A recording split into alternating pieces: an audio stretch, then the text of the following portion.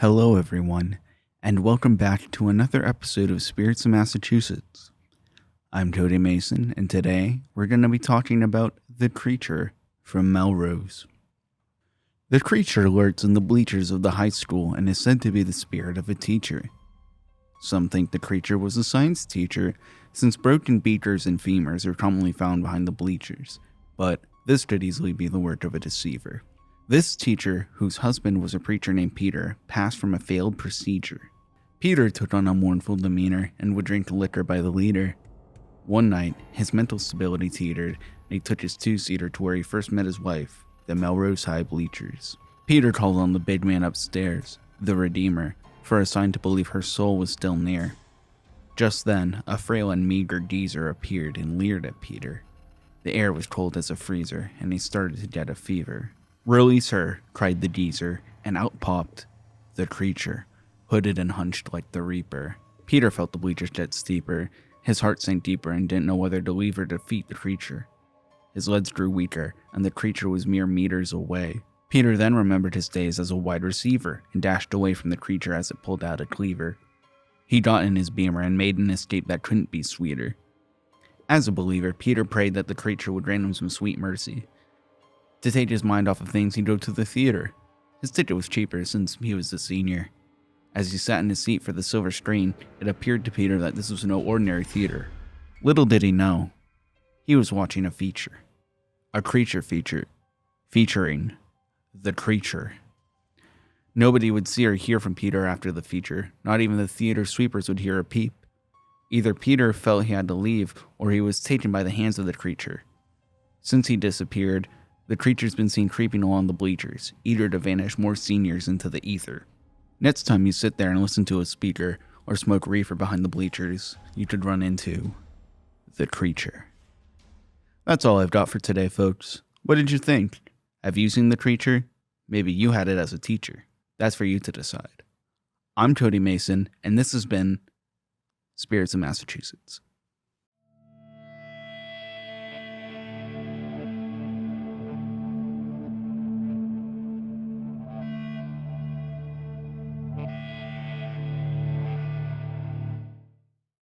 Dude, check the news. It doesn't matter what channel. Why? Is this supposed to be a I loved tire? playing in Two Tires as a kid. That was my favorite place to play. Two tires, dude. That was peak.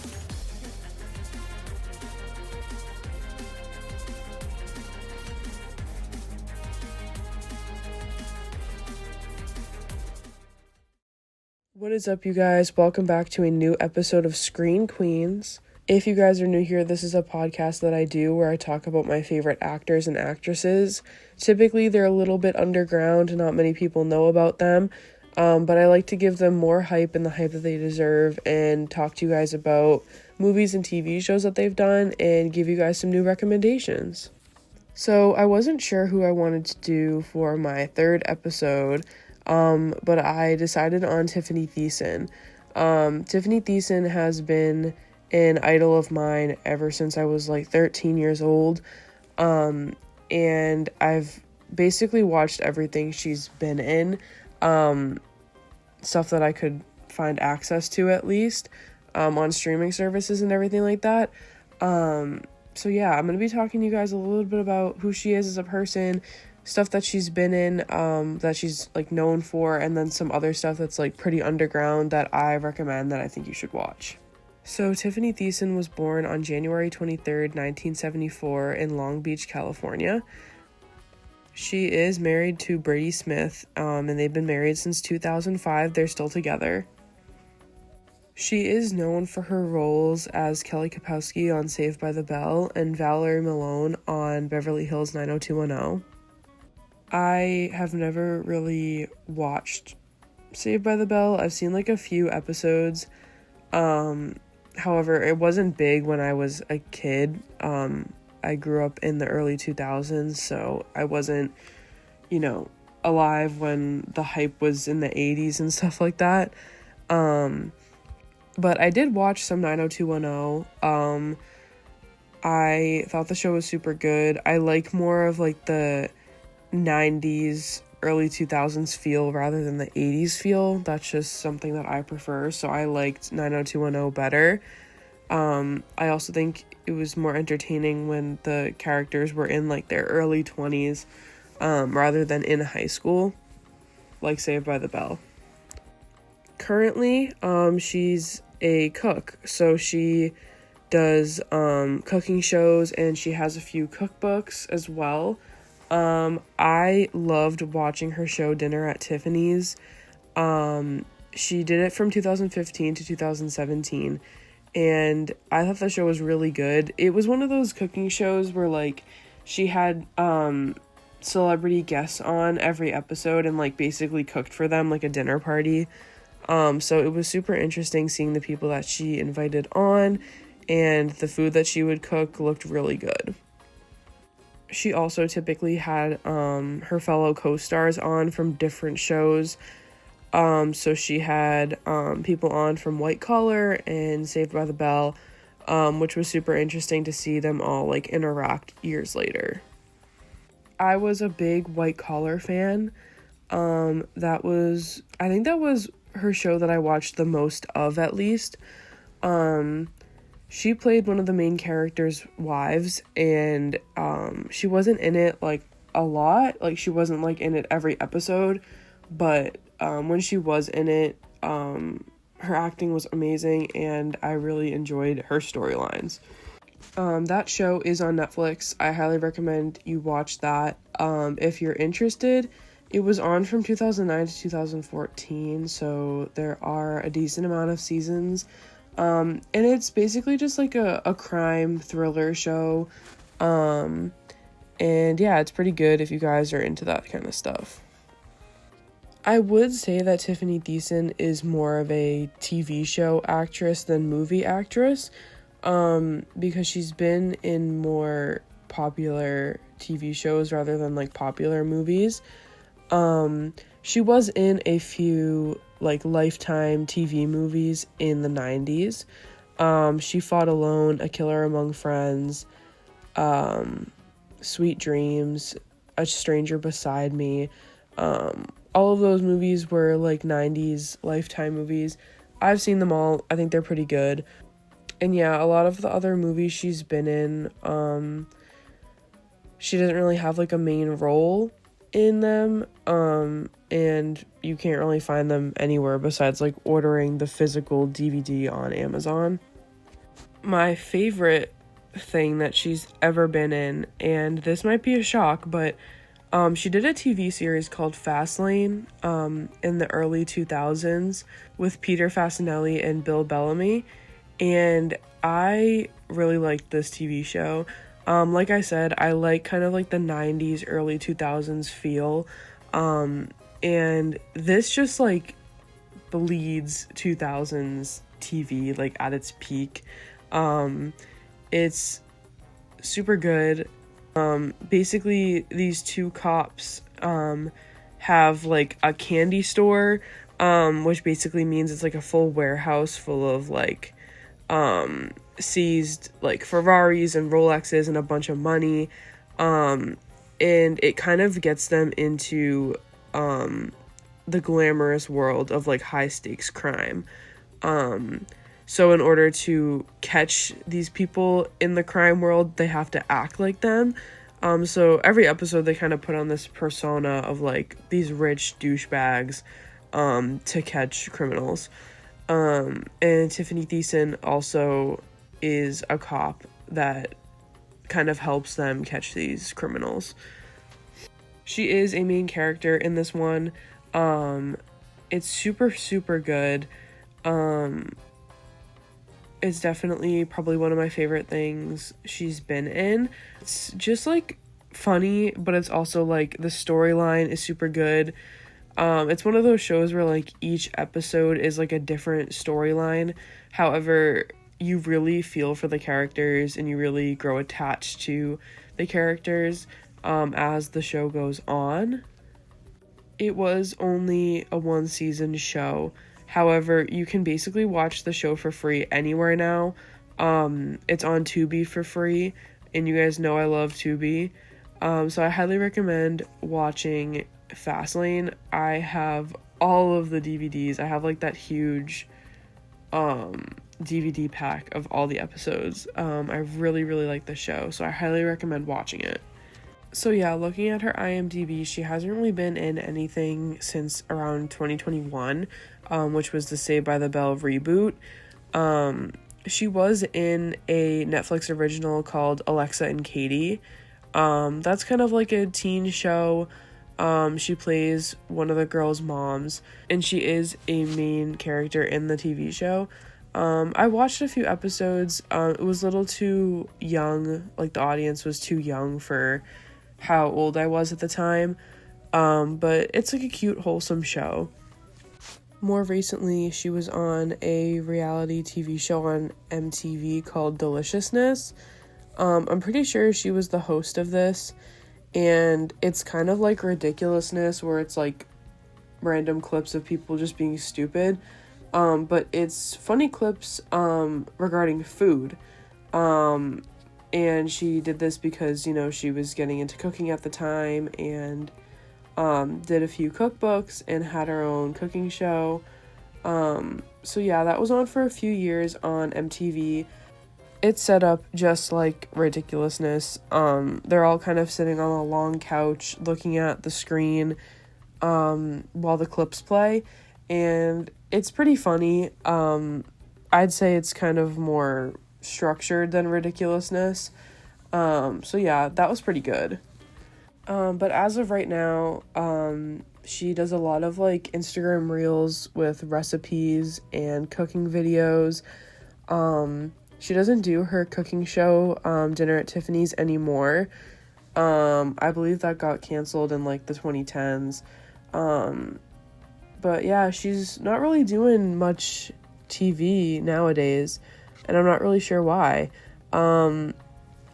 She does have 2 kids. She has a son and a daughter. Her daughter looks exactly like her when she was young. It's kind of crazy. So I'm going to tell you guys some fun facts about Tiffany Thiessen. Since I have been obsessed with her for years, I know some pretty interesting facts that you guys probably don't know. So let's get into it. She was offered a role on Charmed, the show from the 90s. She was offered Shannon Doherty's role before they hired Shannon Doherty. And she actually turned it down. So I thought that was interesting. Jenny Garth and Tiffany Thiessen kind of battled it out for the role of Kelly Kapowski on Saved by the Bell, and Tiffany Thiessen obviously won. This also might not be a surprise, but she won a ton of like pageants and like modeling awards when she was a kid. She won the Miss Junior America Beauty Pageant in 1987, and then she was also named CoverGirl's Model of the Year in 1989.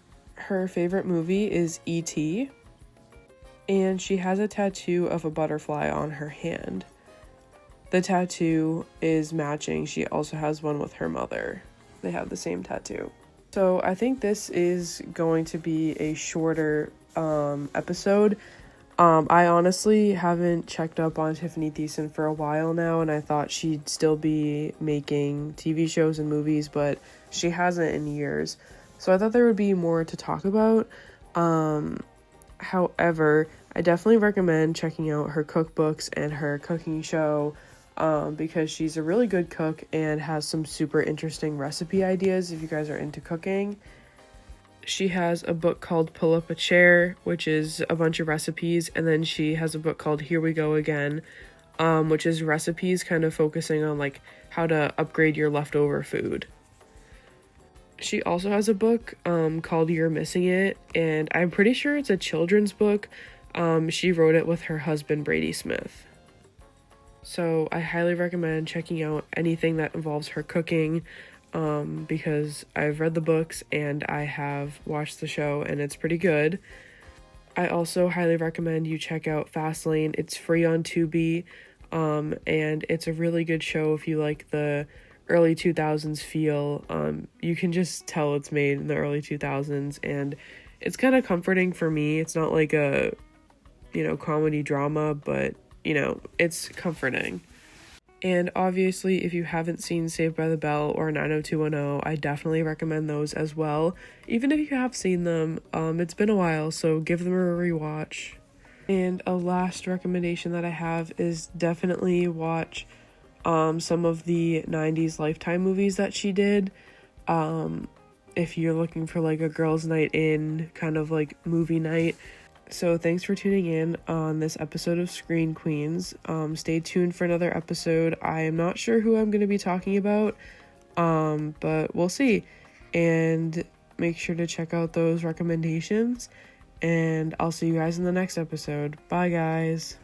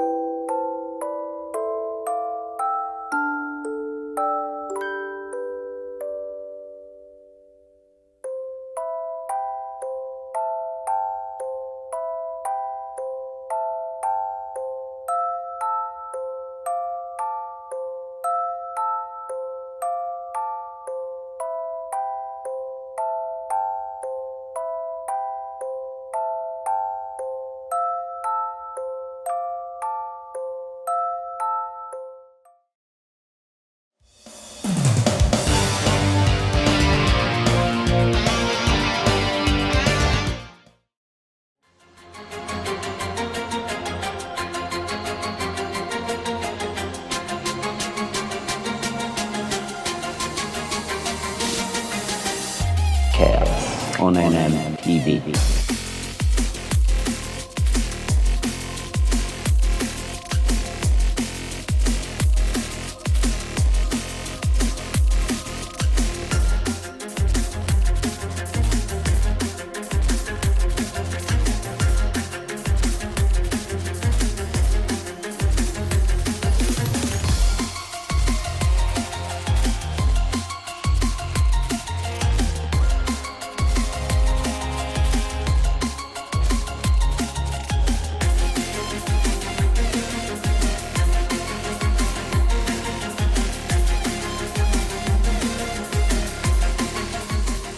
It's rather chaotic.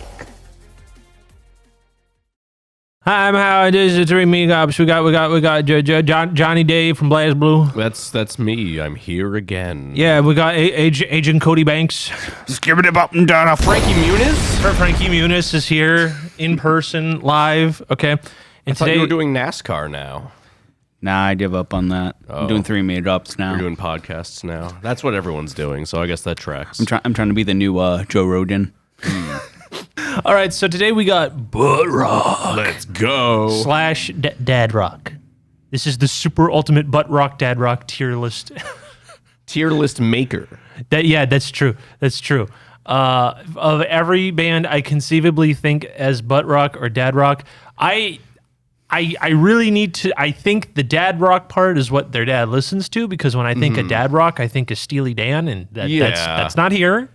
I was talking to my dad about doing this tier list today, and even I named some of the bands that were on here, and he's like, "That's not Dad Rock." Also consider that, like, dads nowadays are younger. That's what They're not going was to be saying. listening to Steely Dan. I think that's just sad. It is sad. I'm not saying it's not. It's the kids nowadays that are listening to Steely Dan, not their dads. It really is. It's, All the Zoomers getting into Peg, and meanwhile, like all the '80s dads, are like, what are they doing? I don't understand. it's their loss, man. Steely Dan rips. And if you don't know what butt rock is, it's a slang for the genre post grunge, which for all the people that are a little not cool, when a genre is post, that means after the big genre happened. So this is post grunge. So this is grunge after the big grunge movement. Yeah. So like not good. Yeah. I was gonna say most of the time it means it's bad. Yeah, it's real bad. Is this bad? I guess that's what we're here to find out. So let's get started with the first band, Three Doors Down. Here without you, baby. All right, I'm really mean to Three Doors Down. I think these guys suck. Kryptonite's the only song I like by them. It's also the only song I know by them. I mean, yeah, I know a few songs by Kryptonite's them. good. Kryptonite, you know, it's listenable if you're listening to like a radio rock station and you like can't skip it. Like Kryptonite, there's worse songs that could play than Kryptonite. Yeah.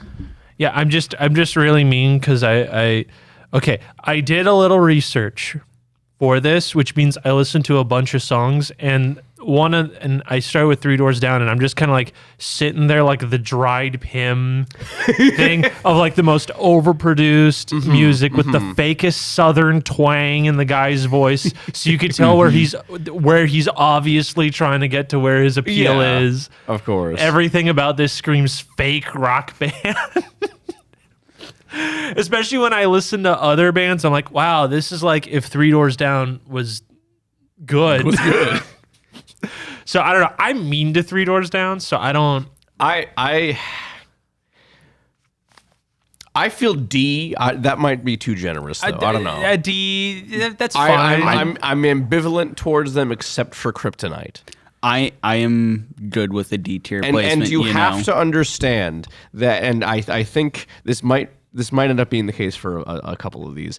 My autism is gonna come full in force here because I saw a lot of like mid 2000s butt rock Godzilla and Bionicle fan music videos with a lot of these. Yes, I already know one of them. I specifically remember Kryptonite was one that they set to the peak cinema that is 2002's Godzilla against Mechagodzilla, and that movie slaps. That means Kryptonite just gets a nice little bump for that. You and I are in the same boat here. A lot of the bands I recognize just from like AMVs, Exactly. or specifically Sonic ones. I course. remember there being Valors. really. I think they're on this list. I'm not going to say until I like see for sure, but I'm pretty sure the band is on this list. All right. Well, I'm good with keeping Three Doors Down at a D. Okay. I'm also kind of I don't hate them, but next one's 311. And the reggae alt rock post grunge rap metal shtick I feel like doesn't work for basically all their songs. like hearing the like the little reggae like doo doo doo doo doo with like crunchy guitars and a guy going oh like I'm like please can we not? I'll give him this. It's different. Oh no, it is. It's different, and I think that works in their favor. And I like a couple songs by them, like "Beautiful Disasters." That's a fun one. Yeah, Amber's nice. Down is fun. I think Down and Amber are like the ones I know the best. Those are all right, but I mean, like, it's not something that I could be like, this band is amazing. This band is incredible. Like, yeah, and it's no hate. It just doesn't vibe with me, if that makes sense. I don't think makes it's like perfect sense. And if like we're talking about like rap metal fusions, I think there's objectively worse you could do, like 100%. Cold Chamber or something. Oh God, Right? Like, so I think maybe C. I was thinking C. I was Yeah. thinking C. That feels. I'm cool with that. Yeah, C is totally fine. Okay. All right, Dave. You ready to get mean? I'm scrolling down so that way it's easier to put. I'm aware. I'm aware. Next one's Five Finger Death Punch. Now, full disclosure, I loved Five Finger Death Punch in high school. I did. Yeah. I was fully in it. And you know what? I re-listened to I think Way of the Fist recently, and I'm like, wow, they did used to be listenable. And that's when they used the slurs too. I know, right? They put a slur on that album. I know, and they were somehow listened, but by masking their power level, they got worse. So after like what I would safely say the first two albums. I would almost go to American Capitalist. That one's more of like kind of an ironic enjoyment because like it's cheesy and I like it because it's cheesy, but I think like legitimately listenable, then yes, the first two albums. Yeah, okay. And then afterwards, it's horrendous. Yes. Like there's a couple good tracks on like that double album they had that I can't remember the title of. oh, wasn't it like I don't know, something like the path to heaven is Something full like of that. pit and spikes. Yes. Insert Grim Reaper Yes. image here. And then everything after that. Wrong Side of Heaven. That's Wrong what Side it was. of Heaven and The Righteous Side of Hell. That's the full title. You're welcome. Aren't you glad you have a Five Finger Death Punch fan here in the studio for this? But no, everything after those it's pretty bad. Like it's pretty bad. do we like their recent album had like a trap banger on it, I remember. Oh, don't remind me. All I can think of is their cover of The Offspring's "Gone Away," and I just like I didn't even know they did that. they did, and it's like I didn't like it. I love "Gone Away" by The Offspring. I think that's my favorite Offspring song, and then they Five Finger Death Punched it in the throat. which is strange because on their second album they have a cover of Bad Company by Bad Company, and that's like weirdly one of their bigger hits is a cover. Oh no, most of their which is really funny, a lot of their big hits are just covers.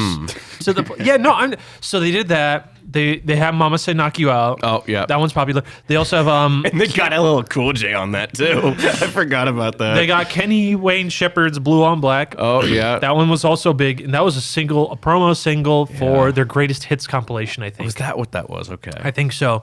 So they do a lot of covers, and they're just not good. No. It's just like, I understand if you want, okay, they're obviously emulating Pantera. Yes. In like the worst possible way. And in retrospect, a lot of what Pantera is just, growly, hyper masculine, hoorah, Cabba's Rebel, all that stuff, right? This feels like boneless Pantera. It does. But with It fake does.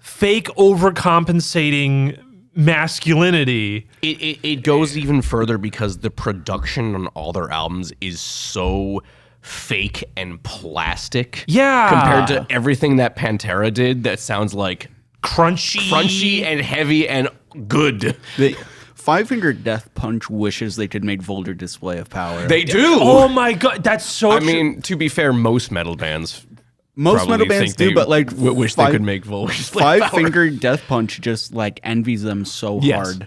And it's so pathetic that now, like, we have to now deal with Five Finger Death Punch forever, and then get spin-off bands like Psycho Sinner as well with their 12 albums, and I listened to all of them Yeah, because I'm insane. I don't know why you did that. Because you were a Psycho Sinner. So E tier or F tier? I think there's enough good songs to make it an E tier. I would put E because yes, there are some good songs, and I do hold a little bit of nostalgia for them.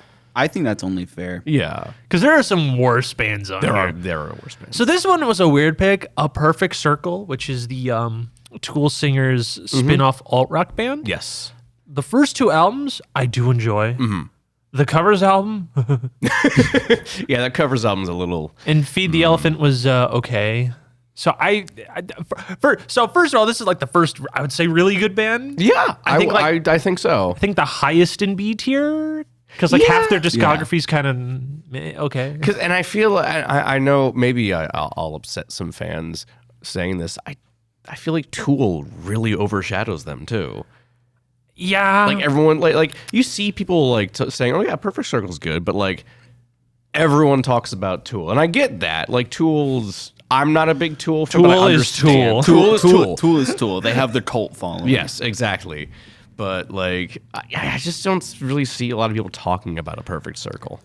Yeah, and you know, I do feel bad, but in the end, it is just kind of like it's a side passion project. Yeah. You know, they're just having fun. They're doing their thing. I think B tier's fine. B tier. I'm good with B tier. Alice in Chains. There's some grunge here. The big four. I really enjoy Alice in Chains. I also really I enjoy too. Alice in Chains. I'm pretty sure I have a Dirt shirt that I've worn here a few times. This Oh, is yeah. this is probably the first band on here that I like really enjoy. Yeah. I just it's like Dirt is like one of my favorite 90s albums. It's so good. And I just there's just something really like different about them than like the other grunge in the big They're four. heavier. They're heavier. Especially that Facelift is like shockingly heavy for a grunge band. Or they're self-titled, which is sludgy, which no other big grunge band tried to make it that sludge at like metal-esque. Yeah. I think from their 90s run, there's at least like one or two songs on each album that like everyone can like sing along to. Like, I mean, I feel like nowadays Jar of Flies is actually the album that people gravitate to as like I their see best. Wood Yeah. getting a lot of play nowadays, more so than like yeah. something like Rooster. Oh yeah, and then some other things like I've been seeing Nutshell in the past decade be getting some popularity, and I'm Yeah. like that's a deep cut getting popular, you know? Yeah. I'm waiting for No Excuses to have its like really big moment. Oh, that's a good one. The drum intro. Oh, that's a good one. Yeah. But the thing is we can't bring up we have to bring up the elephant in the room, and that's their discography after. So I quite like the first two albums with William Duvall. Yeah. Black Gives Way to Blue and The Devil Put Dinosaurs Here. Yeah. I never listened to Rainier Frog because when it came out, you listened to it and you were like, this is kind of bad, so I didn't listen to it. Yeah, no, and I think that the two albums that they mentioned, they're okay. I'm not the biggest fan, but I can see like, okay, I know what they're doing. If I Yeah. was in a live setting, this would rock. It's not my, you know, it's okay. It's all right, you know? For them to come back after their main lead singer passed away and for it to be that good, I think is really impressive. Oh, no, it is. yeah. It is. It's very good, and I appreciate it. But then Rainier Fog, I was just, again, like the dried him in the corners being like, this is the most boring thing I've ever heard. Maybe in my I should life. go back and listen to it just to see what you were talking about. It's just really flat. because that was like what 2018 now. Yeah. Jeez, it's been so long. I heard I listened again to a single, and I'm like, it's still really boring. Dang, It's really boring. that's a shame. Yeah, I will say I think past Lane Staley, I feel like Devil Put Dinosaurs Here though still deserves like a lot of props. The singles off that were great. Oh, And yeah. I remember like I got Rocksmith back in like 2016. I'd play the shit out of Stone. Stone. The bass, Ah. the bass. Yeah. I mean, Jerry Cantrell is just an incredible songwriter. My friend saw him like I think last year or the year before. He was playing at the small venue. Because he put out a solo record pretty recently. Yeah. Yeah, he was on tour for that, and my friend Wes saw him and was like, his hot take was that Jerry Cantrell was like the real talent behind Alice in Chains. Oh, for Like, sure. Yeah. I mean, and I feel like, I mean, yeah, we already said what needed to be said about that. Yeah. So I feel like this is like a high A tier. Yeah, I'm feeling A.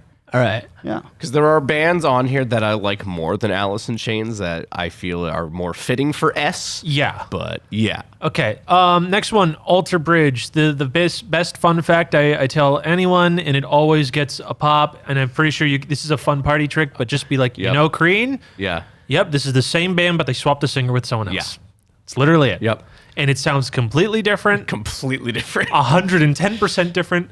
And they actually, stay with me now, have good songs. I couldn't know. believe it at first. I was impressed. It's incredible. Yeah. You probably heard them because they did the Edges theme. That's right. I forgot On their about debut that. album, I think. Yeah. So like that's their big claim to fame. In like 2006. God, they've been around for a while. They still feel like a newer band to me, but yeah, 2006 for their debut. That's insane. Yeah, and I enjoy them. Yeah. They're not my favorite. I haven't really cared about them since their third record, and that was like 2011. Not that I've like not disliked their output since AB3. I just kind of forget they existed. Yeah, because in the end, I don't know if this is spicy, but like it's just good hard rock. Yeah. But like that kind of hard rock has been around. You could argue since the 80s, Yeah. maybe even the 70s, if you really want to They're stretch it. not really pushing the envelope. Not exactly, no. Yeah, so I mean, like I would say a low B tier under Perfect Circle. I've been. I'll say this much: since getting into Alter Bridge, quote unquote, because I'm not really into Alter Bridge. It's like, oh yeah, they're pretty solid.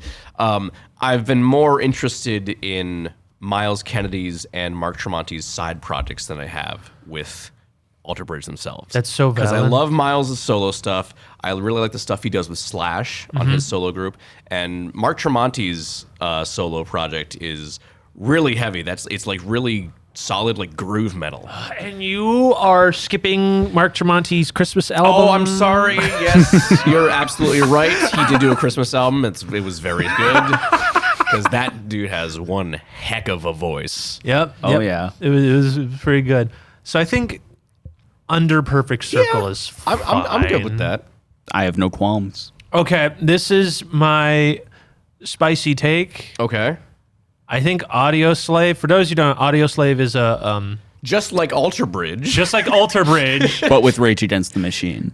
Yeah, Yes. yeah, it's Rage Against the Machine, but they swapped the singer. And Yeah. the thing is I have tried so many times, and I with my whole heart, and I think Audio Slave is kind of overhyped. I think they're all right. They're just fine. They're okay. just fine. Yeah, they're okay. Yeah. Yeah. I'm glad we're in agreement here. Like, it's nothing mind-blowing. Like, it's Yeah. listenable, but it's nothing like, it's not going to be like, it's not Rage Against the Machine. Exactly. Yeah. Nor is it. Granted, they're not trying to do that because, like, we've heard Chris Cornell try to rap in the past on one of his solo records. And clearly they knew not to do that again. I don't even know what the timeline was on that. That one came out later because that was 2006 with Timbaland. Okay. But yeah, they're not trying to be Rage Against the Machine, thankfully. But yeah, it's kind of just okay. Like, everyone in Rage is very talented. They're very talented musicians. Chris Cornell was a phenomenally talented singer, but like, you would think everything would gel together really well, and it just, like you said, it's just kind of okay. I just realized something. I think, okay, I don't know if you've ever listened to Temple of the Dog. Yes. Does it feel like they're trying to do Temple of the Dog again? With Audio Slave's first album? Not really. Okay, because I'm thinking of like the hits, and I'm like, it does sound like they're trying to be like a more somber Temple of the Dog at some points. Like Maybe they're trying to bring that energy a little. Because like I don't know what the direction they kind of wanted to go with Audio Slave, because it just kind of sounds like Audio Slave felt more like straight hard rock than grunge, like Temple of the Dog was. I'd say maybe a little bit of like blues in there. Okay. I feel like the first track on their debut kind of feels like it kind of sounds like Bomb Track. Like the main riff kind of sounds like Bomb Track a little bit. So I feel like they're trying to like show like the Rage like presence in the band while also trying to like make it its own separate thing, and it just kind of like they're trying to do a lot at once, and it's you can tell. And it feels like nothing in the end. Yeah. Which is the sad part. It's hard because, like, as a guitarist, Tom Morello, he's made this identity for himself, and the issue is he debuted that identity as a guitarist with Rage Against the Machine. So I feel like every project he is ever a part of now until the end of time will be compared to Rage Against the Machine. That's so true. That's so valid. I mean, I do like Audioslave songs, but Yeah. they're I think they should go in C tier. Yeah, above 311. Above 311, yeah. I agree. Better be above 311. That's it. Okay, next one is Blue October. They were more like pop rock in like the mid. I feel like it's a MySpace kind of band. They were like It does. they were a little generic when I peeped some of the songs. I mean, to be fair, so is Alter Bridge. Alter Bridge is a very MySpace core. No, I mean no, not like people on MySpace. I mean like band that was found on MySpace. Okay. That's what I mean. I see what you mean. Yeah, like you know. I was just going off purely vibes. Oh, okay. My bad. No, this is like they won a contest to get some money, got a pretty well produced demo, and then they shared it on MySpace, got the record deal, completely forgot about. Yeah. Yeah. So I don't know. I would say this is like a D tier above Three Doors Down because I listened to it, a bunch of their songs, and I was not gelling too much with it. I kind of actually forgot what it sounded like, and I listened to it on a Thursday. That's not good. I don't like Breaking Benjamin. I'm just walking in here with. But they my were head. in the Halo 2 soundtrack, Josh. That is the only thing I tolerate from them. I'm being totally honest. I find their vibes annoying. It's like Deftones made by whiners. I don't. It like 16-year-old whiners. I don't mess with it. Every song sounds like the same. They still make music, which is the number one issue. That's honestly wild to me that Breaking Benjamin is still active today. In 2014, their album that came out actually did really well. And I'm like, why? Why? They're so mid. This is why people are saying like rock is a dead genre. If Breaking Benjamin becomes like one of the legacy artists that are like They are, though. That's the issue. They all already. Oh, God. They're up there. I remember this because it's totally random because they were not on my radar because I tried it in middle school because I liked nu metal and everyone puts Breaking Benjamin in the nu metal sphere and I'm like, well, it's not. They're not new metal. Yeah, but like in the Disturbed vein, right? Okay, yeah. That's what it's technically alt metal, but in that atmosphere, right? So I'm like, okay, Limp Bizkit, fun. Most nu metal bands, groovy. This band. None of those things. There's nothing fun. It's all melodramatic, melancholy, whining. Every single song, and I cannot stand it. I do not like it at all. And the fact that, and I only got reminded of it, and it all came back when Rock Band 4 was coming out, and Amazon goes, one of our pre-order songs is from the hit album, the so-and-so, Breaking Benjamin's song, Failure. And I went, what do you mean hit? Breaking Benjamin. Who said you could have a hit in 2014? It's all hits. And I didn't even know about it for 2 years. So I don't know what you guys' thoughts. I'm honestly pretty ambivalent towards Breaking Benjamin. I like the funny Halo 2 song because I see memes in my Instagram. The Halo feed. 2 song is I like it. That's the only thing I really care for. I grew up listening to Diary of Jane, but like I think once I stopped being a freshman in high school, I realized this song sucks. Once you developed good music taste. Once your frontal lobe starts to grow like more than an inch, like more than an inch. More than an inch. If it's like 1 centimeter If it's short. like a centimeter too short, whoops, sorry, you're a Breaking Benjamin fan. Oops, sorry, shotgun and Coors Lights in the Denny's parking lot. I will not bow play.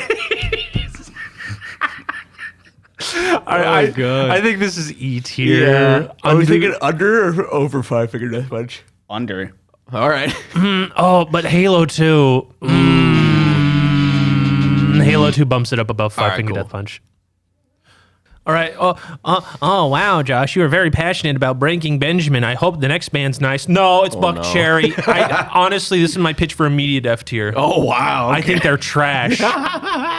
They came from that weird era. I don't know if you've ever noticed this, Dave, but in like the from like 2005 to like 2010, because of the garage rock kind of just kind of like slowly dying, every boomer band decided to come back. And every band that kind of got big around that era all sounds like 70s Woodstock rejects. Yep. But the lead singer always sounds like a jerk. Yeah. And I find that insufferable. That does kind of like encapsulate Buck Cherry yeah. to a T. To a T. It's like he has that fake sugar southern twang. He's got that. He is the most nasally voice I have ever heard in rock. And every song you listen to, he sounds like a jerk. He does. And in every song subject, even when he's trying to make someone sound bad, he sounds like a jerk. And I really do think that if you go to a concert and go to Crew Fest and these guys are playing, first of all, please say hi to your kids. They miss you. Stop. Send them a card. Send them a card. Stop drinking and please find better music. Buck Cherry is insufferable to me. I don't understand. I see no appeal. Yeah, no, I mean, I similar to Death Punch, like any songs I listen to are purely for like ironic enjoyment. Like it's bad and I know it's bad and that's why I like it. Yeah. But like I can't even think of a single song For Buck Cherry. for Buck Cherry, yeah. I just can't. So I don't know if F is too harsh, but I genuinely I'm a pretty positive guy. I would like to assume, so I always try to find the positivities and Yeah. to make sure I did listen to the big Buck Cherry album to make sure I'm not crazy. I skimmed through it and I went, oh, I don't like that, Skip. Oh, that's awful, Skip. Oh, jeez, Skip. And that's me listening to Buck Cherry. So unless Cody, I'm perfectly fine putting him in F. Unless Cody is a massive Buck Cherry fan. yeah, and I'm a ginormous jerk. My number one song for 5 years straight on Spotify was "Crazy Chick." I can't say the real title of the song. And that song's so awful. The anti-bridge they have where they just stop playing and he goes, crazy man. And I'm like, don't breathe that in my ear mid-song, jerk. F tier. I will say something nice about this next band, Bush. The first album's actually really good. Yeah. I It's like, very good. and then they're just okay from then. Yeah, they're very, very serviceable as a band. And it might be a little blasphemous to say, but I like more Bush songs than Audio Slave songs. I don't think that's blasphemous to say. I mean, like Audio Slave, I like about 3, Bush about 5. All right.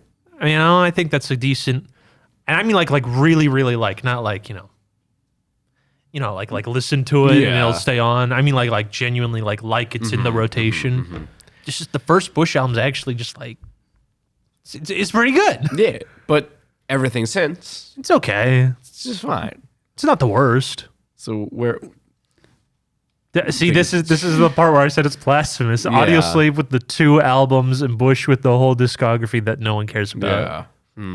But I mean, Glycerine, Machine Head, Calm Down, all of those are like really, really solid song. I mean, Audio Slave really only has like a Stone when it comes to songs people like really, really know by these bands.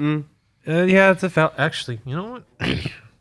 We have technology. we're bringing up the Spotify. Yeah. So hold on. I'm just going to look up Audio Slave because I literally know the answer. I'll look up Bush. Yeah. So Audio Slave, top songs Like a Stone, 800 mil. Second biggest is Be Yourself with almost... No, I'm sorry. Show Me How to Live with 300 mil. Yeah, a lot of these are in the tens of millions of listens. So because Audio Slave's related. Bush, I really only think they have about 5. Bush has 2 that are in the 100 mil. Yeah, that's what I think. Okay. Yeah, Audio Slave is the more well-liked. That's why I keep being like, well, I hope people don't, want to murder me for thinking Audio Slave is just okay. And I don't think I'm ready to be that guy. Maybe we'll just put Bush under Audio Slave. I think. All right, I'm perfectly fine with that. Yeah, I'm all right. Yeah, we'll just do that because someone's gonna hurt us if we do. Candlebox. Candlebox is a band that has literally no identity. Is that just the Scorpions font? Pretty much, yeah. Oh my God, it is. Oh Hold on. no. I'm just gonna bring up the Scorpions logo. I just want to compare and contrast here. Yeah, so again, when I was doing a little bit of research, because I only heard the big single by Candlebox, because they're like kind of a one-hit wonder. A lot of these bands are kind of. Yeah, every single song was a different genre off the first album. They have literally no identity. Genuinely none. It's like if you tried to make Counting Crows go through like a whole like roulette wheel of trends at the time. Because he has like such a forced. It's like he's doing a Counting Crows impression, which is a noticeable thing. I noticed that everyone's trying to force a southern twang. Wow, that is It's literally the Scorpion one? Literally. Like, I'm looking at the C in Candlebox and the C in Scorpions. It is quite literally the same font. They flipped the O. Oh, wait, no, that's the D. Oh, wait, I'm looking at the O now. No, it's the same thing. Look at the O in Scorpions. Look at the O there. It's the same font. Oh. That's the same font. Candlebox. That's crazy. Candlebox. What are you doing? There's no way that's the official Hold font. on, There's no way. I'm going to look it up. I'm going to look up Candlebox logo. That's really bad then. Okay, the logo I got is a totally different logo. I don't know what that is. Okay. Woo. All right. Woo. That might just be a shirt. That might just It be might like, be a shirt, but then why did they still ripped off the Scorpions logo? See, but like bands do that. Like this is the logo I'm seeing. Okay, that looks actually awful. Yeah. It looks bad. It does look bad, but at least it's not ripping off Scorpions. That's so valid. But yeah, these guys have no personality. I'm okay with throwing them in D. Yeah. I'm good with that. Get them out of there. And you know what? I'll give Blue October a pass for being forgettable, because that way I don't remember them. Cold. I have been for this whole time in my life confusing them with Crossfade. So I'm an idiot. This is a completely different band, and honestly, I kind of dig them.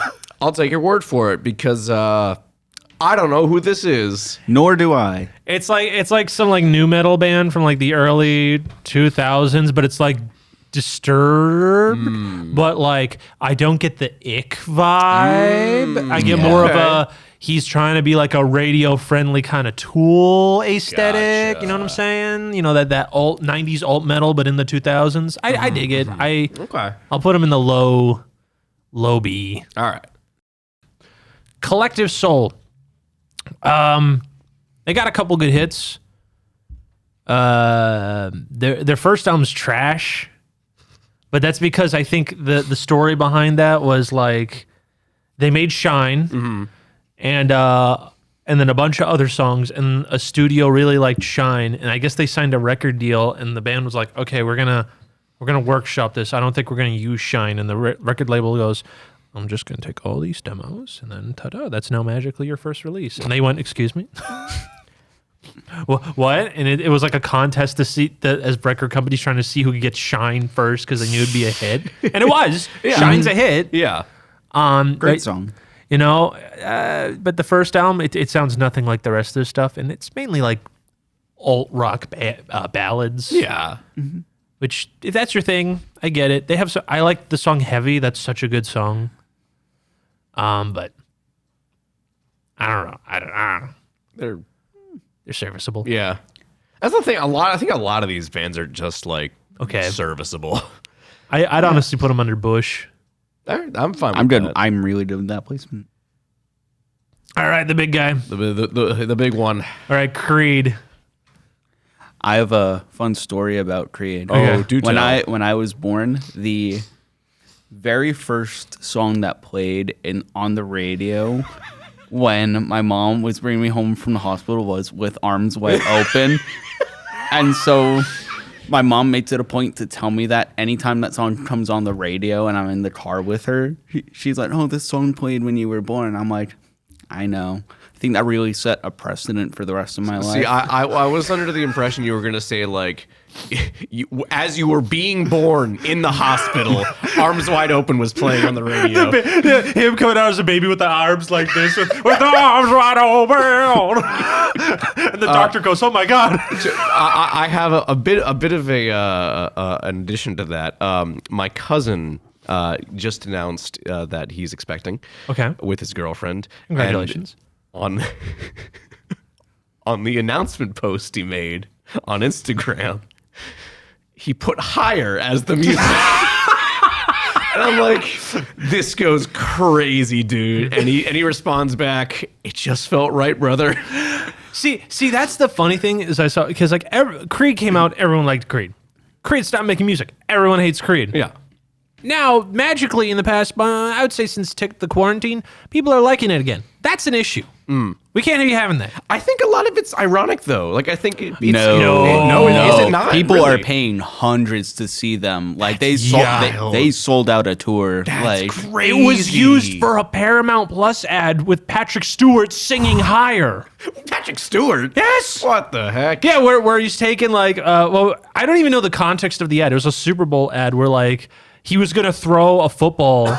It's like, I'm bald. Give me a football. I'm gonna toss the football to throw at someone.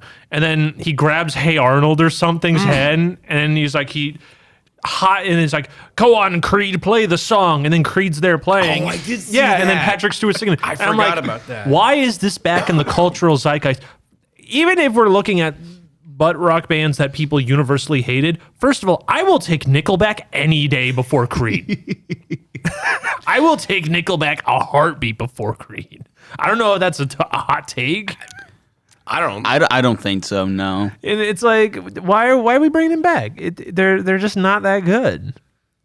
It's the worst because a lot of these people are just trying to be Eddie Vedder from Pearl Jam, and this is like the worst impression out of all of them. I was just about to bring that up, that like Eddie Vedder basically just created the 2000s, at least early to mid 2000s butt rock sound. He did. I mean, I'd honestly put this in like the lowest in D or the highest in E. I'm good with D. D? E feels a little too mean. D, Okay. I feel like we have to at least respect, even if we ourselves don't like the music, like it's at least impressive that band has had that much of an impact on like pop culture. Because it's like, I wouldn't have thunk it. They may suck, but at least people have bad taste. Yeah. It's like Basically. it's like, damn, thanks, bro. We'll put them in lowest in D. Dave Matthews Band, because the 90s had a huge jam band spree. Because the 90s, after Kurt Cobain died, they were looking for a personality. And they failed. Yeah. Wah, wah. This one feels like really out of place next to literally everyone else here. Yeah, It does. This is the dad rock part of it, Yeah. along with like Alice in Chains. I mean, there's a couple others here that are like jam bandy. I think I can see at least two already, but yeah. I mean, I'm not the biggest Dave Matthews Band, but I respect it, so I don't want to put it in C. Yeah, I mean they're fine. I don't really care for them. Here's the thing. Are there really fans of Dave Matthews? They are. You don't understand. Oh no. They are headlining Boston Calling Sunday this year. I know that's the thing. They're always playing big events, but I've never met a single human being that They like were- legitimately loves Dave Matthews Band. The Rock and Roll Hall of Fame got into hot water because Dave Matthews Band in the public voting smoked everyone so bad that the Rock and Roll history just kind of like put their hand over the number one spot and ignored it and did like 2 through 6. Oh and my everyone God. got genuinely mad. And when so I mean funny. cleared, I mean like 40% of a 20-person poll, like 20 wild. artists. They were they have such a huge following. They were in like every movie in the 90s, basically. Like these guys are big. Am I missing out on Dave Matthews Band? I listened to what was the song? Was it Crush? And I was like, you know what? I can see why. You just find the one song, it's 10 minutes long, and you vibe to it, and then you go to like the 3-hour-long concert and they just jam out to like 3 minutes of it. I kind of get it. If I want a jam band, I'll probably pick Fish instead. Yeah. But like I can see why a normie would like it. Okay. That's my take. So I think maybe lowest in B or maybe above Cold. I'm fine with either, because I don't know who Cold is, so like Yeah. Yeah, We're just going off your word here, Josh. well, you know what? I'll be nice to Dave Matthews. I'll put it above Cold. all right. Disturbed. Whenever I think of Disturbed, I think of my friend Nate, who in freshman year I had a math class with him, and during the time, one of his vocal tics was the Down with the Sickness. Oh, wow. So that's one of my boss's vocal tics to this day. And another coworker of mine who probably got it from my boss, but it's too easy to get like in your head and It just is. repeat. It is. You'll just catch yourself going, oh, wow. and like I you know what? We gotta shout out the lead singer, because like I don't think anyone has tried to match the No. they really haven't. like no one's been able to do David that. Draymond's the only one Who can do that nasally, like a dork with glasses trying to growl thing I've ever heard. Also, bringing my autism back here for the Godzilla music videos. I forgot about this one until we just started talking about this. I haven't thought about this in probably over 20 years. Down with the Sickness had one for Godzilla versus Destroya. Nice. That's sick. Now, are there some Disturbed songs I vibe with? Yes. Stricken's a banger. 10,000 Fists a banger. I like Stupefy. Yeah, Stupefy's good. Indestructible, Inside the Fire. There's some songs. But oh my god. There, like, once you like find like your highlights, every song is just a worse version of the song you like. And then everything they've done since probably 10,000 Fists Oh, has it's all been phoned bad. in. Oh, it's all phoned It's- in. Yeah.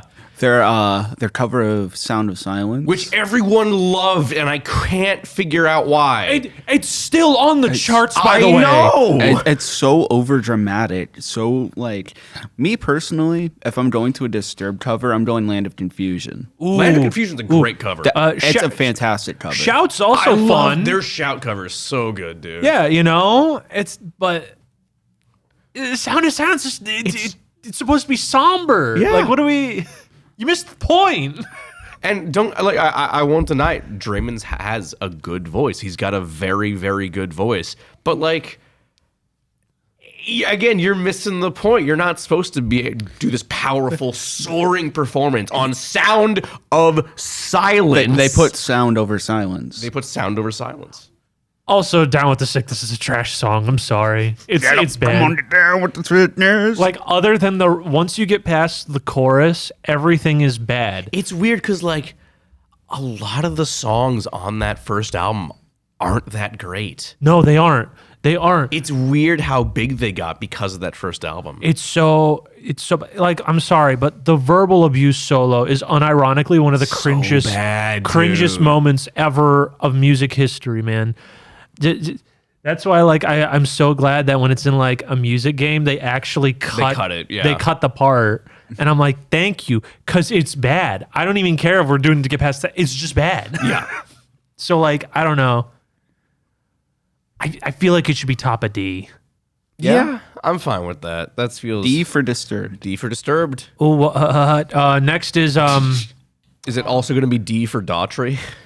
I think Dave has a little bit of I know he has nostalgia. More autism. Okay, so here's how I remember this, Dave. Okay, we used to have a radio show together. We did. Back in Yes, college. we did. Fitchburg, Mayhem to Midnight. And when I was doing research, I was like, Daughtry, Okay, I kind of remember them, and I look and it goes. Why were you doing research on Daughtry? Because I was doing it for all these bands. For Yeah, this. yeah. Sorry, I thought we were doing like for No. the radio show you were doing research for. I'm like, Sorry, I was like, so then I look. And it said, you have a Daughtry song in your playlist. And I went, what do you mean I got a Daughtry song in my playlist? And then I look and I see it was on one of our radio set lists. And I'm like, why did he put, oh, it's Bionicle in it. Oh, it's Bionicle. It's the American Dad. Like, oh boy, why is this song? It's Bionicle. It's Bionicle, isn't it? Is it Bionicle? They for somehow Lego talked to Daughtry and was like, hey, can we use your song Crashed as a promotional music for our new line of Bionicle sets, the Toamari 2007. Yeah. That is my only connection to Daughtry. I hate Daughtry. They're bad, yeah. I don't like Daughtry. They're bad. Daughtry, there are one song that's like, I'm going home. Every time I listen to it without fail, gives me a headache because when I was younger, I had a really bad like migraine one day and that song came on and made it worse. So I like Pavloved myself into every time Daughtry comes on, I have a headache. You just have a vendetta against Chris Daughtry. It's nothing against him. It's just that like it's him and like certain other songs that whenever they come on, it's like they give me that headache again. Yeah. Yeah, and this only could have happened because of American Idol, which is another reason to hate American Idol. Yep. You know, we're just adding because this guy didn't even win. Yeah, he was like third place or something. Fourth. I looked place, it up. Sorry. I looked it up this morning. Oh my he was God. Fourth.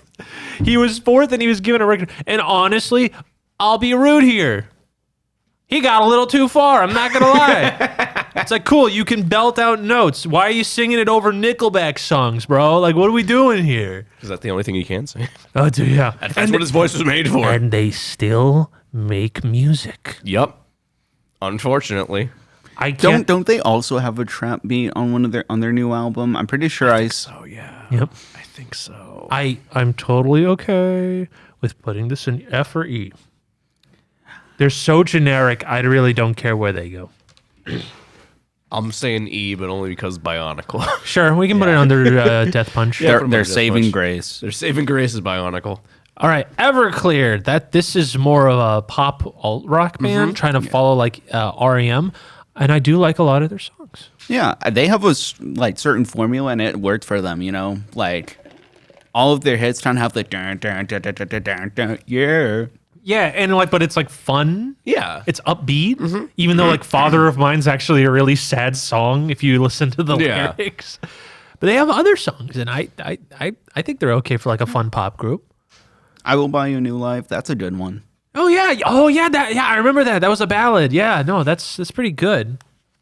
I mean, I'd put them under Alter Bridge and B. Yeah. I'm good with that. I'm fine with that. This is another one I'm kind of ambivalent towards. Yeah. Finger 11. The YouTube band. Paralyzer. And that's it. You guys are uneducated. Oh no. They were a new metal band originally. And I know this because when Dragon Ball Z. Josh's autism is coming out. Oh yeah. When He's they special interest. when they brought the films to America, they went, these movies suck, which they do. We need to bump it up for the American audience. Let's have a new metal soundtrack. And I'm pretty sure Finger 11 and Disturbed were on almost every single movie. There was also Deftones. But like that's what I knew Finger 11 from. And then Paralyzer came out and I'm like, what happened? What what happened? Why what's going on? Why is this my YouTube top 10? In Windows Movie Maker. They open up the Windows Notepad. Hey guys, today I'm going to show you how to get free Robux. Today I'm going to teach you how to make custom sprites in Super Mario Bros. 3. I'm going to tell you how to get a rare Puffin in Club Penguin. Oh, it's called a Puffle. Puffle. I never played Club Penguin. Unbelievable. Stolen Valor. Check your goddamn privilege. And so the new metal stuff is actually, and I would say it's pretty all right. Their alt rock stuff when they went poppy. So I don't know. I don't know. I don't know if you guys have strong feelings on the song I Paralyzer. do not have strong feelings on the song Paralyzer. I'm sorry. It's the same thing with like Disturbed and Daughtry, where it's because it's so like prevalent with one thing, I associate it with that thing, and it's the early YouTube tutorials. All right, so Under Disturbed. You could not avoid that song. Yeah, anywhere you go. That was the YouTube song. So I think Under Disturbed is I'm fine. fine with that. Flyleaf, do you all like Christian new metal? I always forget they're Christian. Oh, they are. Always forget they're Christian. And honestly, their first album's kind of tight. It is pretty tight. Yeah. Like everyone always talks about like I'm So Sick, but All Around Me is pretty good too. Yeah, I know those are the two That's big because ones, I'm but- so sick. The bass line's nasty on that. That bass intro, like, come on, it's real good. But I really, their later output though. yeah. I think C is fine. Because they also had, they also have from the Fantastic Game Guitar Heroes Warriors of Rock again. Oh, I forgot that was in there. Yep. I forgot about that. Yep, we got to give props. I like him more than 311. Yeah. I'm good with C. Maybe where we. I'm thinking above 311. Okay. Above 311. Works for me. I'm good with that. Under Collective Soul. Yeah. That works for me. All right, Chad. I feel like this one's an easy S tier. We got Foo Fighters. Oh yeah, for sure. That's For sure. I mean, they have albums that like aren't as good as others, but like those albums that are good, They're are good. pretty dang good. their last album was so good. Oh, I don't even. What was That was the one after the drummer passed. I But forget here the we name. are. Oh! But here we are. Yes. That. Oh my God. yes. That was good. Sonic Highway's Sonic great. Highway's Their great. debut. Wasting Light is great. Oh, Wasting Light, dude. This is the first time I've ever heard anyone speak positively about Sonic Highways, but Sonic Highways is fantastic. Josh and I actually saw them live on the Sonic Highways tour. Yep.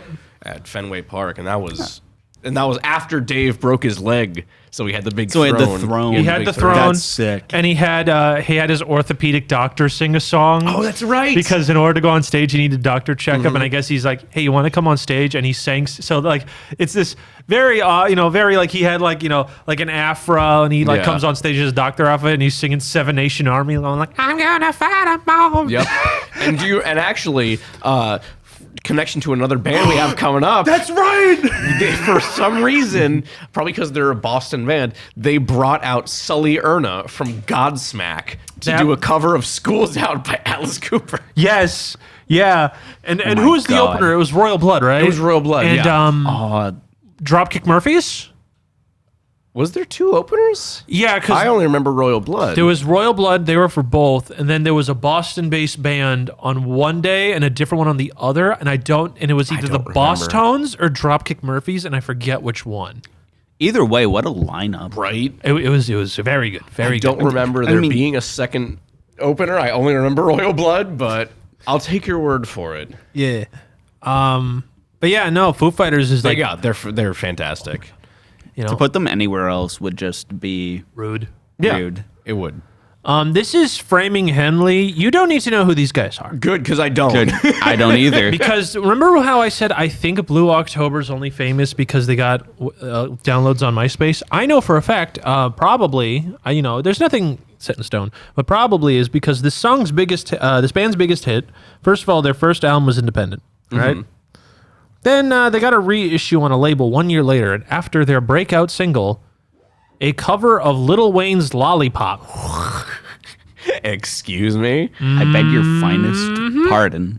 Okay. And it's imagine Nickelback covering Lollipop, and that's kind of what it's like. that sounds disgusting. Yup. I on principle alone, I think they deserve the honorary F Okay. for ever disgracing Wheezy's fantastic hit song "Lollipop." All right. Well, considering Cody and I don't know any better, All right. you're our once, only. Once again, just like with Cold, like we'll take your word. You'll for take it. your word for it. Okay, I'm being mean. I'll put him under Daughtry.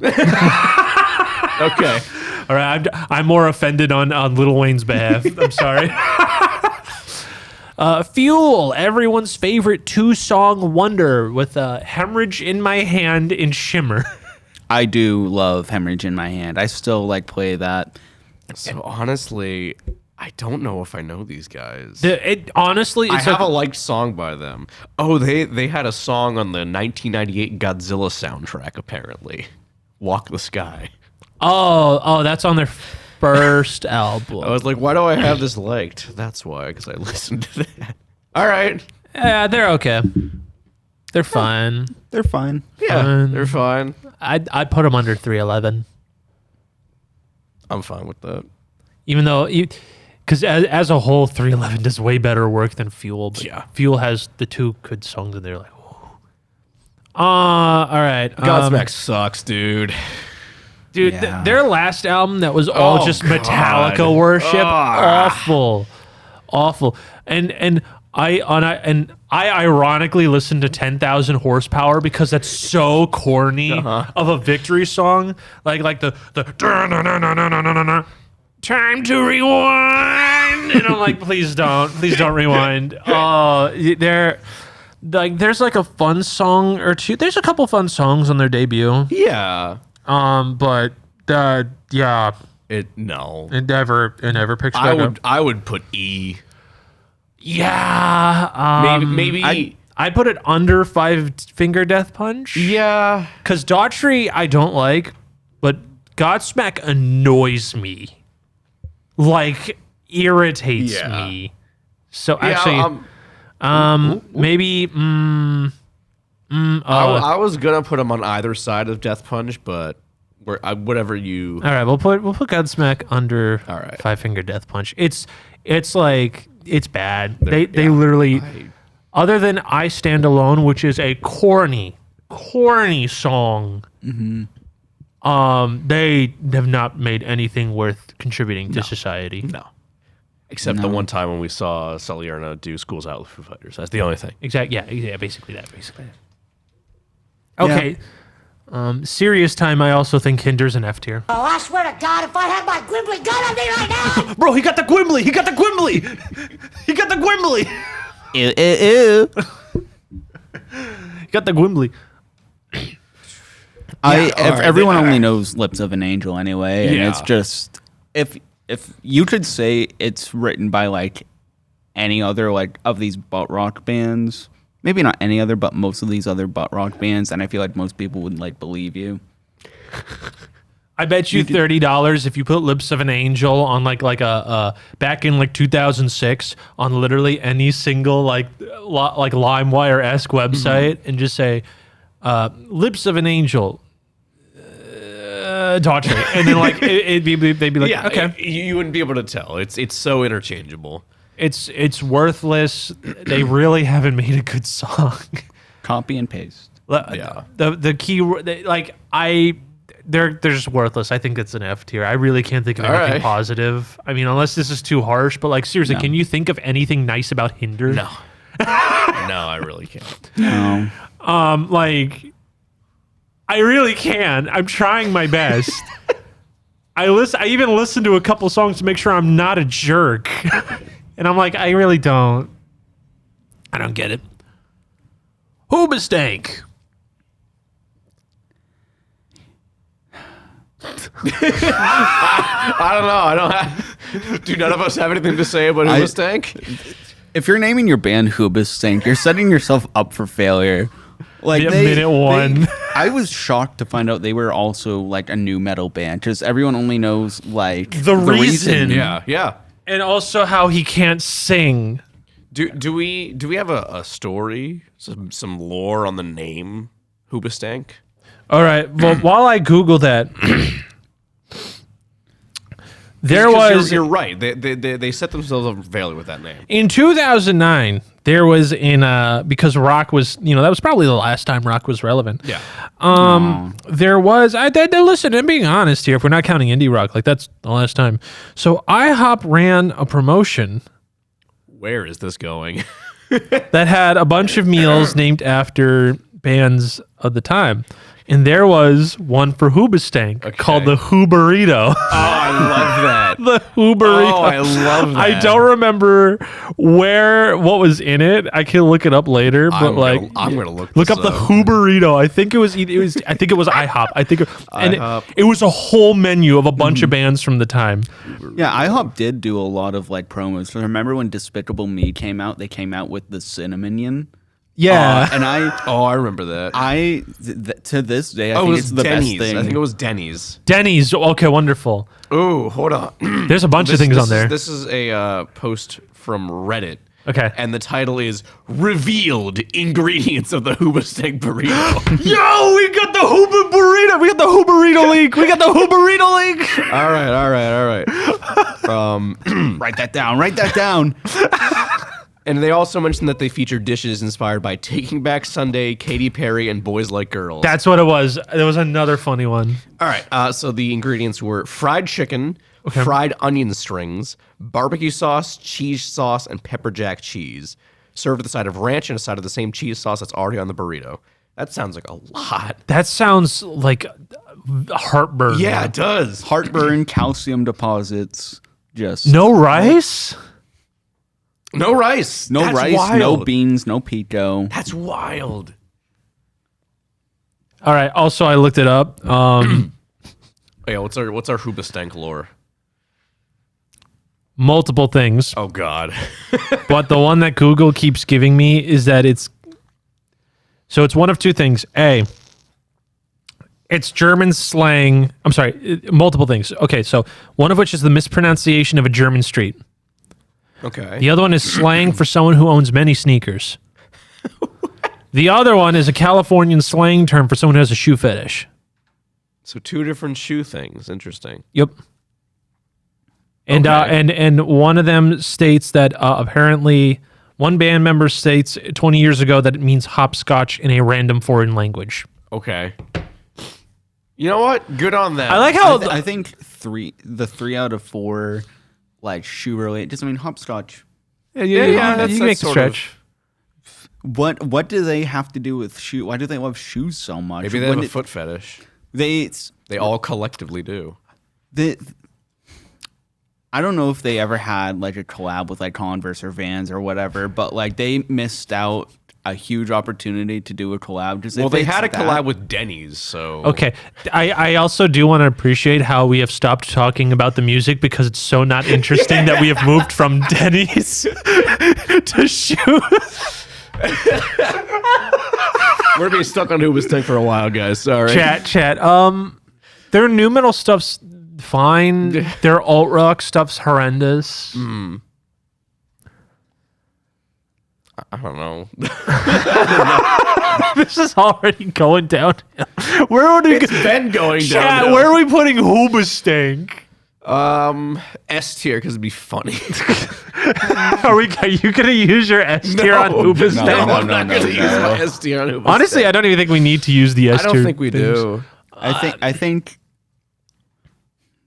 I'm shooting for like somewhere in E.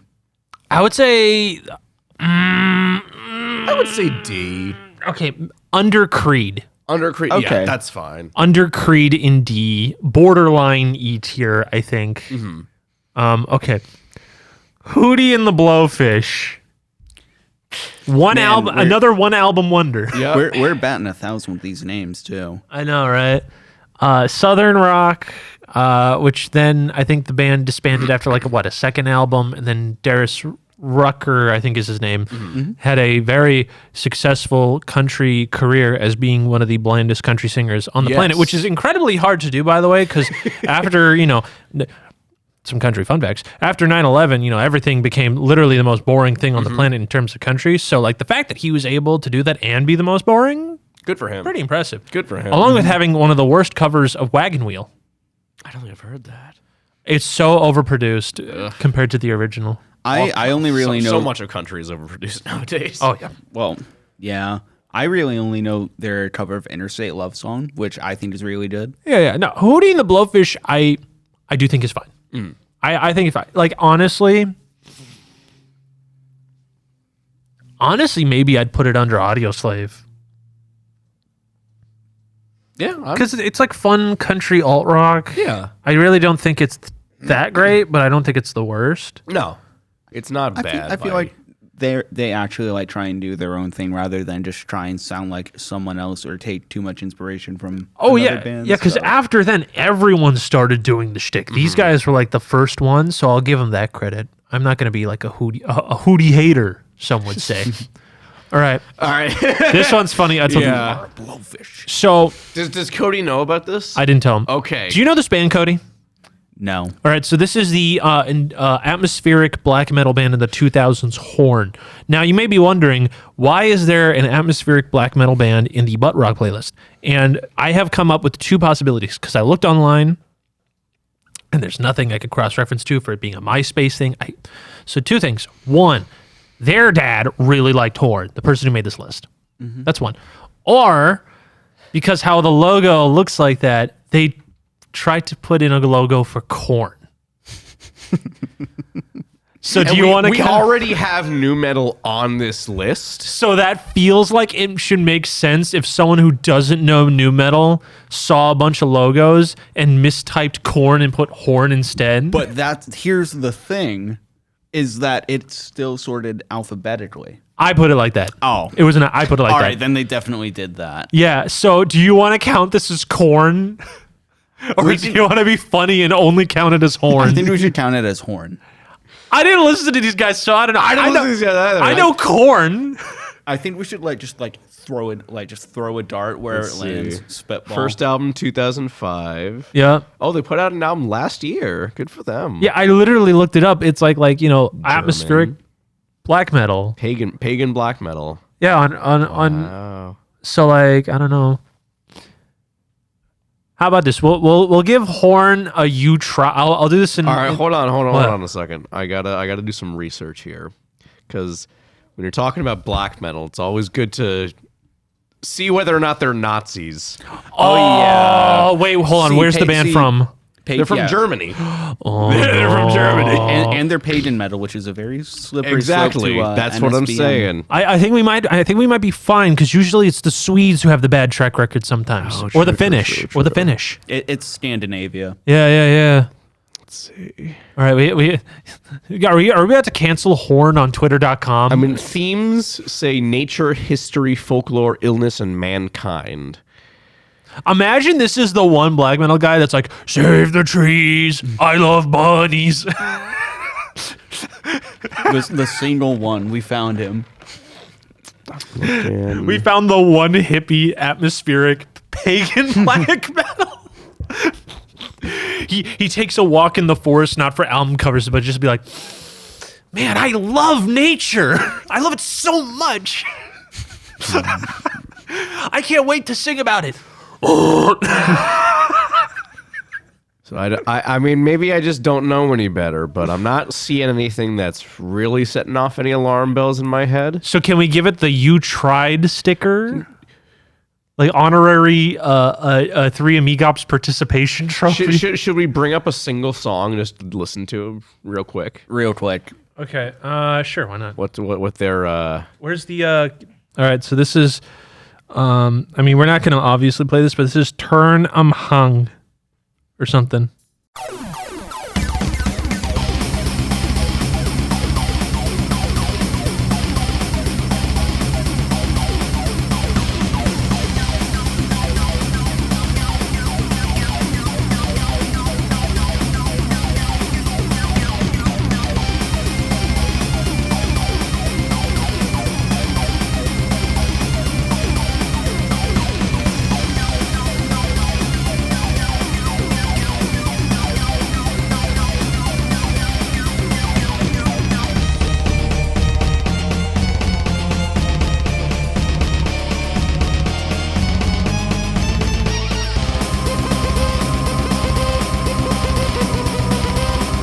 Okay, well, I mean, they sound like nice people. The music, that song didn't sound too bad. What about Okay. All right. Idea time. Okay, all right. I'm listening. Oh, this is gonna be a pain to edit, but we can do both this and Korn. Okay. Okay. So why don't we put horns somewhere? What are we thinking? C? Do we want to put them in C? I'll put them in. I'm good with C tier because I feel like I say either C or B. Just from that one little sliver of music I heard, I thought it was pretty good. Let's put them under cold. Yeah. Let's put them under cold. The B needs to be thickened up. Mm-hmm. Corn, which we can't. It's not here. Because not here. Corn's pretty good. I I like Corn. Yeah, Corn's cool. They are probably the new metal band I liked the most growing up. Yeah, they're the most consistent. Yeah. You know, they do have a lot of flops, but you know, Like a lot of the stuff, a lot of their like late 2000s stuff. oh yeah. the Skrillex, the dubstep. Oh, no, album. no. I mess with that. No. Okay. Path of Totality goes hard. You I picked the wrong battle here, Cody. oh, he loves it. I do like a bunch of songs yeah, from it too. that album rips. Honestly, I would say after that album, they got pretty decent again. I don't know, Paradigm Shift, I was like, And yeah, it's kind of mid, but Then what was the album after that? that was the one that had that was like the last Fieldy album, right? Maybe I don't even know. It's been so long since I've really deep dived on Korn. Yeah, guys, chat. We going into chat. We deep diving in the Korn discog. Yeah. Serenity of Suffering. That album I thought was not great. Oh wait, That which one? was the one that they had Corey Taylor guest on a song. Oh yeah, that one. Yeah, That one was bad. That's like the most mediocre radio rock Yeah. friendly they've ever got. When But the whole then- point of Korn is like, To be abrasive. Yeah. Exactly. but yeah, and then the album after that was pretty tight. Yeah, the Nothing, because that was right after John Davis's wife passed away. So Oh, he put a yeah. lot of like the creative, like the struggles he was going through into that creative output. And that was really, really good. Yep. And then they Fieldy left, and then the bass has not been the same. It has not, yeah. He was. Which is weird because I want to say they said it was only like a temporary thing, and it has not proved temporary so far. But at least we got bass Ikuli from Fieldy that's out of true. this. So that's true. I'd put Korn above Everclear. I was honestly gonna say under Alice in Chains. I think That might be a lot of At the nostalgia very because least. I loved Korn growing up. I think at the very least above A Perfect Circle. I think I will agree with Cody. Those first three albums, man. Those first three albums. Yeah, but they had so many flops. I know. They had so many. They had honestly, if you do the ratio, I would argue it's probably about the same as Perfect Circle, and I like Korn way more. Let's see. All right. Yeah. Self-titled, Yep. Life is Peachy, Yep. Follow the Leader, Issues, Yeah. okay, Untouchables, Take a Look in the Mirror, See You on the Other Side. I like See You on the Other Side. It's okay. Yeah. Untitled, Korn 3, it's fine. Yeah, see, notice how much we're getting the Yeah, okays. okay. You know, I do like a bunch more Korn songs and a bunch more Perfect Circle That's songs. true, So that's I'm true. okay with Korn being Yeah, the yeah. highest in B. Fine. Yeah, well, let's do it. Let's do Yeah. it. You know, that's like an You've 8. convinced me. That's an 8 out of 10, Yeah. right? Like that's great. You've convinced me. We're putting Korn in B. Korn's in B. We don't have it in front of us, but it'll be in editing. Okay. Incubus, I like Incubus. This is pretty good, This actually. is pretty good. Honestly, They're pretty good. if it's okay, I'm okay with putting this directly under Korn. All right. I really like Incubus. I'm good with that. Yeah. I really didn't like give Incubus their due until like very recently. I'm like, wait a second, these guys kind of slap. Yeah. These guys are kind of good. Because like on paper, everything about it is, this sounds like the most generic thing. And then I listened to like the album that had Drive on it, and I went, I get it now. Yeah. This rocks. Yeah, I'd put it under Korn above A Perfect Circle. Okay. I really enjoy it. And then their new metal stuff's fun. Their alt rock stuff's yeah. fun. Everything's fun. Is it the best? No. You know, some of their newer stuff's kind of boring. Sure. But it ain't the worst. Yeah. That could be said for a lot of these bands. But which, you know, to transition, another actually good band, Jane's Jane's Addiction. Addiction, Jane's who are in the process of breaking up? Question mark. question mark? Maybe. Who knows? That happened in Boston too. That fateful show. Yeah, you know, Boston, let's go. We ruined Jane's addiction. You're welcome. Merry Christmas, Boston. Jane's rehab. Jane's couples therapy. But the thing is, I've never gotten too into them. No, neither have I. Like, there's a couple songs that like Been Caught Stealing. Stop. One of my old Stop especially is really good. That whole album is so good. At one of my old jobs, I used to work at a Pacson, and Ben Caught Stealing used to play all the times, and all my coworkers would talk about how they hated it because of the dogs barking in the beginning, and I'm like, this song like rocks. Like, what are you talking about right now? Oh yeah, the wispy little guitar with the bass line combo. No, and then nasty. It's so good. The bass in Mountain Song too. Oh my god, yeah. Honestly, we could put it, even though we're not super into it. I mean, B or A, I think is fine. I'd be okay with putting an A because Alice in Chains looks really lonely up there. Yeah, that was half the reason I wanted Korn in A too. Well, we'll put Jane's Addiction in A. Right. Okay, Jane's Addiction. Kid Rock. Put him in F. Oh, you know what? Honestly, I'll put him in the lowest. There's Kid Flop. Yeah, no, literally. First of all, I'll say this, okay? Say whatever you want about Kid Rock.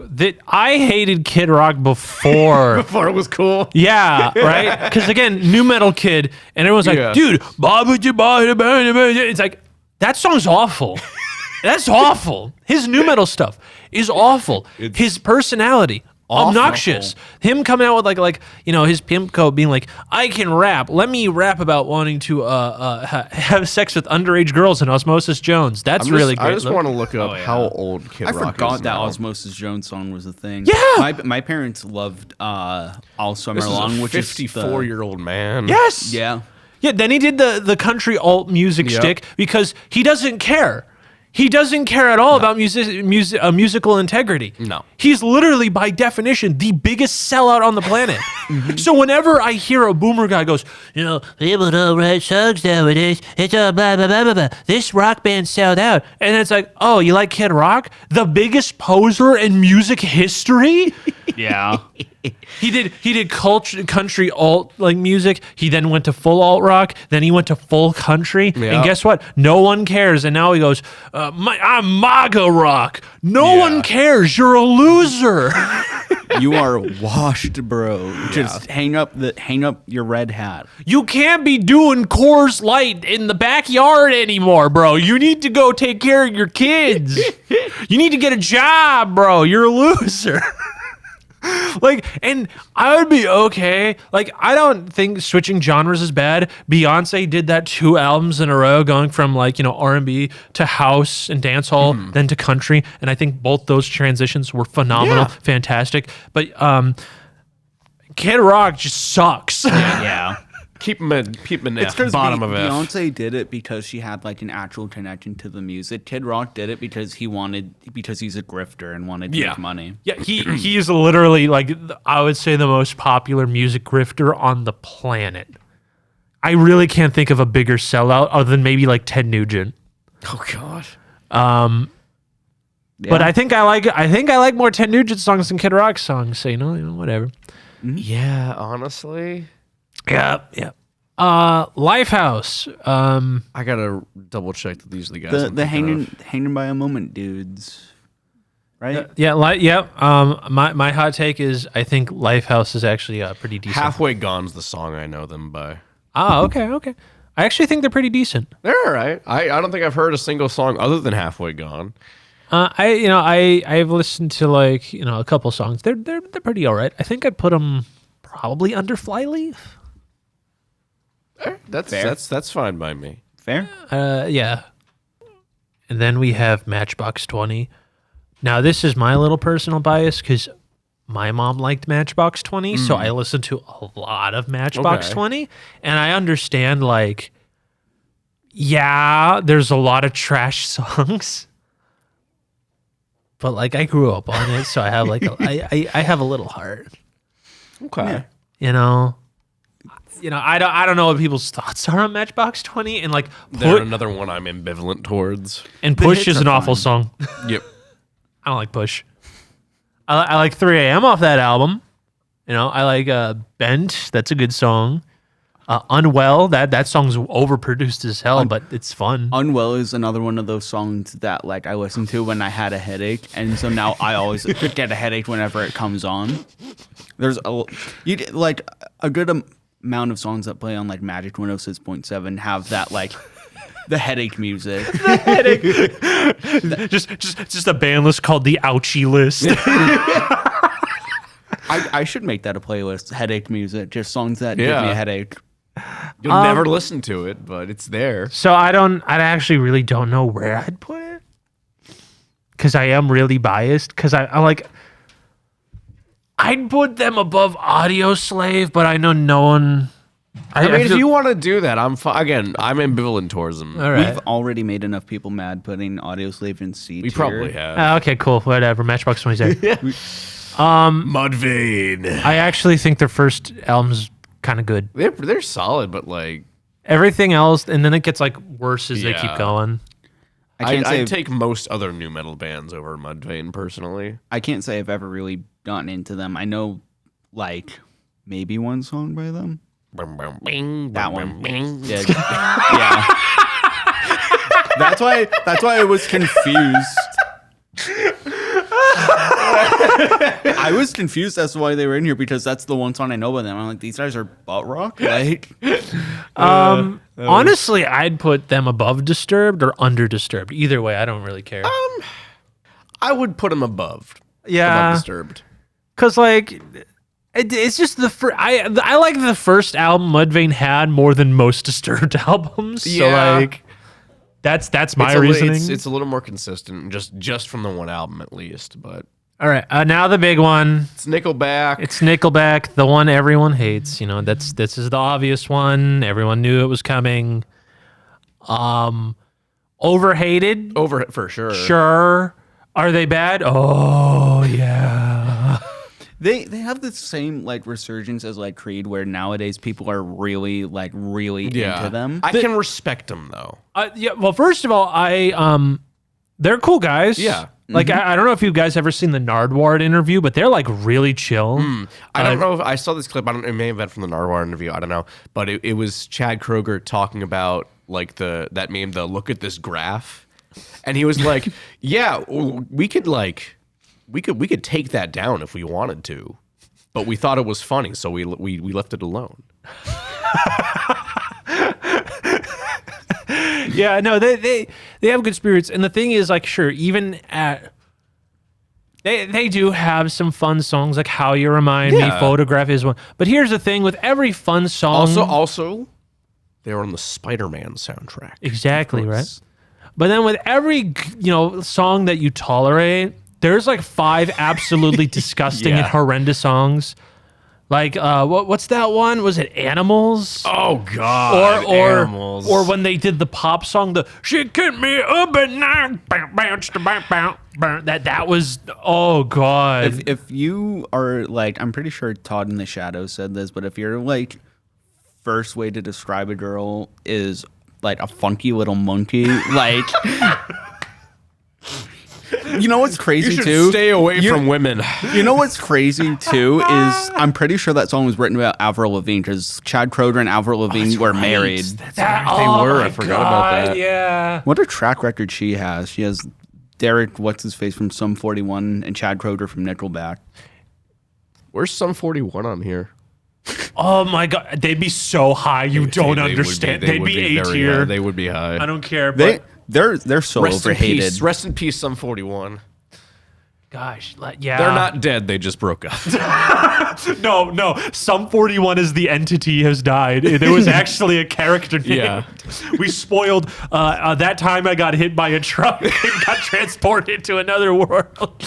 we spoiled that character death. I'm sorry. The thing about Nickelback is I still think that they're really mid. Yeah.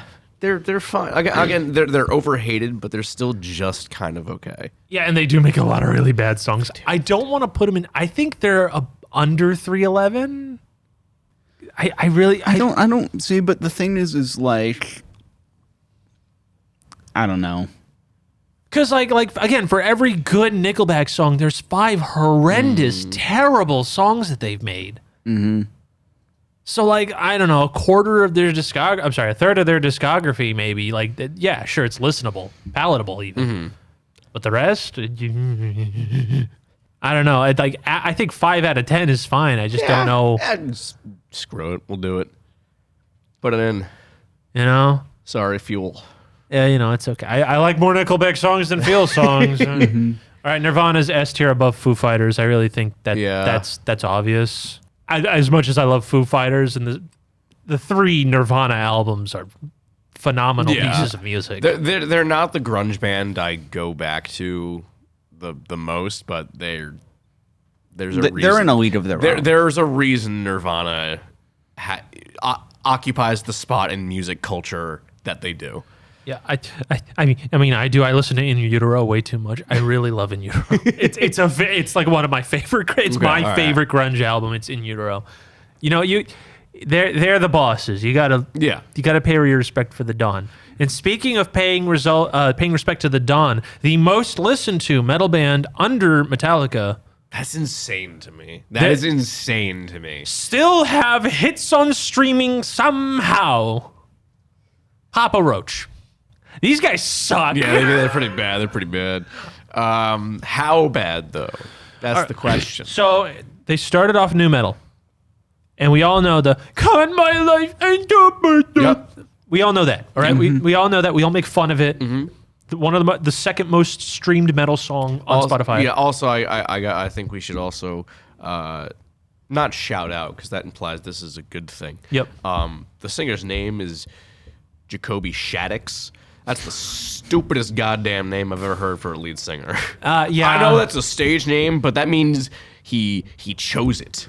He made the conscious decision to call himself that. It's bad. Jacoby Shaddix. And he chose that name. I assume. It was Who else would it have? was not his God-given name. He willingly picked it. It sounds like something a wizard would say, and like the furniture would start floating. It sounds like a watch real. Jacoby Shaddix. Watch as this is his actual name. We've We've just been making fun of him. We are insulting a man's name that his mother gave him, and we are disrespecting. No, Dave, don't give me that look. No. Birth name Jacoby Dakota Shaddix. Moving on. Okay. I'm so sorry. Sorry, Mr. Shaddix. I'm very sorry. Sorry, Kobe. You do sound. Your name sounds like a programming block. I apologize. So they did the new metal shtick, and it's very bad. Then they did MySpace alt rock. That was also bad. Then they just kind of kept writing that overproduced modern rock wave of the 2010s. They made an EDM album because everyone else did. And I think to this day is a psyop by every record industry to make every rock band a dance group. And they're still somehow famous with incorporating post-hardcore and metalcore bands. So I gotta wonder, first of all, who is a Papa Roach fan? I would like to meet you, because I really don't understand how. I used to be friends with one. And I literally told him that. He tried so hard to get me into Papa Roach, and I had to tell him, like, over and over, it's not for me, man. It's not for me. He almost convinced me to see them live. They're just not good. I'd honestly put them under Daughtry. Yeah, I was thinking E as well. They're just like, yeah, you can get some ironic enjoyment out of it, which is totally fine. It's valid. I'm not going to hate on you for that. Because, again, Last Resort, that is a goofy song, right? That's it. But just... I couldn't even name another song other than Last Resort, honestly. There was Last Resort and then like Between Angels and Insects, and that's the only two that I can think of off the dome. But we got to talk about Pearl Jam. Yeah, so the originators of the what rock sound, Eddie Vedder. Mm-hmm. I still think 10 is probably up there in like comedically enough, top 10 best grunge albums. Yeah, and I agree wholeheartedly, and they're not even a band I'm like super into. Yeah, like they're probably they're the only one of the big four of grunge I like haven't done a deep dive on their whole discography. And the Same thing here. And the thing is that is the peak, and then they just get more and more just okay as they go on. But they still play huge stadium tours all the time. Because Yeah. 10 is just built different. Yeah. Nickelback will never have a 10. Mm-hmm. Like, I'm sorry. Like, if even like the B-sides like Jeremy are like beloved Yeah. songs, like that is insane. Yeah. It's just built different. So I mean, I don't know if we should give it like A out of respect, I'd be down with A, maybe like like lowest in A. lowest. I in was A, thinking below lowest in A James. or highest in B. But I- even that feels too low. Putting Pearl Jam in B feels too low. I think lowest in A should be fine. okay. Lowest in A is fine. Yeah. I had in middle school, my music teacher was the biggest Pearl Jam fan, to the point that he swore that they were better than the Beatles. Whoa. Okay. That's all right. That was like, I was like, whoa, like people's. I don't know why I thought this, and it's probably because I've been listening to him a lot recently. I thought you said that he said they were going to be better than the Beastie Boys. I'm like, still no, still no. apples to oranges. Yeah, I was gonna be like, that's where's the connection here? Apples to oranges, but I will take Paula's Boutique over 10 any day. That's my hot take. I'm sorry. Yeah. That album's so good. I'm more of a Hello Nasty guy myself. Hello Nasty's good. I think that's my second favorite. And then Check Your Head's probably my third. Check Your Head's pretty good. It's, even though it's kind of a mess. It's a little mess. Beastie Boys, high A tier. Yeah. Oh, yeah. Honestly, whatever. High A tier. Who cares? Yeah. We got so after so Creed is like the first post grunge band, followed by Nickelback, and then we have the bands that followed it. And I think this is post grunge. yeah, these are the poster child. This puddle of mud, and they also suck. They're terrible, but boy is Wes Scantlin funny to watch. Oh my! She Hates Me is unironically one of the funniest terrible songs you could play. It's just she hates me, la la la la. Trust she hates me. It's like what? Oh what? They're just the trust. I'm like what? Give him an S tier, but only because of that really awful Nirvana cover that they had to take down off of YouTube because everyone was clowning on them for it. Oh my god! I forgot that. About a girl. And he's there, friend. All right, okay. All right. They're just so bad. Terrible. They are They're terrible. so It's low-key bad. more fun to do impressions of them than like Pearl Jam, Creed, Oh, it is. Nickelback. It is. Because he can't sing. yeah, he's just that bad. Like it's like okay, you can argue the Eddie Vedder thing isn't singing, right? Whatever, that's stupid. I just think this guy literally can't sing, and he's doing like how everyone like tries their best to do like a Christopher Walken impression. That's what this guy's doing, but with music. All right.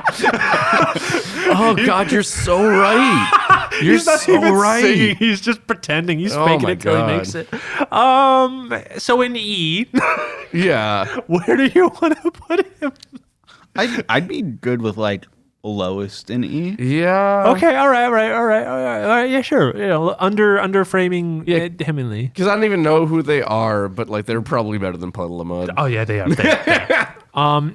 Rusted Roots, another jam band. Yeah, this is another one I've never heard of. This is that like phase in the '90s when they were putting in world music, bringing in sounds from around the world. Fancy. Right? It's like we have sounds from Brazil and Africa, right? And then you look at it's a bunch of hippies playing an acoustic guitar, and they'll maybe have like a didgeridoo. Yeah. Yeah, that's these guys. They're in the Ice Age movie. I know they had a song in the Matilda movie, so they're around. All right. Good for them.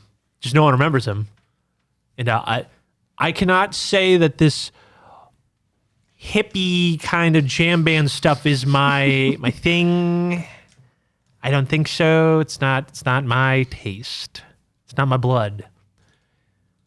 I'd rather listen to Mudvayne. Okay, so we put them in D at the highest. Even though they're technically not bad, it's just like it feels like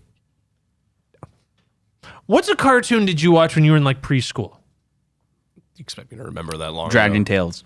Dragon Tales. Oh, This Dragon feels Tales. like that. This is the kind of music that would play in the trailer for a Dragon Tales movie. Ooh. That's so specific, but I know exactly what you mean. Exactly right. That's my forte. Okay. All right, cool. That's the vibe that these guys have. All right.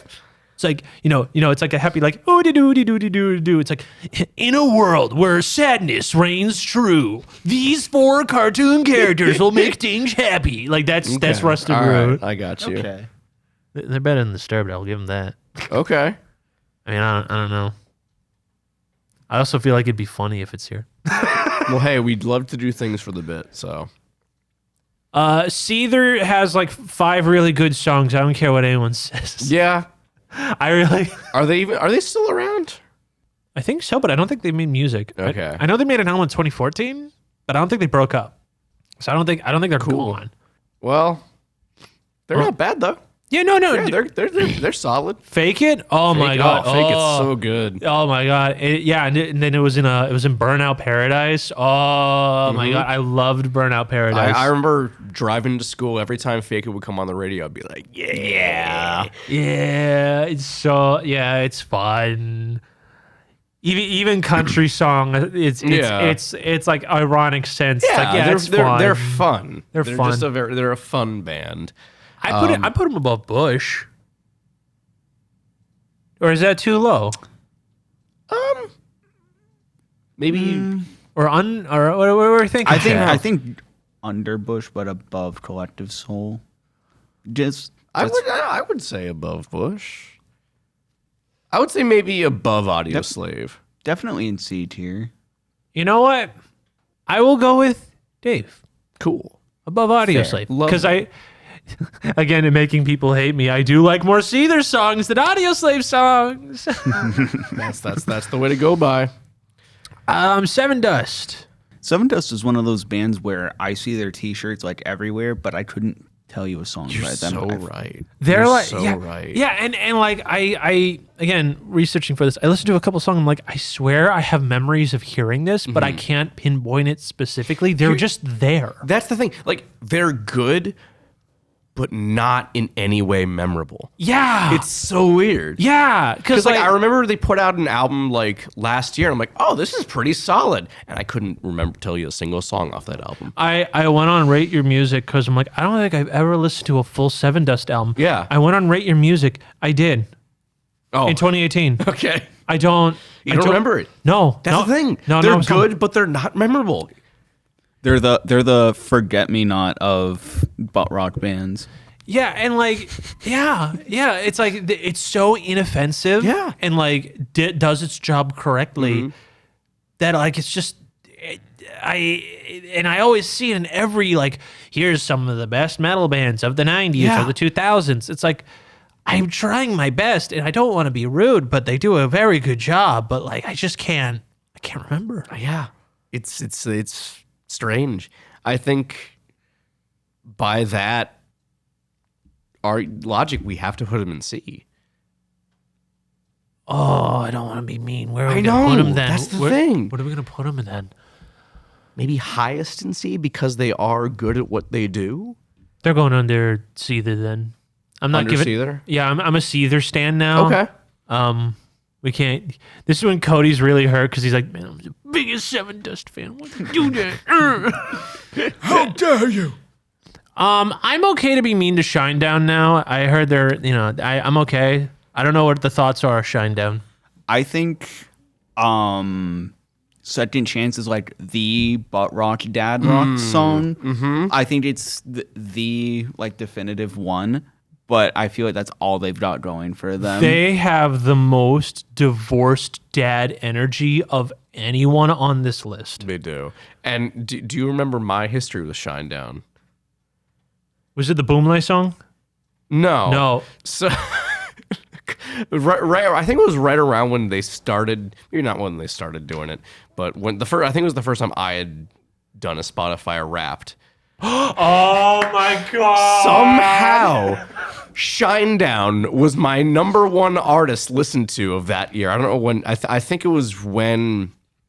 Oh, I gotta look it up. Not the most. Not even the two most recent albums. It was like 3 albums ago, I think.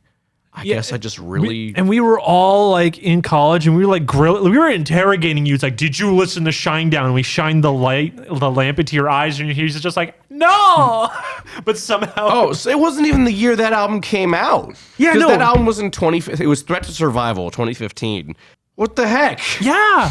What is going on here? And like, wasn't like a quarter of your top 100 Shinedown songs? Yes! Someone Yeah, I had to have don't- been using your account, man. I don't know. Because, like, I did listen to a decent amount, but not enough for it to be my number 1 artist in all the songs in my top 10. Yeah. Half of them be Shinedown. Shinedown themselves hacked into your account and just... I mean, I do like a lot of Shinedown stuff, but the last 2 albums, no. Oh, their last album, the Conspiracy yeah, Theory the one. COVID conspiracy album. Oh my God. Yeah. They're doing like, they're trying to control you. Da, da, da, da. Yeah. It's like, oh my God. 'Cause I like Sound of Madness. I like Amaryllis. I like Threat to Survival. I think those are really solid hard rock albums. I guess it's butt rock, I know, but like for 2000s butt rock, like it's pretty solid. But everything else, there's some good songs off the first album. What's the Yellow album titled again? Attention. Attention, Oh Attention. my God. I forgot the pop album. Yeah. That was so bad. I had a coworker that like her favorite bands were Shinedown and Breaking Benjamin. Oh, God. And she had me like listen to that album and like the Diary of Jane album. Should have been a I was good Shinedown album. That's what I'm saying. But she Should have been a good album. She started hating whenever I started saying like, "Oh, Second Chance is really good," and she's Yeah. like, "But everyone listens to Second Chance," and it's like There's a reason. There are other good songs on that album that are not Second Chance. Devour, the title track. Oh yeah, Devour's a good song. Yeah. Devour's pretty good. I do like the title track. I also do like their Simple Man cover, Leonard Skinner. That's a good cover. See, so I understand Dave's argument. Mm-hmm. However, the last bunch of albums are so horrendously Really bad. bad. Really I bad. really don't think we should let them outside of highest and C. I think you're right.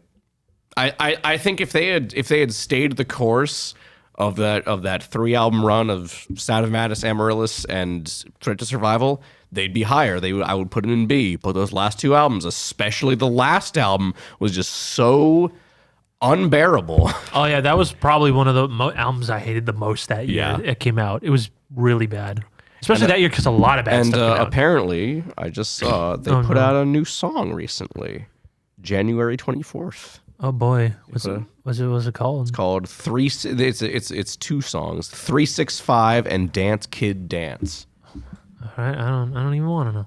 I'm gonna listen to them when I get home, and I'll let you know. Hello, Skillet. You're an F tier. Under Buck Cherry. I wonder, are they also a Christian band? Looking at the cross in their logo. The potentially AI generated logo. Yeah. So, speaking of COVID denialism, so it is kind of a theme that a lot of butt rock bands just naturally gravitate towards that kind of thing. Yeah, I wonder why. Yeah, this album. So Skillet was like, I have a monster inside me. Only God can save me. It's like, okay, come on, bro. Like, no one's listening. This is lame. And guess what? It is lame. Then they were like over generic, very vague. Like, they did get kind of a big hit with like, they kind of went towards more like generic rock anthems about being good and cool. And now they have dipped down to, don't believe anything you said. I have the truth. I know the truth. Gonna say the truth. It's a conspiracy. They're hiding it from you. They're doing that now. Yeah. And and then through all this course, nothing's good. There's nothing good. You can try to be like, oh, you know what I really like about Skillet? And I go, no, there's none. You like something about Skillet? Nope. Scientifically impossible. Literally, I don't understand the appeal of Skillet. It's bad. And I think Yeah. it's worse than Buck Cherry, because at least Buck Cherry I can laugh at. Skillet's like, I can laugh at Skillet. not at how popular they are. That's the Yeah, issue. I guess that's If fair. they were not popular and losers, I'd be like, okay. Yeah, that's fair. Soundgarden, S. I'm I putting S. I literally was about to say Yep. easy S tier. Yes, they are my favorite of the big 4. Honestly, I feel like I'd put them above Foo Fighters. I would put them over Foo Fighters too. Yep. Super Unknown. On a personal Oh, God. on a personal bias, I would put them above Nirvana, but I'm sure that would be sacrilege to a lot of people. Because like you said, Super Unknown. For me, Bad Motorfinger is just like untouchable. But I'd say both. I'm team both. what do you mean both? Both Bad Motorfinger and Super Oh, Unknown. okay. I thought okay. Yeah, no, I'm just trying to think. It's like duo. I'm good. I'm good keeping it as it is. Yeah. I'm just saying on a personal level, I would put them above. I'm just trying to Nirvana. rank. It's like, do I rank like Bad Motorfinger and Super? Like, are they better than In Utero? Does Bad Motorfinger have a spoon solo? But In Utero though, It's not in utero. it's not In Utero. I would say it's better than Nevermind in my opinion. But both are better than Nevermind to me. Wow. Okay. Because I love. I agree. I love they're both very good albums. I love like those are. It's like In Utero. Those two. We'll throw 10 and then Dirt. Yeah. Like those are easy top 5. Because like grunge. unlike Alice in Chains, unlike sort of Pearl Jam, because they're just on a steady decline, not really bad, but not really good. Soundgarden don't really have a bad album either. I mean, their first album when they were still kind of punky is like kind of whatever, but then like from Louder Than Life on, it's all just like banger after banger, Banger after after banger after banger. For sure. That's well. That means we have the top 4 of grunge ranked actually. wow. So that's we did kinda something cool. right. So you know what? So speaking of good bands, we should transition to something not good instead. With Stained, yuck. Yeah. Very whiny, but not as funny as Puddle of Mud. Yeah, I'm eyeing that bottom of E tier. They're bad. And I'm saying that as someone who's seen them alive. Oh my god, I forgot about that. Oh no.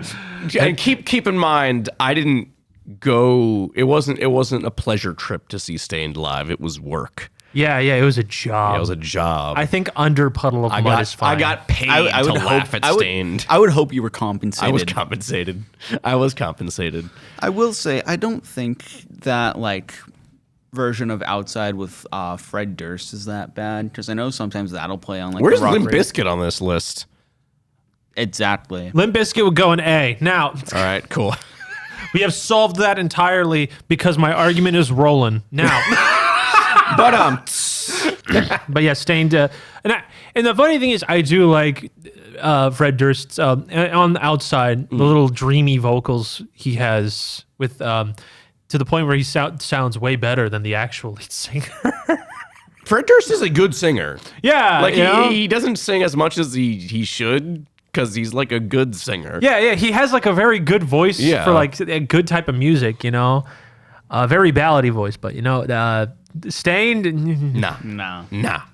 Stone Temple Pilots, I like Interstate Love Song. they have I like that first album a lot. They have- Core is really good. Core is good. then- Purple's good. I like Purple. They do have some hits afterwards that I like. The issue is the Alice in Chains issue, but it's worse. Yeah.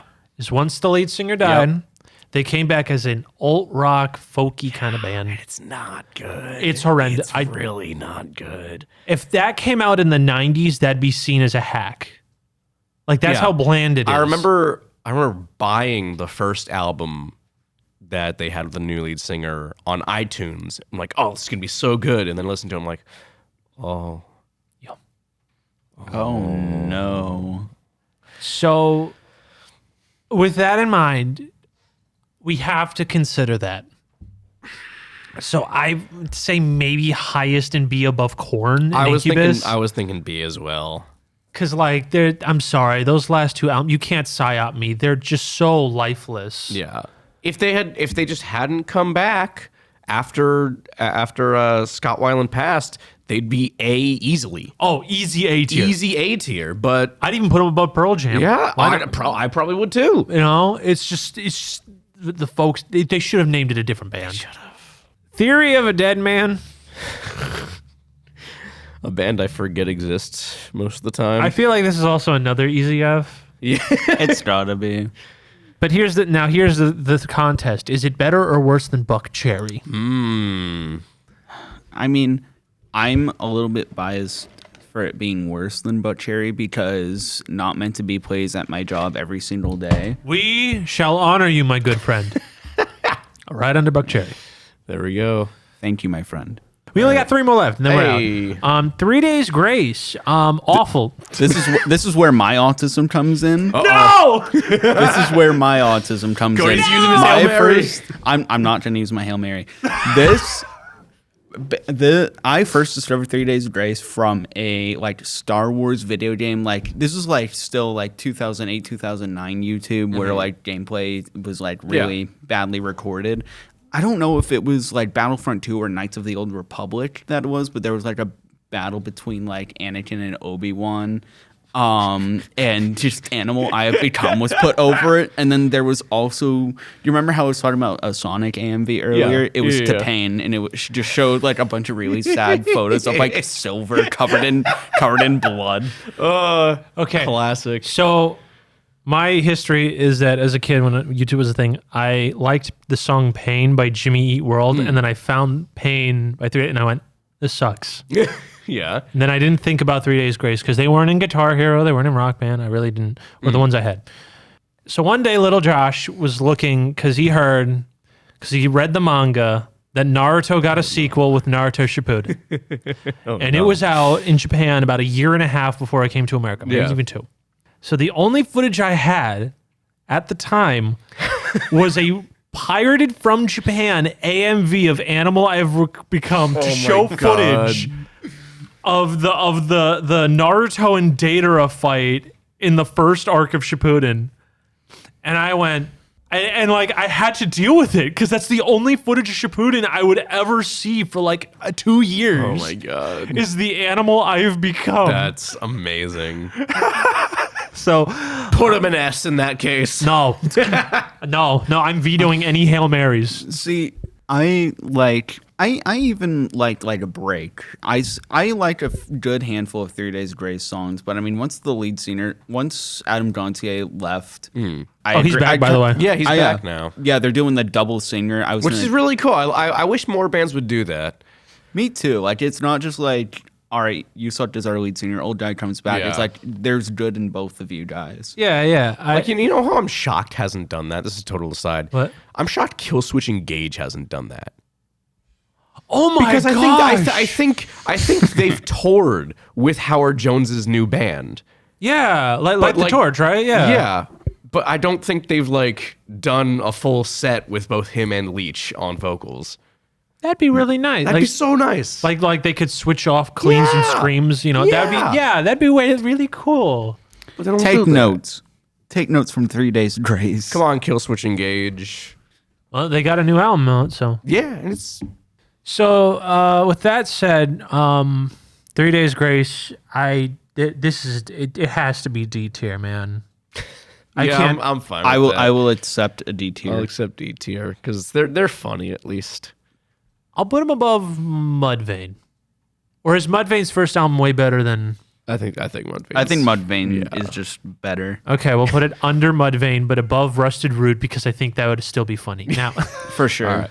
Speaking of things that are funny, Headstrong, I'll take you on. Oh, it's so funny. It's Pandora's so bad. Pandora's favorite rock band. by the way, that's right. No, are you for real? I'm for real. Like there was like one thing where it was like Pandora's #1 stringed rock song is "Headstrong" by Trapped, which I think is just hilarious. Goes to show you who uses Pandora. No, Headstrong. Oh my god. Okay, Trapped sucks, man. they suck.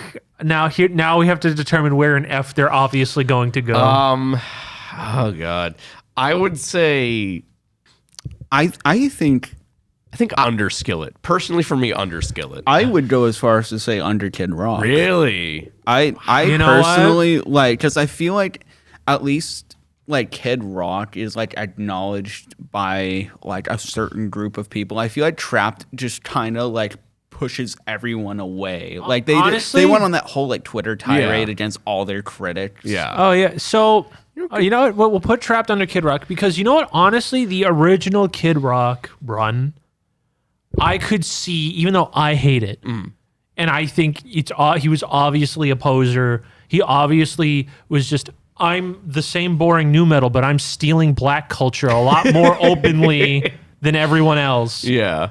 Right? I can see why people would like him. I do not see why you would like Why Trapped. people like Trapped. Okay. I'll accept that. That makes sense. And Velvet Revolver, it's boomer stuff. Yeah. It's boomer rock. It's the same. Honestly, Velvet Revolver is the same thing with Audioslave. Yeah. It's like, I don't get it.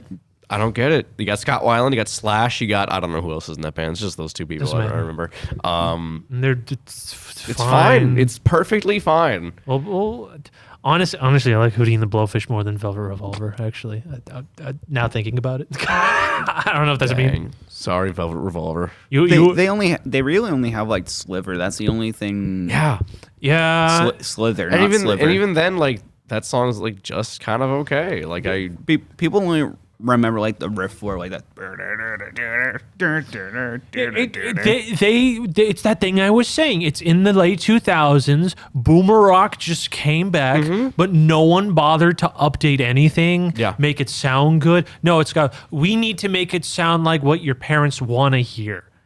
And honestly, none of it aged well. Yeah. None of it. All right, and we got one more request. Oh. One request. So we have the bonus Limp Bizkit and the bonus corn. We need one more bonus. We have been requested put in Crush 40. Where would we put Crush 40 in the tier list of butt I rock? love Crush 40. Here's the thing. Do we know any other songs they've done aside from the Sonic music? They make other music beside the Sonic music? Yes.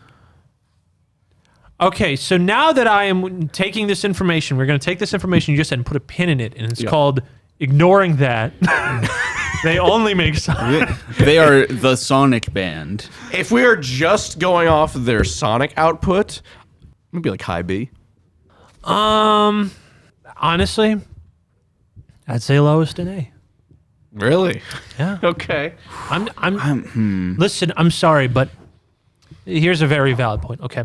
So butt rock's the thing, right? Hear me Yes. out. Okay. Okay. Yeah, And I'm if Crush listening. 40 Yes. count as Continue. All right. If Crush 40 counts as butt rock, all right. Name any Nickelback song that's as good as I Am All of Me. I mean, fair. Okay. Now look at I am more of a Sonic Heroes kind of what I'm made of. That's Okay. what I was gonna Well, no, say. I was I'm- gonna say what I'm made of. Well, I'm just saying, like I Am All of Me is the most. It is trying too hard Yes. to be a That's- butt rock that's song. fair, that's fair. And that's why I was using that for example. It's not even my favorite, and I do agree with that. But like, so if the litmus test of when Crush 40 is trying to sound like Nickelback, they made I Am All of Me, and most of those bands cannot even hit that caliber of ironic talent. They have to go in low A. Okay. Okay. Okay. You know what? You've convinced me. You know? And like that's not even all about rock. You know, we've heard their other songs. You know, they can do other things. Yeah. They can do other flavors of modern rock at that time. You know, I'm just saying. Okay. You know? I mean, even ignoring all that, like they're bangers. Regardless of like context here, they're bangers, man. Yeah. they are just an all-around solid band. Yeah. I wish they would make more music. I wish they toured live so that way I can see Dave mosh in the pit to any literal singular Sonic the Hedgehog song. I feel like that. Yeah, see, he has the biggest smile on his face for everyone listening. You can't see, but I'm like looking off into the distance all wistfully.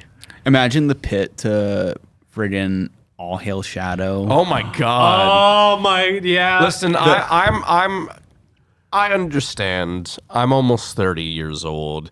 I'm not what I used to be in the pits. I'm out of shape. I get winded in the pit very easily. If you put me in a Crush 40 pit, I would not leave. I would tough it out. I might die. I might pass out, but I would. You will it would be die worth happy. It. Bro, I will die happy. Shirts off, but like the Sonic the Hedgehog painted on his chest, going hard. Bro, the party ended 40 minutes ago. Yup. He's still doing I'm still it. going. I'm still going. And so yeah, that's my take. So, you know, Crush 40. Do a tour, please. I know they do the Sonic Symphony thing, but like I think you guys should do a tour. Yeah, You'd make a lot of money. If I'm Lincoln sure. Park can come back into her, you can come back. Where was Lincoln Park on here? That's the biggest like. If Rage isn't on here, I don't think Linkin Park should be on here. That's all I'm Really? saying. Okay. That's all I'm saying. I don't think. Rage is butt rock. See, that's what I'm saying. So Rage ain't on here. I don't think Linkin Park should be on here. I think Linkin Park puts weight. Rage is far more political than Linkin Park. I'm not though. even saying political. I'm just saying music-wise. Like, no new metal band even sounds remotely close to Linkin Park. Okay. That's all I'm saying. You know, they did such well. You know, they reinvented new metal so bad it killed new metal. That's yeah. You know, Good. Pretty much. like Limp Bizkit's career literally died the moment Hybrid Theory got Yep. big. So that's too mean. I don't want to put it there. Okay. Also, your dad's way too cool of a dad if he's listening to Linkin Park. That's what I'm saying. Yeah, that's what I'm saying. That's what we're for. When we eventually become dads, we'll be the cool dads because we listen to Linkin Park. But speaking of modern rock, White Stripes isn't on here. Oh, that's shocking. That one, if we're including dad rock in the description, that's a that's very wild. awkward one to Yeah.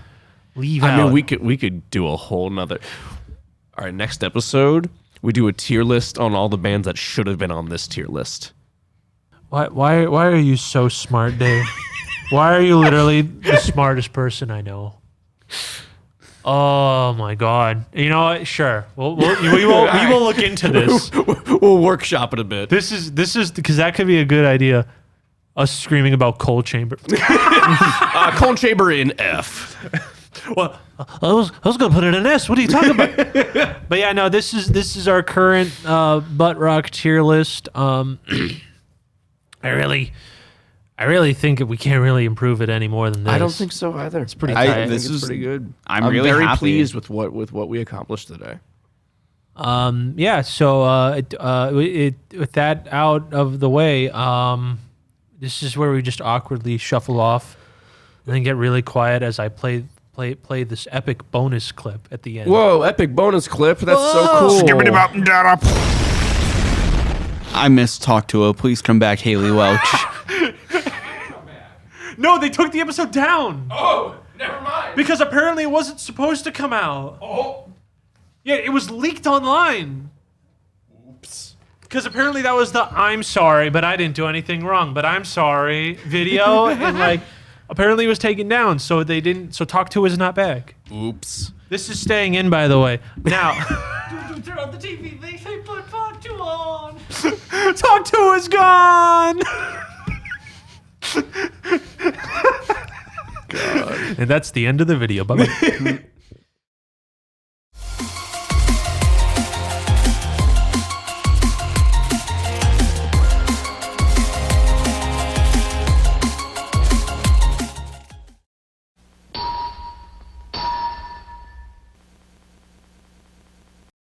Video games have a very interesting property of being able to transport us into a different world and experience life as something else.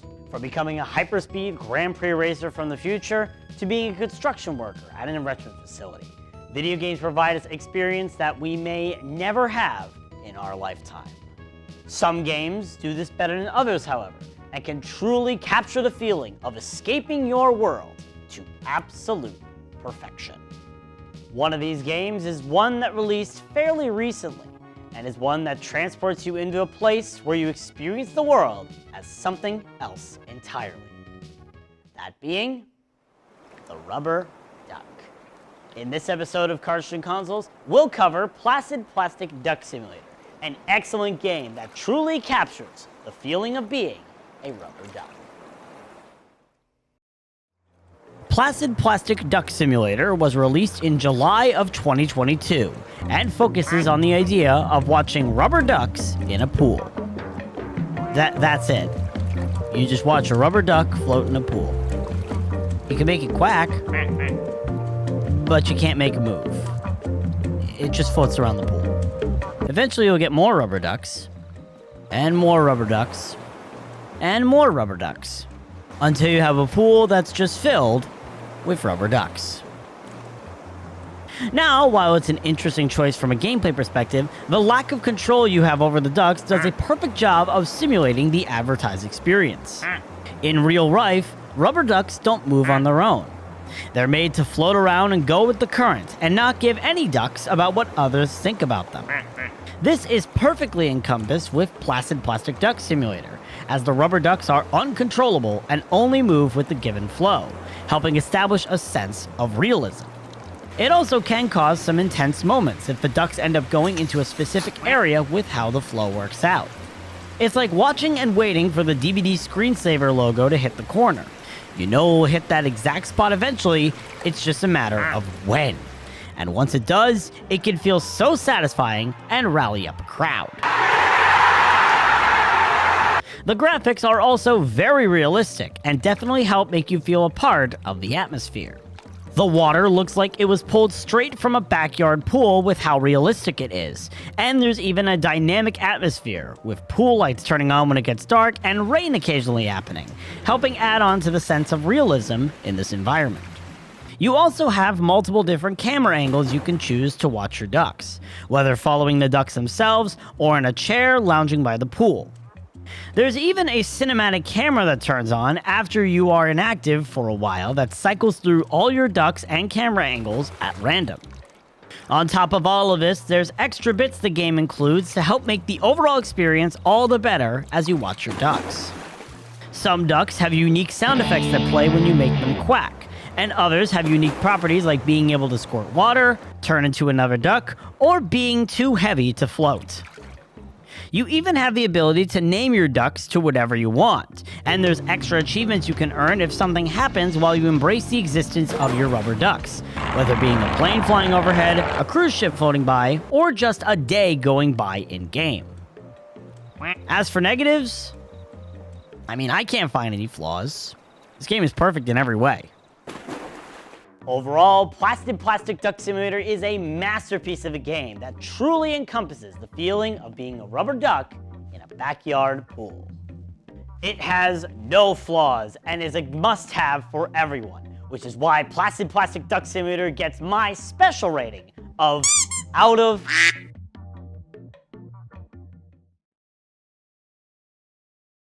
Hi, I'm Justin. Ew, ew, ew. Okay, I guess I can do one more for nothing. Ew, ew, ew. Gwimbly 1998 is a single-player platforming game where the player controls the titular protagonists, a fantastic cream corn collecting creature named Gwimbly, and additionally, a troublemaking male maniac, Mr. Millipede, from a third-person perspective. The game features multiple three-dimensional worlds where the player must gather cans of creamed corn to progress. Ew, ew, ew. Okay, I guess I can do one more for nothing. Ew, ew, ew. The player travels from one world to another through Count Groxia's castle, a region that acts as the game's central overworld. Corn kernels allow the player to pop open doors to new worlds, while the cans of cream corn are required to open doors to new sections of the overworld. There are 100 cans to collect, all of which are needed to view the proper ending, and 900 kernels. The door with the highest number of required kernels has 880, although 765 are needed to enter the final section. Like Super Mario 64, Gwimbly 1998 is very open and allows the player to collect cans of cream corn and corn kernels in a non-linear order. It is also possible to complete certain worlds out of order, assuming the player has enough cans of cream corn and corn kernels to reach a world earlier than intended. Ew, ew, ew. Okay, I guess I can do one more for nothing. Ew, ew, ew. Each world is composed of a number of challenges that involve puzzles, jumping over obstacles, racing, creamed corn eating competitions, gathering objects, and defeating opponents. Tasks include spelling words, helping recovering drug addicts, and looking for pirates' gold. The game features action-adventure elements, and the player must often interact with non-player characters and help them. It is also possible to increase Gwimbly's magazine capacity for his Gwimbly gun by collecting empty creamed corn cans, of which there are 1 to 3 in each world, and extra lives by attaining Mr. Millipede's lost socks. Ew, ew, ew. Okay, I guess I can do one more for nothing. Ew, ew, ew. Additionally, found in each world are 5 bright creatures called Firefrows that Count Groxia imprisoned, and upon collecting the entire world's population, grant the duo a can of creamed corn. For the camera, there are 3 choices of views and the ability to spin the camera around the player character. However, some areas fix the camera to one angle, which sometimes hides items or Gwimbly gun targets out of view, requiring the player to choose a first-person perspective to see them. Ew, ew, ew. Okay, I guess I can do one more for nothing. Ew, ew, ew. And now for some trivia about Gwimbly 1998. Gwimbly was put in number 7 in IGN's list of top video game mascots made in 1998. Gwimbly has received critical acclaim for its soundtrack, but the composer of the first 3 games was never officially stated, with rumors of it being Fenriz of the band Darkthrone or RZA of the Wu-Tang Clan, but both deny this claim. Bill Clinton, the former US president, got mad at the advertisement for the edgy 2000s reboot of Gwimbly titled Gwimbly's Revenge. He held a press conference saying it was problematic to use advertisement that promotes violence, with ads like "Shoot your friends in all new Gwimbly adventure," along with the fact that the Gwimbly gun was redesigned to look eerily similar to the Heckler & Koch USP tactical pistol. Scott the Woz has a running joke in his videos referencing Gwimbly in every video that involves a 3D platformer. This joke was panned by the audience, and he switched to the same joke for Gex instead. Microsoft was in talks of acquiring the IP for Gwimbly, but the CEO of Insane Groundbreaking Games, Gwimbly's original creators, denied these claims. Okay, I guess I can do one more for nothing. Ew, ew, ew.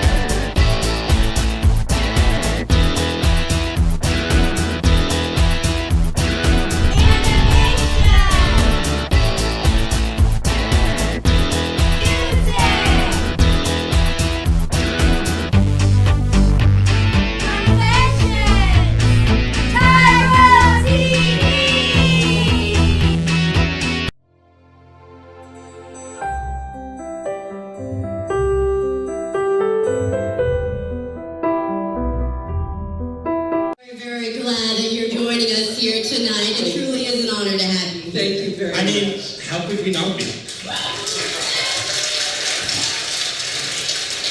Throughout Annette's 35-year career, she's garnered millions of fans across the globe. And some of them are still alive. Some of them.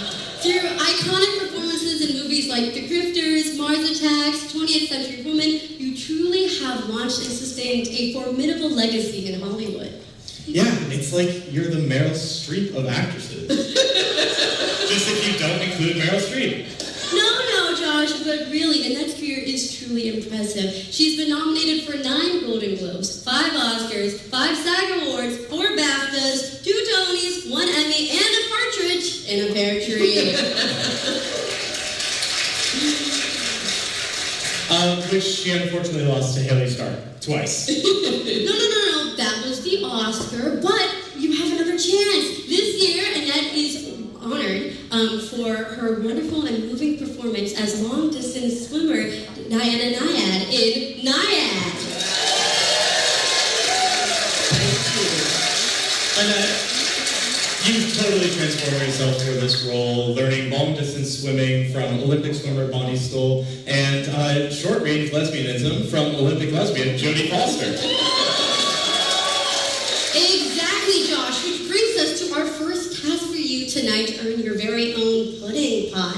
You see, we here at the Hasty Pudding Theatricals like to add a little theatrical flair to everything. So, without further ado, introducing the Hasty Pudding's Synchronized Swimming Team. Time to put those Nyad skills to use. Follow along to their dance moves. You're gonna need these. Oh, definitely. You have to follow them, Oh, shall I?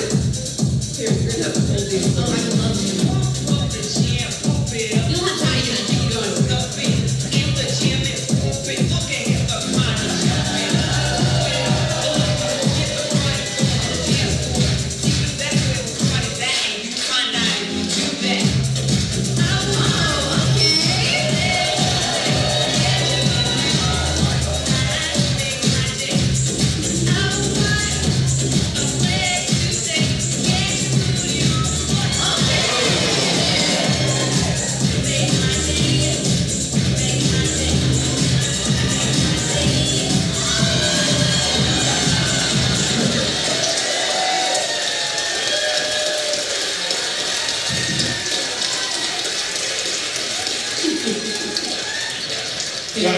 I'll trade you. That, Otherwise I might fall off the stage. Oh, we wouldn't want that. pretty. Wow, that was, oh my goodness. Now, I was supposed to say that was pretty bad, but that actually wasn't, that was something over there. I mean, come on, guys. So now, beyond synchronized swimming, you're also known for very iconic roles like Carolyn Burnham in American Beauty. The film depicts the obsession of a 42-year-old man with a much younger woman. On an unrelated note, your husband, Warren Beatty, won our Hasty Pudding Man of the Year award in 1975. Now, let's talk about that fierce pixie cut. Oh, yes. You, Ellen DeGeneres, Elizabeth Warren, and our good friend Josh over here have been hogging this look for years. And now, we want in. So we were wondering if you wouldn't mind, helping us accomplish your signature look with one of our very own cast members. Of course. Thank you. Bring out the model. Please.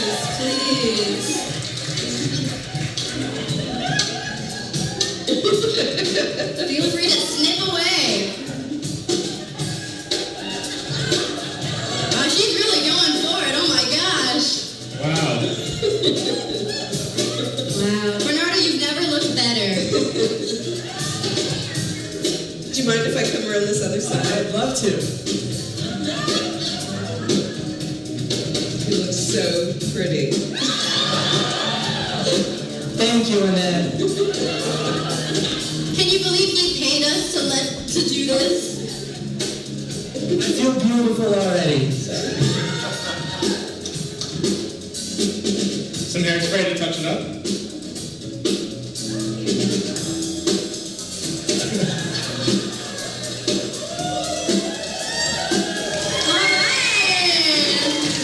How do you feel? I love it. Thank you, Annette. You're welcome. All right, we can take this. Thank you. Thank you. It was a pleasure.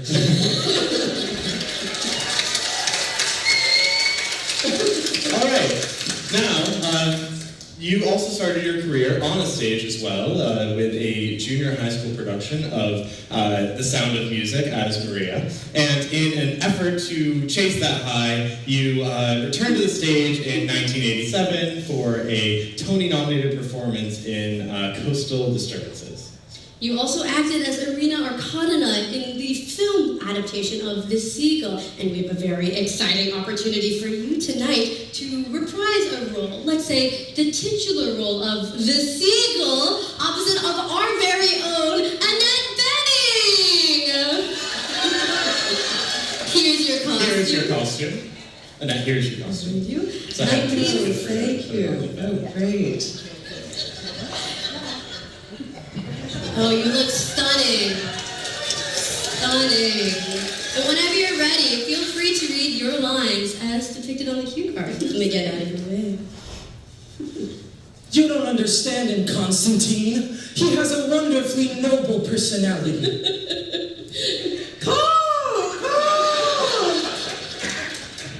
What nonsense! I asked him to go myself. You enjoy saying unpleasant things to me.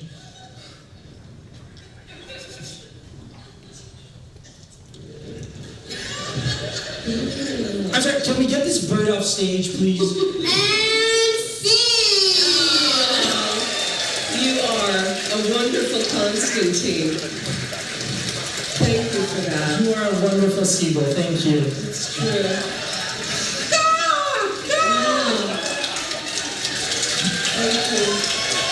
Shall I? Do you want to keep it on? It suits you. It looks very, very good. Please, Thank you. please. You've never looked Feels better. good. Thank you. It's the same length as your normal hair. Exactly. So. It's actually a little longer. Oh, well, that was powerful. Well, that's So- Chekhov for you. So powerful, in fact, that we are so excited to finally, so deservedly present an Oscar for you as the one, the only Annette Bening. Oh, wait, sorry. The other Annette Bening. Oh,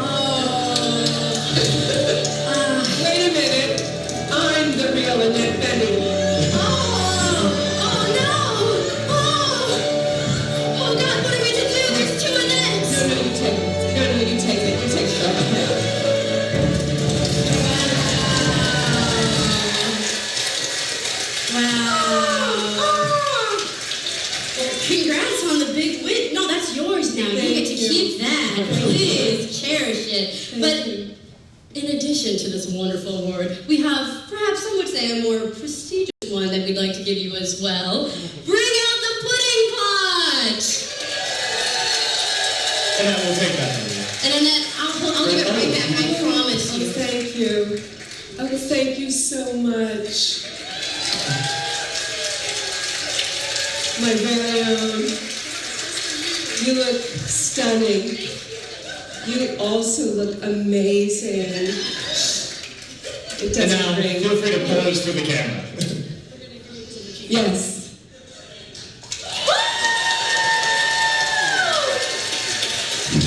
Thank you. My dream has come true. Thank you. Thank you. Now, Annette, I'll let you hold that award. I'll hold this one and save for you. Is there anything that you'd like to say? I would like to thank, starting with my kindergarten teacher. I'm just beginning my speech. There's no timing on this, right? No, we could be here all night if you Actually, wanted. what I really want to say is that I did it all myself with no one's help. Thank you. Thank you so much. Thank you, Annette. We're so honored to have you. And with that, Please join us in once again congratulating our 74th Woman of the Year, Annette Bennett! you can go through that. Thank you so much.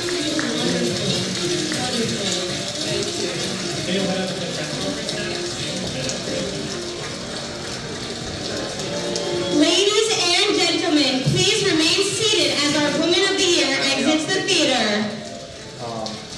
I actually was calling.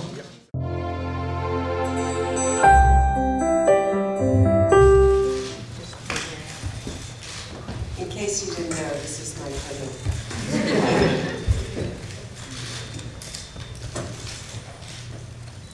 Thank you for being here. You're welcome. Alrighty. How are you? How are you? Are you cold? Oh no, I'm actually very warm. Okay. I feel like that too is very Lips easy. are loose, I thought. That's natural. Alrighty. So we have to be serious, is that? Let's give you a sense. Okay, good. Sweet and award winning. And I'm not talking about my grandmother's cookies. I'm talking about the wonderful Annette Bennett. Annette, it's a pleasure for you to be here today with us. Thank you Of course. so much. I'm so honored. I hope your experience has been great so far today. It's been more than great. It's been a joy. Perfect. Complete joy. And I have my own membership, just so you all know.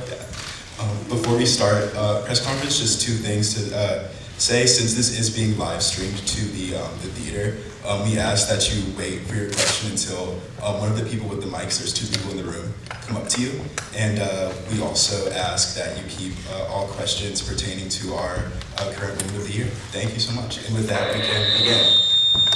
Can I just say, I've never actually done a press conference with a cactus before, or an astronaut, so it's really an honor. It's an interesting experience for sure. Okay, first question. Yes.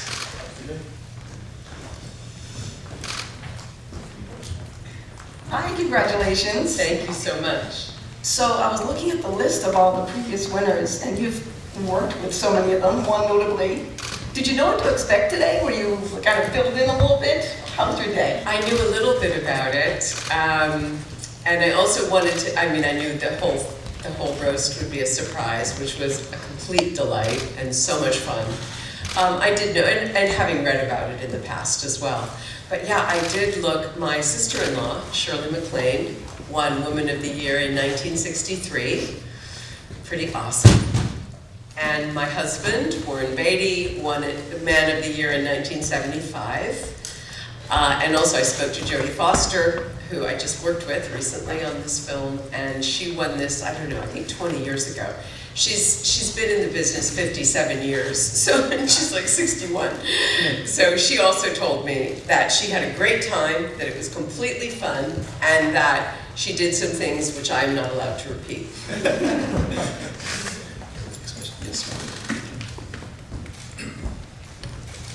Michael Kalish for Following Boston.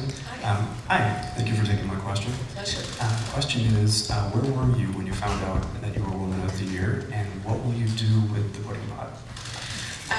Actually, I was just handed the pudding pot on the stage, not realizing that in fact, my name is engraved on it, and indeed, Hasty Pudding Theatricals Woman of the Year 2024. This, I think, is going to go in my front hall, alone, just on a table by itself, you know, maybe with a candle that's always burning next to it. And I think I was sitting in my breakfast room, and I thought, is this possible? Am I really the Hasty Pudding Woman of the Year? And it was indeed true. Yes. Yes. Hi, you can hold it. I just want to drop my computer. Hi, Megan Johnson, Congo Entertainment. Hi. I was curious. I know you made your film debut at 30, which in kind of the Hollywood scheme of things might have felt a little behind. Of course, now we know that the timeline means very little. I'm curious about your perspective on whether we're seeing accurate representations of aging in Hollywood and on screen, and how it influences how we understand stories. Oh, well, thank you for the question. I think things are changing, even since I started in the movies, which is just about 35 years ago, that there are fewer stereotypical pictures of not only women, but everyone. And I do think that that is changing. Certainly, I try to bring that to everything that I do now. I mean, I played some of those parts when I was starting. To tell you the truth, I was grateful to work. But I do think that our understanding of women is growing, given what we're able to do in film and TV, and that the nuance that we are that is afforded in the way that things are written now, and that you know, there's a lot of talk about strong women and strong women's roles, and that's great. But really, when you think about it, a strong woman is also a flawed woman, is also a woman with weaknesses and vulnerabilities. And so it's not a question of just strong women's roles, it's real women. And that's what we want, just like we see in real life around us, just as we see among the women that we know, and that there isn't a point at which a woman stops evolving and changing.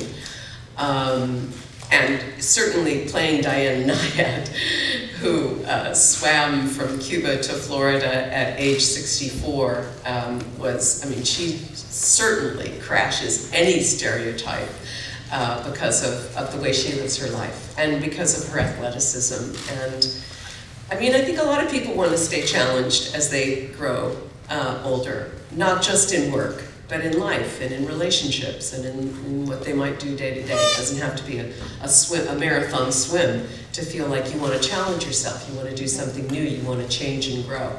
And that's true of many of the women that I know. Thank you.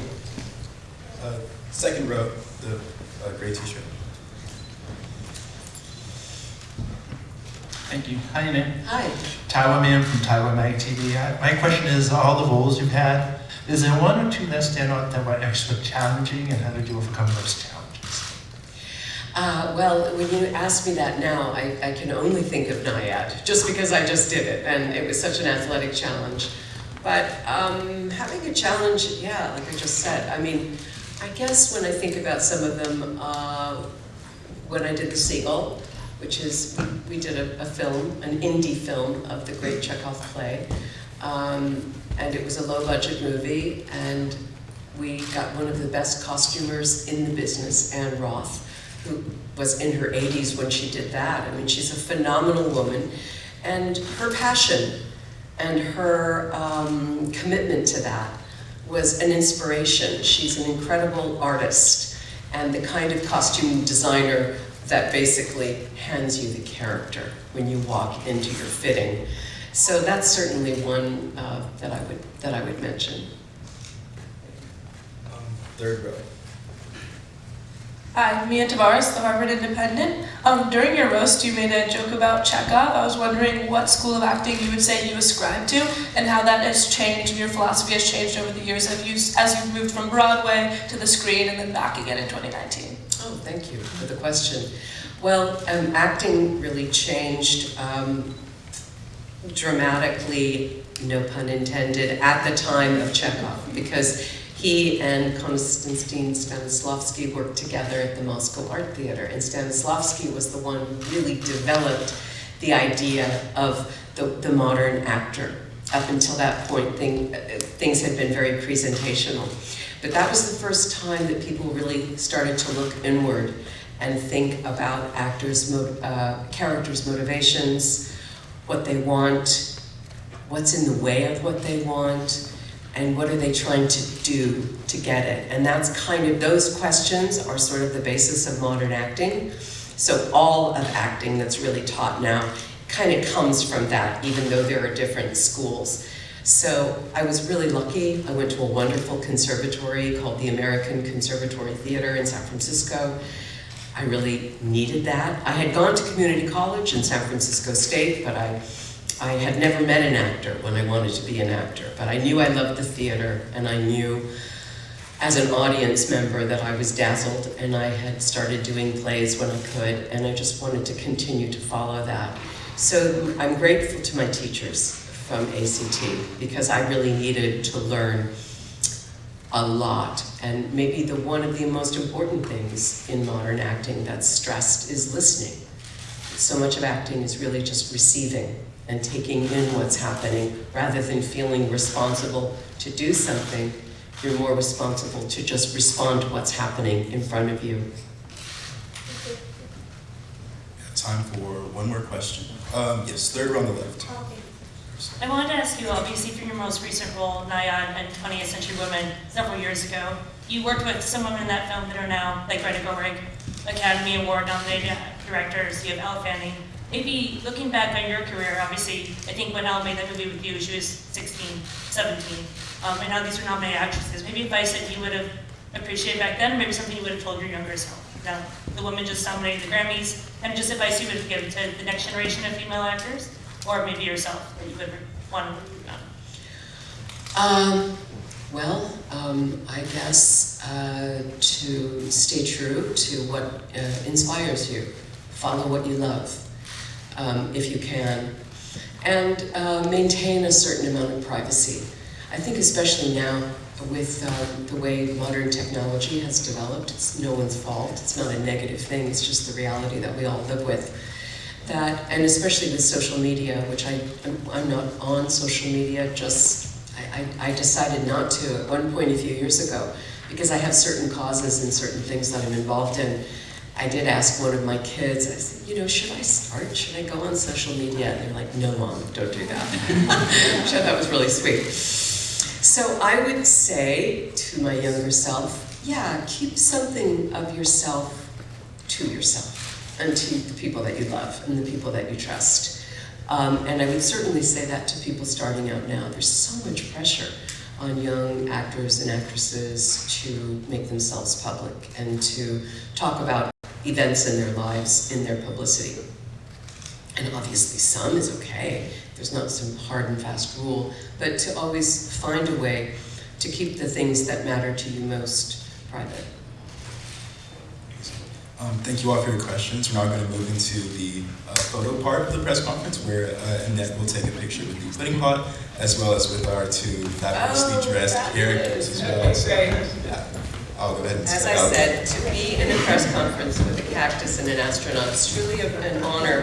I also want to just say how wonderful it was, because my sister Jane was able to be here tonight, and my niece Kim, my nephew Patrick, and a good friend Rebecca. They were able to join me, and it just made it so much more fun for me, so thank you. Okay. Stand up. Oh, should we stand up? Okay. Can the photographers in front just be a little lower? All right, well, that's the rule, All right, yes. Push the flash down because you don't need it. Should I?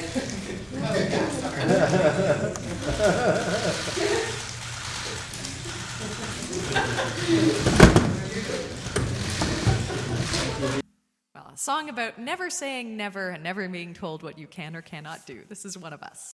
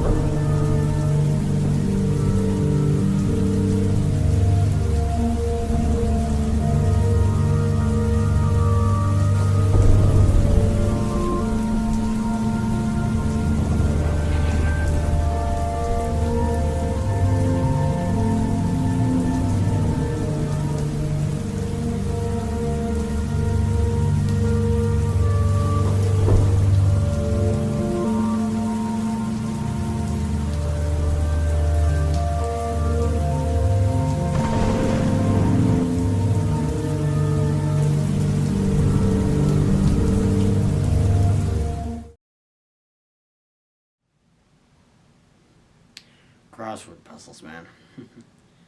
Oh, hello there. My name is Dr. Sheldon Harris Isaac Taryn, but you can call me Dr. Sheldon.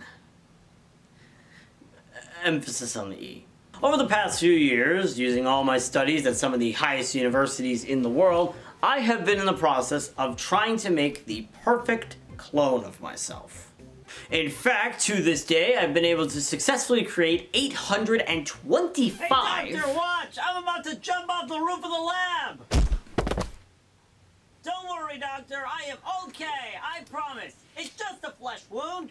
824 clones of myself, and have analyzed the process for every single one. Now, despite these being clones of myself, no two things are exactly the same, and so each clone that I have made comes with a certain quirk that helps them stand out. So today, I thought I'd introduce you to just a handful of these clones, and talk with them about what it's like to have these quirks that can help them in the real world. Starting off, we have the first successful clone I ever made, clone number 1. Now, what happened to clone number 0, you may ask? Well, we don't talk about him. But anyways, welcome to the show, clone number 1. Yes. So, can you talk to us about what it's like to be the first successful clone ever made? No. What? Why not? No. Oh, right. I forgot. You only answer yes and no to everything, right? Yes. Right. I apologize about forgetting that. But that being said, doesn't it feel great to be known as the first successful clone of me? No. Thanks for coming on, clone number 1. Now, as you can tell, trying to get the cloning process correct is a very difficult task. So naturally, after clone number 1 comes clone number 2, who is a slightly improved version of clone number 1. Isn't that right? Yes. For example, I have more words than I can speak, and don't just use yes and no. See? That's awesome, and it shows the essence of improvement. Now, clone number 2, since you have a more varied library of words, give us your most complex sentence yet. I just did. My word choice is very small, and trying to say more hard words will make me shut down. Oh. Okay. Clone number 3. Now, you were the first clone that was the most normal speaking of them all, so congratulations on that. Oh, thank you. It's great to have a complex dictionary. However, it does come at a very slight cost that hinders my day-to-day operations. And that being, well,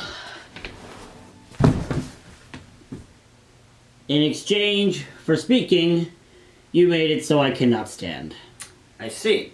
Well, thanks for coming on regardless of that, and I wish you luck in trying to sort this issue out. Thanks. Well, after those beginner clones I tackled one step at a time, now I'd like to introduce you to clone number 4, who is the most advanced of all the starter clones. Well, thank you for having me, and thank you for the compliment. Not like it means anything coming from a loser like you. I'm sorry? Oh, no. I should be sorry. For you. I mean, you're a high school dropout who got drunk so many times on the bar he now lives on top of, until one day you got so wasted that you thought about the idea of making clones of yourself. Now, wait a second. You know that I'm an accomplished scientist who was able to make a lot of great technology in my time. Oh, my mistake. Because you totally created those cloning devices in your lab, even though you sold them from a top secret facility. And did I say lab? I meant your room, by the way. Your lab coat isn't even that genuine. You got it on sale at a Goodwill of all places. Oh, and let it be known to everyone out there, only the top scientists in the world have more anime posters than they do technology pieces in their lab. Isn't that right, Doctor? So obviously, not every clone is going to be perfect, and there will be some units in the pile that are truly defective. However, that didn't stop me from making more clones to try and hone in on my craft, as evident by clone number 5 here. Now, Clone 5, it says here you have a quirk where you take long breathing breaks in between words. Is that correct? Yes. It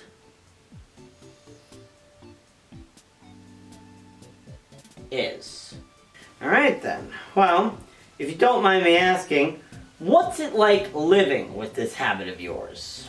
Well, it makes... We're gonna be here for a while, I fear. Talking. Clone number 6. You have a different operating basis compared to the prior clones, which makes you run and perform actions in a very different fashion. Can you describe that for us? Of course. When you made me, I was created to run on Windows XP, which is a suitable choice, especially for running a complex program like a human clone, for instance. Well, I mean, that's why I chose it. And you're certain that there's no major issues with this, right? Oh, definitely. Except, occasionally I will crash. That's another clone I gotta fix later. Now, clone number 7. You run exclusively on cloud software, meaning you don't have any issues with faulty programming like clone number 6 does, correct? That is correct, but I do have issues when I disconnect from the internet. Right, should have considered that, but overall it's not that big of a hassle, I assume, for you, right? No, definitely no. And that's the internet I gotta fix in here as well.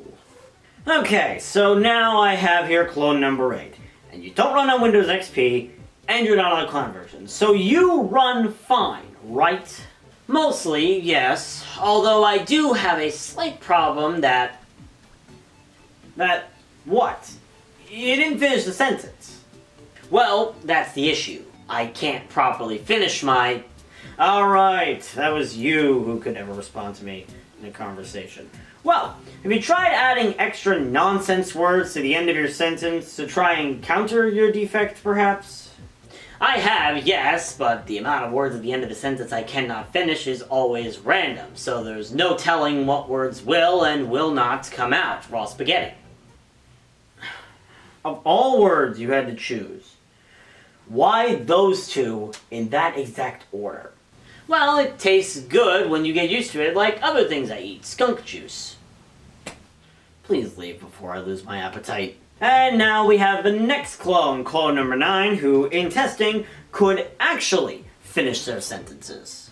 That is correct, sir. After hundreds of hours of testing at Henderson Labs, located at 128 North Bellows Street, Waco, Texas, I've been authorized for recreational use due to my grade B speech. Though they did mention I have an issue where I reveal too much information.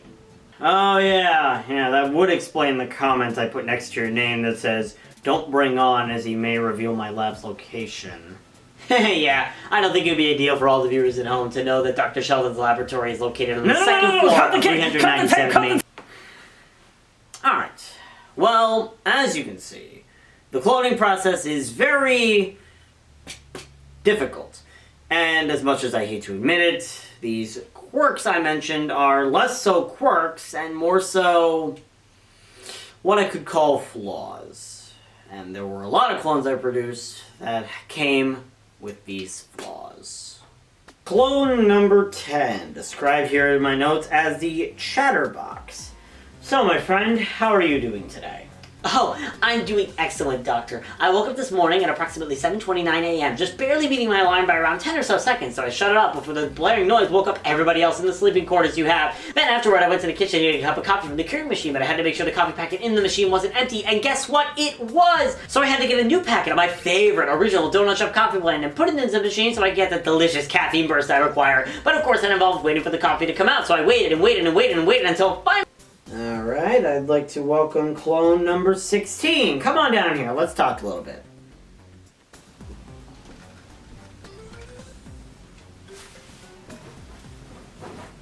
You do know the chair is for sitting, right? What's sitting?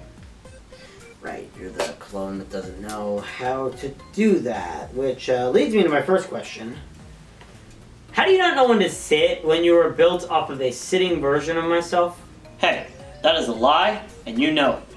I have never done this sitting that you say a day in my life. I've always stood up. You had to sit in clone training. Hey, it's called cheating. I'd assume you'd be used to the term by now. Alright, Clone 17. It says here in my notes that you have a terrible sense of direction and cannot tell where anything is in your space. Do you care to say anything about that? Yes, I would, Doctor. I would like to say that a heinous statement like that is an absolute lie and is severely untrue. Excuse me, Clone? Let me finish, Doctor! As I was saying before I was rudely interrupted, I have a perfect sense of direction and have no issue knowing where everything is. That's great, but you do realize that you are not looking the right way, correct? And that's not meant to be an insult. The camera's over here. Oh, really? Well, then, my mistake, Doctor. The error is mine. Let me just turn to all the lovely people at home so that they can know that what these notes say about me is entirely factual and incorrect! Clone number 36. It says here you have an obsession with plush toys. Yes, that is correct. Can I ask why you have this obsession? Well, they're very comfy. Alright, that's fair. As long as you haven't named all the plushes that you have, and I'm fine with it. You did, didn't you? Just tell me their names. So here I have Clone 109, which according to my notes is said to have a drinking problem, which, first off, I'm truly sorry. I 100% understand your struggle. If you don't mind me asking, how did such a thing happen, if you're willing to share it? Why, thank you. It means a lot. Yeah, my drinking problem developed after a very bad breakup with Clone number 69. And ever since then, it's persisted and really shown no signs of going away. I see. Well, I happen to notice that you have a glass of water with you here, so obviously it must be improving if you're drinking that instead of alcohol. Well, sadly, no. See, it's still a problem. I see. Note to self. Tell the lab to give me more specific notes. So now I am joined here by clone number 25, and it says here that you are afraid of flashbacks. When did all of this start for you, if I may ask? Well, it all started... Oh god. Hey. It's okay, my friend. Just remember the last time we had a conversation like this, when I told you to recite something. And here we have clone number 12, who has a flaw where all of their clothes are inside out. Now, I could sort of understand this if you were to wear a normal shirt to this, but you're putting on a graphic tee and even your jeans are inside out. How? Well, I mean, I'm really unsure. I just keep putting them on inside out and I don't really recognize it until it's too late. So do you just, never check if your clothes are inside out when you're taking them out of a dryer and folding them, for example? Well, I mean, I always try to check, but I just keep getting stumped and I just fold them like normal every time. Or, in this case, I keep folding them inside out every time. You anger me. And here we have clone 51, which... I would explain your flaw, but, I think you can describe it better than I can. Absolutely, Doctor! I am probably the loudest of all the clones in the entire lab! If my vocal cords are not balanced properly, and as a result, it is very common for me to scream at the top of my lungs whenever I talk! Yes, thank you, Clone 51. That's great. And it's even greater that you somehow are penetrating my new noise-canceling headphones. Oh yeah! It means anyone can hear me in any context and won't have any real trouble understanding exactly what I'm saying. Yeah, that's great. I meant to ask you, how many clones have you given hearing damage? Quite a bit, Doctor! Yeah, that makes sense. And following up on Mr. Loudmouth is clone number 52, who is the exact opposite, as your flaw makes you speak very softly. Yeah, basically my vocal cords don't allow for as much range as everyone else, so I'm forced to talk very softly and also hold a microphone like this very close to my mouth so people can actually hear me. Interesting. Now, you aren't required to hold a microphone that close to your mouth, so why do you do it? Well, I've been told by others that my soft voice allows me to be a natural at ASMR, and I'm able to show my natural-born talent by holding a microphone this close to my mouth and speaking into it. Very interesting. I can also do things like tap on it and try to make specific sounds. Oh, okay, that won't be necessary, but thank you very much, Clone 52. Next up I have here is clone number 62, who is wearing a lot of coats because, as it says here, test revealed you're always too cold. Correct.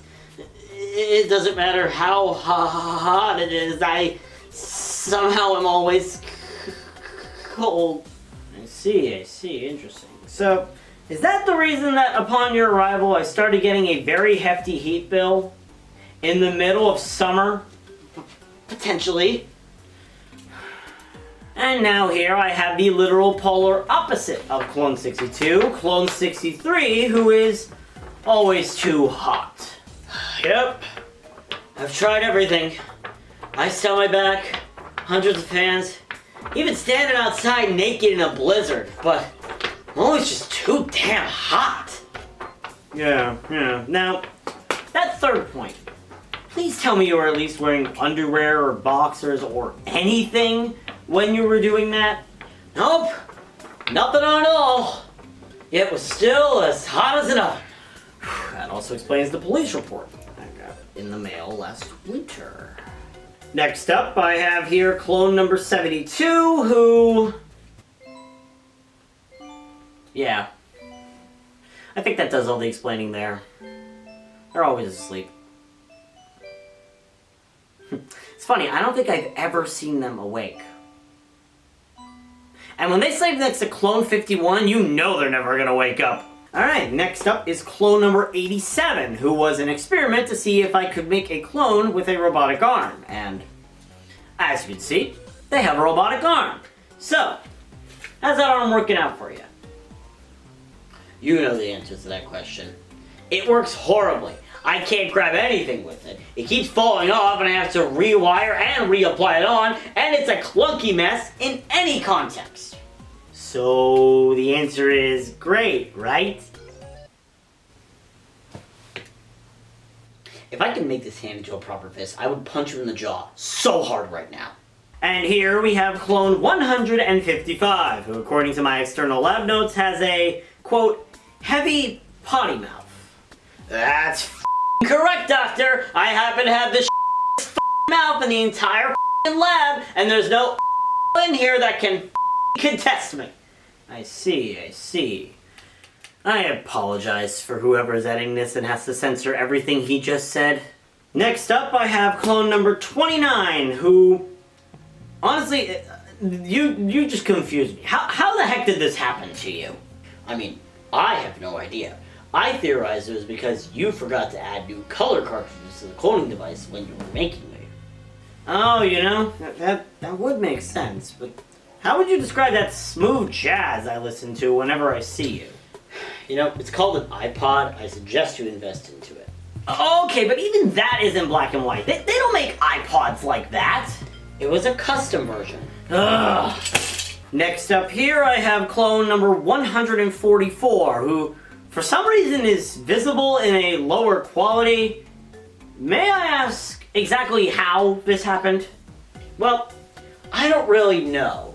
My only assumption is that you were trying to save on your internet bill and had the quality filter on the cloning machine very low for some reason. Okay, but how would that mess with the way everyone sees you in the world? If the quality's low for you, it's gonna be low for everyone you know. Fair enough. Alrighty, clone number 176. Tell us about the flaw that you have. I mean, Do I even have to describe it?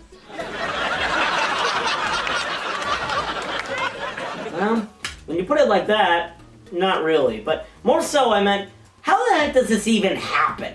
I mean, honestly, I have no idea. It just started happening after I was made. Every sentence I finished would cue a laugh track. Do you ever get tired of laughing? I'm sorry this flaw causes so much pain. You better be. Alright, next clone I have here is clone number 404. Alright, my notes say he doesn't exist. Why the hell did I even invite him here if he doesn't even exist?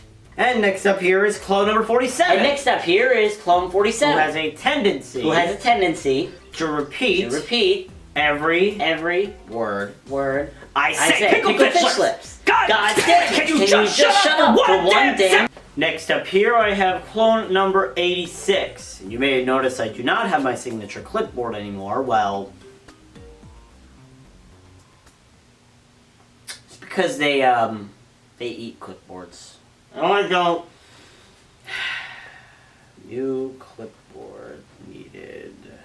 And here I have clone number 56, which is probably the most interesting of all the clones, as they speak exclusively in Japanese. Care to share some words of wisdom for everybody watching at home? Anata wa obakamono desu. Watashi wa anata ga kirai desu. I have no idea what you just said, but I assume it was some very kind remarks about me, so I thank you for that. Next up, I'd like to bring on clone 111, who is the tallest clone of them all. Come on in here, my friend. Let's talk a bit. How do you expect me to fit in that chair? The same way I expect you to fit in a room with an 8-foot tall ceiling. And here we have clone 99, who sounds a little bit off, but according to the lab report, it's because you speak backwards, correct? And how do you... Okay, well, whatever way you're speaking backwards, it's obviously made to sound like it's actual normal text. So, how the hell do you think this happened? I have no idea. Maybe even process backwards. Oh, you know, that would make sense. Thank you for pointing that out, by the way. Alright, next up here I have clone number 22. Right. You're the one who acts like a fish. And I don't have a fish tank handy, so...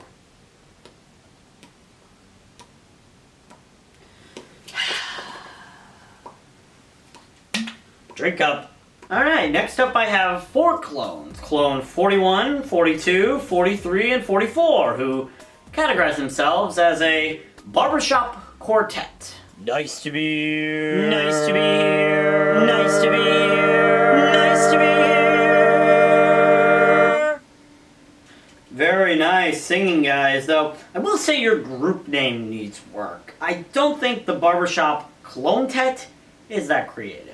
Okay. So here we have clone 101, which, as I noted here, likes to be a wise guy.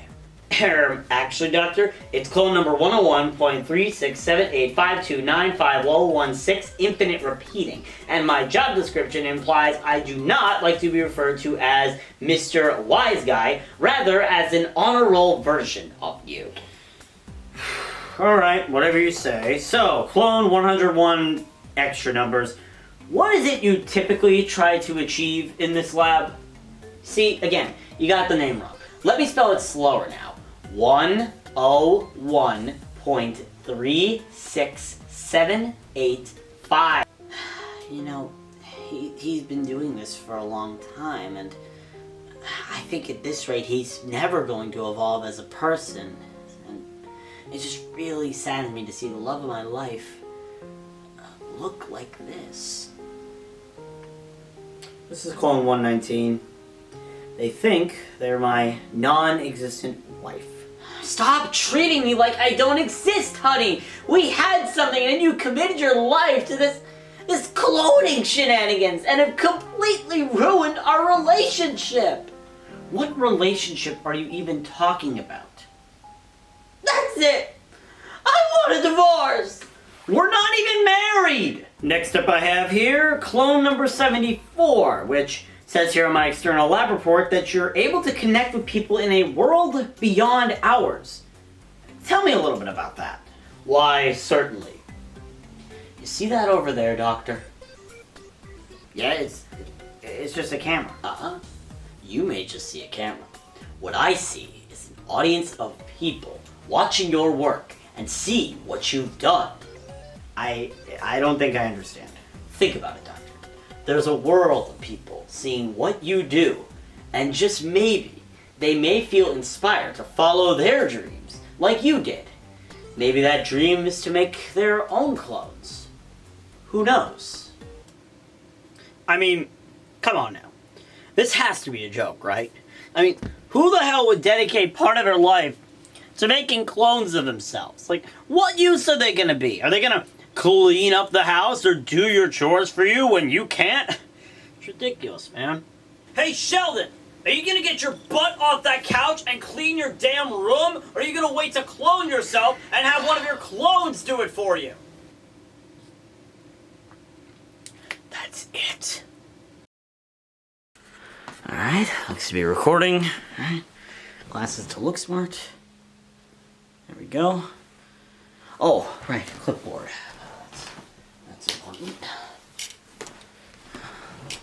Okay. Remember, act smart. Oh, hello there.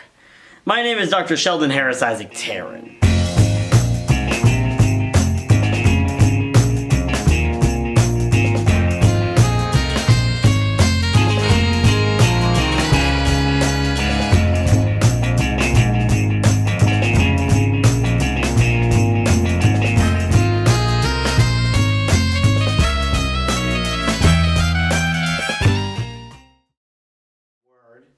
I say pickle fish lips! God damn it! Can you just shut up for one damn second? I did not think that would break the clipboard.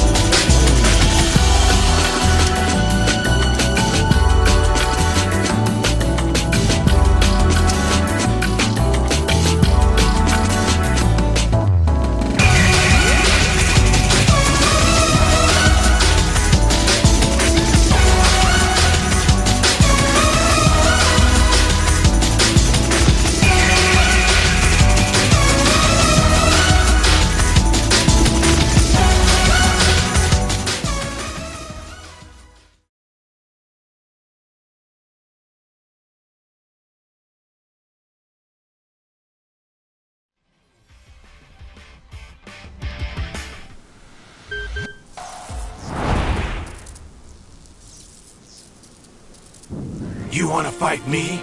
Well, if you insist, I guess. Let's finally settle this.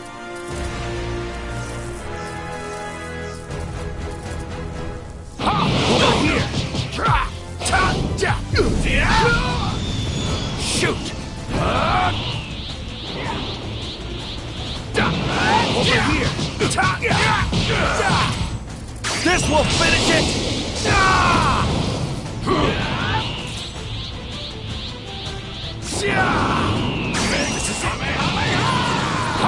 Over here!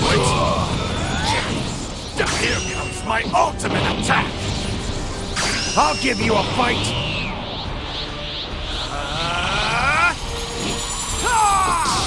That's not good!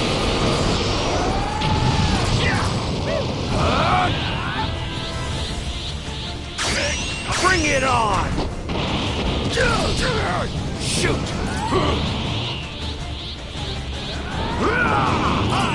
My turn now!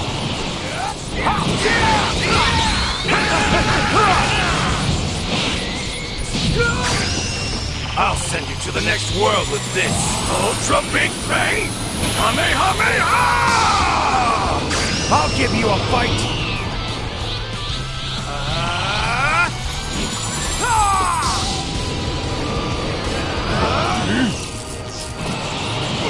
Over here! Shoot! Over here! I'll give you a fight!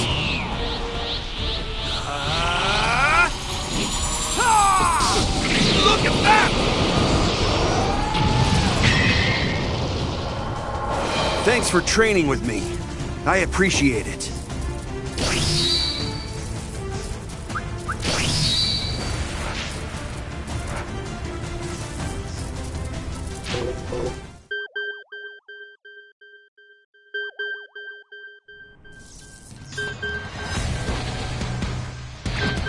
Okay, time for a special training session, son.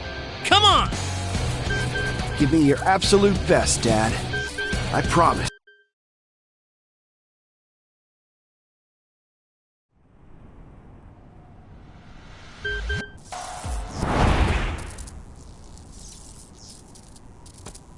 Let's finally settle this.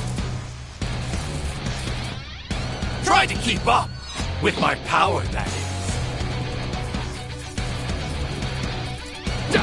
Over here.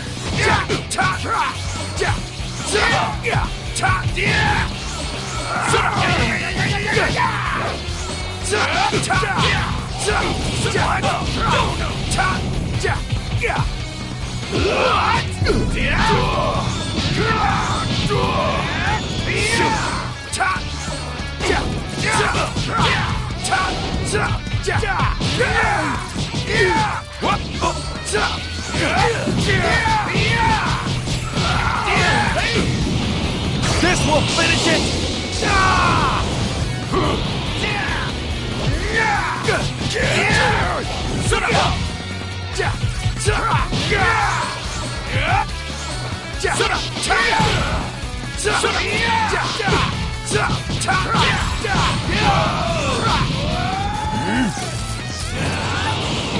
Over here! I am the one who will destroy you! I'll give you a fight!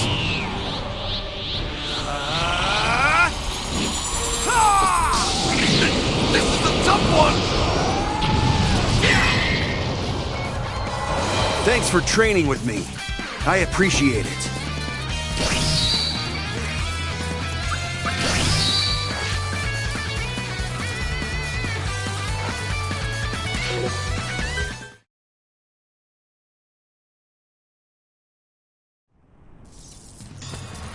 Let's finally settle this. Try to keep up with my power, that is. Over here. What? Give me everything you got.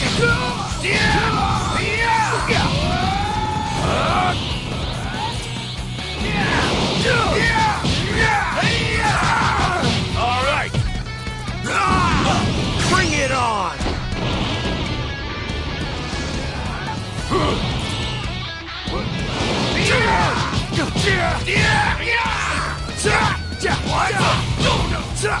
This will finish it! You're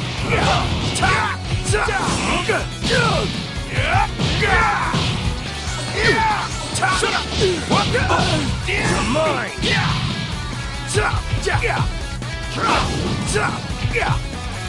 I am the one who will destroy you!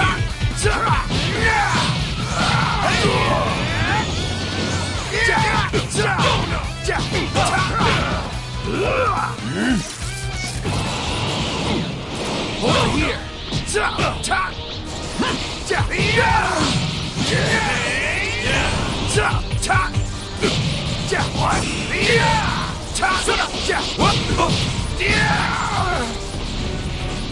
I'll give you a fight!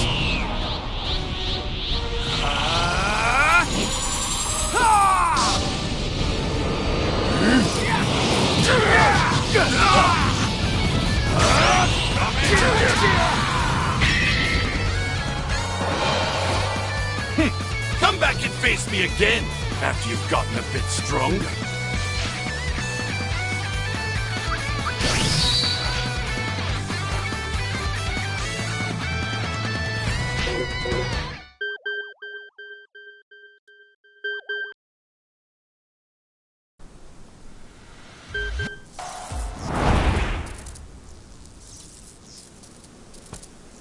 I've been out of the game for so long, I probably don't have the skills to protect my family.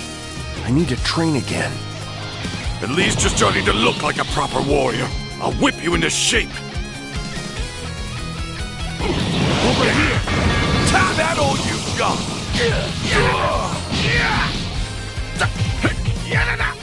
Try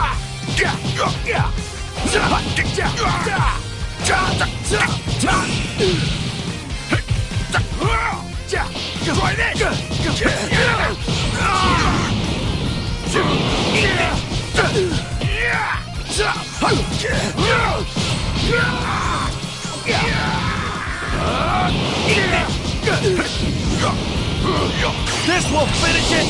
Try this!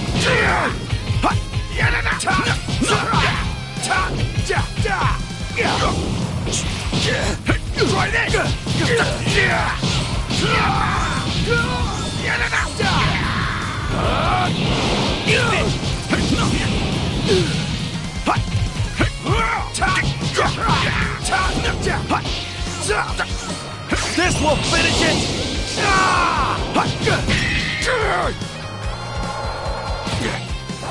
What a joke! You need to start your training from scratch.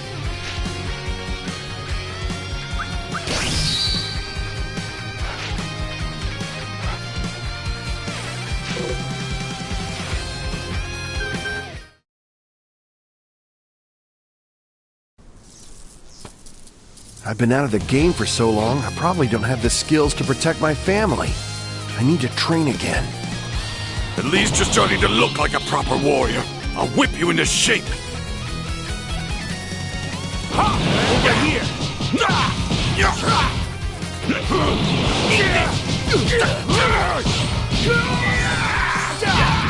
This will finish it! Over here!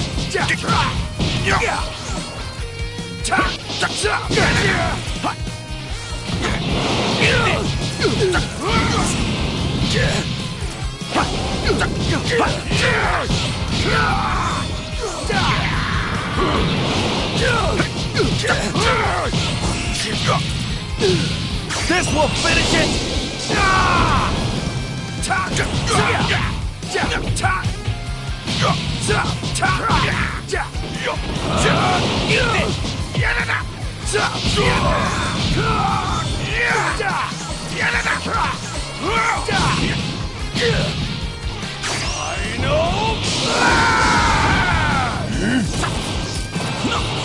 I'll give you a fight!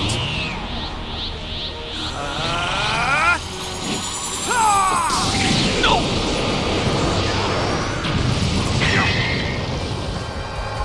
Thanks for training with me. I appreciate it.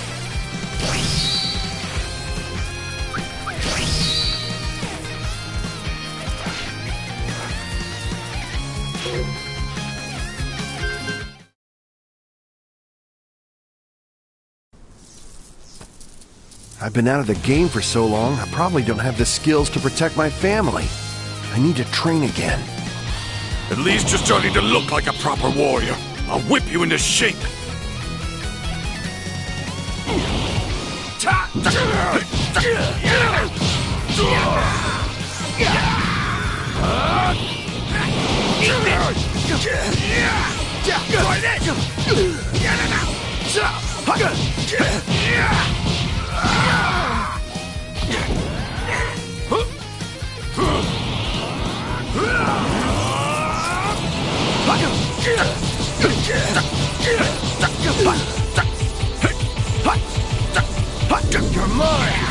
I'll give you a fight!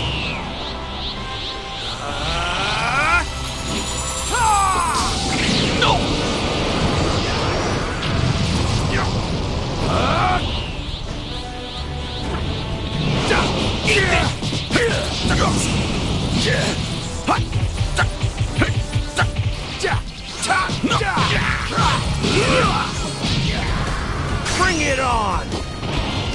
No way you're gonna stop me now!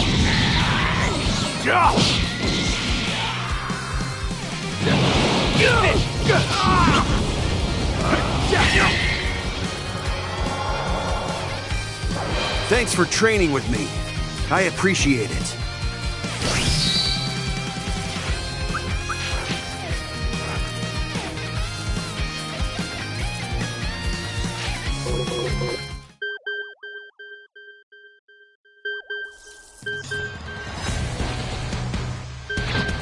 Okay, time for a special training session, son.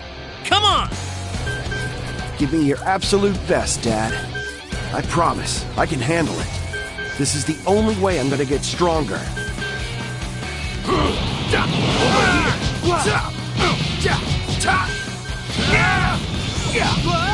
Not done yet. This will finish it!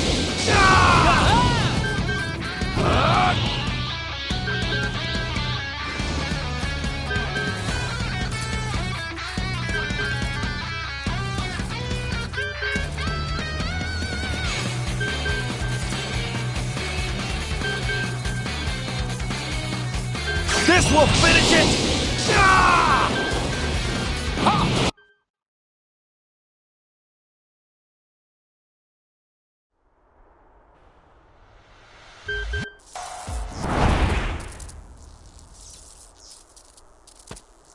I'm looking forward to seeing my strength from this angle. I'll fight whoever I have to, even me.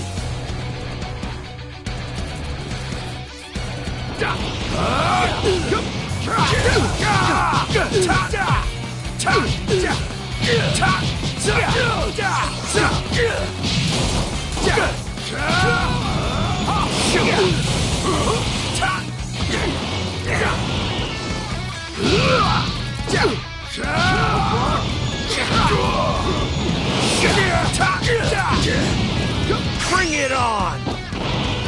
No way you're gonna stop me now!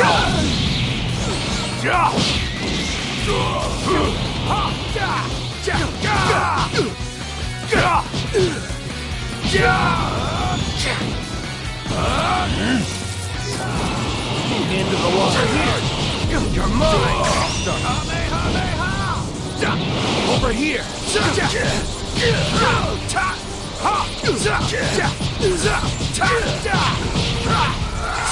I'll give you a fight!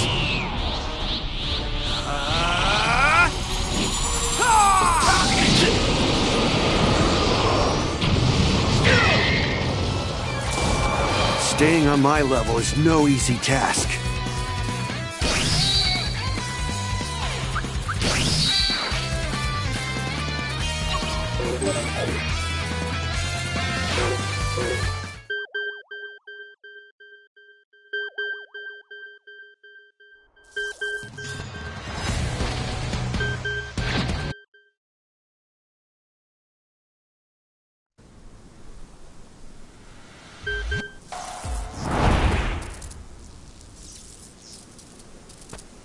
Dad and Vegeta, the Potara earrings are really amazing!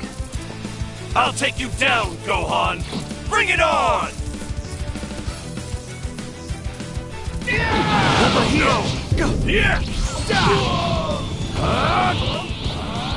Let's do this over here!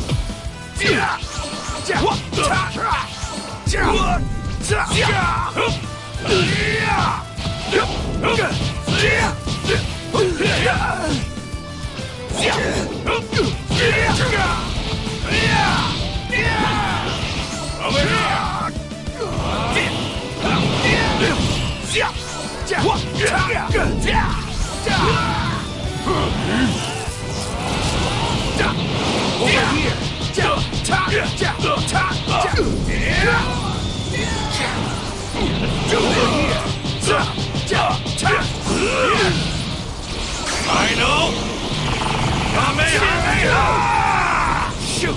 Let's end this! I'll give you a fight!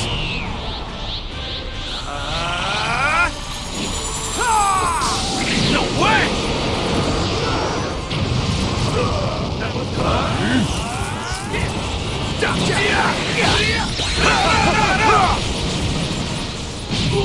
I'll give you a fight!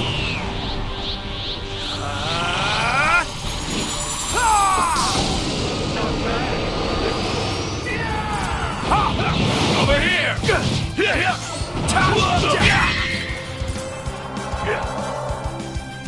Thanks for training with me. I appreciate it.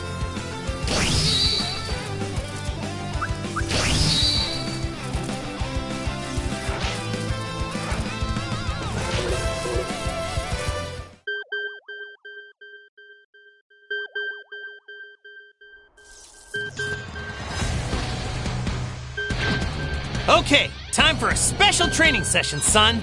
Come on! Give me your absolute best, Dad. I promise, I can handle it.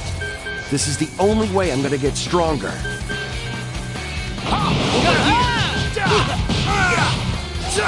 This will finish it!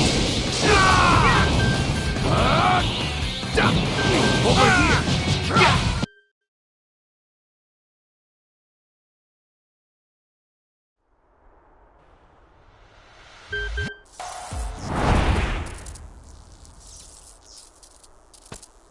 Let's finally settle this!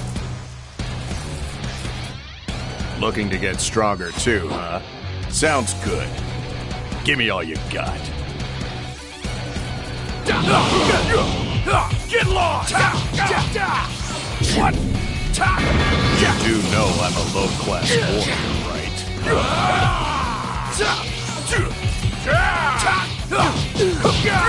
Get lost!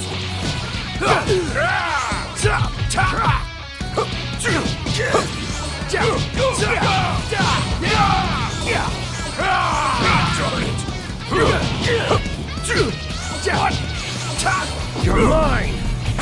You do know I'm a low-class warrior, right? Get lost!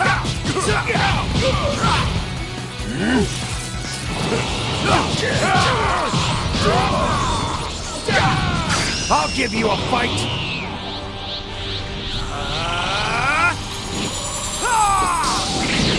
Oh, crap!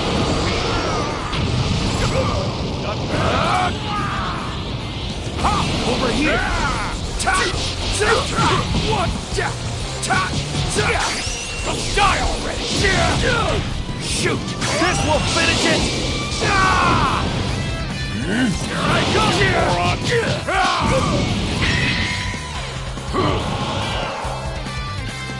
Thanks for training with me. I appreciate it.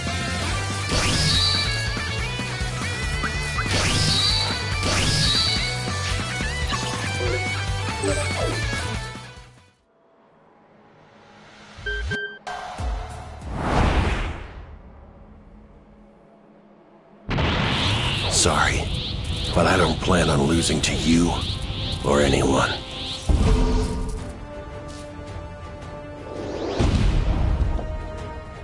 Huh? Is this a trick of the light or something? What gives?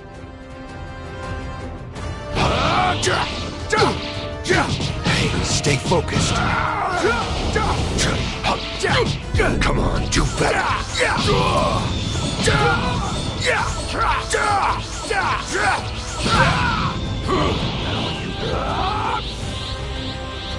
Take this! Masenko! I gotta get serious.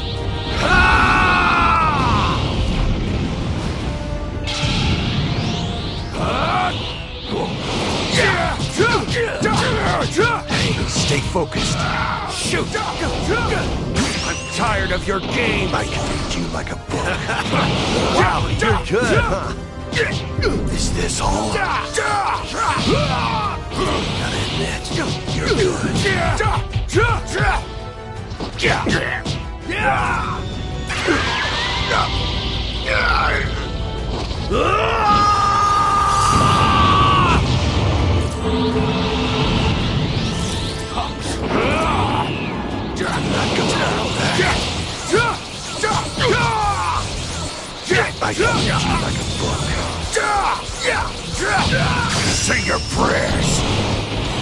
putting it all into one shot. Special beam cannon!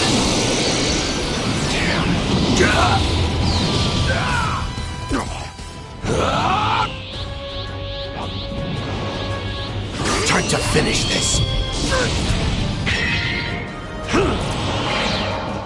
At least we both had fun.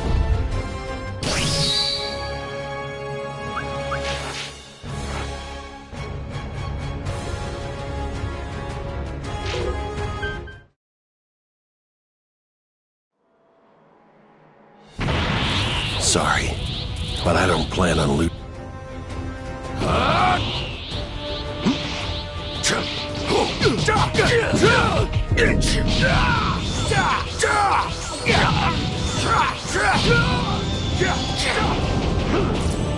Your history!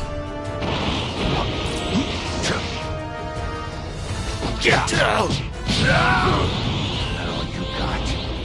Take this! Masenko! You're good. Take this! Masenko! I'm not gonna hold back.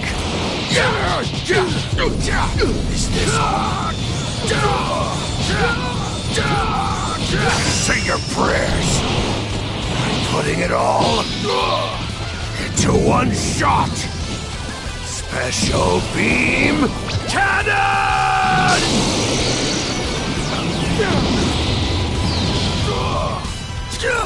Shoot! I gotta get serious.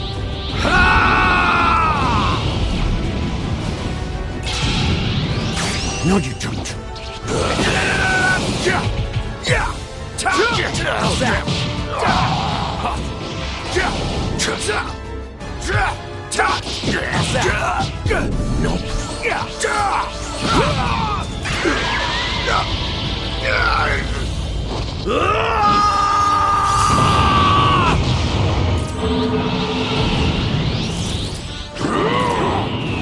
Get ready for this.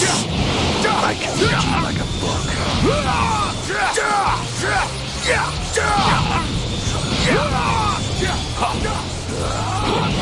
I can read you like a book.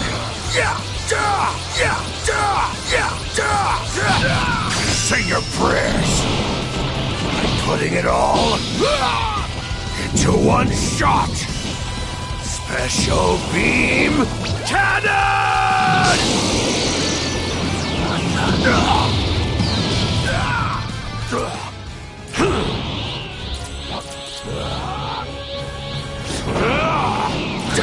I can read you like a book. At least we both had fun.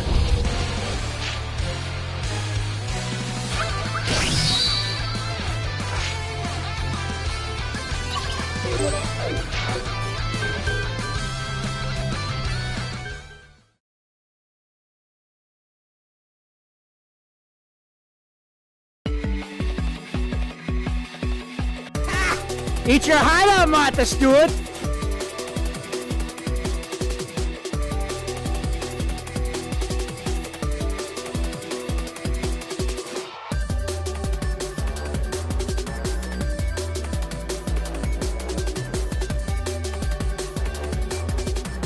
Happy New Year 2003.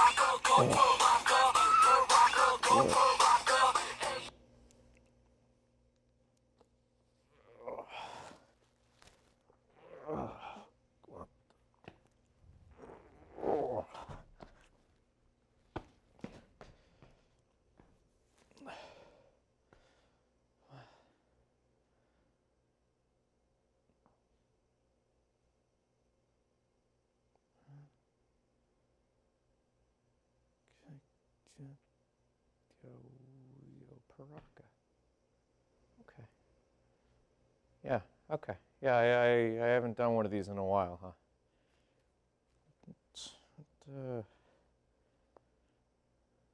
Oh, yeah. Like well over a year. I've been sleeping that long. God. Ugh. Hello. It's been a while.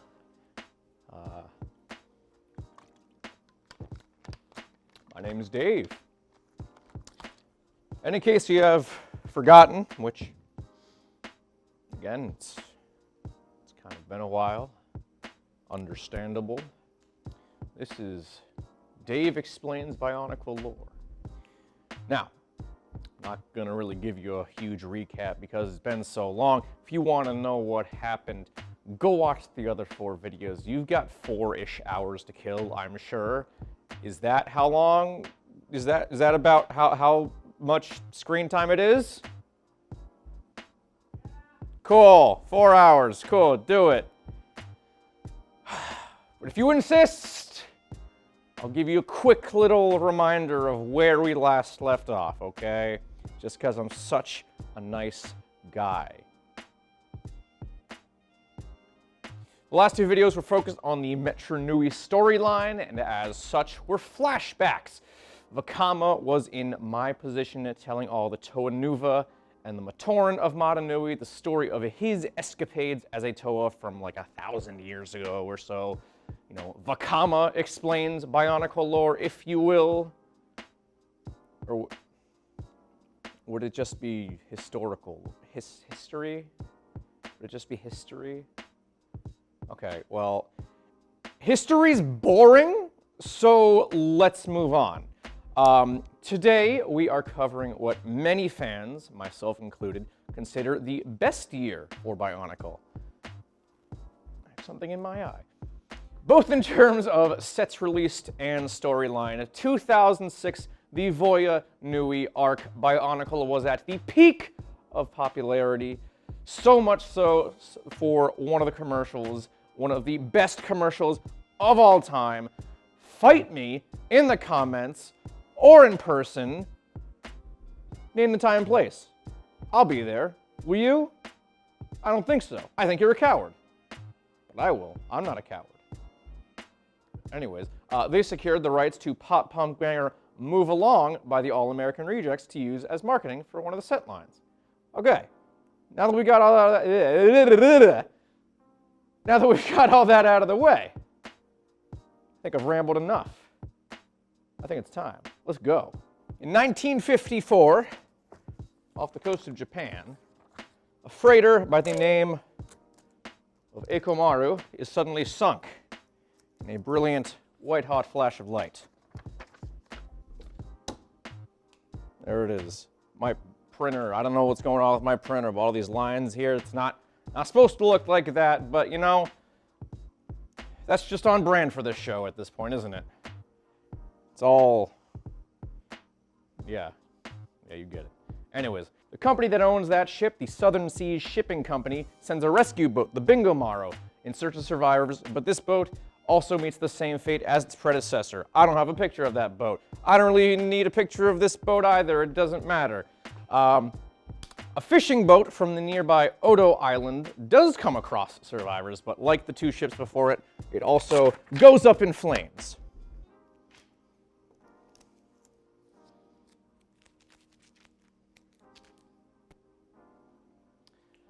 Masaji Yamada, the only survivor from this particular wreck, manages to build a raft to float back to Odo, where he quickly tells the other inhabitants that something sank the boat before falling unconscious. Coupled with the rash of disappearances and the lack of fishing, the elders of the island claim Godzilla, a sea creature out of local folklore, is to blame. A reporter, oh my god, my iconic tape dispenser. I guess it's losing its sharpness. Look at this, look at this. That's way too long a piece of tape. That's not, I don't need a piece of tape that big.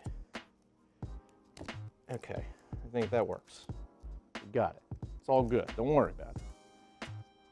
A reporter, oh my god.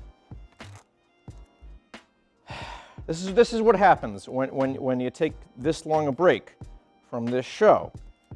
Everything goes awry. There we go. A reporter named Hagiwara arrives on Odo via helicopter to speak with Masaji about what happened, but upon hearing the claims that the accidents were caused by some sort of creature, he remains skeptical. That night, the islanders perform an exorcism ritual in an attempt to ward off Godzilla, but a tropical storm cuts the ritual short. Much of the village is destroyed, and in the ensuing chaos, Masaji's younger brother,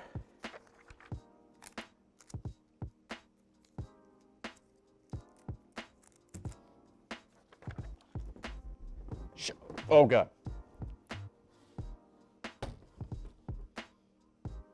Masaji's younger brother, Shinkichi, witnesses something huge crush his house with Masaji and their mother still inside. The following day, Hagiwara returns to Japan with multiple witnesses in tow, Shinkichi included, to appear at the National Diet Building to decide how to proceed. A paleontologist by the name of Professor Kyohei Yamane. Oh my goodness.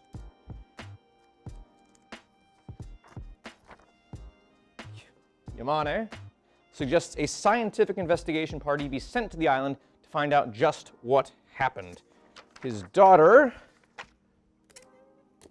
Emiko, and her boyfriend, Hideto Ogata,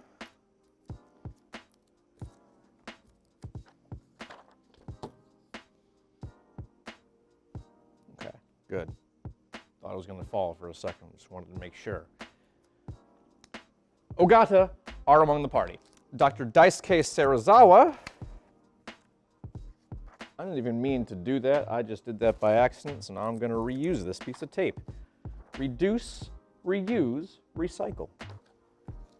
Daisuke Serizawa appears during the party's send-off. I don't know why I put him up, because he's not important until later anyways. He's just there. We just need to know he exists. Arriving at Odo, Professor Yamane discovers a massive footprint practically glowing with radioactivity, as well as a trilobite, a prehistoric arthropod thought to be extinct. The village alarm suddenly sounds, with the villagers... Sorry, my wording in my script here was just strange. I don't know what I was thinking at the time. Anyways, the village alarm suddenly sounds, announcing the presence of the huge creature that caused the destruction. Over the hill, the monster towers over the peak, bellowing down in rage at the villagers and scientists alike. But as quickly as it appears, the monster retreats back to the ocean. I hope that looked as good on camera as it looked here. That's not true, it didn't look good here, so I hope it looks better on camera than it did here in person. I guess we'll see when this airs. Returning to Japan, Yamane presents his findings to the National Diet, including a photo of the creature, which I guess I could have still put this up. There's the photo.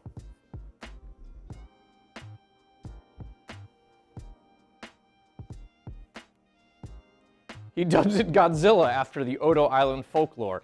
Judging by the intact trilobite and no doubt the creature's dinosaurian appearance, Yamane suggests that Godzilla is likely a prehistoric creature, perhaps an intermediary species between land and marine reptiles. However, sediment found in the footprint suggests that that is not all it is. The sediment contained a massive amount of strontium-90, an isotope only created by hydrogen bombs. He posits that hydrogen bomb testing in the Pacific may have destroyed Godzilla's home and perhaps irradiated and mutated the creature as a result. The rest of the diet argues about whether Godzilla's existence should be made public or not. Ultimately, though, knowledge of the beast does make the news, and the JMSDF deploy intended to kill the creature at sea with depth charges. As a paleontologist, this kind of upsets Yamane. The chance to study a living, breathing, prehistoric creature is something he believes humanity should not throw away, especially given its incredible vitality. You know, when asked whether anything can be done to kill it, Yamane reminds everyone that the creature already survived a hydrogen bomb. What more possibly could be done? I don't know where I was going with that. I thought I had a bit in my head, and then I just in one ear, out the other. Sorry. Anyways. Hagiwara later visits the... He shouldn't have even been on here this whole time. I probably should have taken him off, but whatever. I was thinking ahead. I knew I was going to need him later, so I left him off there. I'm making good decisions today. Hagiwara later visits the Yamane household and asks Emiko to introduce him to Dr. Serizawa. Okay, I actually am going to get a new piece of tape because...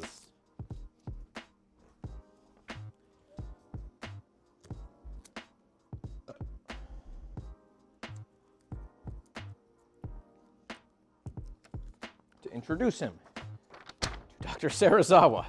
The doctor is supposedly working on, oh my god, on a new invention that might just give Japan the edge it needs to destroy Godzilla. Emiko agrees, seeing the meeting as a good chance to confess to Serizawa her intentions to marry Ogata. He'll be right over there for the time being. Emiko and Serizawa were initially intended to marry, but she don't love him. She loves him. Love triangle. Anyways. Serizawa, however, claims that he has no idea what invention Hagiwara is referring to and kindly sends the reporter on his way. He tells him to get out of here, but he's nice about it. He's a good dude, Serizawa. He's not super rude. He's just like, all right, I'll see you later. Take care. And he apologizes for wasting his time. Soon after he leaves, he offers to show Emiko exactly what he's been working on. So it's true, he lied to Hagiwara. He's a liar. Maybe he's not such a nice guy. Liars are bad people. You heard it here first. Leading her down into the laboratory. Oh yeah, let's actually take Hagiwara off the board now. I don't think I actually need to use him for the rest of this video. So I'm gonna take him off now and then I'm gonna play it safe. I think we're good. Is this gonna fall again? I feel like this is gonna fall again. Okay. So, yes. So, that was not scripted. That. It may have seemed like that was a scripted bit. I assure you it was not.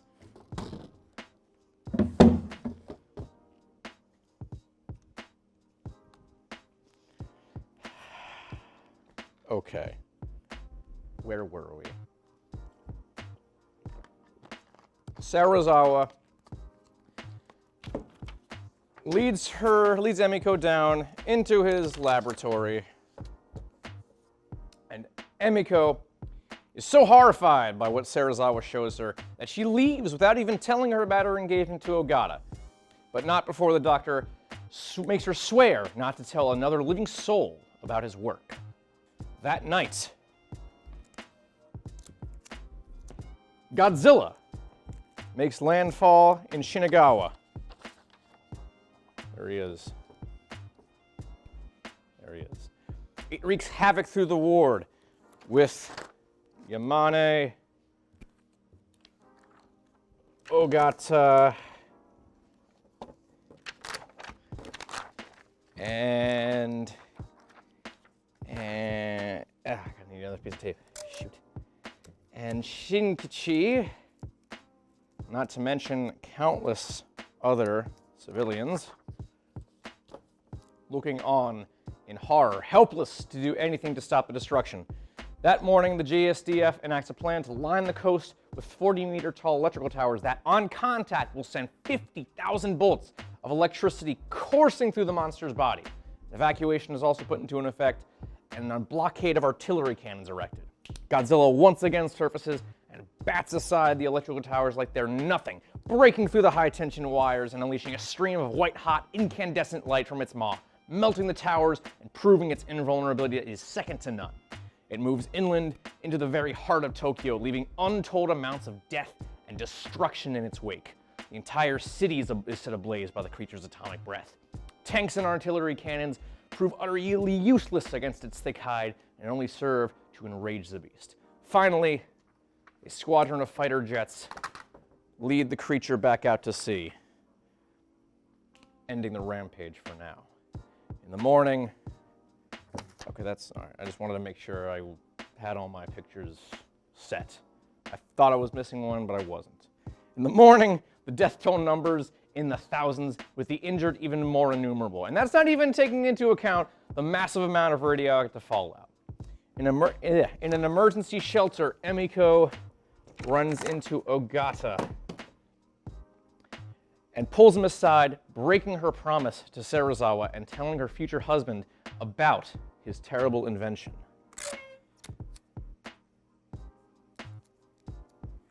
The Oxygen Destroyer. It's a bad picture, but it's kind of one of the best ones I could get. A powerful chemical reaction that first asphyxiates and then liquefies whatever life form it comes into contact with. Serizawa said he would never reveal its existence until he could find a beneficial use for it. In its current state, it is even worse than an atomic bomb. But this is why Emiko is telling Ogata about the device. For Hagiwara was actually onto something. He's not just a stupid reporter. Okay, so here. This is the last time Hagiwara is mentioned. I'm not going to put him on the board. I'm just going to hold up his picture. There we go. The Oxygen Destroyer could very well be exactly what Japan needs to defeat Godzilla. Ogata agrees to visit Serizawa and try to convince him to let them use it. Oh, don't do it. Don't do it. I know you're going to do it. Stay. Serizawa flat out refuses and quickly rushes to destroy the weapon. Goodbye. And his notes. The notes are important too. Ogata stops him, resulting in a physical confrontation, ending with Ogata bleeding profusely from the head. If this was the original version of Dave Explains Bionicle Lore, I would use a little red marker to put some blood on Ogata's head. But this is daytime television. We can't show that. That's too graphic. I'm sorry. Maybe next time on the unrated cut of Dave Explains Bionicle Lore, we'll put that in. But not this version. You'll have to wait for the Snyder cut. Anyways. Serizawa apologizes, but attempts to try and make the two lovers see reason. If the Oxygen Destroyer is used, the world's politicians will not simply stand by idly. Sooner or later, they would want to use the device as a weapon. As a scientist and human being, adding another weapon of mass destruction to humanity's arsenal is something Serizawa will not do. And that even if he uses the device to kill Godzilla just that one time, and burns his notes, that doesn't even guarantee he wouldn't later be coerced into giving up its secrets. Serizawa breaks down in tears, lamenting having ever created it. At that moment, a prayer for peace comes on the television. O peace, O light, hasten back to us. While the choir sings, images of the death and destruction wrought by the child of the H-bomb are shown. Overcome with emotion, Serizawa finally agrees to use the Oxygen Destroyer. He destroys his notes. I'll put this back up. He destroys his notes and all evidence of the device's existence, while Emiko looks on and bursts into tears. Serizawa comforts her and assures her that it is the only way to ensure it is never used again. The next morning, the trio, along with Professor Yamane and a bevy of scientists and reporters, embark on the Shikane to locate Godzilla in Tokyo Bay.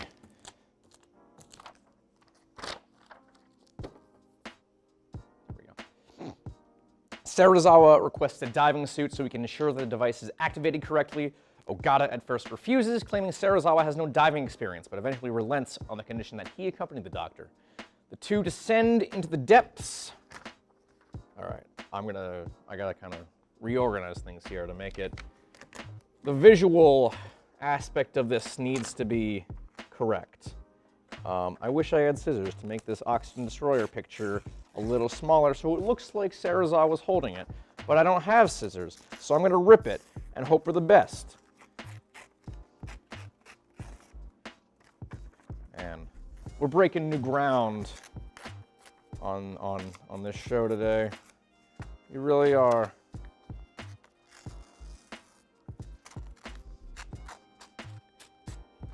Good enough.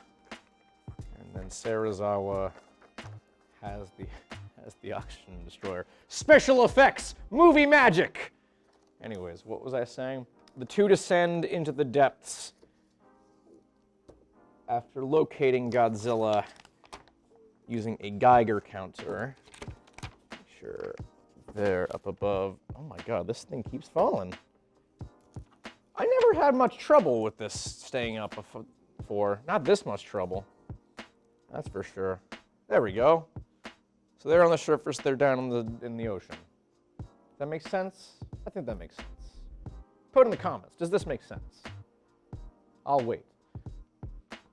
As Serizawa prepares to activate the Oxygen Destroyer, Ogata returns to the surface.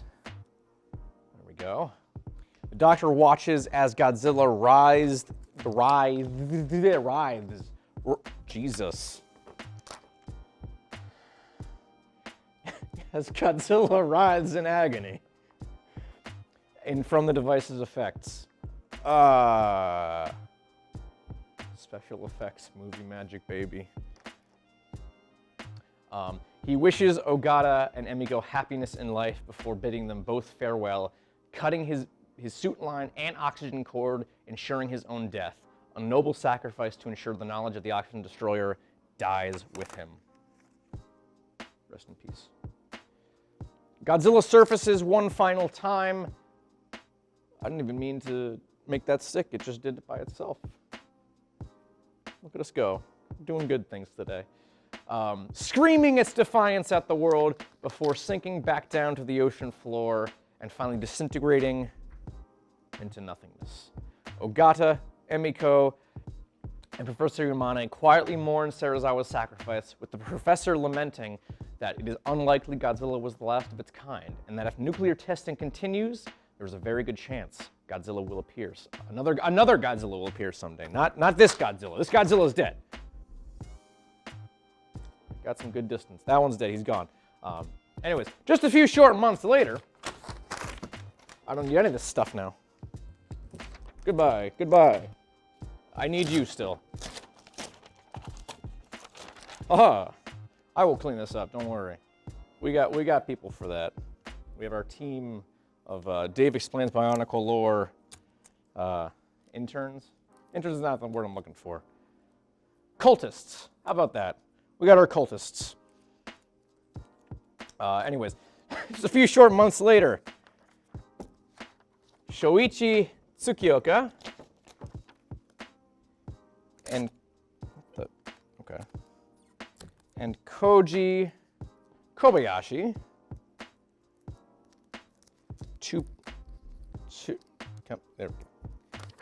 pilots for the Marine Fisheries Company Limited, are out scouting for schools of bonito when Kobayashi experiences an engine failure, forcing him to make an emergency landing on the nearby Iwato Island.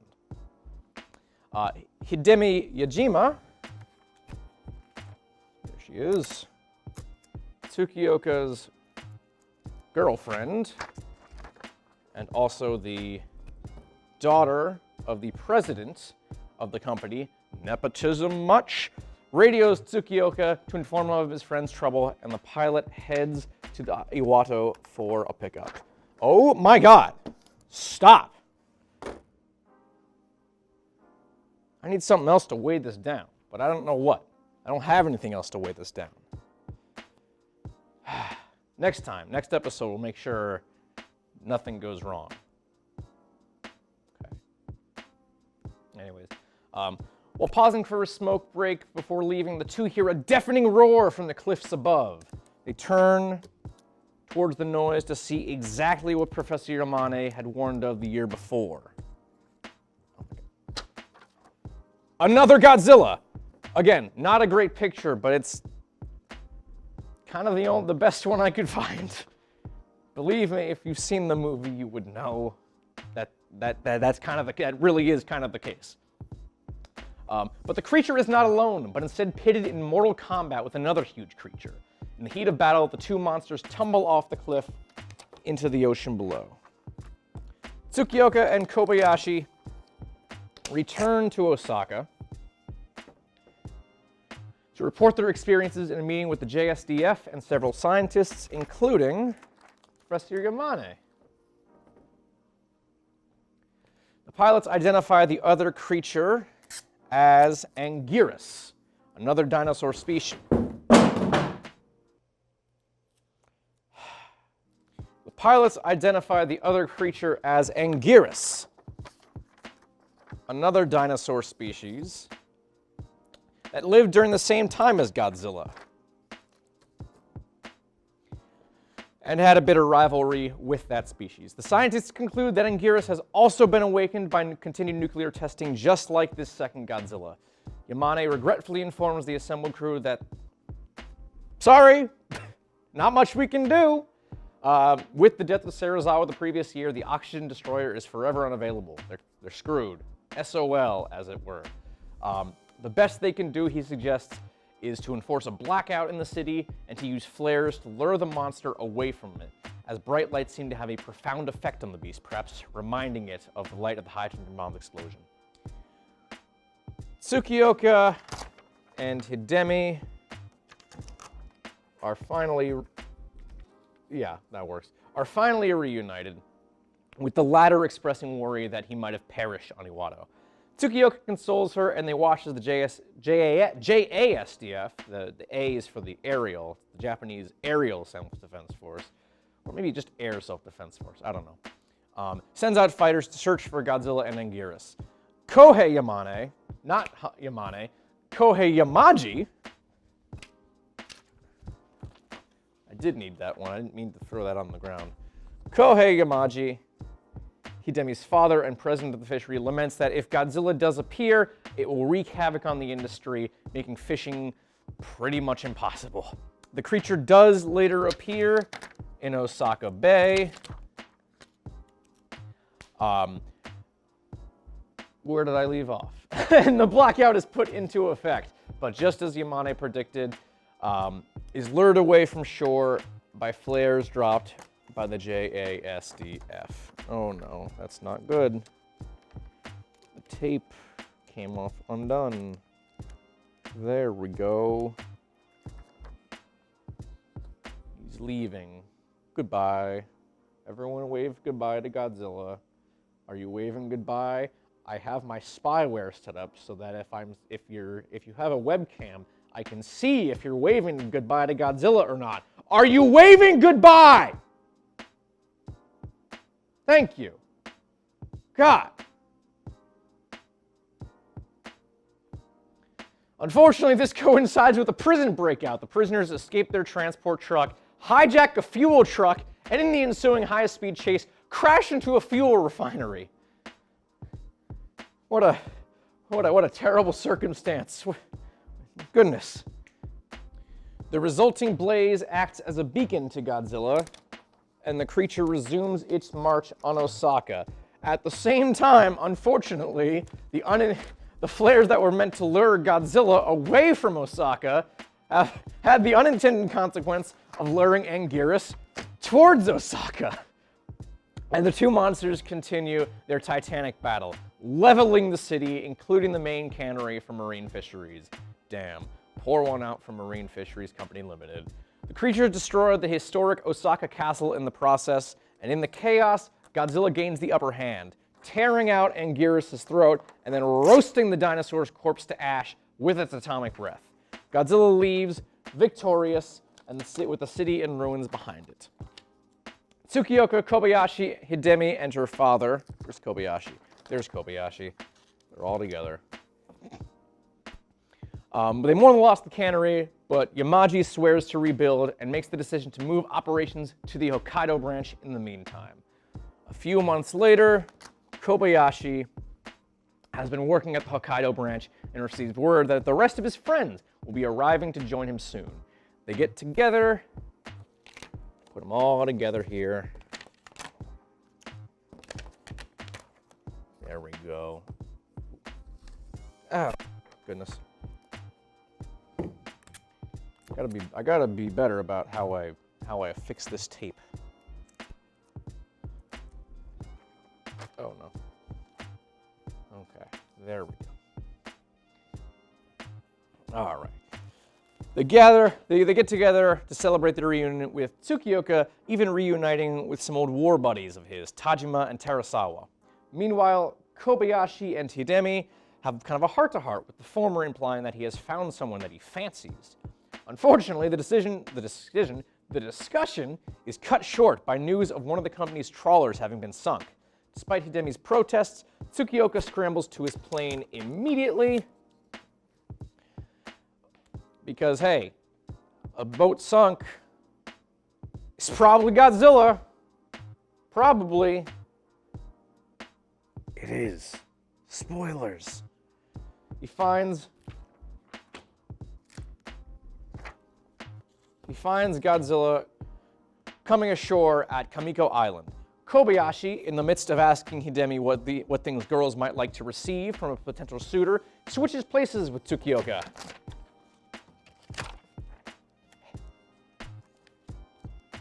There we go. Perfect. Who only has enough fuel for a return trip. Kobayashi circles Kamiko to ensure Godzilla stays there, but as the JSDF arrive at the island, the creature attempts to leave. Thinking quickly, Kobayashi dive bombs the monster, enraging it. He's dive bombing. There we go. Spewing atomic fire from its maw, Kobayashi's plane is engulfed in flames, crashing into the side of a mountain, causing an avalanche, partially burying the terrible Titan in ice. Hidemi, meanwhile, finds that Kobayashi has left his little notebook of notes where he was writing down all the things that girls like, and she sees a picture of the girl he fancies, and she's like, oh no, that's a shame. It's never really made clear whether this girl actually knew who Kobayashi was, or if it was just someone he was admiring from afar. But we'll never know. Mourning his friend, Tsukioka devises a plan to deliberately fire rockets at the mountain, encasing the monster in snow and ice. The JSDF leaves to stock up on weaponry, but not before creating a wall of fire with barrels of gasoline to ensure Godzilla stays put. I'm not really sure how that works. Fire, historically has not had any effect on him, but whatever. Suspension of disbelief and all that. The JSDF returns, puts their plan in motion, and while many pilots are lost, ultimately the plan succeeds and the monster is buried under the ensuing avalanche. Tsukioka breathes a sigh of relief, knowing that thanks to Kobayashi's sacrifice, the threat of Godzilla has once again been thwarted. Oh, okay, boy, oh boy. That was a lot of lore. 2006 was a big year for Bionicle, and it set the franchise on a course that would lead it right up until the end of the storyline. Put a little, the gif of Doctor Strange from Infinity War, where he's like, we're in the end game now, put that right here. I have in the script, in brackets, end game bit here, but not really, but we are doing it. Put it there. We're in the end game now. Anyways, y'all know what time it is. We gotta list every set that ever came out for the line in 2006. I still don't know why I'm doing that bit. It's not even a bit, it's just a good way to end it. It's not, I don't know, is it a good way to end it? You tell me. I haven't looked at comments on a single one of these videos. I don't know what the response has been like. I posted it to the r/Bionicle subreddit. Yeah, I don't think anyone commented on those posts though. So who knows? Anyways, small sets. We got the Matoran of Voya Nui, Velika, Kazi, Piruk, Garan, I think it's Garan. It's either Garan or Garan. I don't know. Balta and Dalu. Medium-sized canister sets. We, of course, got the gosh dang Paraka, Radak, Hakun, Vizak, Zaktan, Avok, and Thok. And then, of course, the Toa Inika, Jalar, Hali, Nuparu, Huki, Kongu, and Matoro. Large boxed sets, which are considered some of the best sets Bionicle ever made, were Brutaka, which is my personal favorite set of all of Bionicle. I love Brutaka. Great set. I think I still have all the parts to him somewhere. I don't know where, but if I really wanted to, I could probably rebuild him. That's a lot of work. That's a lot of work. It ain't gonna happen. Axon and Vizon and Fenrak, which is a close second for favorite sets of mine. But that wasn't all. There were a number of special edition boxed sets. Umbra, Ernak, and Vizon and Cardus. The latter two are really just repackaged combiner models, though Ernak did come with a golden Paraka spine that you couldn't really get anywhere else. It was just Thok's spine, but it was pearl gold and not white. So, and then Umbra was he was a Walmart exclusive. Yeah, we're getting into exclusives now. Continuing the whole play sets bit from last year, we got the Paraka Outpost, Lava Chamber Gate, and Paraka Stronghold, as well as a special edition playset, Race for the Mask of Life. I don't know what's special about it. I couldn't find any info about what was special about it, so I don't know what to tell you. I'm sorry. The collectibles this year were the Zammer Spheres, and I'm not sure if that's more or less lame than the Ratuka Spinners from the previous year, but that is not the important thing. I wish I had a picture of this dude. The real juicy stuff lies in the promotional sets, baby. If you're a real Bionicle fan, and if you're watching this, you know who you are. You know who you are. I hope you know where I'm going with this, but if you don't, I mean, you should. You should, as soon as you heard 2006 and promotional sets, you should know where I'm going with this. If you are a real Bionicle fan, you will know what a Chad, good guy and bad guy are. Look at these dudes. I've just put JPEGs of them right here. I should have printed them, but here they are. Look at them. All right. You've basked in the glory. I'll move on. Duracell, the battery company, had a number of promotional sets. The most notable of these was Gold Good Guy, which was later canonized to depict Taraga Lee Khan, whereas Duracell Bad Guy meant absolutely nothing. We don't talk about him. The Belgian fast food chain Quick had a number of promotional sets, a white and red good guy and a green and yellow bad guy. None of these have had any story significance, so who the heck cares? Anyway, that's pretty much it.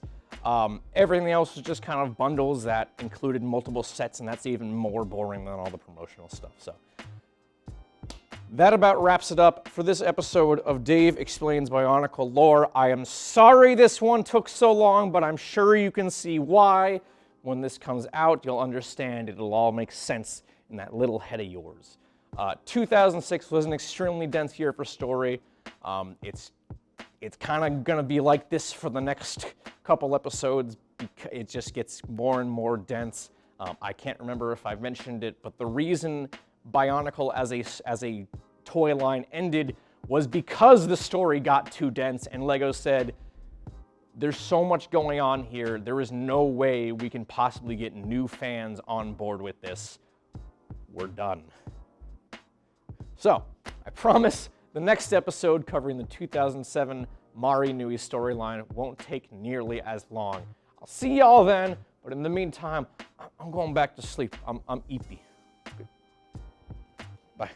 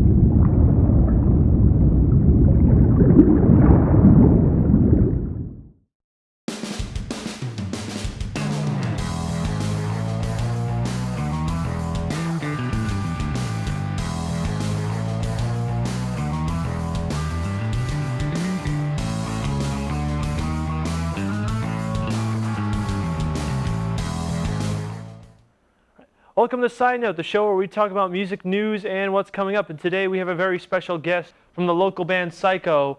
We have John Wolf.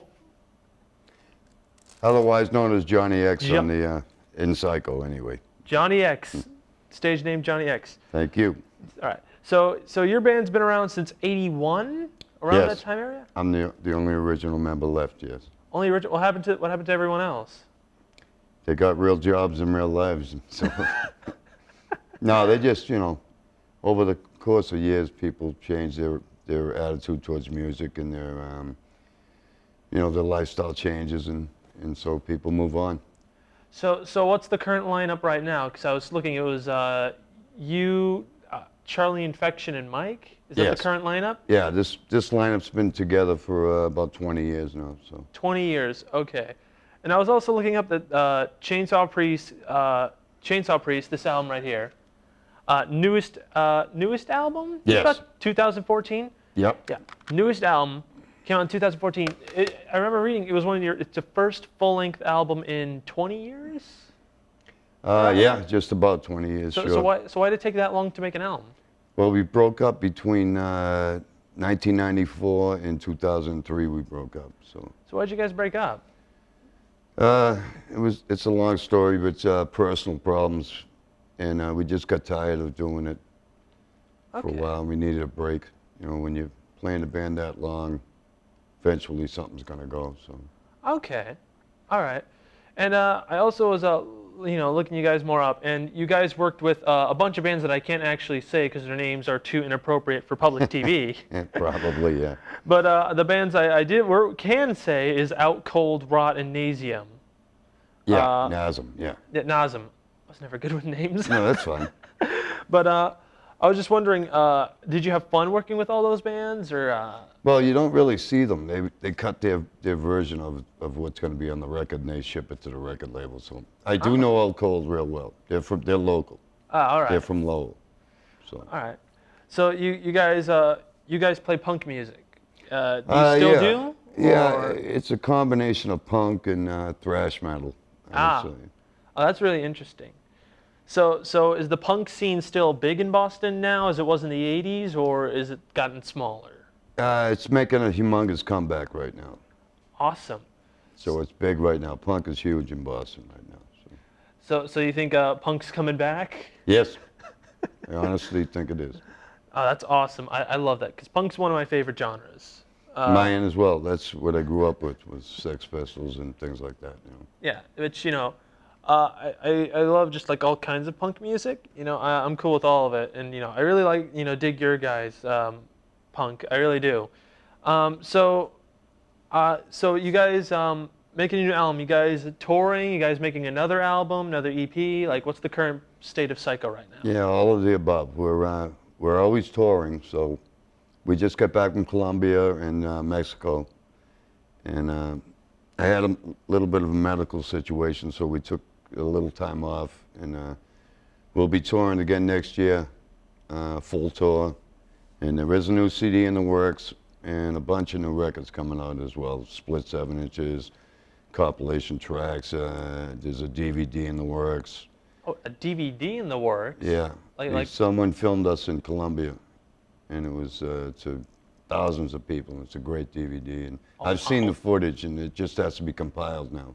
Oh, wow. So it will be coming out, though. That's actually really good. The CD, I'd say there'll be a new one by next year around this time. Will be out. So around like next year in like spring? Yes. Just about? All right. Is it going to be more like Chainsaw Priest, or are you guys going to like try to do something different, or guys going to just do what's good for you? It's similar to Chainsaw Priest because it's a hybrid of the punk and the metal influences. Yeah. So it's more or less the same, just even faster than that stuff. Yeah. We continuously pick up speed. I don't know why. We get older every day, but we get faster. So I can't figure it out. My drummer he's as old as I am, so to get him to play that fast is amazing. And he's been doing it with me for almost 30 years now. So oh, wow. He's my best friend, and he's quite a guy. He's the one that does all the merchandising for Psycho, and You know, I just write all the songs and do the media part of it. You know, he does all the promotional part of it. You know. So did he draw the album cover for Chainsaw Priest? No. Or who did? The record label hired someone to draw that. Oh, okay. So what? They rejected our original drawing. What was your original drawing? It's a little more gory than that. A little bit more gory than that. Now, the guy that did this cover, I don't know his name, but he does the artwork for Guns N' Roses. Oh, really? And some Metallica stuff as well, yeah. Oh, that's sick. He's in the booklet somewhere. I don't pay attention to that stuff. It looks great. You know, It does. The T-shirt looks awesome. I have one of those. Yeah, it looks good. Thank you so much for it. I mean, this was drawn, the original Chainsaw Priest was drawn in the 80s for a Psycho Agathocles split back in 89 or 90 or whenever it came out. And we've never really updated it till this particular item here. Okay, And I like that a lot. So even your mascot got remade with this album. Yeah, he has no more hair like me. He used to look like Sid Vicious in this one. Now he looks like, I don't know, Dr. Spock or something, man. All right. But it looks great. They both look good. I like them both. Yeah. So what record label are you guys on right now? Self-Made God, which put this out. But I've ended the contract with Self-Made God. Oh, so you guys are going to find a new record label? We have a lot of labels actually offering us stuff right now. So nothing major label, but an indie label. And we're narrowing it down to a couple right now. So we can't really say until we sign with someone. So, but it won't be this particular label. They don't promote us as well as we need. So. Okay. So I was looking up and they said that this was your 4th album. Is that true, or like full length album? Yeah, we tend to put out a lot of EPs, and we've done a 10-inch picture disc. We just did a split with a band called I Hate God from Louisiana, and that's on a 9-inch record, which I've never even heard of a 9-inch record, and it just came out actually. It's live stuff in Europe, and it's really good. And we do a lot of 7 inches and split this and split that. So for records, yeah, we did, the first record came out in '83. Then the second one was a 7-inch, and then the actual next full album came out in 1986. Then there was one in 1989, and in 1990, then that was it. It was all a bunch of split records after that. There was like 15 of them, I think. Yeah, because when I was looking for some background info, I look and there's like 27 EPs or something, and in like 2 or 4 albums, like no one could get it right. So I tried to. So I just wanted to figure that out. Yeah, there is. I think it's 4, and then this would be the 5th one, and then there's 3 other CDs that have come out that are just compilations of all the 7 inches and all the demo tracks and all the LPs and everything all put into CD finally. So. Yeah, which yeah. So how many compilation albums do you have? Because they said that you had 5. Of Psycho material, just Psycho stuff. Of just Psycho stuff. It said like 5. Yeah, that sounds right. It sounds right. Yeah.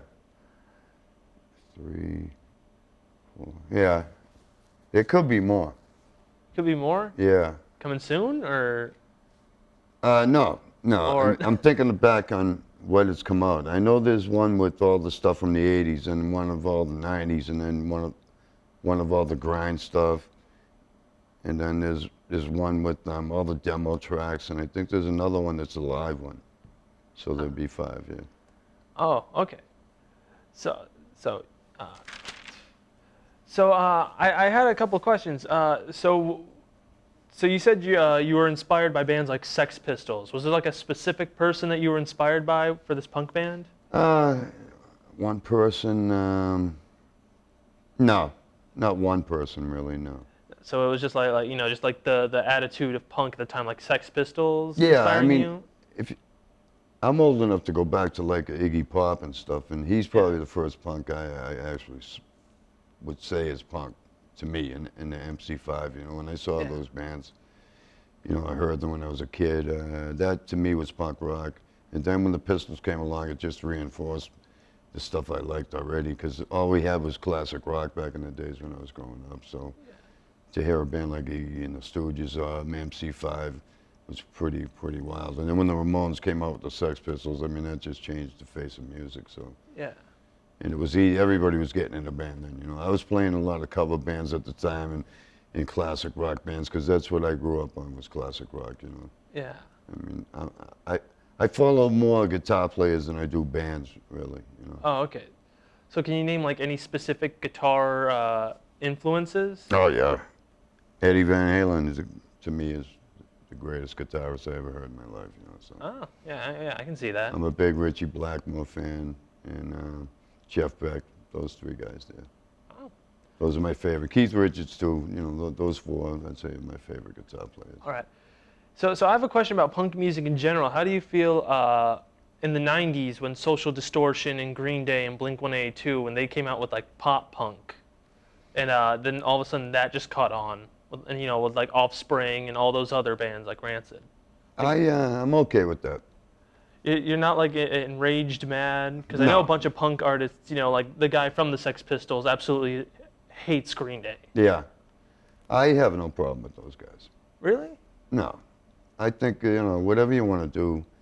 They started out as a punk band. If they got offered a lot of money to become a punk pop band, so why not, you know? I mean, if Psycho got offered enough money to be on a major record label, I'd put classic rock into the Psycho sound anytime. Yeah. You know, I wouldn't sell the band out, but I would make it commercially viable for more people to hear me. You'd like incorporate some of those themes and stuff? Yeah. Sure. I try to now with my leads. I mean, it's definitely not the typical lead, but metal is such a varied thing right now that you can throw that classic rock and it just, no one even notices it, you know. So, Yeah. hey, it's a good lead, you know. But yeah, I don't have a problem with Green Day. And I know a few of those guys. I've met them. We played with them before. They're good guys. Offspring, I used to sell their first 45 for them. They're good guys.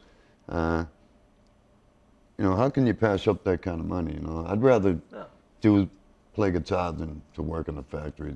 You know, the rest of my life. I mean, that was always my dream. You know, was playing a band and make a living out of it. You know, and enjoy what I'm doing. Though, not as a cover band or a sellout guy. Or, you know, but if you can put your own sound into what people want to hear, then, you know, you're getting your stuff out, and they're getting what they want. So there it is. You know, that to me that's good. Now, and also another thing that I've noticed is that nowadays, punk is very misconstrued, because then we have punk bands like, you know, Yours, Iron Reagan, and a bunch of these punk bands, you know, coming back. You know, Green Day's coming back with a new album, Offspring's coming back. Yeah. But the current idea of punk now, and if you go to an example of like those pop goes punk albums, they think that it's emo metal, and they just pass that off as punk music. So and it's not like you know, anything that sounds like punk. It's like what's metalcore or something like that. Yeah. So I don't know if you like that idea of like punk being misconstrued with metalcore, or.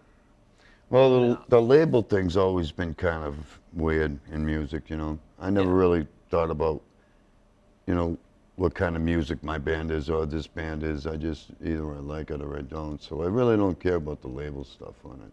Yeah. You know, I know a lot of people don't know as much as I do about the scene, because I've been a fan since I was nine years old, following, collecting records and going to shows. And I never really thought about it, you know, about the labels that are put on things, and they are, and I see it.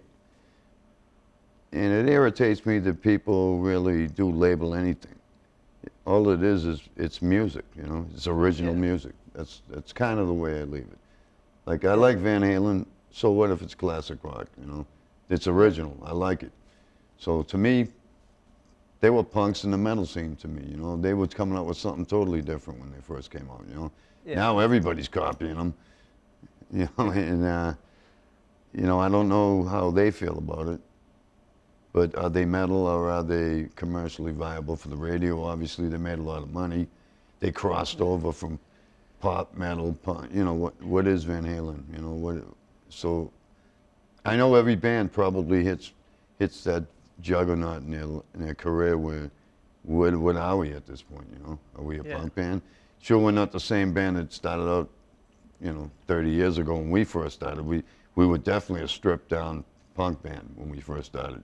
We've used every kind of music I can listen to, and try to incorporate it into Psycho Sound and still hold the aspect of punk. And to me, punk rock is as much attitude as it is music, a lot of times. Yeah.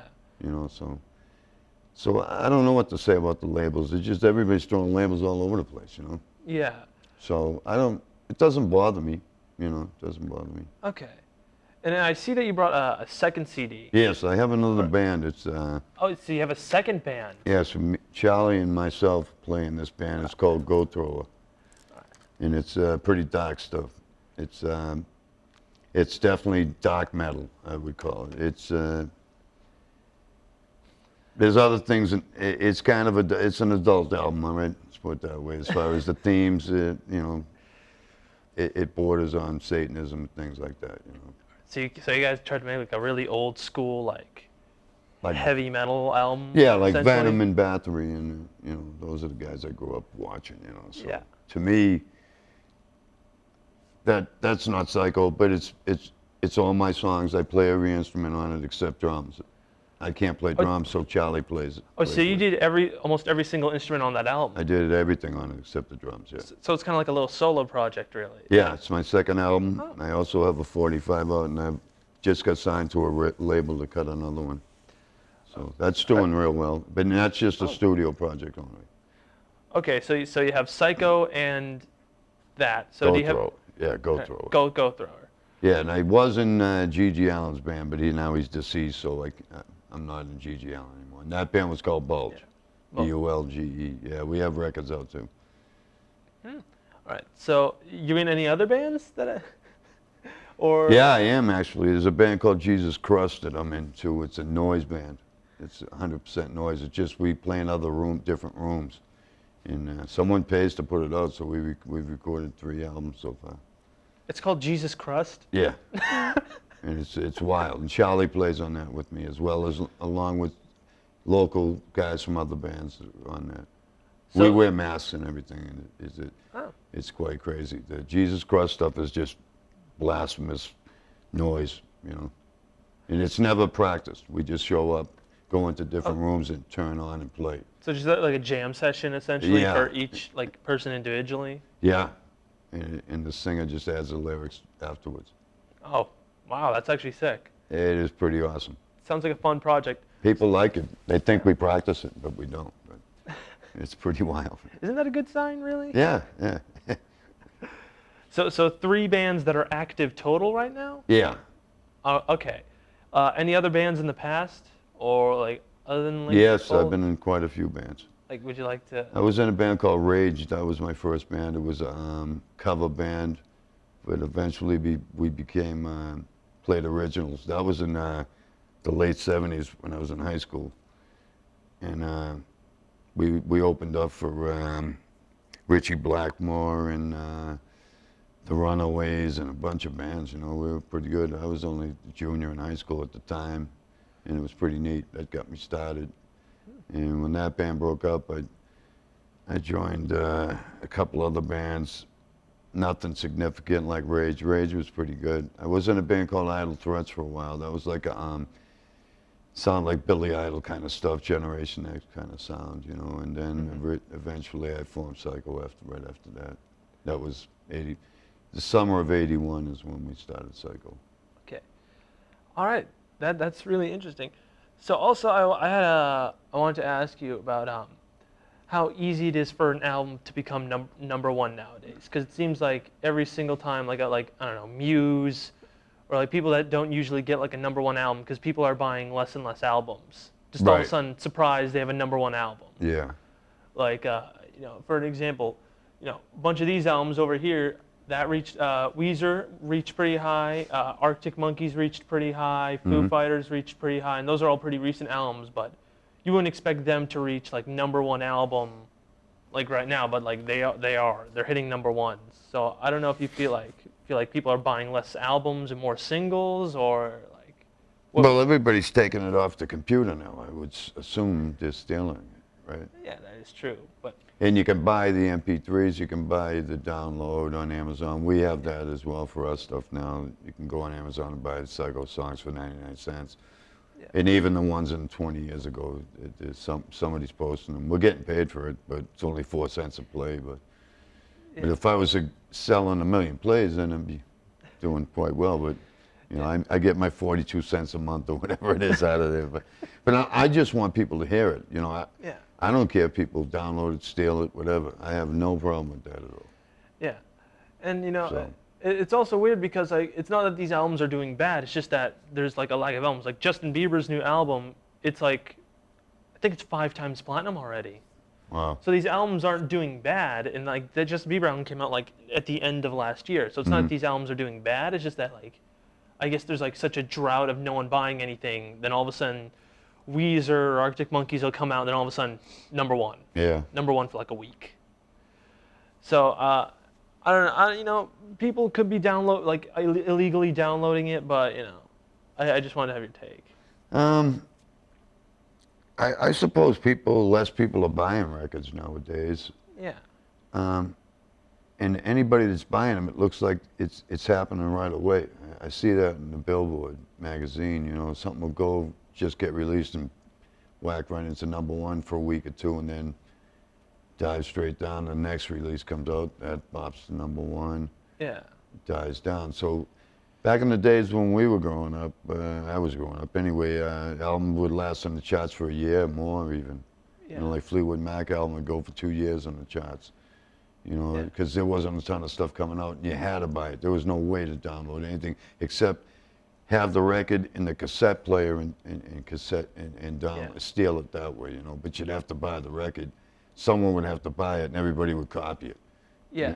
And that's how we used to do it. But there wasn't that many releases coming out. You know, so you know, if Black Sabbath's album came out, that would be the big record of the summer. You know, everybody would be listening to that, and then Jethro Tull would come out with something in the spring, you know, at a different time. So, yeah. You know, they used to spread it out. I don't know if they were all on the same labels. Maybe those record labels all got together and figured out, what are you putting out? Okay, then I'll put this one out here and there. Now stuff just comes flooding out, and you don't see anything. Then you see a whole bunch of stuff coming out again too, as well. So. Yeah, like for last side note, we had to scrape the barrel in order to get album releases because some of them are just random indie bands that no one has ever heard of. The 3 albums we reviewed was that Weezer album right there, Asking Alexandria, and Kanye West. Those are like the only 3 things that like were out those 2 weeks. Wow. And like everything else is just like random obscure indie band or Zayn or something. Yeah. So it's like a drought of like things that people know nowadays, because like people, you know, Weezer's been around since what, like the 90s, just about. Oh yeah. So like people will be like, oh, Weezer, you know, and most album releases aren't really like well known or something. Like they just drop. They don't even have release dates anymore. Beyonce just dropped an album, no release schedule. Drake did, and just a bunch of other people just do that, where they just release it just literally just out of the blue. So like that also doesn't help it when you're looking at a release schedule and be like, oh man, what album should I buy next week? And then all of a sudden like you buy something and then you leave, and all of a sudden next day Beyonce's new album just popped up. Yeah, that's odd, man, because usually it was a big promotional deal when they put a record out. You know, the person would do TV shows before it came out, and they'd really promote it and make a big deal out of it. But like I noticed in the charts, it seems like they come out and go to #1 and then just drop out. You know, which is odd. Music is, there's just so many bands on the market, I think, that a lot of people are going more towards the underground again. Indie, and maybe punk is the reason why punk is going to light it up again because of that. Yeah, like Bandcamp and like SoundCloud are getting pretty huge just because of the fact that they have so much independent artists on those labels. Like that's where you can find, I found your album for Chainsaw Priest. Mm-hmm. I found that on there, and there's a bunch of other people on Bandcamp which I've bought music from. So I think you are right on that. A bunch of people are going more underground. Yeah. Due to all these like new websites promoting underground indie, you know, rappers, metal artists, punk artists, just everything under the sun. Mm-hmm. And I also wanted to ask you about this one thing about how all these classic rock stars are like releasing albums nowadays. Like Bob Dylan's releasing an album. Before Bowie died, Bowie released his album. And then a month beforehand, Motorhead did. And all these old rock stars are coming back. Yeah. So I don't know how you feel about all of them coming back, and a bunch of them are now passing away also. Well, I know the Bowie album was, his family timed it so that it would come out kind of with his death, you know, because they knew when he was going. The thing with Prince, I noticed the Prince album, he just put out a new one too right after he died. I'm really not sure how that's happening or why it's happening. I know about the Bowie one. The Motorhead, he had pretty crippling illness for a long time. He might have known when he was going. The record labels might be waiting to strike and make the money after the guy dies, then the record comes out. Yeah. Sad to say, but you know, I got a feeling of that's what happened with the Bowie and the Motorhead and the Prince too. And I also want to ask how you feel about a bunch of old bands coming back, because like in the past couple of years, AC/DC made a new album, Billy Idol made a new album, and there's again talks of Offspring and Green Day, those old guys from the 90s and 80s, they're coming back. So a bunch of old artists are coming back to make new albums after just a drought of music or like not well known music from them. So I don't know, like, are you excited that a bunch of them are coming back, or Well, I'm glad they're coming back. I want to hear what comes out of it. Yeah. If it's a bunch of garbage, then really it's not a good idea to come back and create crap. I mean, if you're going to come back like we did, you got to come back stronger than you were before if possible, and that's what I tried to do with that album, and that's why it's that ferocious. And going forward, every time we put one out, I think I have to top it.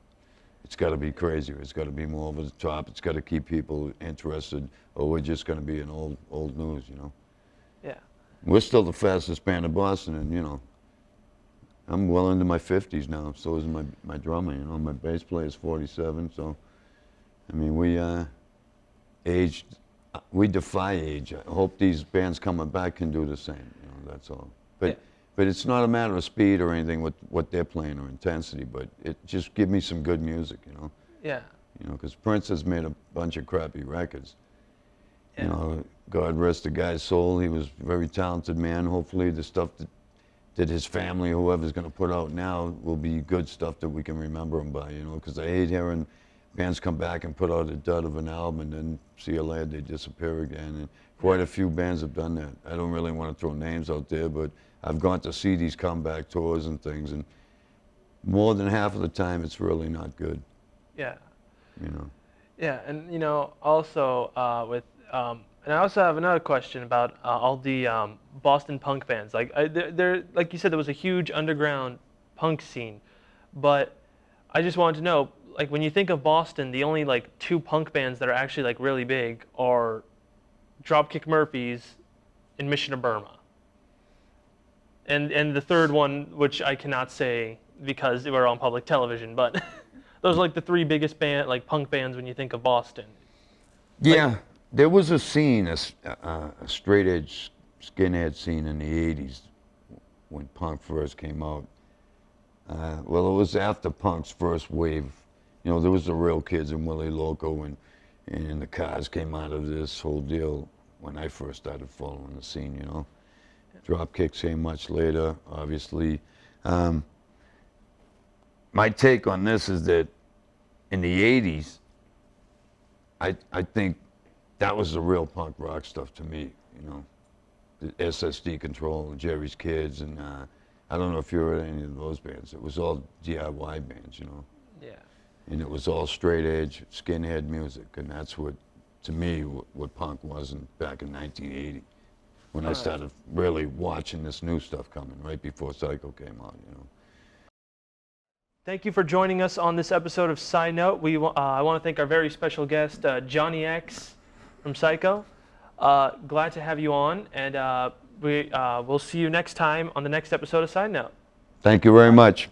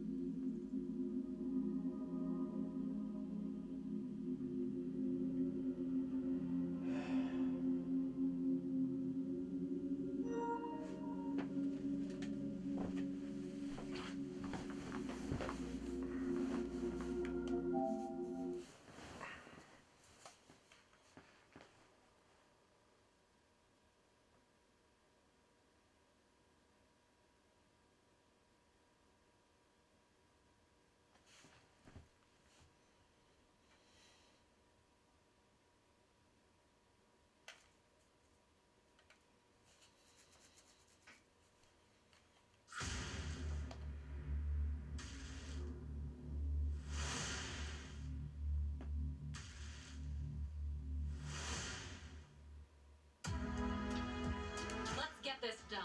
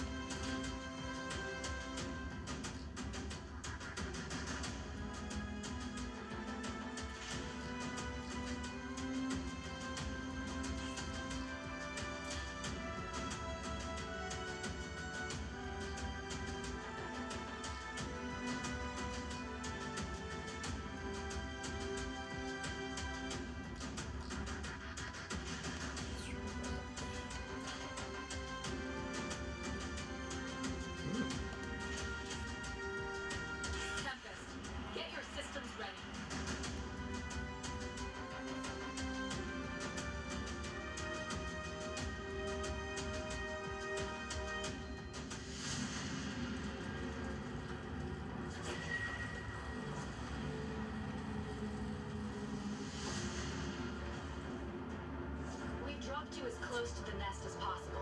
The rest is up to you.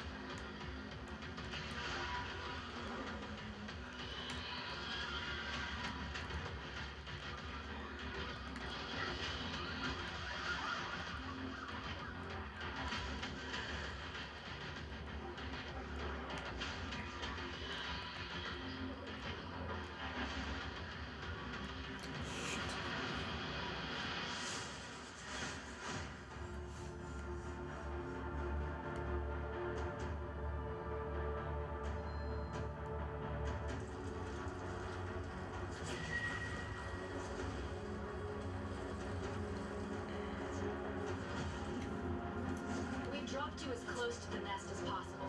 The rest is up to you.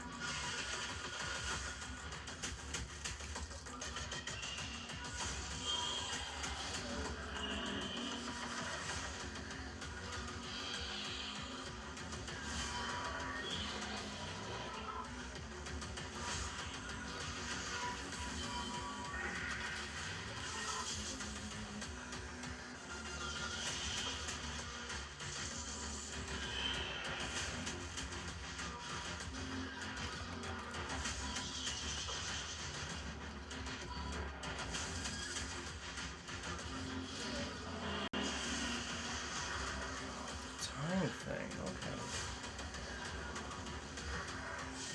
That's not good.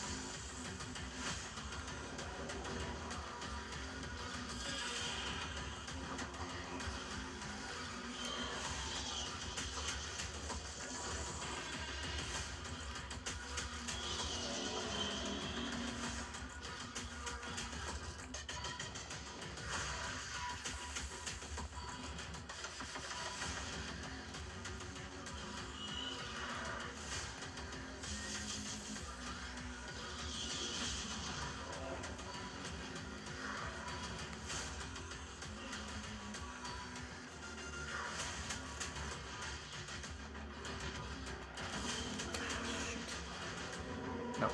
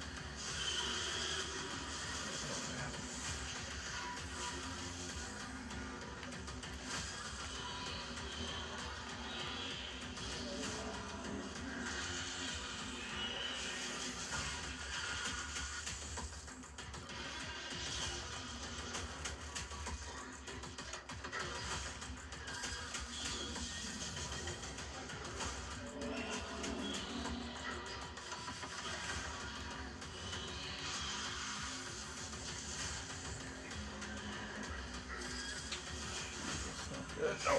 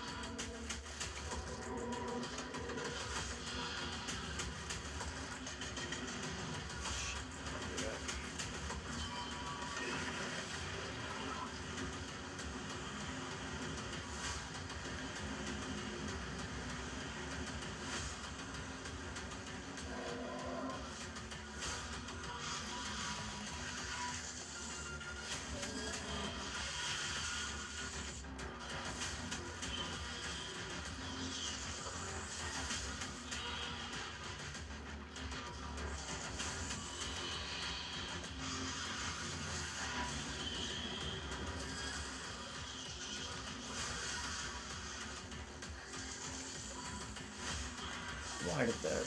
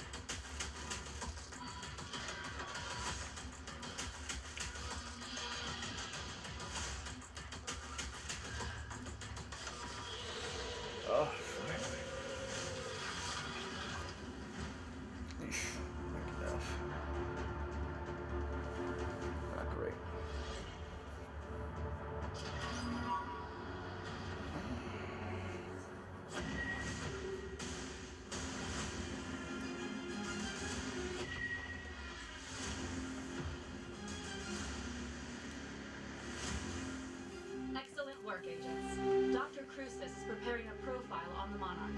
I'll let you know when it's ready. Hold on, Leon. We've got to talk. You knew those Syncor labs were there, and I think you at least suspected the Nest too. And with all due respect, ma'am, Megadon and Ganira have been quite agitated down here. If we ever lost control... Listen, I hear your concerns, but I've got security clearances to adhere to.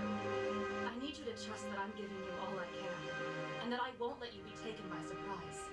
All right? Understood. Thank you, Captain. Honestly, Jamila, sometimes I wish you'd grow a backbone. What's that supposed to mean? She told us all she could. No, she told us all she wanted to.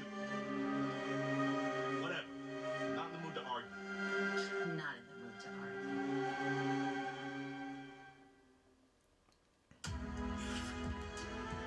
Check out our latest intel.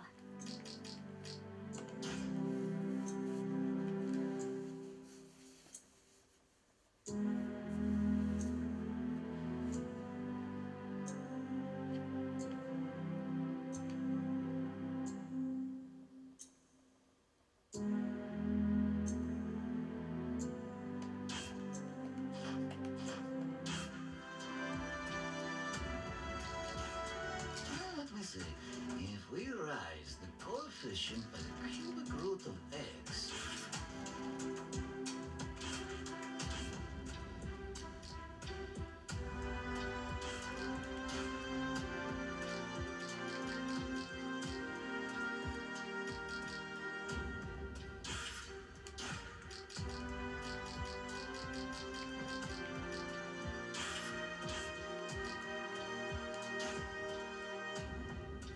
Hi, I'm Howard from the 3andMe Cops, and I'm going to show you a clip from our show real quick. That isn't my freebie. Was Dover Demon. But you put him in A and not S. You didn't use your S. No, I overrided you guys and putting him in A. Listen, I did that with Sonic Heroes too, where you guys were like C, and I'm like, no way. Okay, fair enough. I understand the faults of the Dover Demon. Okay, there are cooler things, but look at him. He's adorable. He's just a little dude. He's a homie. You know what? Honestly, what we should do is just kind of like black bag him and put him in a sack, right? And take him to like a collective house and just give him an edible. Bring him to my place. Yeah, bring him to Brian's place. We all go there. Give him an edible and then turn on Family Guy. Okay. And see what happens. Or I could just play zombies in front of him and he'll just watch it forever. No. That's what's gonna happen is once he watches Family Guy, he's gonna be like a bro. We leave your house, we come back. He has like a jersey on, like a football jersey. He has the Xbox controller playing like Call of Duty Black Ops 2. Hell yeah. He's gonna become a gamer. We're gonna He make is a the homie. Dover Demon a gamer. Okay, all He's right. gonna be an Xbox gamer. Xbox 360 gamer Greatest all the way. console of all time. Wow, that sure was a good clip. You know, it's part of a full video that you can see on the MMTV YouTube channel. And you know, while you're there, why don't you also subscribe if you could? Please. Thank you.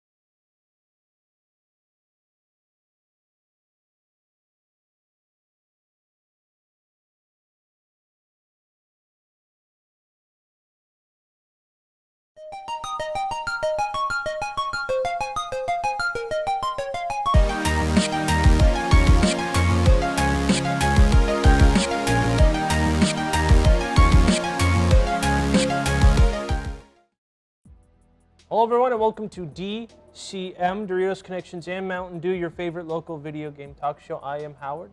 I'm David. And we have our April Fool's joke. Our first ever. Yeah, our first ever April Fool's joke. We're going to talk about politics. Because everyone loves politics and video games, right?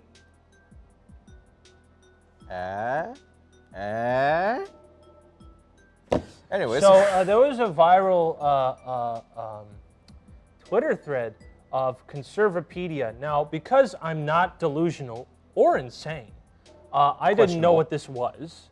But apparently this is what a conservative encyclopedia, which I didn't know why you needed that. But they had a section on greatest conservative games. So we're just gonna look through them. Nothing too suspicious. Yeah, I mean, we're just gonna see like. So they don't have any like rankings. No. Right? What's the most conservative? No. There's conservative, then it's debatable. Okay. And then it's yeah. So that's what the main two are. It's conservative or debatable. If conservative, there's also a liberal list, but we're looking at the conservative one here, right? But rest assured, the liberal list is also very funny. Okay, but don't worry. We're going to start off with a banger right here, right now. Lay it on me. Lay it on me. Among Us. Classic conservative media. So they wrote Among Us. So Among Us is a game where how many players is it? It's like 8? I want to say 8 or 10 is the max. All right, so it's been a long time since I played it. Like 8 or 10 players, 2 of which are like killers, the rest are not, and basically you got to find out who the killer is. Howard, it's imposter, not killer. Get your facts straight. What can I say? I'm a gamer. I'm spreading misinformation. That's what gamers do. All right. Fair enough. Well, thank goodness you corrected me, because what it says under here is imposters are an allegory for how liberals and immigrants infiltrate society and degrade our culture. Oh my God. I'm pretty sure they're just like literal aliens. Yeah, no, it's the classic "Who Goes There?" John Carpenter's The Thing. That's all it is. It's not. And then it says, crewmates follow conservative ideals of hardworking, aka completing tasks, while imposters merely pretend to work and must be deported. Yes, the classic conservative ideal of performing a task. No, listen, when your political ideology is, well, I did something, it must be a good one, right? I can't wait to see the comments we get on this video. I really can't wait. Well, we're going to be totally fine. But so Dave, do you agree Among Us is a game with conservative ideology? Well, hey, when you put it like that, it's hard to argue. Yeah, which I think the description's really funny because it fails to mention how, like, because you hit a button and then you can choose which person everyone votes on who they think is the like imposter. a democracy. Yeah, like a democracy. And you can throw out deport the wrong person. And we're America. We don't deport the wrong person ever. Why would you think of course that? not. Why would you think about that? At all. So they're really leaving out stuff, like a lot of stuff when they explain these. Well, I mean, should we go for a smaller one or a bigger one? I think we should go for a bigger one. Okay. Here we go. Okay. Metal Gear Solid Revengeance, which you got the title wrong. It's Metal Gear Rising. Very true. I didn't even catch that when you first said it. I didn't even realize. It's not Metal Gear Solid because the game's about Raiden, not Snake.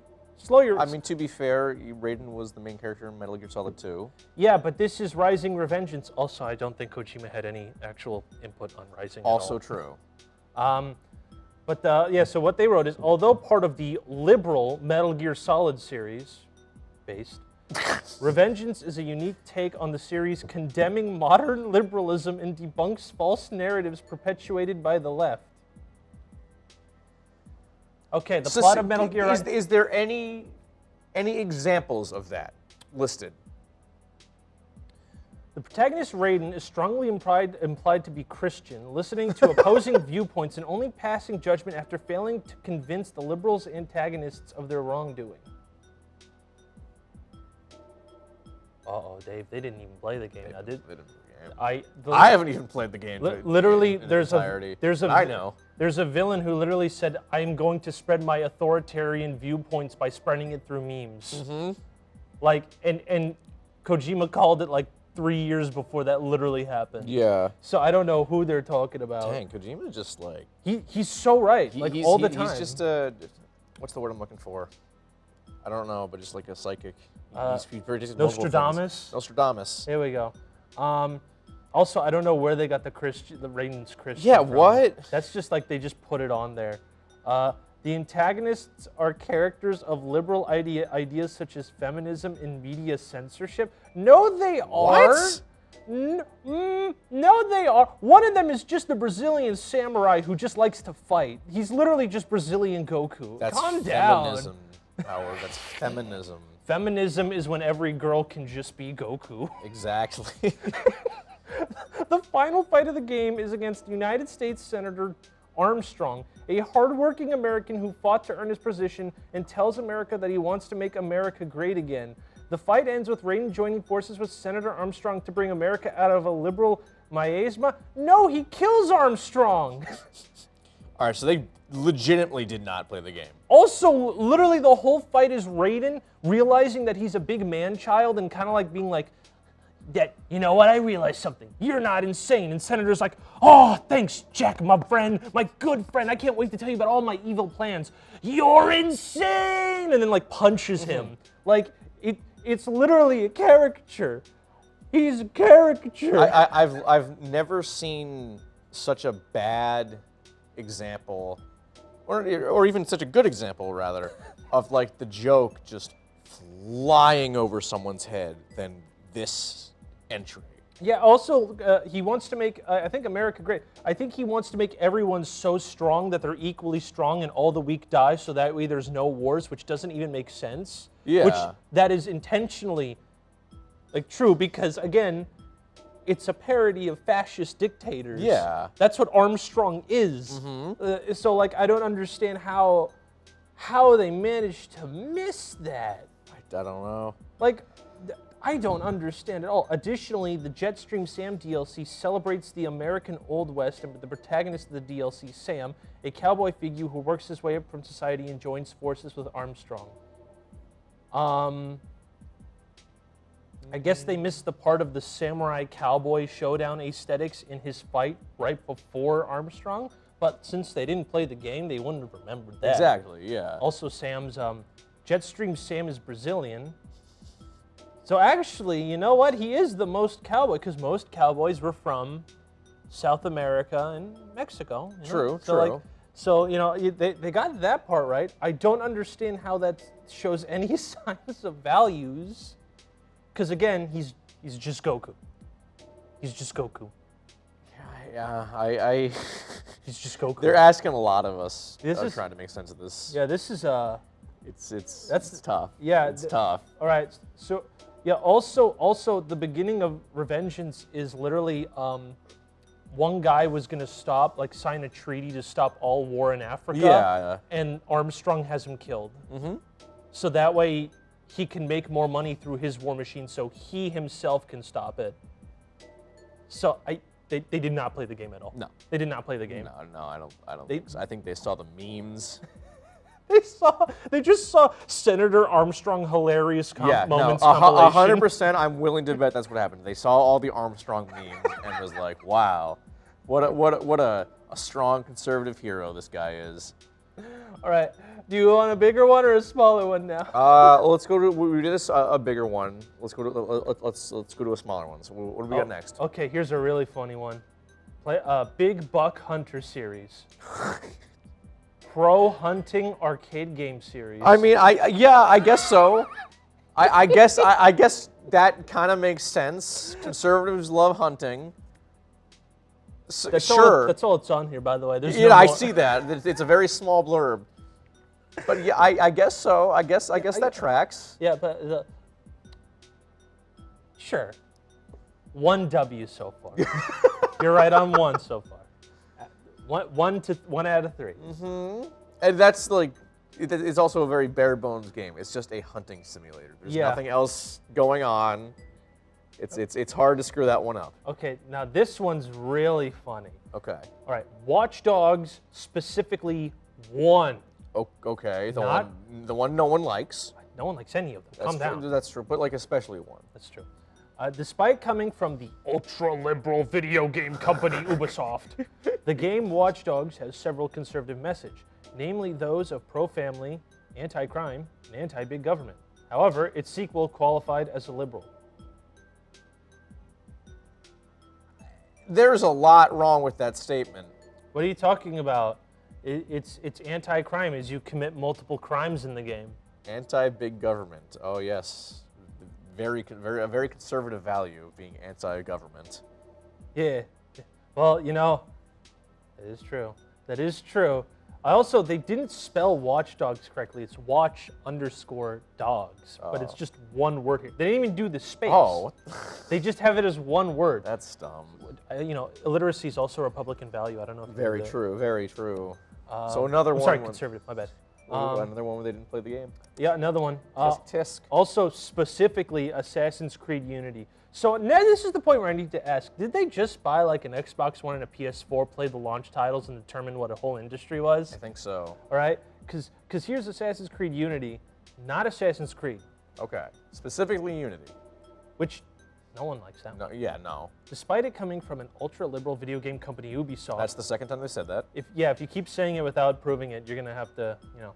Well, we have to go to the liberal list to see why they're ultra-liberal. Yeah, as well as the liberal Assassin's Creed video game franchise, the game's plot specifically condemned the French Revolution and its adherents, with notable figures of the French Revolution and Reign of Terror beginning targets for assassination.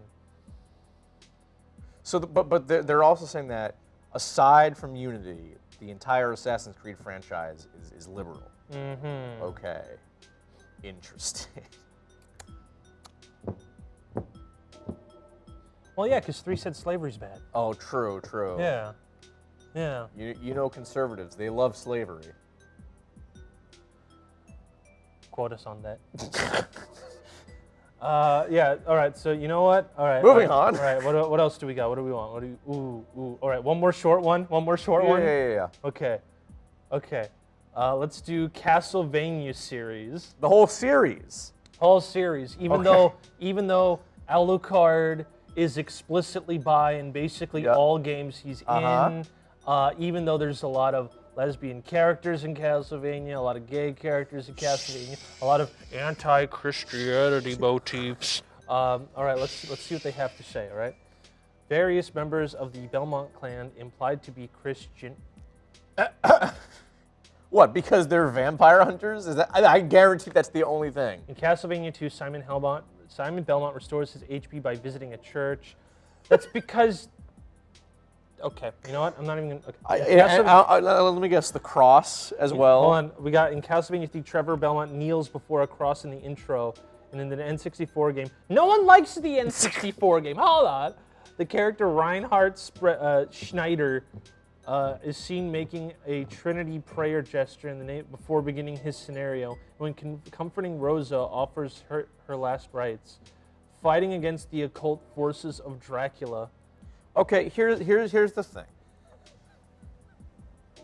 As we all know, in terms of vampire lore, yep, you know, God and Christianity, that's a big no-no for vampires. Yeah. I myself am not a religious man, but if I were to come up against a vampire, yeah, I'd be carrying around a crucifix. I know my stuff. Yeah, I know the rules. Wait, didn't they also do that in the show when they got the 2 Asian characters? I actually don't know what nationality they are. Forgive me. But when they visited Alucard, like he even told them to use a cross, even though they were from like a different nationality. I think so. I don't remember. Like he showed like these are some of the tools they'd use. Yeah. So like it's like just a thing. It's just a vampire thing. It's a motif. I mean, I haven't read Bram Stoker's Dracula, but I assume all of that was established in that novel, and if not that, definitely in the the film, the 1931 film with Bela Lugosi. I guarantee that was all established. That's well established. That doesn't, just because Christianity is a no-no for vampires, that doesn't mean it's a conservative thing. I don't. They're grasping at straws. I actually don't like. Other than like, I mean, also like quoting Castlevania 2. It's kind of just like the first trilogy were kind of just like tee-hee. Look at all the B horror movies from like the black and white era. That's literally all it was. Like, and you can fight them using cool barbarian fights. It really wasn't much. Why are you inserting politics into a game about fighting B horror movie guys? All right, calm down, dude. Because like the thing is, the word Dracula, the name Dracula comes from the word Dracul, which is devil. Yeah. That's probably where the Christianity thing comes in. Also, devil. Again, his son is just devil backwards. Yes, correct. And I still love like seeing people realize that, like nowadays. Wait, no, there's no. I not often.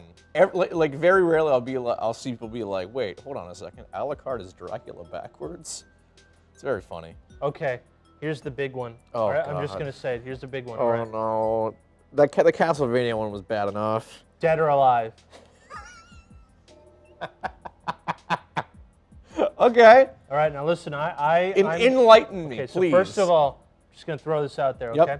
I love fighting games, but if Mhm. I could tell you one thing, I'm gonna be coming from the bottom of my heart. Mhm. I genuinely don't like Dead or Alive. Okay. The fighting, like, if we just take out the girls for like 3 seconds, Mhm. fighting in it's not good. Okay. It's like if Tekken was made by an idiot. Like, all right. And he tried to babyfy Tekken. And listen, I'm not good at Tekken, but I have fun at Tekken. Mhm. I tried multiple Dead or Alives, Me and with most fighting games. and I don't like any of it. Also, all the animations are really bad. Of course. They're like equal to worse than like NetherRealm animations. Oh.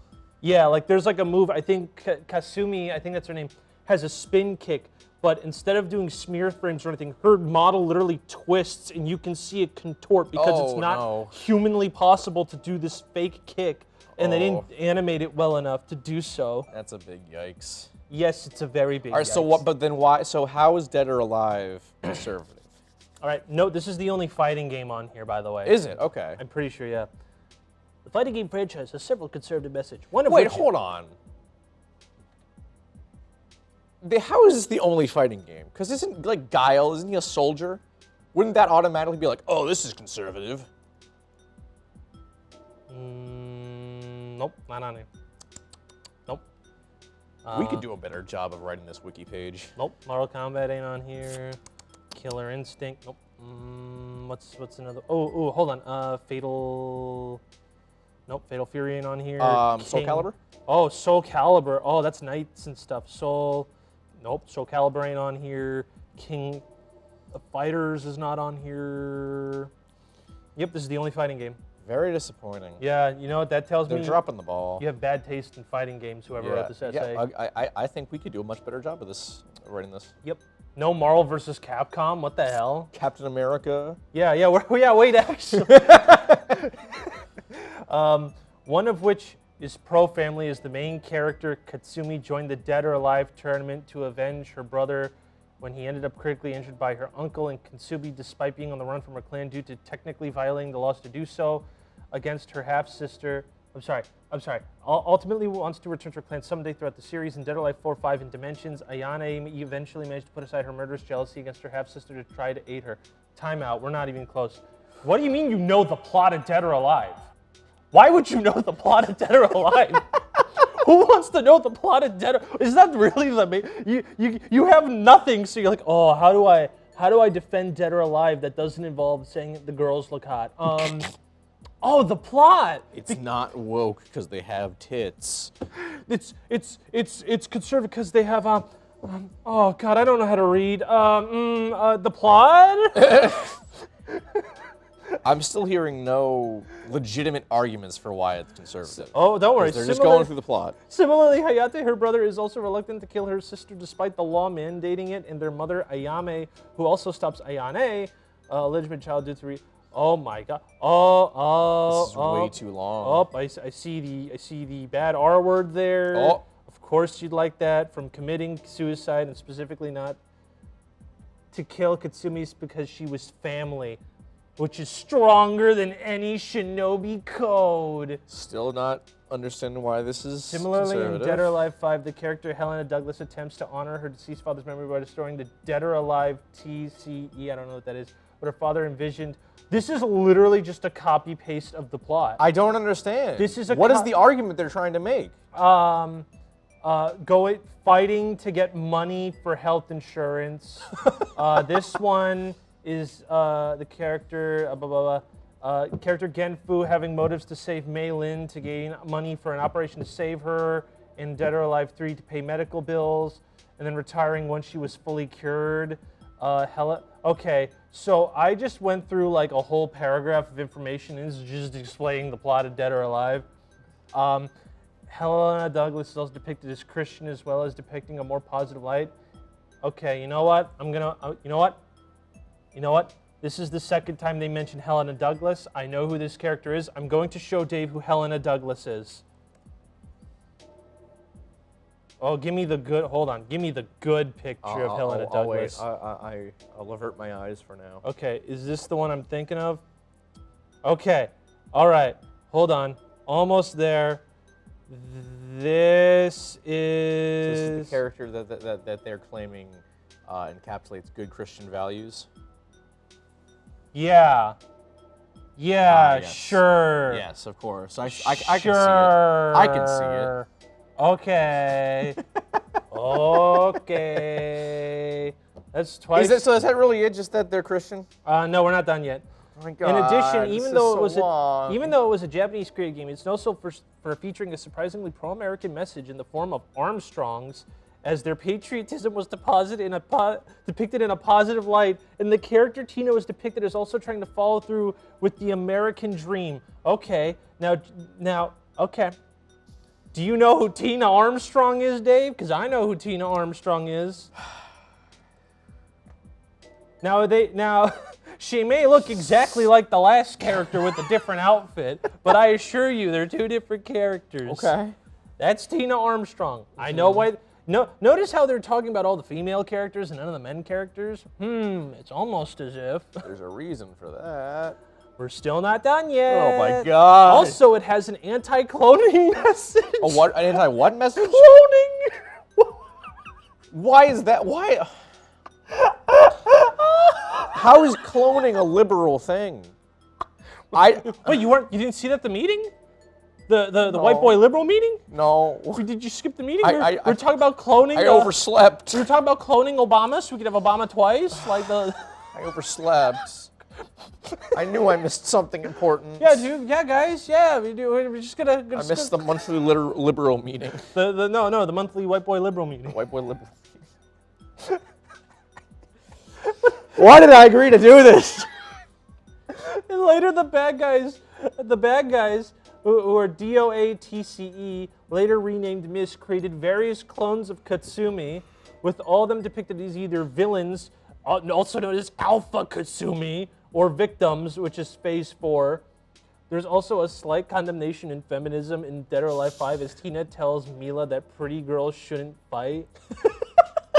Jesus Christ. Oh my God. On a related note, similar to Isabelle and Animal Crossing New Leaf, below one of the expansions for Dead or Alive 5 Last Round features the debut character of Honoka, who's depicted as being very positive and eager and is the antithesis for modern feminism. So what does that have to do with Isabelle? Hold on, I think I know who Honoka is. If this is who I think it is, I'm going to say some really bad words. Oh, God. Hold on. Dead or... God. Oh, God. I don't like where this is going. You're right, because it's a child. Okay, very cool. It's a child. Very cool. A literal child. That's who you're gonna rap. A child. Okay. Okay. Okay. Okay. So, what's our verdict? Is Dead or Alive conservative or is it liberal? Or is it woke?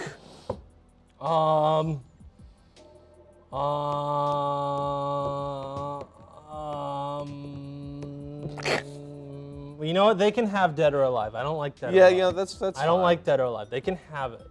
Yeah. They can have it. I'll accept that. They can have it. Right? Okay. They can also have the first Watch Dogs, even though they're totally wrong on that. They can also have the first Watch Dogs, because I don't like that one either. All right. What's... We'll do a lighter one, all right? How about we do a lighter one, okay? Final Fantasy 1. Okay. The first game in the franchise has a simple tale of good versus evil. And that's That's literally every media. Actually, yeah, that is. I've talked to a good number of people, and they get really mad when you go, I don't think it's an interesting story where it's just a plain good guy versus a regular bad guy, and it's like, that's all movies ever, and they get really mad. I don't get it. If you want, it's even funnier. You could literally make that argument about anything. Yeah. But let's see right here. There's Final Fantasy IV. Hold on. You got. Okay, all right, yeah. Right? This is the only other Final Fantasy on here, by the way. Okay. Promotes concept of redemption and shows a clear message of good versus evil. So the exact same thing. But no, this one has the concept of redemption, which is a leftist ideology. Oh, I see. So I don't know where the conservative angle came up from. Whatever. Whatever. Now here's the one that I'm about to pop off on. Okay. Devil May Cry, the whole franchise. Stop. No. No. Well, I thought you said DMC is liberal. But the other one, everything else is conservative. First of all, Dante is bi, autistic, has depression, suicidal, okay? And he copes about it by being wacky Yahoo pizza guy. Yeah. Okay? This is already feeling like one of the ones where they just didn't play the game. Yes. Also... Games, plural. Also, he shows literal emotion, despite not supposed to be, because he's half demon. Right. Also, the main character is half demon. Along with that, like, half the morals of the game is it's okay to cry when you're falling, like when your family dies. It is not okay to gain absolute power by murdering everyone. Devil May Cry 4. Devil May Cry 4 starts off with Dante shooting the Pope. Very conservative. Literally, the game starts Very with Dante right-wing. just popping in mid-service saying, hey, ba-bam, and then just like does a wacky dance as he dodges bullets, okay? Does the Fortnite dance. He literally Fortnite flosses next to the Pope's corpse. That sounds pretty cool. It is. I mean, that seems very conservative to me. I don't know about you. And the whole plot is about how people used religion to form a cult so that they can make like a demon weapon. Okay, what are their arguments for it? It's just, okay, has messages about stopping demonic forces from hell and protecting humanity. So first of all the demonic threats after 1 were caused by humans bringing them there. Okay, so now that you say that... Yes, it's on here. It is on here? Yes. Okay. We'll get to that one All next. right, very good. I can't wait. And also, having a heart with pro-family themes throughout the 5 games. Okay, Dante tries to kill Virgil for like 3 games. Because Virgil goes, I saw my mother die in front of my eyes, and Dante's like, I did that too. And Virgil's like, so I'm going to summon the god of hell, and I will kill him, absorb his powers, become God, and make it so that no one has to fight anyone ever again, because I'll be the one with absolute power. And Dante goes, now hold on a second there. That don't sound good. And he goes, because it's not good, fight me. And then they fight, okay?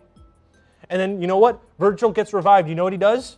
He does the goofy meme. I'm gonna do it again. The only pro-family character is Nero, and that's just because Nero's an orphan. And Nero's like, can I not have people I love just die? And then Dante and Virgil are like, okay, shut up. I don't understand. Also, I just don't understand. I don't understand at all. And most of the time Demon shows up, it's humans' fault. I don't get it. I don't get it. I don't know. I don't get it. I mean, I get it. They didn't play the game, and they're making stuff up. They're making stuff. That's what's going on here. I don't. Like, literally, just the main character himself goes against everything that this thing says. But by icon Dante, like, is like, oh, no, we're ignoring it. We're ignoring it. Now, where was it? Where was it? Hold on. Wait, hold on. Now I'll find Doom. I thought Doom was on here. Right, Doom is the debatable whether it's conservative. I don't know if you want to enter that. I want to hear it. Okay. I mean, we're dipping our toes in another one. We know my thing with Doom. The game casts satanic demons and monsters as villains, although like most media, it depicts demons inaccurately. What does that mean? Oh, hold on. I know what it is. What does that mean? Bro read the Bible and went, not accurate enough, buddy boy. There's no demons with jetpacks in the Bible. Bro, didn't you read Leviticus? Yeah, they do. Idiot. Should have read the uncut version of the Bible. Did you not see when they had lightsaber? God. Oh. However, the game is controversial for extreme violence and satanic imagery. Okay, so the argument for it is that the game is violent and has satanic imagery? Is that the argument for it? Wait, so it's debatable because it has Satan imagery? Devil May Cry, you fight the devil! Dante's half devil! You know what? I'm going to put this argument to rest. I'm going to give it to him. But you know why? Because there's that quote, I can't remember from who, it was from one of the original developers, may have been Adrian Carmack or John Romero or someone, they said that Doom guy is canonically a virgin who does not know what sex is. So you know what? I'm going to give it to him. Doom is a conservative game. As someone who has a Doom tattoo on my forearm, and who has the little Revenant guy here, I am the current DCM expert on Doom lore, and I will give it to him. So there. I'm putting my foot down. Okay. Okay. All right. All right. Okay. But then again, you do pretty much kill God at the end of the Ancient Gods, so you can go either way. Go either way. I'll leave it up to you, the viewers. Take what I've said into account. Comment what you think down below. All right, do we want another short one or a wild one? Surprise me. Okay, Metroid. Okay. The whole franchise? Yep. Okay. Although, except Mother M. Mother M, the other M. Why is other M the exception? Liberal. Why is that one liberal? I didn't look at it on the list. Said a liberal. Okay. I don't know. Said a liberal. Although largely based on the liberal movie franchise Alien, the game franchise. Shut the fuck up, Dave. So are they saying Alien is only liberal because it has a female lead character? They didn't say anything. They just said it's a liberal movie franchise. Fair. I don't know what you're talking about. But do we want to draw conclusions? Yeah, I'll draw a conclusion. I'll do it with like a little crayon. It says women bad. Okay, there we go. That's their reasoning. I would have thought like conservatives would agree that like even for like misogynists be like, oh yeah, it's Sigourney Weaver. You know how to get them out of it? Just say the aliens are Mexicans. It's a conservative movie then. Very true. See? If you just say, Galaxy brain moment. See, just like walk into one of these forums and say aliens is about like Border Patrol. Am I wrong? I'm engaging with a large false narratives, but all right. Hey guys, Metroid, we're getting off track here. Metroid. Namely, it depicts piracy and terrorism in a negative manner in the form of murderous space pirates who frequently act like the main antagonists for the franchise. Hold on. Read that to me again. All right. Metroid depicts piracy and terrorism in a negative manner in the form of murderous space pirates who frequently act as the main antagonist of the franchise. Are we saying that piracy and terrorism are good things? Oh, shoot. Did you not go to the White Boy Liberal meeting? We already went over this. I didn't. Okay, well. I missed this one as well, apparently.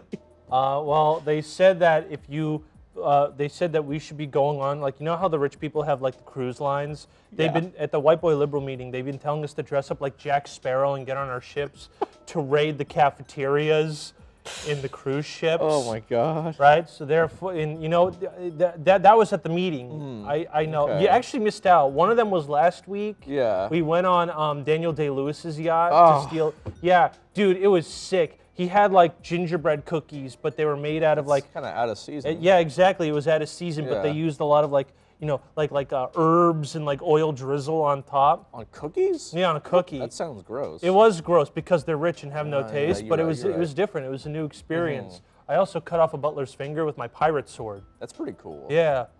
And then when they asked, "Who are you?" I went, "I'm Josh Sparrow," and I went da da da da da da da as I jumped off the bow. Okay. But yes, piracy and terrorism, very liberal things. Back to this. The game Super Metroid also promotes parenthood in a positive light as the main plot line. Hold on. It's going to actually explain this one this time. It's going to actually explain an argument. Okay. The main plot line of the game involved Samus Aran trying to rescue a child, a Metroid hatchling she adopts after wiping out its race in a previous game due to its imprinting on her from the space pirate forces. I love how they casually throw in it depicts parenthood after Samus genocided a whole entire alien race. This one liked her. I'm speechless. I don't know how to react. The Prime series also depicts the military in a positive manner in the form of the Galactic Federation Marines and some of the, I don't know how to pronounce that. I think it's the, I'm not going to say it out loud because it makes me sound like I'm saying something else, but the alien logs as well as the Luminoth also have some similarities to biblical accounts. Of course. I.e. the worm alluding to the titular and character of Metroid Prime, alluding to wormwood in the Book of Revelations. That's a stretch, but okay. All right. In addition, although the main protagonist Samus Aran is female, it does not promote the concept of feminism. Hold on. I know a better way to describe this one. My. Hold on. I read it in the wrong voice. Okay. In addition, although the main protagonist Samus Aran is female, does not promote the concept of feminism. That's which is weird because they said right off the bat that it's inspired by the ultra liberal series Alien. Mm-hmm. If we're assuming that the reason that those movies are ultra liberal is because woman bad, wouldn't that be the case here? But like Samus Aran is like 6'3" and has abs. Are you gonna tell that to Samus Aran? I mean, yeah, I will, but that's like a good thing. I'm saying. Okay. But we're saying that if woman bad is why they don't like Alien, wouldn't it be then the same case for Metroid? Because it's another strong female character. Yeah, only this time it's literal strong. Yeah. Maybe that's what it is. The caveman instinct. It's like she can punch a rock. Therefore. Okay. Yeah. All right. I guess. Also, the game Metroid Fusion also showcased warnings of playing God and government corruption. Okay. Sure. I don't think that's what happens, but. Okay. I've never played Metroid Fusion, Also, but I mean, I guess that's an okay argument. Okay. It's probably one of the best arguments I've seen so far. Okay. Moving on. Cooking Mama! A charming cooking series that utilizes the mechanics of the game system to teach cooking. Due to hold on, can I just take a guess? Okay. Is it like a women belong in the kitchen thing? Yes, absolutely. There we go. You're so right on that one. Give myself a round of applause for that one. Does favor traditional gender roles with the titular character Mama, an enthusiastic chef, stay-at-home mother. Oh, by the way, that's the only argument. We're going to talk about something else now in the same blurb. This series was parodied by PETA due to the series including meat-based recipes, but developer Majesco exploited the frenetic attention of PETA was gaining with such gore. The series started in 2006 and has been releasing gems, the most recent being a mobile app called Cooking Mama Let's Go. Are you sure that wasn't an ad? Wow, okay. Yeah.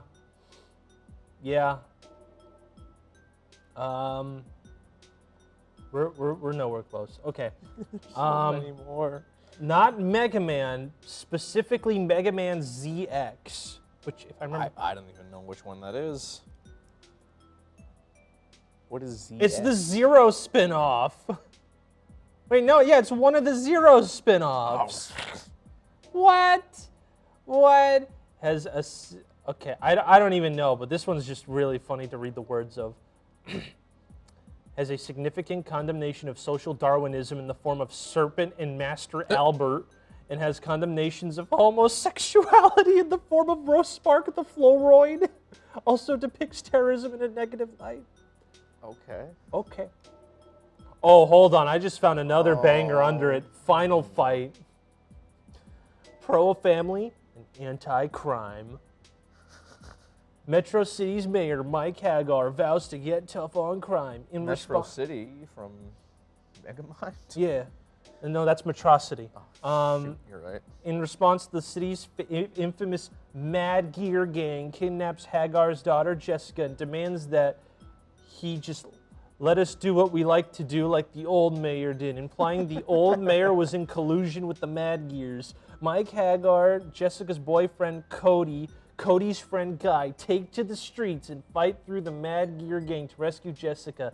The ending shows Mike embracing his daughter, comforting her after a traumatic experience with them, saying, "I thought I'd lose you the way I lost your mother." Jessica responding, "I love you, Daddy."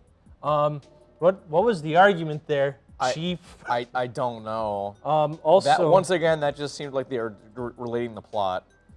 Yeah. Also, which is the 3D Final Fight? Yeah, Final Fight Streetwise has a guy who literally makes a drug and implants it into the cast of Final Fight and like carves like the 4 horsemen's names into their chest because he believes this drug will take you to a new level of godhood. It's pretty cool. No, it's not. No, it's a really bad game. But it has Slipknot for the soundtrack. It's a good game then. Yeah. Whoa. What? Volume 3 era. Okay, it's not terrible. Like literally, there are in-game ads to buy Volume 3. In-game ads. Yeah, no, literally, because it's a 3D beat 'em up. So you run around Metro City, and there's just billboards of Slipknot Volume 3 out now. I don't know what you're talking about. This seems like a good game. Seems like a great game. But I don't get it. So I have a question. Are there any like modern military shooters on this list? Oh, I'm glad you asked, Dave. Did not tell him about anything else on this list. We have quite a few. Battlefield series. Similar to the Call of Duty series, it tends to promote American values as well as being pro-military. However, its recent title, Battlefield 5, betrays its fan base for the sake of being betrays woke, the fan base, allowing for female soldiers, even though historical inaccuracy for non-Russian female soldiers in World War II. The game also has made white men a swear word. What does that mean? That did not happen in the game. What does that even mean? That is also, when you're in a world war, that's just like a context, like, hey, there's a white dude over there, and you're in like Egypt, okay? All right, slow down, okay? Slow down. I'm really hung up on white men being a swear. What? If you like put an in-game chat, you get banned for saying white men? Wait, actually, that'd be a good thing. Wait. What does that mean? Imagine, you're walking, like, you know, it's a mission in Russia, and you're walking in. It's like, "Do svidonya, white boy."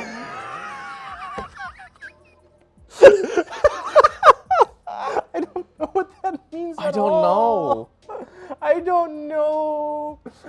But I like the betrayed fan base for the sake of betrays being, the fan base. That's really like, good. Like, I don't get it. But the only thing I thought was weird about Battlefield 5, how they were really proud to show off this like female soldier with like a mechanical arm. And my thoughts was, you did not have mecha arms in World War II. No. Slow down. I watched, what was it, The Time of Our Lives. You have Hulk arms that are sad and terrible. All right, they were bad back then. Prosthetics were not good. So I don't know why there's like a fully operational soldier with a mech arm. Or it was something weird like that, and I thought that was weird. But other than that, I don't understand at all what this feels like. They watched the trailer and then didn't play the game. Oh, that's been like most of these. That's also very true, but this one especially. Like they saw the box art cover and went, yep, woke again. The woke agenda. And then also we have Medal of Honor series. Naturally. Like above, it tends to promote American values as well as being pro-military. Although the series mainly deals with the events of World War II, two of the more recent games dealt with the war in Afghanistan, which are also the two critically worst games in the franchise. I was gonna say, like, I don't think anyone actually liked the two most recent Medal of Honor No one liked the reboot. No one liked War. In fact, Warfighter was considered one of the worst shooters of that year, let alone the decade. What are you talking about? No one liked that one. No one did, you silly dude. So I assume there's a Call of Duty on here then, right? There's gotta be. It's in the debatable section. How is that in the debatable section? We are now in the debatable section. Call of Duty 2, like most entries in the franchises, it ultimately promotes American values in the military. Naturally. As well as the British during World War II as well. However, one of its main campaigns depicts Soviets in a positive manner due to focusing on the Battle of Stalingrad. Okay. Russians are bad. I guess so. Can't help it.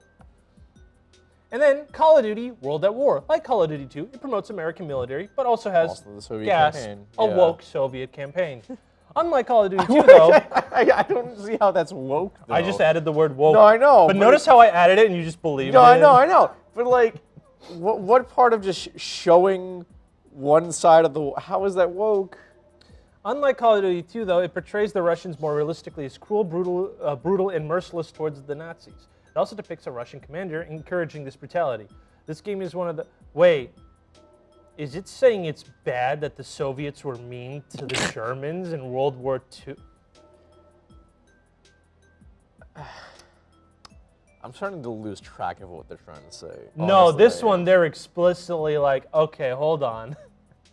This game is one of the few World War II games to depict the Pacific War against Japan, and the first mission accurately pertains to Japanese cruelty through POWs. That's just true. The events are historically inaccurate, as the Marines are depicted taking Churi Castle, which was done by the Army and not the Marines. So the only argument they have is that Russians were mean to Germans during World War II, which if that's not a really bad thing to be writing, then I don't know what is. Oh my God, okay, you know what? We're ending it with this one in the debatable section. Oh God.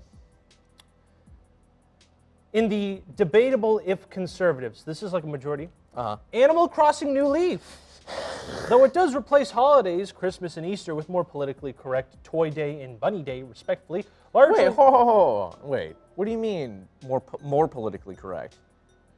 Oh, okay, no, Yeah. I misunderstood. Okay, largely due to Nintendo of America's insistence on not listing Christmas and Easter by those names, due to it having a ban of religious references, source needed, as well as some environmental-friendly public works projects, a lot of which are optional. Wait, so is caring about like your environment now bad? Like, oh, there's some litter in my park that my kids play at, and then some Republican goes, woke again. Well, yeah, because how many conservatives don't believe climate change is a thing? A lot. So that tracks. The main ideals of Animal Crossing shine through mainly the ideas of friendship, responsibility. Since this game, you become mayor. And I'm gonna watch just two friends walking down the street, just like the liberals again. No, that's a good thing. The friendship's a conservative value. Oh, that is value. a good thing. Okay. It's a conservative value. All right. Responsibility and innocence. I don't like that word. Are treated with respect. Shows capitalism in a positive light in Tom Nook. Sorry.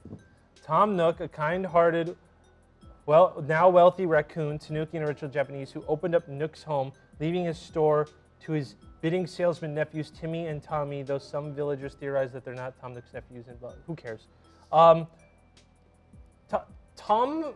No one likes Tom Nook. What? Okay, whatever. Also shows marriage and family in a positive light in the character of Reese and Cyrus, a married alpaca who run the retail recycling and refurbishing shop in the Able Sisters clothing store run by Hedgehog sisters Mabel, Sable, and LaBelle. The latter of which returned home after a bad fight with the oldest sister, Sable, prior to the original game, but has come home, says. And the turtle, Catton, a motorboat driver who's since previous game got married to his sweetheart. Tom Nook donates to charity, and oh yeah, most corporations do. That doesn't make them better. Bazinga. Blah, blah, blah, blah, blah, blah. The mayor's secretary, Isabel, is an eager and positive Shih Tzu is also the antithesis to the modern feminist. They're still not explaining how Why would Isabel is anti-feminist. There's literally no argument. Maybe just because she's a female secretary? I can see that being the case for it. I can see that being their argument. As well as Lottie, blah, blah, blah, blah. That being said, however, in Valentine's Day, Isabel can be depicted on having a crush on the player character regardless of gender. Oh, this is the heel turn! This is the heel turn! Oh my god. As well as the character of the fashionista giraffe Gracie, who, while female in most translations of the game, is an effeminate male named Grace in the original Japanese. In addition, due to the option to create your own outfit and paintings, at least one person has created and showcased a t-shirt modeled after Che Guevara. You see, now, here's my issue with this. Because, they're talking about Isabel having a crush on player regardless of gender. That's not the issue here. The issue is that you're the mayor and she's your subordinate. That's a big no-no in the office space. That's a call to HR. Yeah, gonna call to the Animal Crossing HR. That's not good. That's the bigger problem here, truly. I like how they don't have a problem with them changing the gender and getting rid of the homosexuality of one character named Grace. They're more offended that they left in the fact that they'll flirt with you no matter the gender. That's what they're mad about. Not that they did woke censorship, that they did something else. Oh my God. This is ridiculous. And then in addition, options let you create your own thing too. At least one person created a Che Guevara t-shirt. It could just be a Rage Against the Machine t-shirt. Very true. Very true. That's like, I don't understand how that's woke, because that's just like, you can do whatever you want, right? You can draw basically whatever. Yeah. I don't know. We still have time for one more. We got to find a good one. Oh, there's a big. What else does Bethesda have? Okay, it's two very specific one. Hold on. You know what? I need to check. No way. Okay. I'm very curious as to how Skyrim All right, fares on here. We're gonna do Skyrim. Okay. Elder Scrolls Skyrim, inspired by conservative novels such as Lord of the Rings. Stop.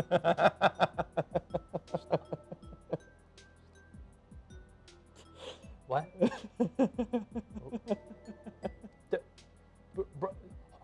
Homies, the hobbits are kissing each other like every 30 seconds. Slow your roll there, Chief. Bro, what are you talking about? Beowulf? That's not a novel, for one. That's the first story ever written. Right? Isn't it? It was the first one we have, right? I think it was the first piece of fiction put to paper, I believe. Okay. All right. And the Chronicles of Narnia? Chronicles of Narnia I'll take. That's okay. I know that's got some. Okay. This game in the Elder Scrolls series tells about the player being prophesied as the Dragonborn, a being with the body of a mortal and the soul of a dragon, to do battle with the dark dragon Aldun and delay the end of the world. In the midst of this crisis is an ongoing civil war between the rebel Stormcloaks, led by Ulfric Stormcloaks, and the Imperial Legion. No.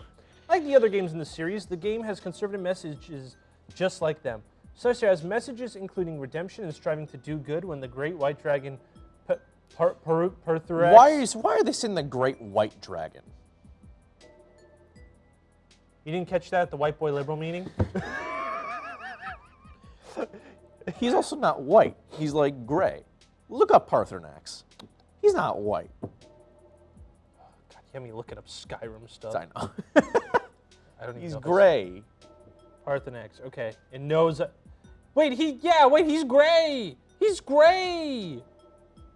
He's gray, he's not... Okay. All right, honey. All right. Disappointing. He's revealed to be Aldun's second in command, but has tamed his more savage nature to be at peace with the mysterious Greybeards and other humans, asking, what is better, to be born good or to overcome your evil nature through great effort? Both sides in the Civil War have Okay, this is a different sentence. Both sides of the Civil War had valid reasons for their actions.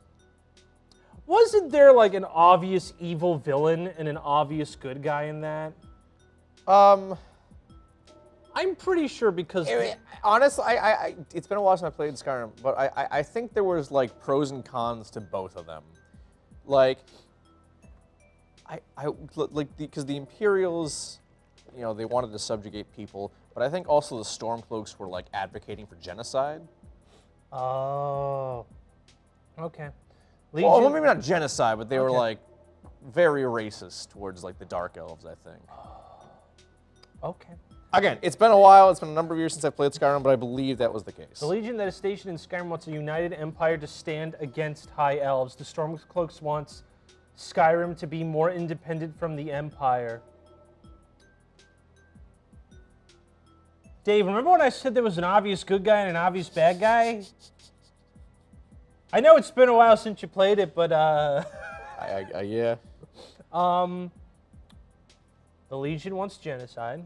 Stormcloaks wants freedom. Yeah. Okay. That said, however, it engages in a few liberal themes, including the option for same-sex marriages. I'm pretty sure the marriage system in Skyrim is like not a thing based on love, like at all. All right, listen, stop. There's also a promotion of feminism. Oh my God. Including a high-ranking female legates, the game's equivalent of a colonel, which females are given a more masculine design. Okay. Okay, listen. There's no like. I would argue there is no female or male design in Skyrim. They all look ugly. Am I wrong? No, you're right. They all look ugly. That game's ugly. Yeah, it is. That game's really ugly.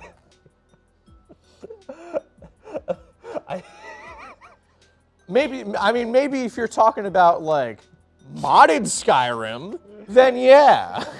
I also like their promotion of feminism is just a woman with a job. With a job. It's like, dude, she isn't like, it's no queen that's running and everything. There's no queen that's the head of the army. It's just like a colonel. Mm-hmm. And it's like, I don't. This is. Whew. Okay. All right. Well, that's a good. I would say, looks like that's about half this list. Yeah. I think this is a good stopping point. I don't know about you. My brain feels like pudding. I don't know about you, my friend. Yeah. No, I'm. Yeah. Yeah. Most of these don't have arguments. As much as I want to be like, okay, and be like, hey, I accept all walks of life. A lot of these, I feel suspicious that they're not conservative values. A lot of these are a lot worse and a lot meaner than anticipated, to put it bluntly. And half of these just kind of seem like they didn't even play the game. Mm-hmm. They just made it up. And don't keep in mind, we only got through like a quarter of this list. I would say like a solid, a third. A third? Okay. Let's make a third. And like half of these just don't even make sense. Half of these don't even have arguments. Like half of these are like just the word woke. Yeah. And they call it a day. Like it's not woke. It's not woke. Call it a day. And I don't get it. Also, Dead or Alive sucks. That's all for today. Bye-bye. Bye, guys. Bye-bye.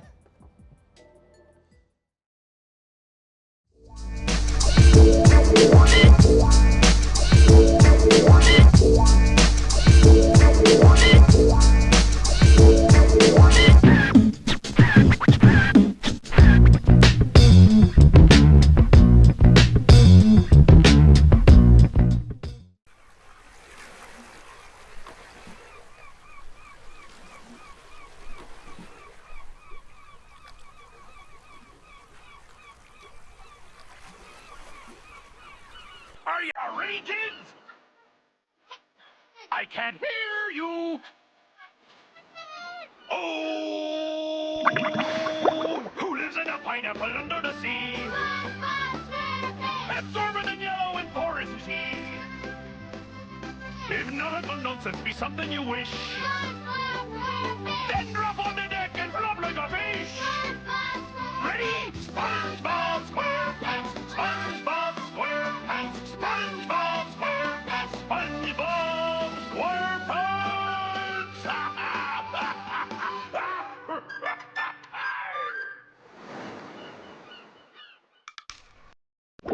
Welcome to Bikini Bottom, a normally peaceful undersea sanctuary. Today it will be transformed into a theater of pure horror, wherein our little yellow friend will play the starring role. Today is the big day. I have devised an ingenious plan to finally steal the Krabby Patty formula. And if Bikini Bottom happens to get demolished in the process, oh well. With my brand new Duplicatotron 3000, I'll clone an army of robots that will wreak mayhem and destruction at my command. One last review of the checklist. Let's see. Item number 1, is Plankton a genius? Answer yes. Okay, checklist complete. Throw in the switch. Welcome, my perfectly obedient robot army. Hang on. I want to get a photo for my scrapbook. Hey, hello? What do you think you're doing? Oh, no, wait. But I'm your master. I made you. No, oh, my good China.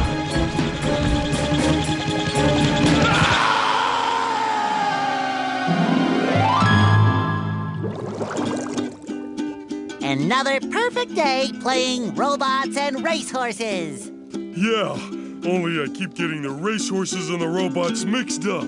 Wouldn't it be great if we had real robots to play with, Patrick? I'd name mine Robo Jr. or Zorlon or maybe Frankie. Yeah, these unreal robots are getting boring. Hey, what if we put the robots in here? Oh, how shellfish of you. It's not just any shell. It's my magic wishing shell. Wow, that's great, Patrick. So we put the toy robots in here. Okay. Then we say the magic wishing words and shake the magic wishing shell. Okay. Then we go to sleep, and in the morning, we'll have real robots to play with. But Patrick, aren't we going to say the magic wishing words? You already did. So, okay is the magic wishing word? It used to be Alakazama Alabala Wiesna Tikitana Fushbar Griddle Bits von Wiederschnauzer, but I kept forgetting it. Are you sure this'll work? Sure. Last week, I only had one big cookie crumb and I was really hungry. So I put my cookie crumb in the magic wishing shell. Then I said the magic wishing word and shook it. And in the morning, I had lots of little cookie crumbs. Patrick, I proclaim that tomorrow is going to be the best day ever. Good night, SpongeBob. Good night, Patrick. The next morning. Gonna play with robots, gonna play with robots, gonna play with robots, gonna play with... Wow! Gary, did you do that?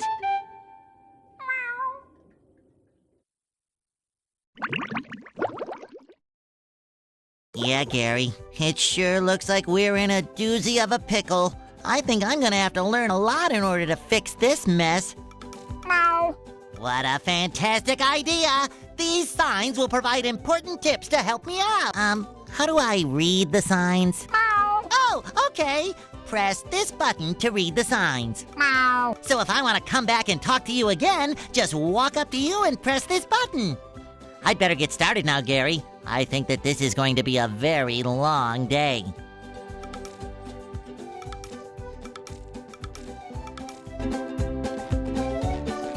Breaking news! Bikini Bottom residents have been attacked by a raging torrent of robot horror! So much for fixing this quietly. Authorities are not sure who is responsible for unleashing the mechanical menaces, but they have assured us that the person is in big trouble! Uh-oh. Did I say big trouble? I meant so enormous that it's hard to comprehend trouble! We'll keep you posted as this tragic story unfolds. Tragically, we're sure.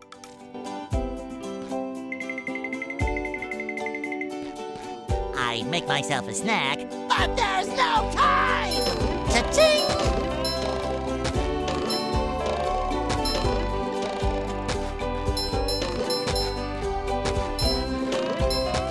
A note from Mr. Krabs! And it even smells sweaty, just like him.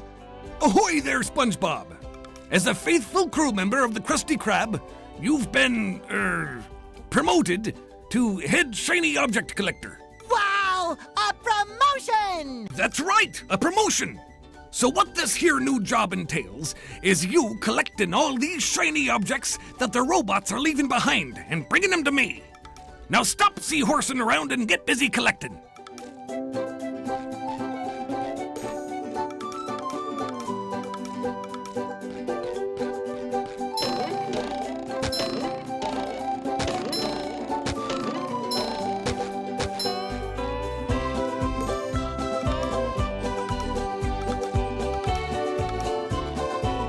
I make myself a snack, but there's no time! Maybe a little bounce on the old bed.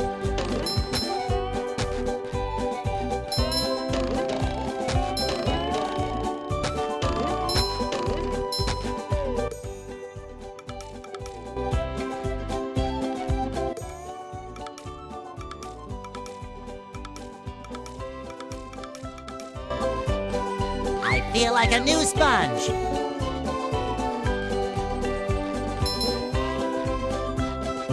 Sometimes pushing a simple button is the most satisfying. Push, push, push, push.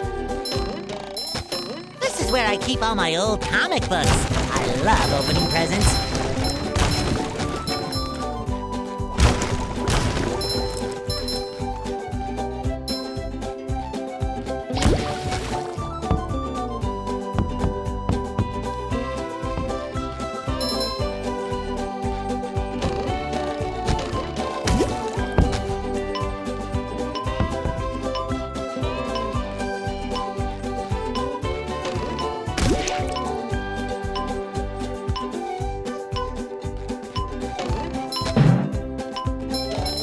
This is where I keep all my old comic books. Another find for Patrick!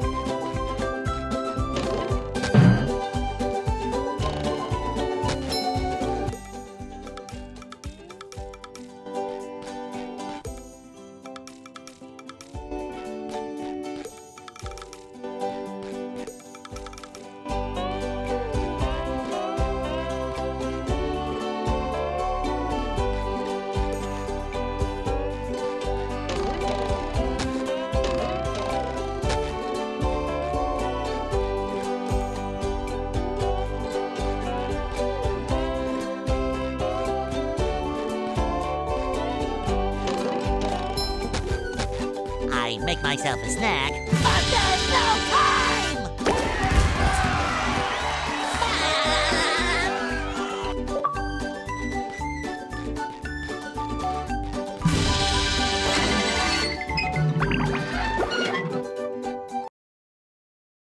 Ah, there's nothing like the sounds of your own neighborhood. Go away, SpongeBob. You're polluting my thinking space. Trying to steal the Krabby Patty formula again, eh, Plankton? Well, you won't get away with it! I've got bigger fish to fry. I've got to figure out how to regain control of the chum bucket from those robots. Where did they come from? Where? I don't know. Not for me, though, that's for sure. They just showed up out of nowhere and started calling me rude names and throwing things. They even bent all my spoons. I love those spoons like they were my children. That's terrible. Oh, won't you help me stop them? Before they bend all my forks? Not the forks! Of course I'll help. But wait, I'm supposed to collect a whole lot of golden spatulas. Golden spatulas, eh? SpongeBob, if you could get me back into the chum bucket, I'll give you a bucket full of golden spatulas. You've got a deal.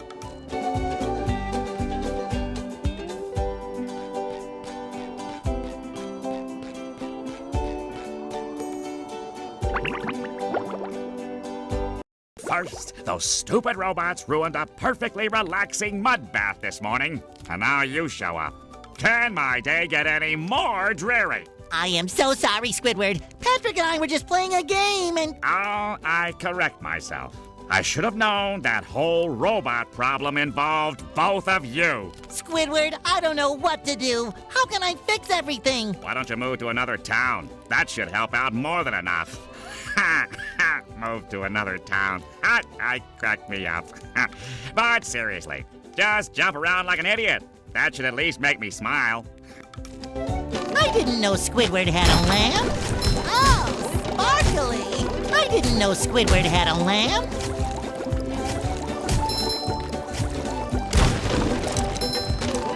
See, Squidward? I knew that you could... Don't touch me.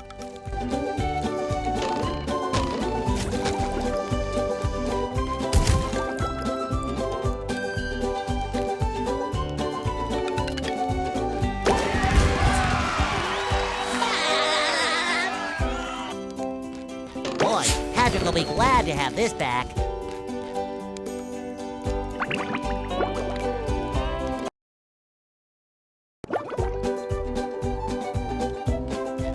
Hey, SpongeBob! I just dropped by to give you a bubble hand. Bubble Buddy.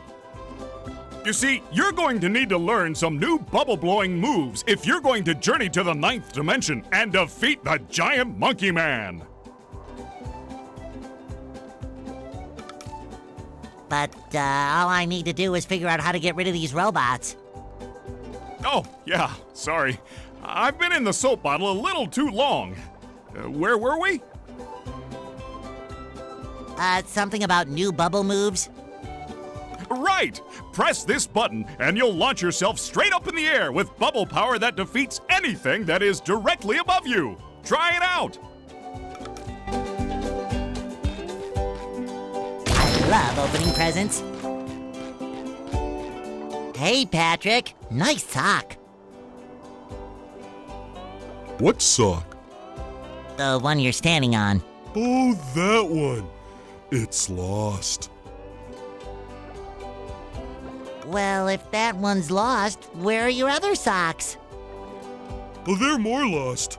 A bunch of robots came through here and stole my whole sock collection. I could use some help getting them back. Sure thing, Patrick. What are best friends for? Okay, then. For every 10 socks you bring back to me, I'll give you a golden turkey baster. You mean spatula? Bless you. Hey, you! Patrick needs to do laundry. Living under a rock. Now that's the life. Boy, Patrick will be glad to have this back.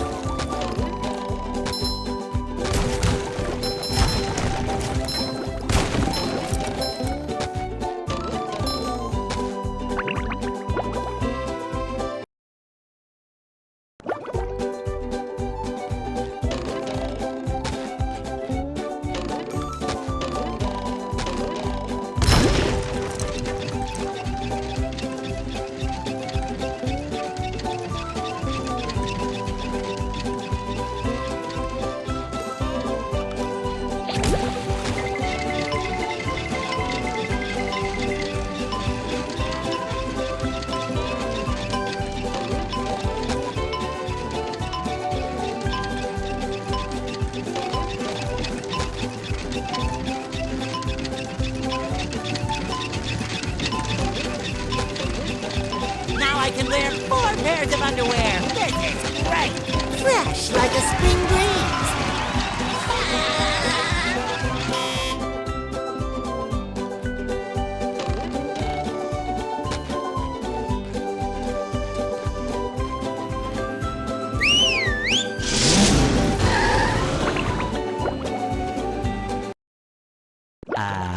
The rolling green hills of Jellyfish Fields. A place to experience nature at its most raw. and sometimes a bit tender from the stings.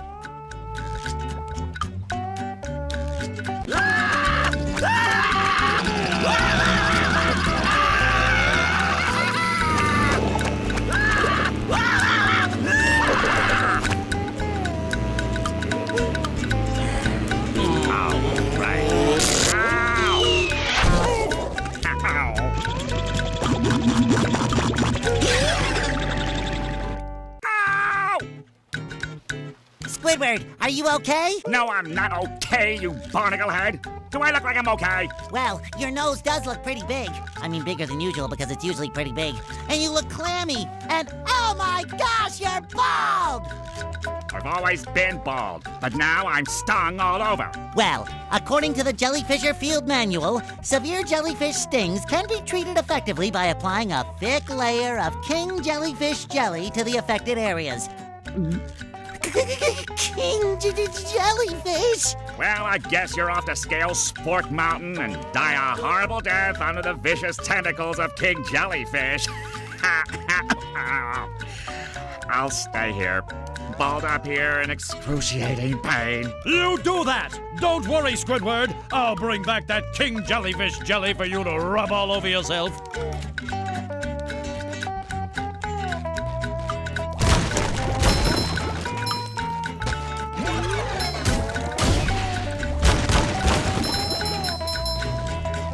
Can't jellyfish today. I'm going fishing for robots. I feel like a new sponge.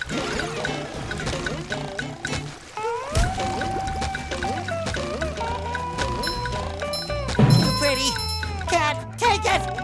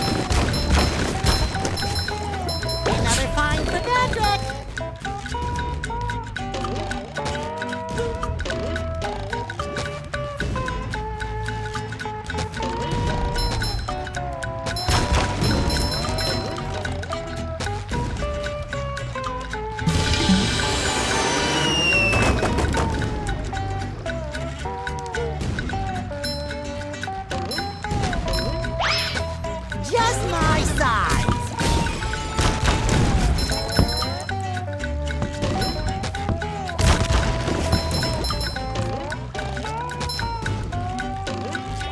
I love opening presents.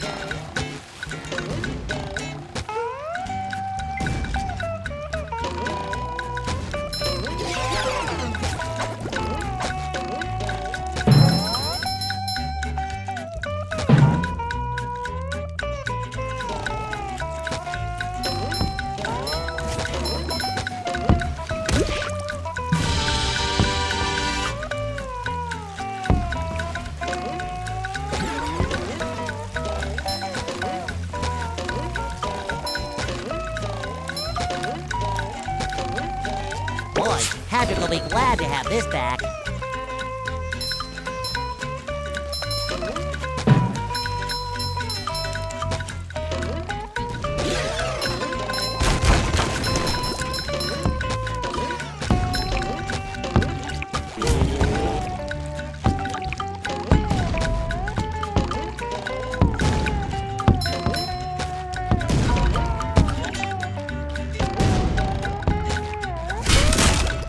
Hey, Gary, what's shaking? Meow, meow. Wow, a bungee jump for a golden spatula. I must be in heaven.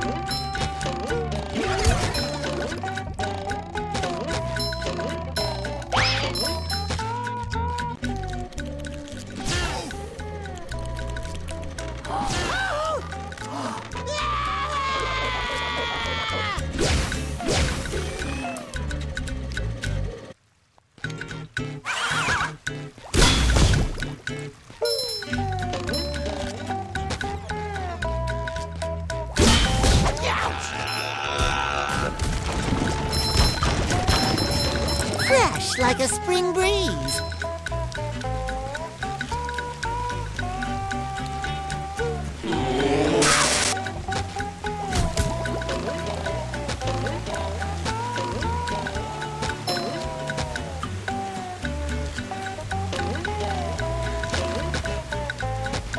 I feel like a new sponge.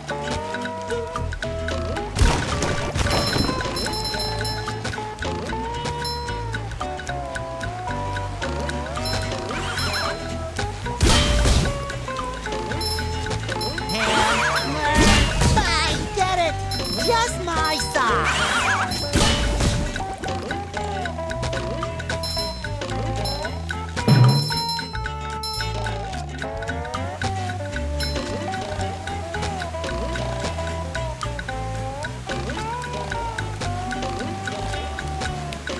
Hey, you! Patrick needs to do laundry.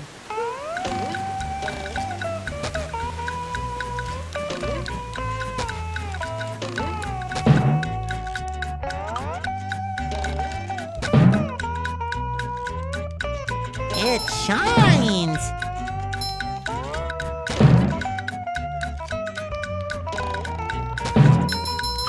Another find for Patrick!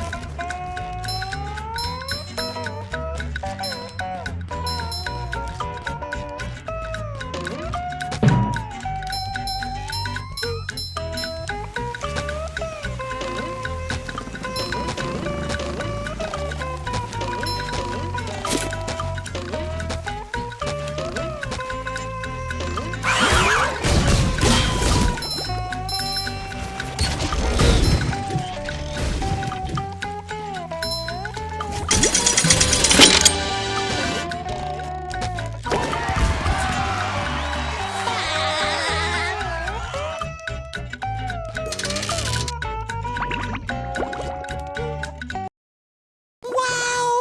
Mermaid Man! I have all your comics and toys and mail. Huh? What? Oh, yeah, it's that Sponge Kid. And now, what was I supposed to tell you? That Patrick is surrounded by robots and needs my help. Huh? Oh, no. I think it had something to do with massaging my feet. Well, if massaging your feet will save Patrick, then massage I must. Help! They're making me hit myself! Massaging your feet isn't working. I think I'd better try a more direct approach. By clipping my toenails? Here I come, Patrick!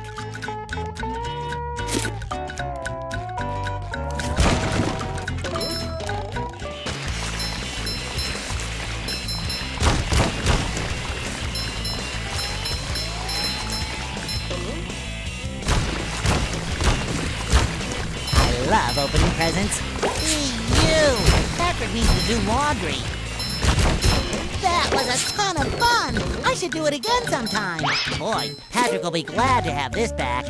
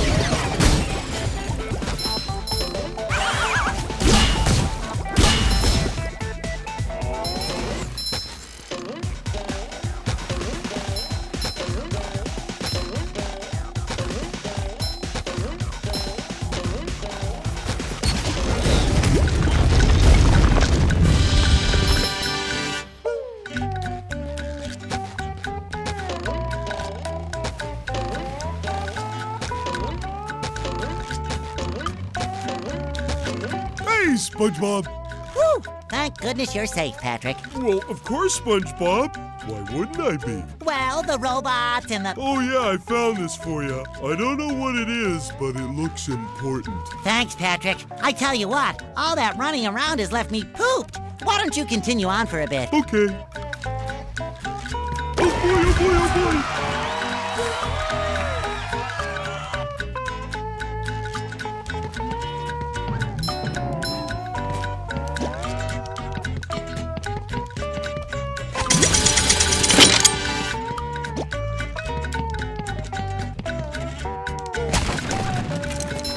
So shiny!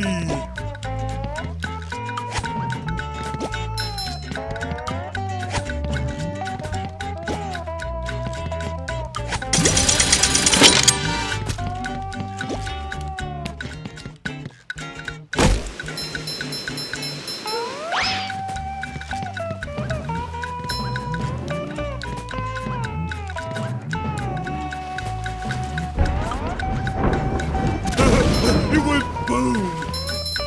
Hey, you barnacle head! Watch where you're going! The rock is talking to me. Almighty Rock, I am at your command! Down here, you big pink lummox! Oh, hi there, Mr. Plankton. Are you going to vaporize me today? So very tempting. Unfortunately, I found myself in the undesirable position of having to assist you. I was in an undesirable position yesterday, and now my neck hurts. Heed my words, my large future minion. Go into Jellyfish Cave. Follow the instructions on the signs that you see. At the end of the caves, you'll still be a big pink idiot, but you'll know enough to help defeat the robots and get me back into the chum bucket. Well, then will you vaporize me? I might spare your life so I can force you to work in my sweatshop making low-quality design and knockoff wallets. Oh, thank you!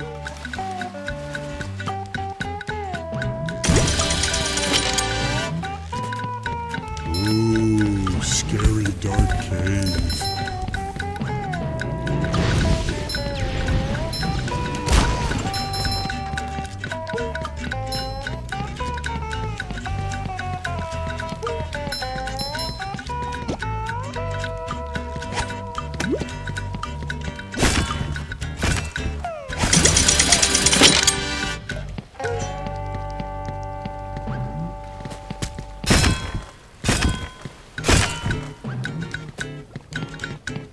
Whoa! That's much better.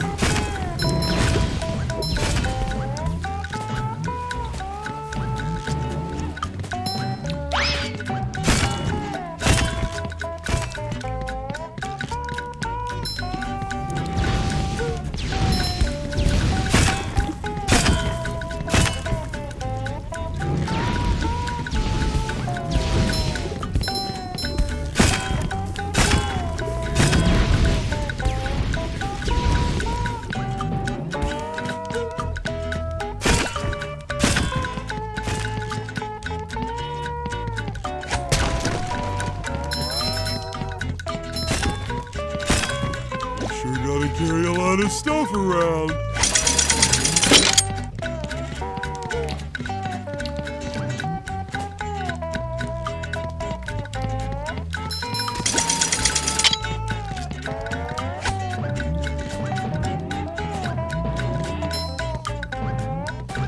Oh goody, another one!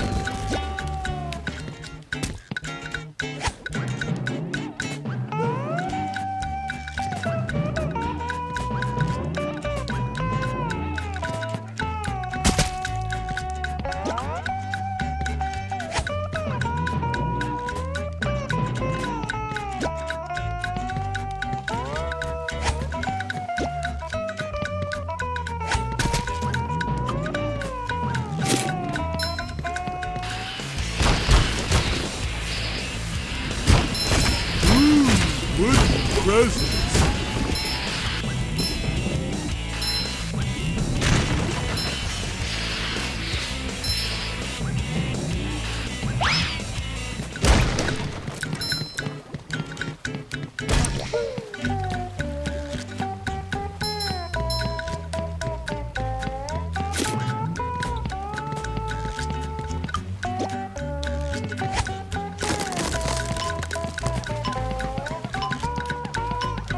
Have you been lonely out there all alone?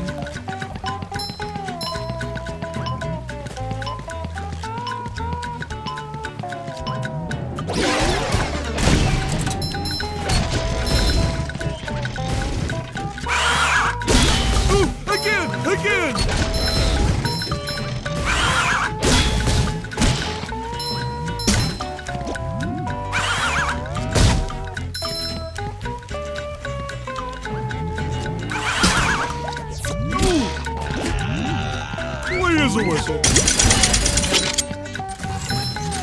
Pretty sparkly thingy. Oh boy, oh boy, oh boy.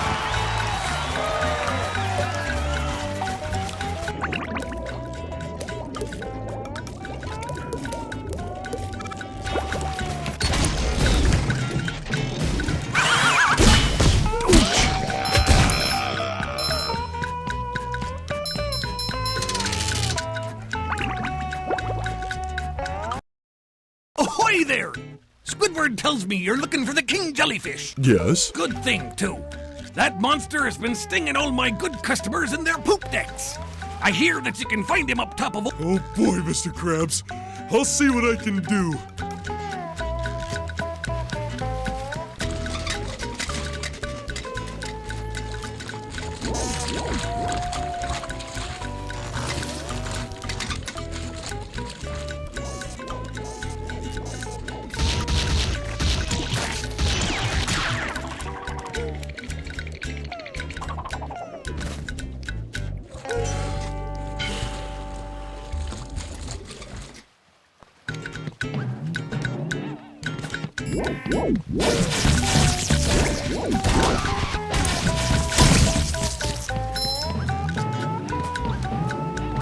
I don't think SpongeBob's underwear fits quite right.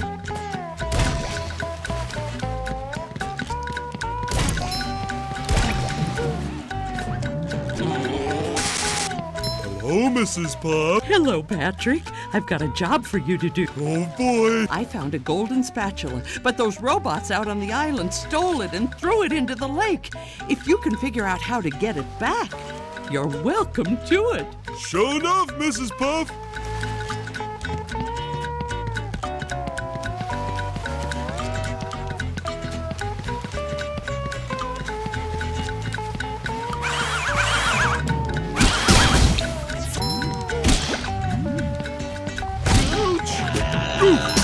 Hey, my back feels better.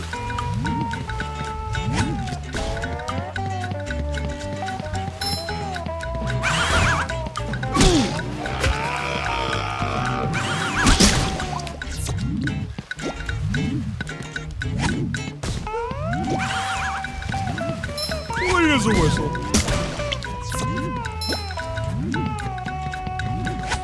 That's much better.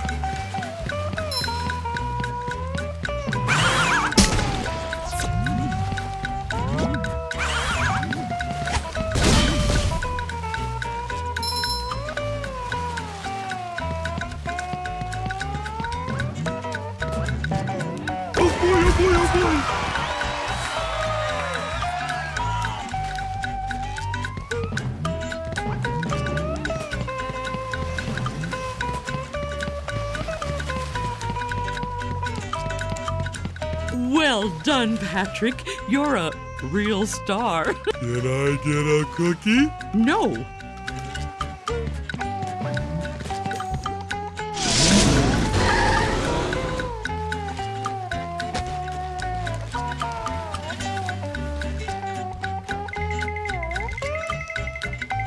I love opening presents.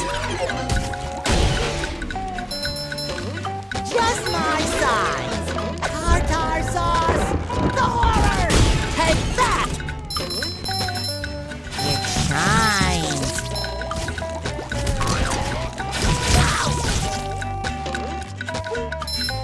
Fresh like a spring breeze.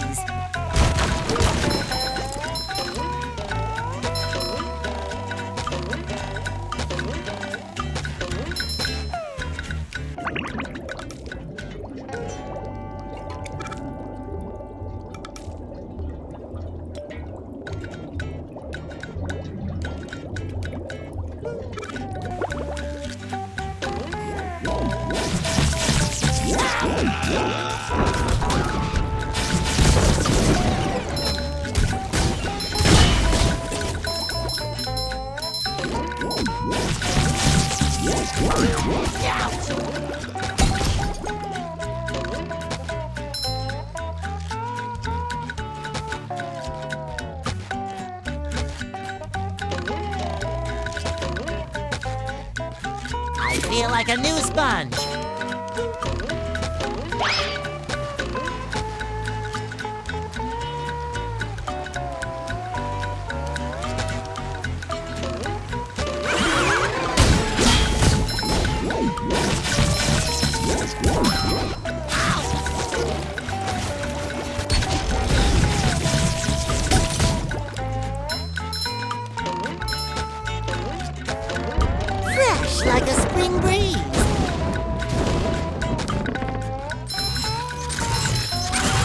feel like a new sponge.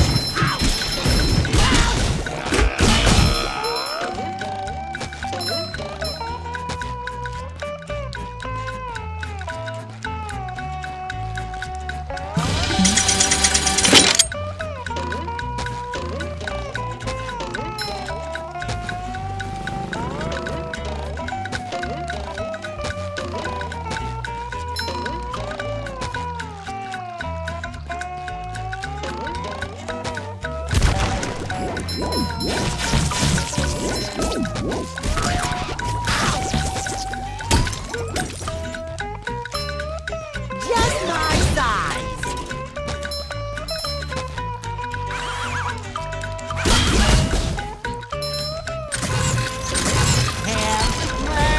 I get it. Fresh like a spring breeze. Kerplooey.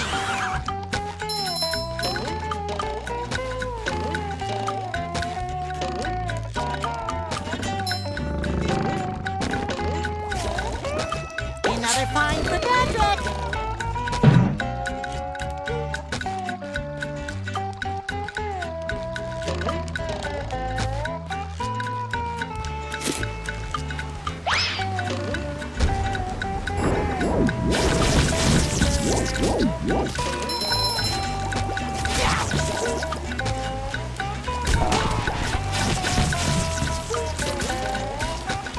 I feel like a new sponge.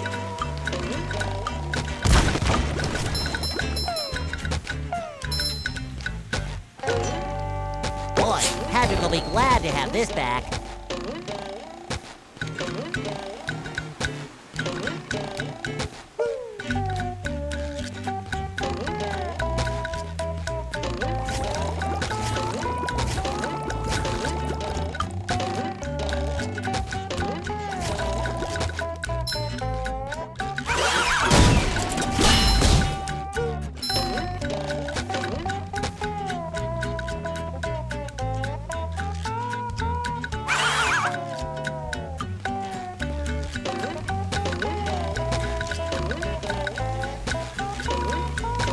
Fresh like a spring breeze.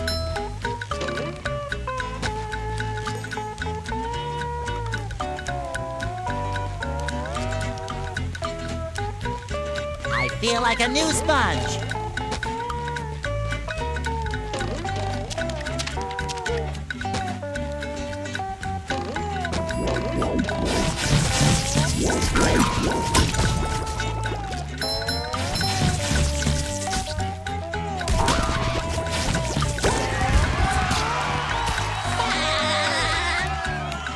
Tartar sauce! The horror!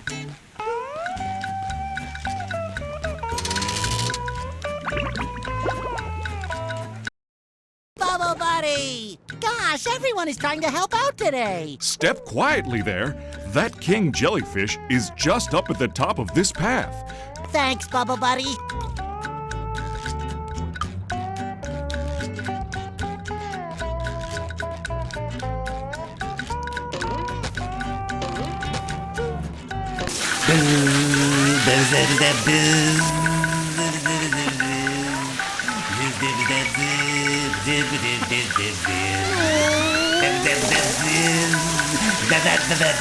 I knew the king jellyfish was big, but who knew he had such a beautiful voice?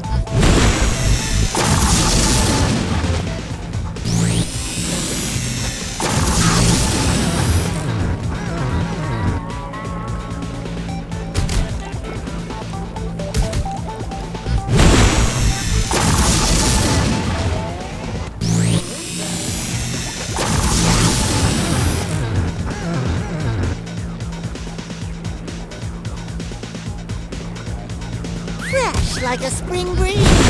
You've just met the Sponginator. I feel like a new sponge.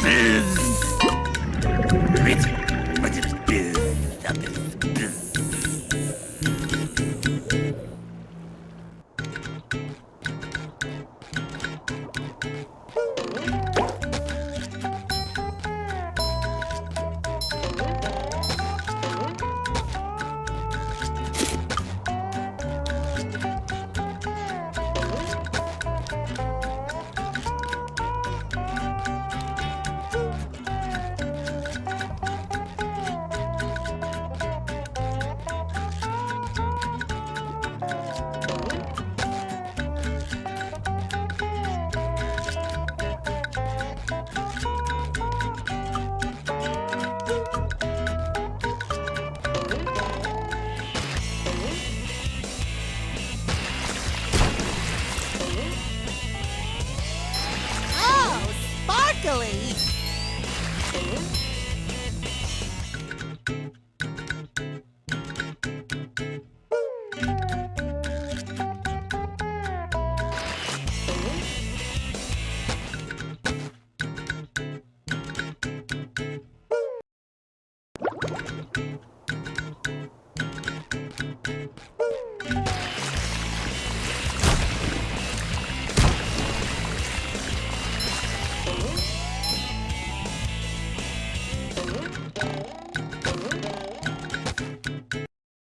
Go, SpongeBob! It's your birthday!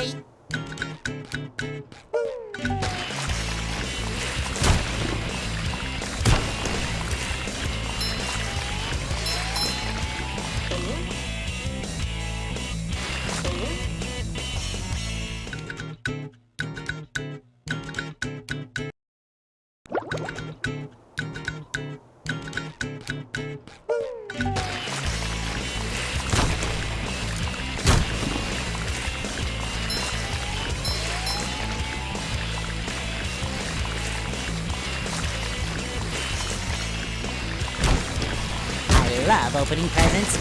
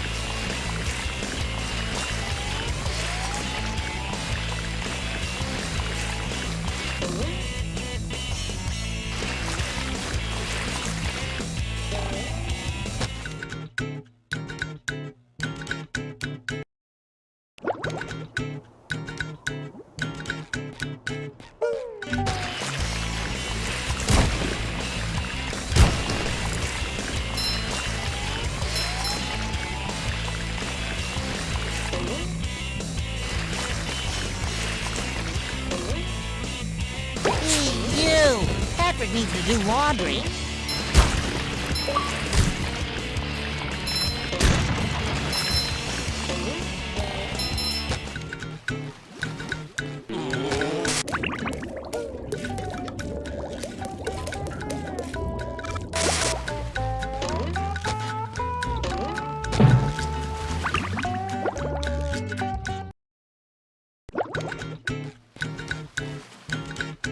Oh, yeah.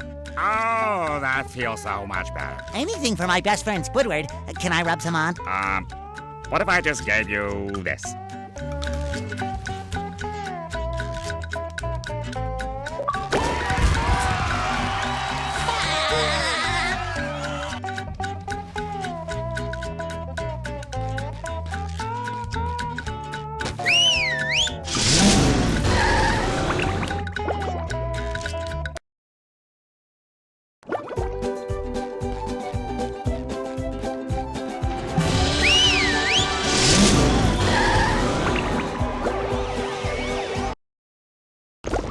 Downtown Bikini Bottom, once a bustling metropolis, now a debris-covered crater. SpongeBob, the robots are destroying downtown Bikini Bottom. We have to evacuate! All right, but it's gonna take a while to get all this dust. Not vacuum, evacuate! We have to get everyone to safety. Can we just load them up in the boats? That won't do any good. Why not? Because the robots have taken all the steering wheels. Couldn't we just drive in a straight line? No, there are too many turns. Those fiends, they thought of everything. Never fear, Mrs. Puff. I'll get those steering wheels back. SpongeBob, if you're involved, I always fear. But I tell you what, if you can pull this off, I'll give you a golden spatula. How about a driver's license instead? Nice try.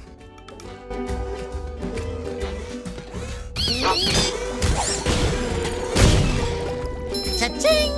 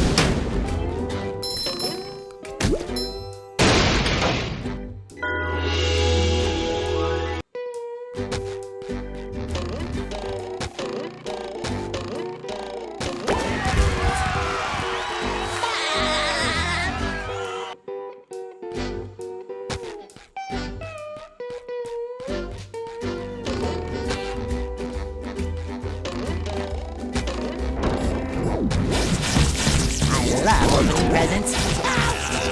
Fresh like a spring breeze. Another find for Patrick.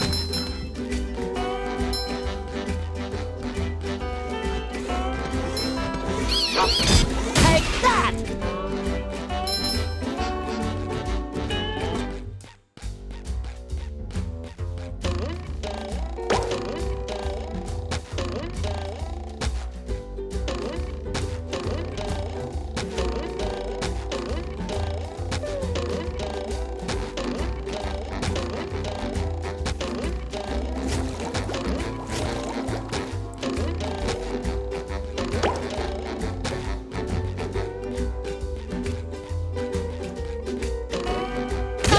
Pushing a simple button is the most satisfying.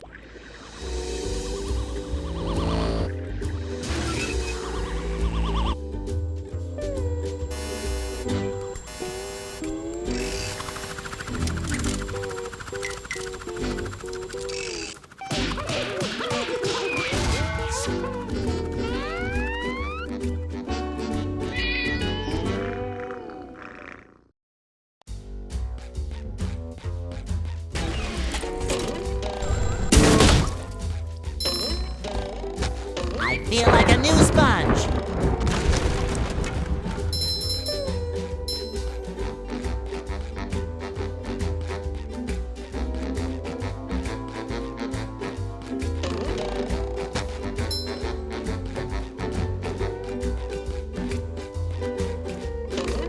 Somehow I don't think he needs a hand.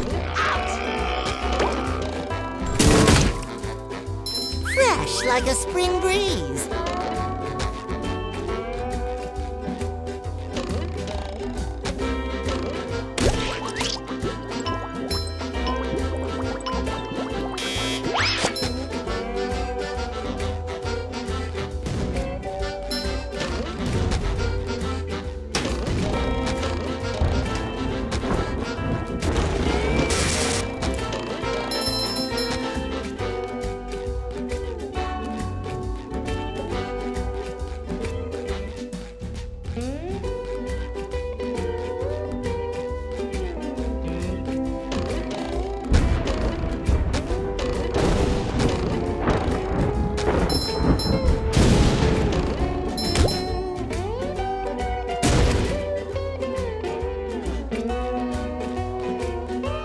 Bringing it around town. Bringing it around town.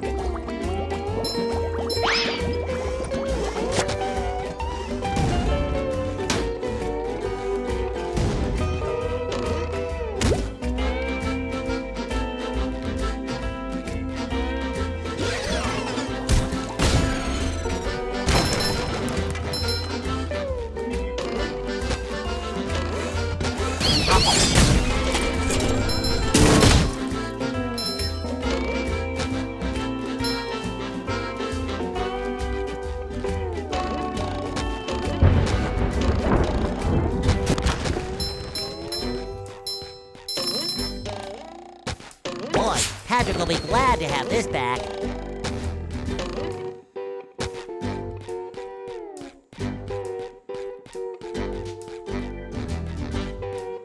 This door is locked from the inside. Who would do such a thing? Too pretty. Can't take it.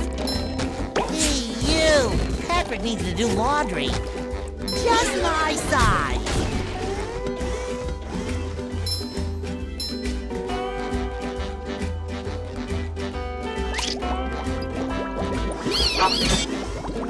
Hi, Gary. Meow? Yes, thanks for noticing. I have been working out. Meow. Not done? Doesn't that mean... Meow. Oh, that's the entrance to the rooftops, which leads to the lighthouse? Aha! There's another golden spatula. I could really use that. Meow. What do you mean, get Sandy to help me? I can get through this. Meow. Meow. Oh, that gap looks big. Okay, I'm definitely not making that jump. How is anyone going to get across there? Uh-oh, more robots. Holy Dutchman's ghost! That gap looks impossible! And impassable! Okay, I'll go get Sandy to help me.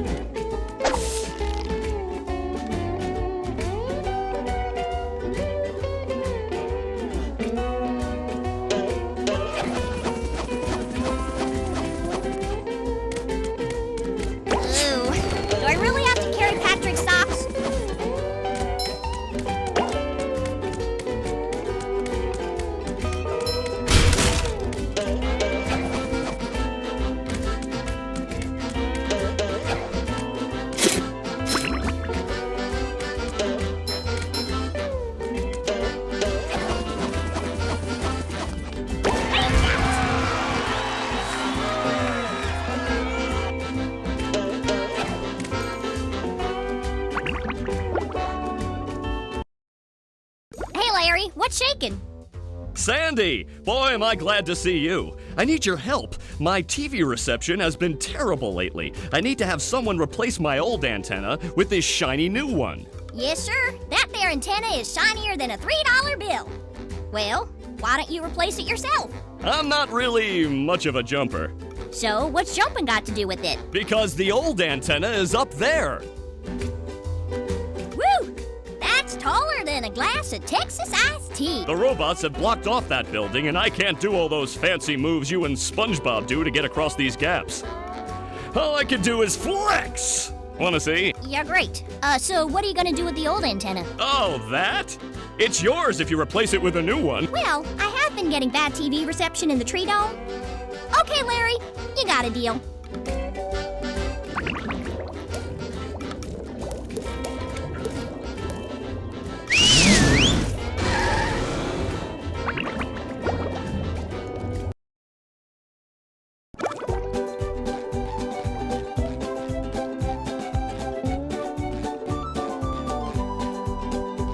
Wow, SpongeBob, you found some! Now they're back home, safe where they belong. Here's your golden back scratcher. Spatula. I don't speak Italian.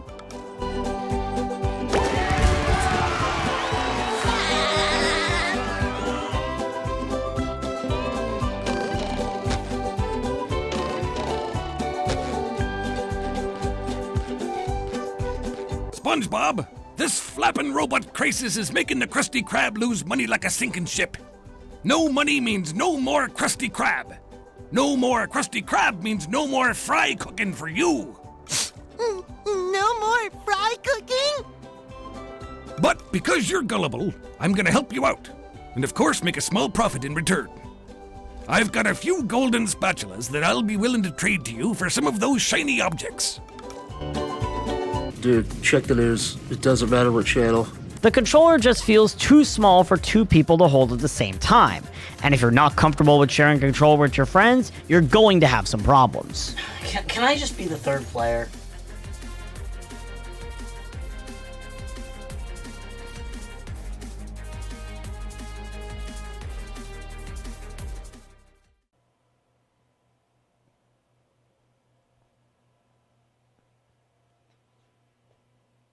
Oh, I don't want to do that. No, Howard, Howard, no, I don't know. I We have really to. don't. We have- I it's- really it's don't. Easter. It's Easter. We Oh, gotta- but they're yucky. I I know, don't. but they're here. What? We spent all this money on Who these. brought them here? You did. And me, but also you. I don't. We spent all this money. We gotta. Hi everyone, this is Junk Foods. Hello. Where we eat junk foods to find what's the best gamer food. And this is our Easter special. Happy Easter. I don't know when it even is this year. April 7th or 9th, I think. Wonderful. And we thought it'd be a good idea to eat Peeps. Yes. I don't know why I agreed to that, because I hate Peeps. Yeah. Full disclosure, neither of us really like Peeps, but we knew that there was many different varieties of Peep. Maybe we'll find a good Peep today, huh? Maybe we'll find a good Peep.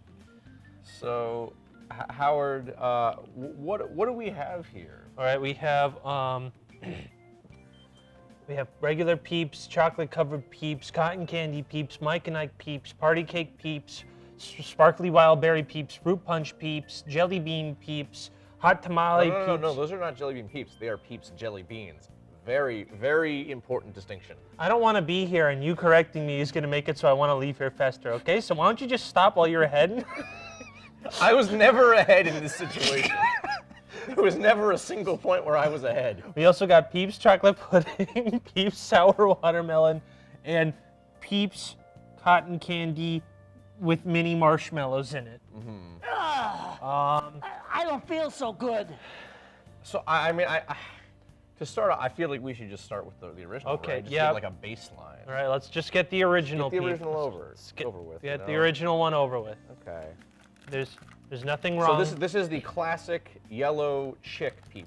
You know, we're trying to make the bunnies a thing, but even as someone who doesn't really like peeps, you gotta get the chicks. Those are the classic version of it.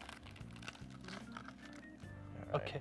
You know, I always it took me such a long time as a kid to realize that they were supposed to be like chicks because. What did you think they were? Well, I don't know. These just kind of look like sad slippers. like, am I wrong? They barely look like chickens. You know, you're not wrong. Sad slippers is a very good descriptor for these. All right, so what we're gonna do is we're gonna tier this. So let's see where the regular peeps goes in the peep tier list, okay? Okay, I guess we're not tipping. We're not tipping the peeps. We're not tipping the peeps.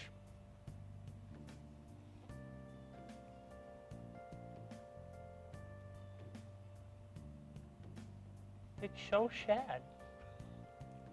It's like sad marshmallows. It's better than I remember it, oddly enough, but it's still not very good. All right, do you think this and should... I hate, the one thing I hate most about Peeps is the sugar outside, because it gets on your hands, and I'm already sticky. From what? The sugar on the outside of the Peeps, just from holding it. Okay. Yeah, the texture of the outside isn't good.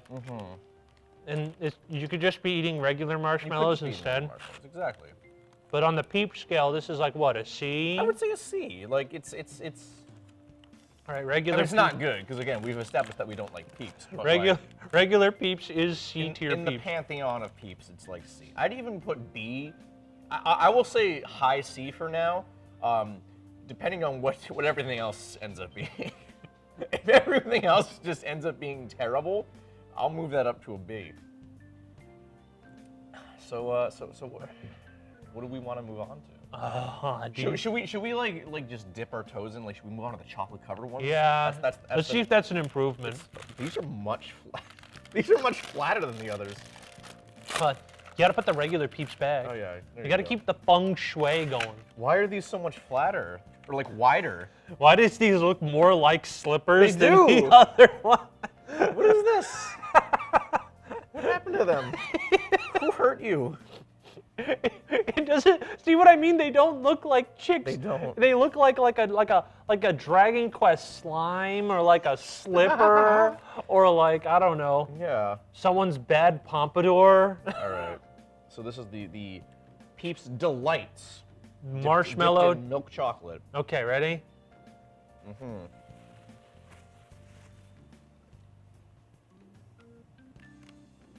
An improvement. I like the chocolate. Yeah, but with the texture of the regular Peep, it kind of like... It's a little odd. It's off-putting a little. I mean, chocolate-covered marshmallows, delicious. I love it. I mean, s'more, ooh. Ooh! Chocolate on Peep, though.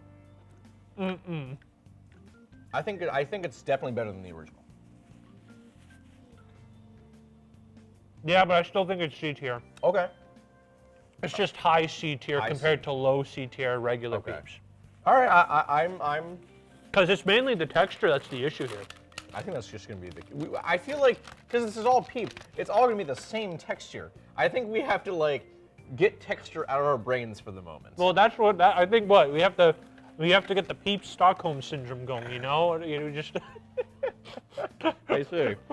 What's next one? Do you think we should be like more fruit citrus based? You know, what are we gonna do? I don't have a good answer to that. I don't want to do any of these. Just pick one. Okay. You know, yeah, let's go fruit. Let's go for the Mike and Ike's. So unfortunately, there are 4 separate flavors in here. Okay, here's what we should do. We should tear apart half. Yeah. And shove them all in our mouths. That's a terrible idea. And you think eating Peeps is a better idea? No, but I want to be able to rank them accordingly. No, because it's one package, so you got to say the Mike and Ike's total. How do I open this thing? Gumption and determination. What is it? Oh, okay. Maybe? This is most of the runtime of the episode is me trying to open this thing. I thought I had progress with that. This is when wait. This is when the intern's like, hey, you want a knife? I have a knife on standby. Do you just want to, shank a little guy open? Okay. All right. Hold on. Hey, there we go. We're over. All right, now we have to ask, what's your favorite Mike and Ike flavor? I'm not super big on Mike and Ike's. But out of like these 4, right? So what do we got? Lemon, lime, orange, strawberry, and orange. Strawberry. God, I just gotta say, this is so sad. These look so sad. No, when they were found, that was the least flattest version. The least squished. The least squished. All right, so of the Mike and Ike lollipop. Oh God. Oh my God. Oh, how are you supposed to eat this? I think like a shish kebab. Oh God. I'm gonna wash my hands after this. So this is the strawberry. All right, strawberry.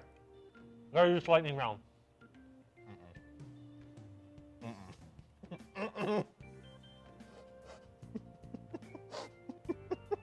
No. Oh my God! I bit into it! Oh, you hadn't even been into it yet. Oh God. But no, because I was biting into the marshmallow thing. I'm like, why? It's bad, but like, Dave's overreacting, and I bit the flavor crystal, and I went, no! Not overreacting. All right, imagine a Peep, but they put like strawberry, like salt on it. That was a lot more like tart than I was expecting the flavor to be a lot more subtle there. Oh, we got to go to the next one. We're getting orange. Yeah. Let's go. Because we have to judge the Mike and Ike one as a whole. Yep. Here you go. Thanks, bud. This is the orange one. Why are they so tart? These are gross. I feel like they'd be a lot better if they weren't as tart. I like that one better than the strawberry, at the very least. It barely even tastes like orange to me. It's all fake flavoring. All right, lemon. This stick looks so gross. Lemon. This is probably the worst one.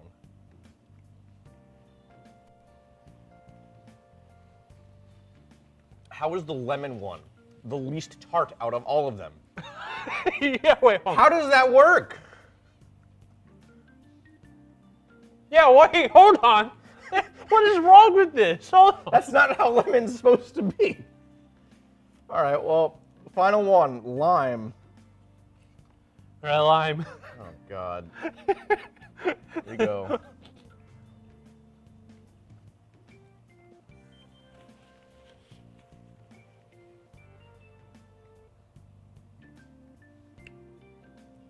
That might be the best one. Yeah, because I can barely taste the lime. It's like an aftertaste. I also like you need lime. Lime is like my favorite flavor of like fruit stuff. I love lime. Okay. Do you need another napkin? I think I'm good. I have one. I still have one here. We have napkin reserves. I'm thinking, all right, do we have D, E, F? Sure. All right, this is easy E. E? Yeah. Yeah, easy E. Like, it's not the worst. If they weren't as tart, I'd say like D. Also, pass me the stick. Switch to my camera. This is disgusting to look at. Like, look at this. What the? Look at Just this. aesthetically, it's not. Pleasing. And all the peeps are like right here. Yeah. What is the rest of this stick used for? I think because it says pop, so I think you're supposed to eat it like a lollipop or something. That sounds horrible. It does. Yeah, that's an easy E rank. Okay. All right, not the rapper, the ranking. All right. All right. Okay. Moving on. What should we have? See, I will say, that gives me very little hope for the watermelon. That gives me very little hope. For the watermelon. Okay, let's not do fruit. What else do we got? Do you wanna hold on? What's this bad boy? That's the berry. That's the we berry. don't wanna do fruit. Well, we could switch it up from Peeps. We could try the jelly beans. Another multi one. But yeah, that actually it does have fruit in it. So. All right, hold on. Where's the chocolate pudding? Oh, it's right here. Right there. Let's do chocolate pudding. Chocolate pudding. What? And these are the bunnies, not the chickens. We're ingesting a lot of marshmallows. My stomach is already starting to hurt a little bit. Uh-oh. Oh, look at these sparkling beauties. And by sparkling beauties, I mean I'm absolutely terrified. This looks like, mud. It smells like chocolate. Oh, the marshmallow itself appears to be chocolate as well. Oh, shoot. So it's not just chocolate flavor. Well, I'm sure it is chocolate flavoring. This also looks more like a snowman than a bunny. It does. Well, I think they do snowmen peeps in the during Christmas time. Oh, man, we got to cancel this episode. I just burped up the Mike and Ike's peep, and I feel like I'm about to throw up. Sorry. All right, well, this is the chocolate pudding peep. Bottoms up.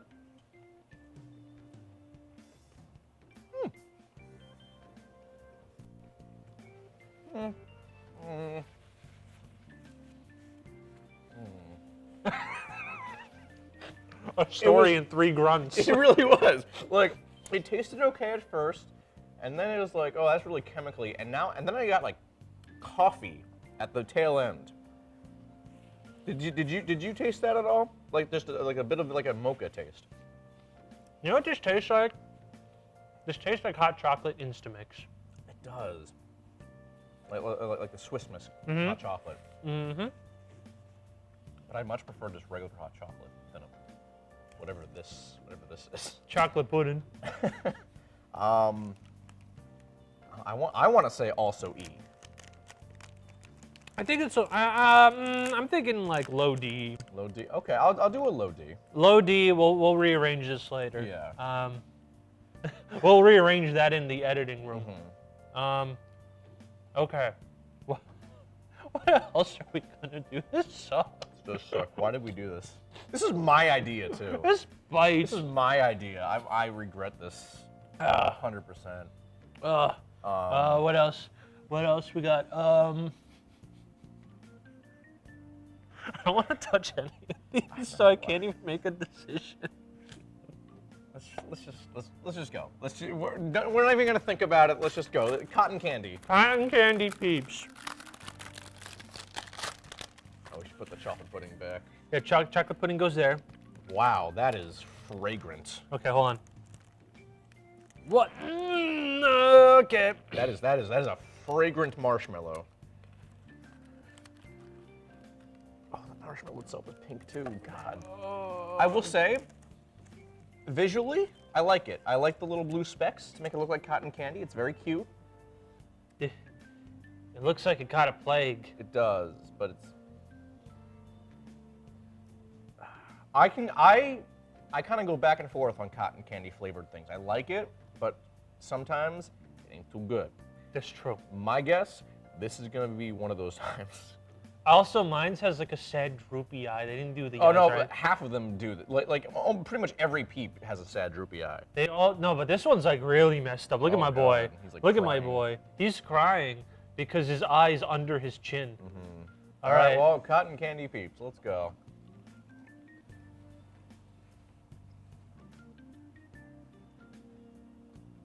I don't like it. It doesn't really taste like anything. Yeah. It just kind of tastes. There's like. I feel like the flavor isn't as strong with any of the other ones we've had so far. If it was stronger, would it be better? I have no idea. Like, so what do you think? Like a high D, low? Yeah, I would say. D, E? Yeah, I'd say D. Like a high D. It's inoffensive, but like it's not what. Yeah, inoffensive is the best word for it, I think. It's inoffensive. Okay. This is a great use of 2,000 calories, all right? Oh my god, I can't even imagine. You know what the worst part is? What? Look at the serving sizes on some of these. 4. Could you, I mean, we're doing more than 4, but like, that's for the content. Could you imagine just eating 4 peeps just on your own? Imagine having the willpower to eat more than 1 peep. God. Per serving size, 110. Wait, actually, that's not 2,000. I was exaggerating. My bad. No, Howard. This water is not really doing it for me. How? It's water. It's not washing the taste down as much as I want. Dave, I'm scared. What are you trying to say? I think we have to try something else. What do you mean, try something else? This isn't everything? This isn't everything. I hate to tell you this is not everything. Why do you keep secrets from me? We have a secret other item. Intern, Gianna, please, could you grab something from the fridge? Should be on the door. Oh boy, hey, look, a nice, Thank refreshing Pepsi. Oh my God! So yeah, we have the Pepsi and Peeps collaboration, which I really think they should have called Peepsy. But they dropped the ball on that one. So already that's like a D, just based on that alone, because they screwed that. Okay. So a little bit of a backstory. Okay. They actually had this last year, but it was, you had to win it. Okay. Like in a sweepstakes. I don't know why. I didn't even think oh, there's all like sugar on the desk. God. Poor Dave.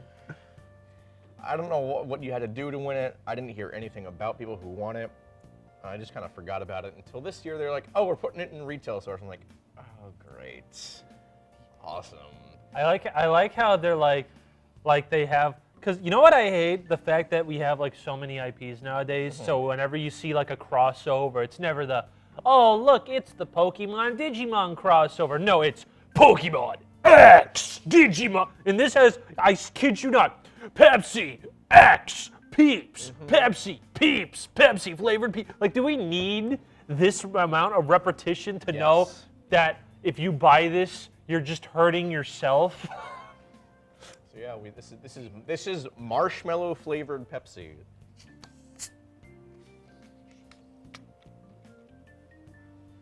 It just smells like Pepsi. There's something else in there, but for the most part, it just kind of smells like Pepsi. It smells like Pepsi and old people. All right, well, cheers. Brother. Oh, no! Oh, this sucks! No. Oh, it's in my mouth. Oh, I hate, oh, that aftertaste is so gross. I don't know, man. I just taste Pepsi. No. I'm not getting anything else. No, take a bigger swing. I did. Dude, take a big one. There's something in there. It just tastes like Pepsi. That's, oh my God. It's too subtle. Oh, too subtle. It's in my mouth right now. I'm dying. I don't know, man. I'm. It's the fizz. The fizz tastes like the sugar on the Peeps. What are you talking about? There's whenever, okay, when I drink it, there's the initial taste of Pepsi, but the aftertaste tastes like the outer shell of a Peep. I'm not getting any of that. Friend, this is, oh Yeah, I my guess I God. have. Oh my God. No, this is an F. This is an F. This is terrible. For me, it's a C because all I'm tasting is Pepsi. This is, oh my God. I wish I was having a bigger reaction, but I'm thoroughly unimpressed by this. I don't like that at all. It's just Pepsi. I don't It's like just that. Pepsi. Maybe because my mouth has been used to Peeps, but so is yours, I imagine. It's just Pepsi for me. I don't know. I need a drink. You have a drink. Get that away from me, you heathen. Well, Howard, we're not done yet. We still had quite a few Peeps to go. I don't know. I'm still mad at you. I'm really mad at you. Oh, you'll be fine. No, I won't. I'm gonna get diabetes at a young age at this rate. All right, we have a whole show where we eat junk food. What did you expect? The chips. Chips don't have sugar in them. I mean, they do. Not like sugar, but they do have sugar. But there's more sodium there, so you're gonna get like a heart attack. You should be wearing these glasses instead of me. Look at you. There actually is sugar in them. Actually? Actually? Actually? All right, hold on. What are we gonna deal with now? I don't know. Do we? What do we have left? We have the party cake, the jelly beans, berry, berry, watermelon, hot tamales, and cotton candy. Yeah. There's I don't want to do any of them. Just pick. I know. We'll go with the jelly beans. Something. We'll ease ourselves back into the Peeps. Okay. All right, so there are multiple flavors of jelly beans here. We have lemon, strawberry, marshmallow, and blueberry. Okay. So we'll see. How do you feel about jelly beans? I am very neutral on jelly beans. Okay. It just depends on the brand. but agree. I don't eat enough jelly beans to actually determine them. So sometimes I just eat the jelly beans and I go, oh boy, is this the one I like? And I eat them and I go, no. Okay. Yeah, All right. I'm kind of whatever, but Starburst jelly beans. I love Yes. Starburst jelly. Those Yes, are real those are good. Those are Those are real good. All right, so I need one of each. So let's go. well, I'll 1, just leave this here. 2, 3, 4. One of Okay. Blue. All right. All right, are we doing one at a time or are we just going all in? We'll do one at a time. Okay, okay. Blue. Blue. This is blueberry. Tastes like a jelly bean. It does have like kind of a general sweetness that I assume is supposed to be like the marshmallow, the peep. Speaking of marshmallow. Marshmallow. I'm still chewing my other one. I'll let you go.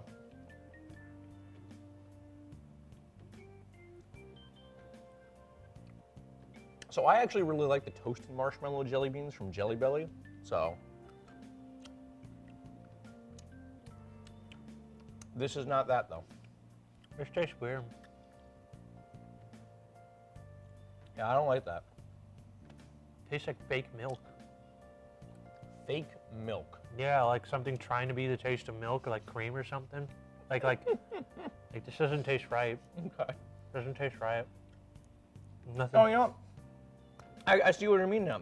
Have you ever had those they're like milk candies? Yeah. They taste like that. Yeah. But not nearly as good. Yeah, yeah, exactly. All right, we'll go lemon next. Lemon. Wow, that sure is a lemon jelly bean. I don't think you can mess up the lemon jelly you bean really at can't. all. It's good. That's the best one we've had so far. Why is the lemon Peeps jelly bean the best thing we've had out of all this crap? What do you mean? We have this. Get that out of my face. All right, what about this? Which one's this one? Strawberry, I believe. Yeah. It's the last one. There's only 4 flavors. Yep, that's strawberry. I don't like fake strawberry flavoring. I really don't. I mean, I don't know. For me, it just depends. If you try way too hard to actually taste like a strawberry, that's when it fails for me. That's fair.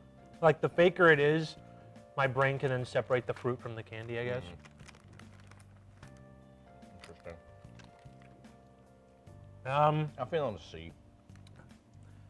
They're fine. You know what? Honestly, I'm okay with putting these in B. Really? Like a low B, because you know what? I'd probably eat more jelly beans than Peeps. Than actual Peeps? That's fair. That's fair. I can get behind that. You know? All right. So low B. We'll go with low B. Low B. The jelly beans start looking to be the winner. But how could they lose against the hot tamales, Peep? God. Now I forgot I grabbed this. So I'm just gonna put a note.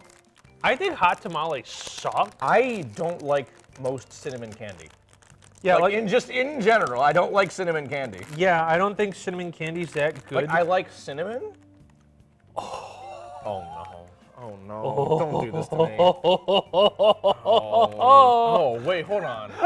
That just smells. So it smells like a cinnamon candy, but there is something else there, and it ain't marshmallow. I don't know what I'm smelling, but it ain't marshmallow. I don't like this.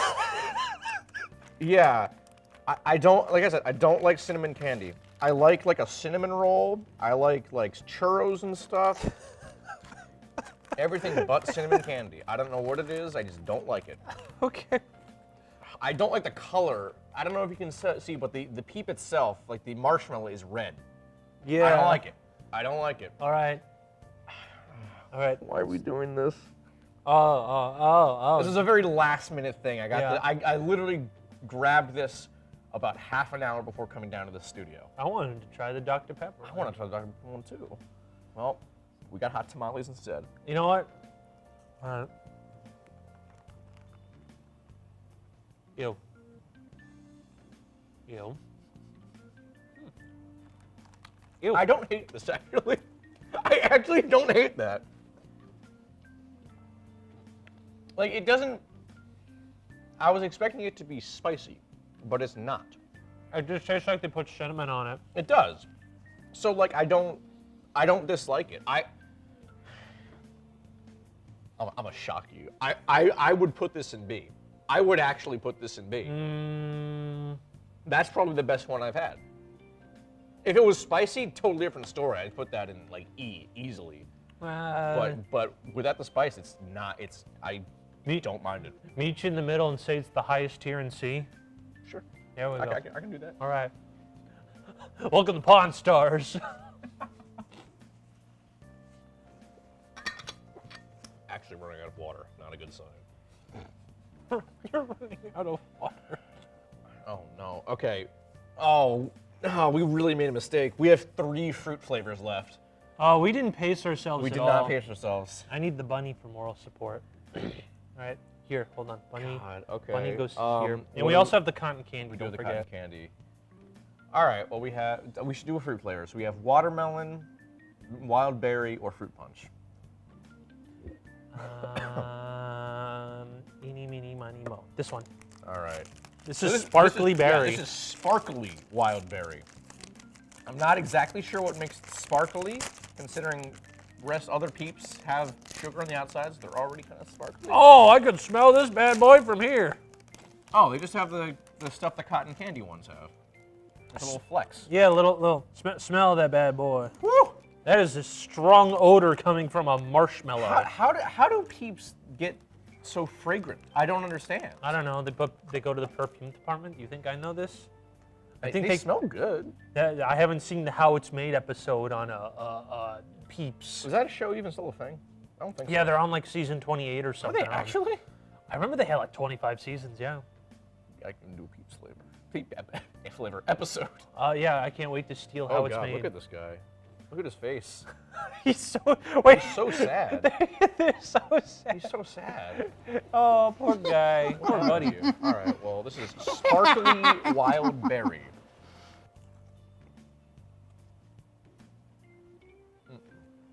No. No. No. No. Oh.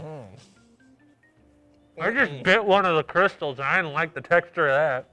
Oh. Hey Dave, I don't know about you, but are you okay with putting this one in E, F, F? You know, what are you thinking? Definitely E. I'm not sure about F because I'm dreading the watermelon. Mm-hmm. It's oddly enough, it's better than the Mike and Ike's, but that's only because the Mike and Ike's were so like tart. But this one's so sweet. Oh, that aftertaste. Oh no no no no! it's like bitter. Why is it bitter? That's the wild part. Okay, yeah, this is F. Sparkly wild berry. You know what are the berries here? I see a strawberry, blackberry, cherry, raspberry, blueberry. Is that a cranberry? I can't really tell what that is. I don't know, man. Dave, my tummy's starting to hurt. We have 1, 2, 3 things left, and then we'll be done. Wait, what do you mean 3? We have 4. What do you mean 4? 1, 2, 3, 4. I didn't see this. Okay. How did anyone accomplish anything in histories I when they could have upset tummies? This isn't know. fair. I don't know. I don't like. This isn't fun anymore, Dave. Dave, I think this show's gonna take a break for another 8 months. That's probably for the best. Why don't we do something fun like just go to Taco Bell instead for junk foods? You know. So these smell good because I've smelled them when I first had them. Oh wait, these smell good, right? They smell kind of like a fainter version of like the Jolly Rancher watermelon.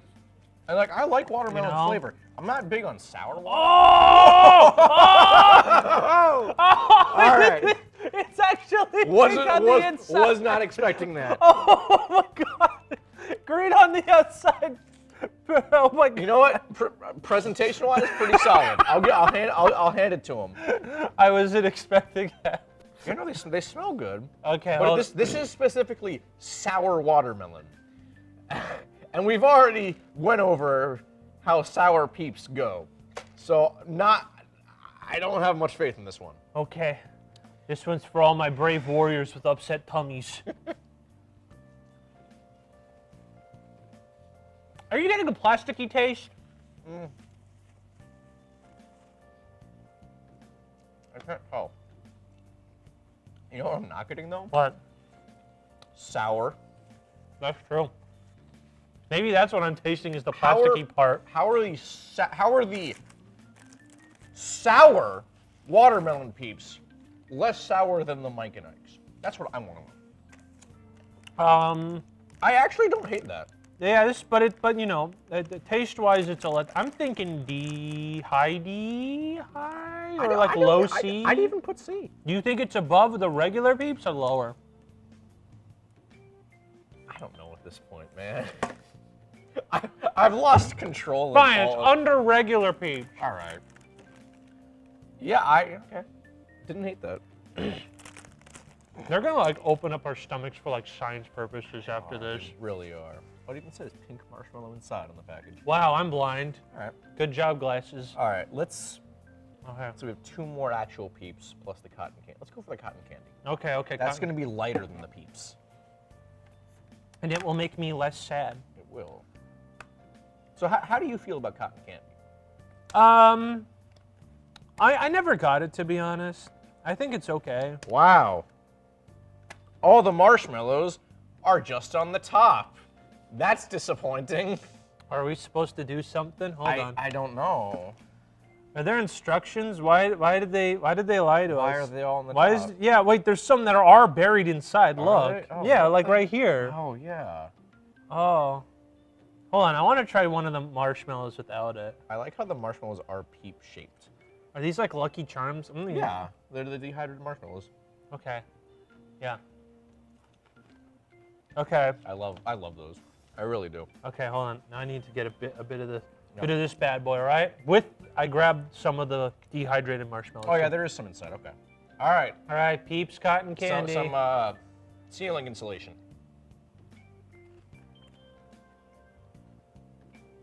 Tastes like cotton candy. Good enough for a B. Good enough for a B. Oh my God. I mean, the fact that I'm going back for more should tell you all you need to know. Hey, wait, hold on. Oh no! He dropped a marshmallow, folks. Yeah, it's not bad. All right, hold on. What was the other thing we gave to a B? The tummy hurty hurt my memory. Is it I don't remember. Maybe the jelly beans? Jelly beans, that's what it was. That's better than the jelly beans. So far, the 2 highest things we've rated have been not Peeps. I'm starting to see a pattern. Oh my God. I just burped up a bunch of flavors of Peeps. Oh, I'm very sorry. Dave, I don't think I'm gonna make it. We only have 2 left. I don't think. How do we only have 2 left? We're so close. Okay, hold on. Let's do party cakes. And I'm officially out of water. So all I have to wash down is the Pepsi now. Don't drink that. That smells like vanilla. Ooh, I don't like the smell of that actually. Ooh. I don't like birthday cake stuff. True. Yep, I agree. I like cake batter. Birthday cake, not so much. Okay. I was just thinking, like, how can I make a joke? I'm like, I could sing the Happy Birthday theme. I don't like how like it's not white. It's like it's an off-white. It's an off-white. There's a little bit of yellow tint to it. It's actually eggshell, Dave. I don't like that. If they were just white, I'd be fine. Because on the package, they're white. Yeah, but they ain't white. They ain't white. All right.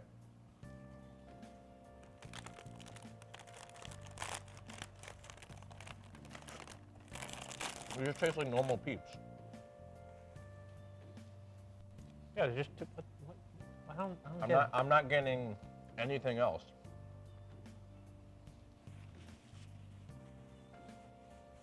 I guess there's a little bit. Yeah. This is waste of time. Literally a waste of time. I'm getting a bit on the aftertaste, but like. Literally a waste just of disappointing. Time. All right. Oh God, my stomach, man. You see the tummy hurty getting you too now. God, because like, hold on. So, serving size is 4. How many peeps have we had today? 1, 2, 3, 4, 5, 6, 7, 8. We've had double a serving of peeps, still not done. So, these kind of smell good too. Okay. This is the final peep. And I kind of wanted to do this one last because I love fruit punch. I don't know, dude. Ooh. Ever since I was like 4, fruit punch is my jam. They smell good. Oh, they smell so good. But are they going to taste good? Don't say that. Is this the first peep to get to B tier? Everything else here, every other peep has been bad. What are you talking about, dude? The jelly beans are. Oh wait. Wow, these are somehow the softest ones we've had. Yeah, what the hell? Yeah, these are. Why is the softest? Are these expired? Is this thing expired? No, they don't. They're good till August. Sick. All right.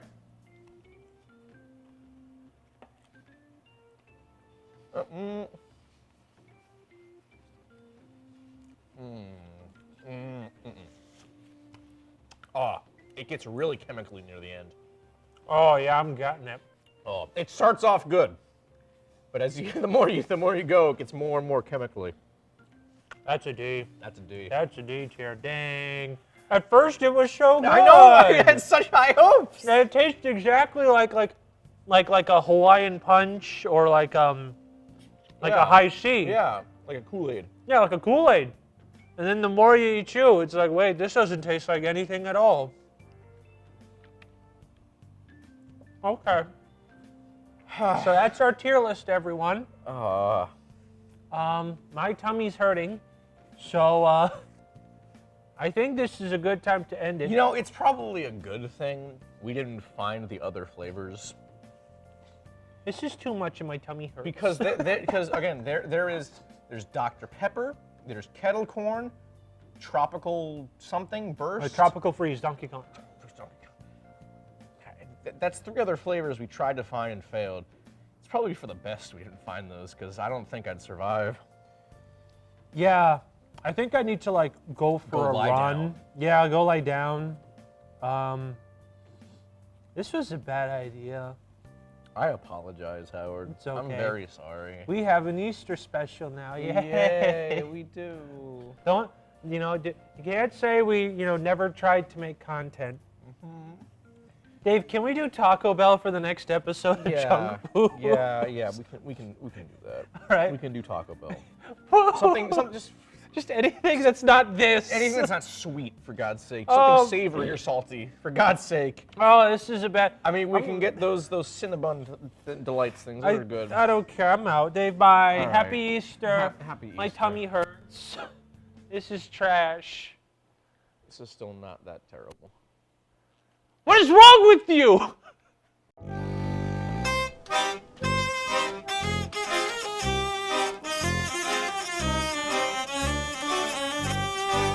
Well, hello, my mates. You're probably wondering who I am. I am the ghost of Captain David Forktongue, notorious pirate captain.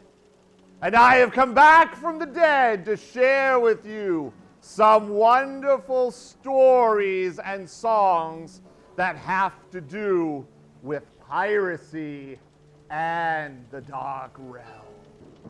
Now, I didn't always start off a pirate captain. As a young lad, I served as a member aboard a military vessel.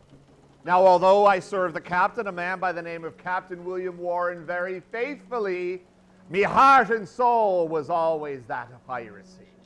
And I had committed many crimes aboard Captain Warren's ship, including one crime with a treasure that was not all gold and silver. It was the good captain's wife. You want to talk about a treasure chest. Well, eventually it was reported to Captain Warren the crimes I had been committing. So I was shackled up and brought before Captain Warren. And as he is naming all these crimes, did you do this? did you commit this crime? I was looking at the good captain, and I sunk my head down and slowly brought it back up, still listening and naming all these crimes. And as I am hearing these crimes, all I could do was look him in the eye and say, yeah, I did that. Yes, I did that too. Oh, that, yes, absolutely. Well, not so sure about that one, but no, that's a good one. I'm going to take credit for that even though I didn't do it. And of course, that got me shackled up and locked in the brig maze. Wah! And he gave orders, Captain Warren, that I was to be executed by the noose on the morrow.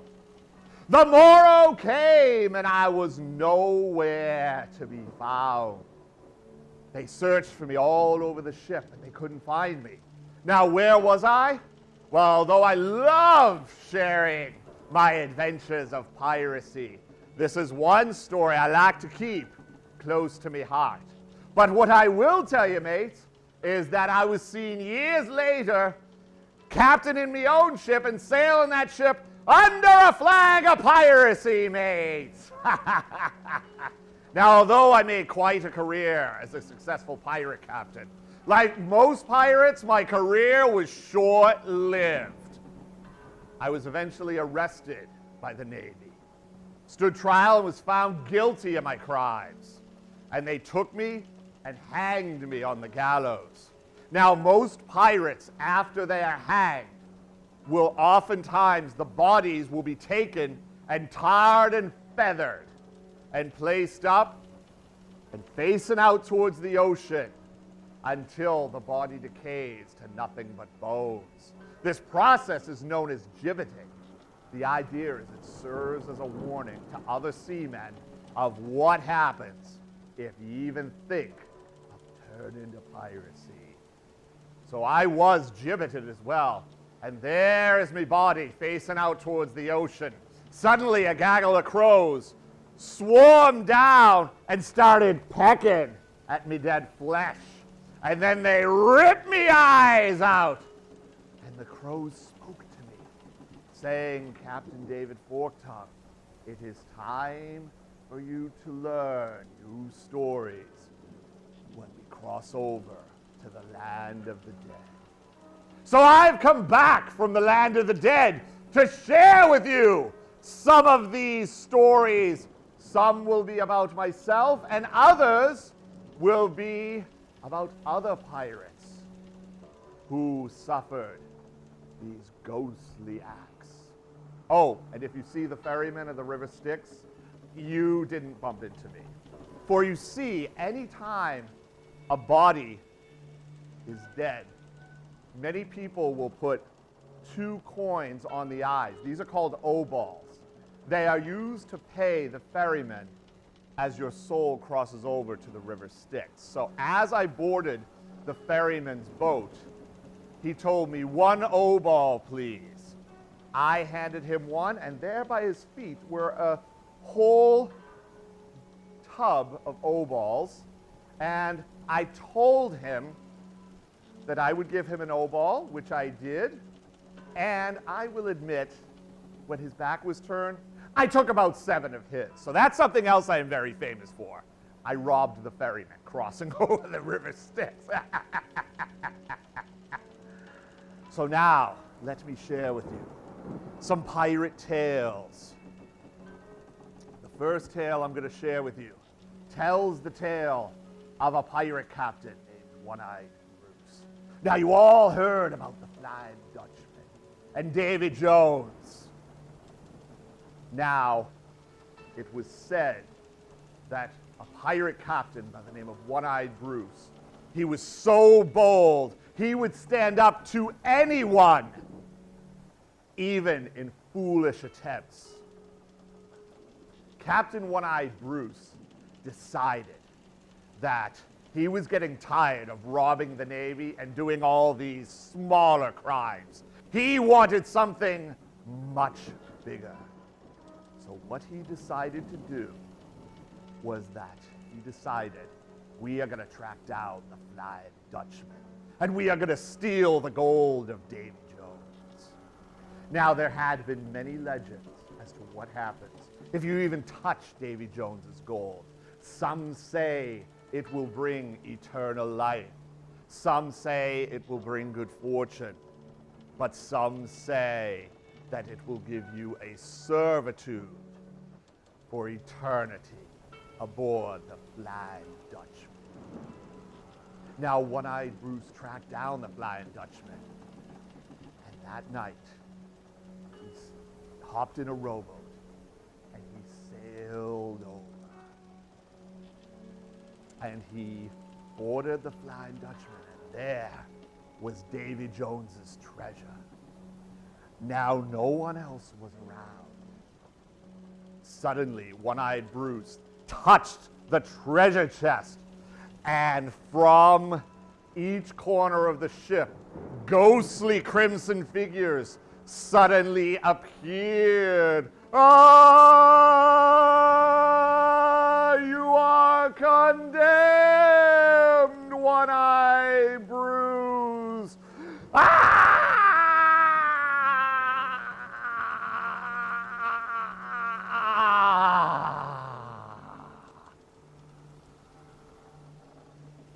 There is One-Eyed Bruce now, as a permanent fixture of the Flying Dutchman. Not a member of the crew, he stands in one corner of the ship. Only his face is allowed to appear, doomed and condemned aboard the Flying Dutchman.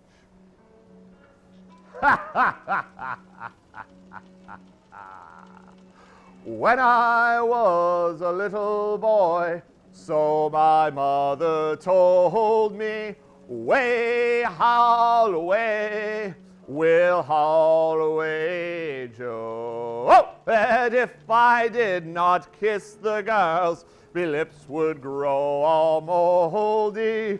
Way, haul away, we'll haul away, Joe. Oh! So first I met a Yankee girl. She was so fat and lazy. Way, haul away, we'll haul away, Joe. Oh! And then I met an Irish girl. She damn near drove me crazy. Way, haul away, we'll haul away, Joe. Oh! And William is the ship's captain, pillaging from land to land. Way, haul away, we'll haul away, Joe. Oh! He was caught and tried and was hung, say granted by the king's own hand. Way, haul away, we'll haul away, Joe. Oh, way, haul away, we'll haul away, Joe. Now, this next tale I want to share with you tells the story of a pirate captain named Edward Greenwell.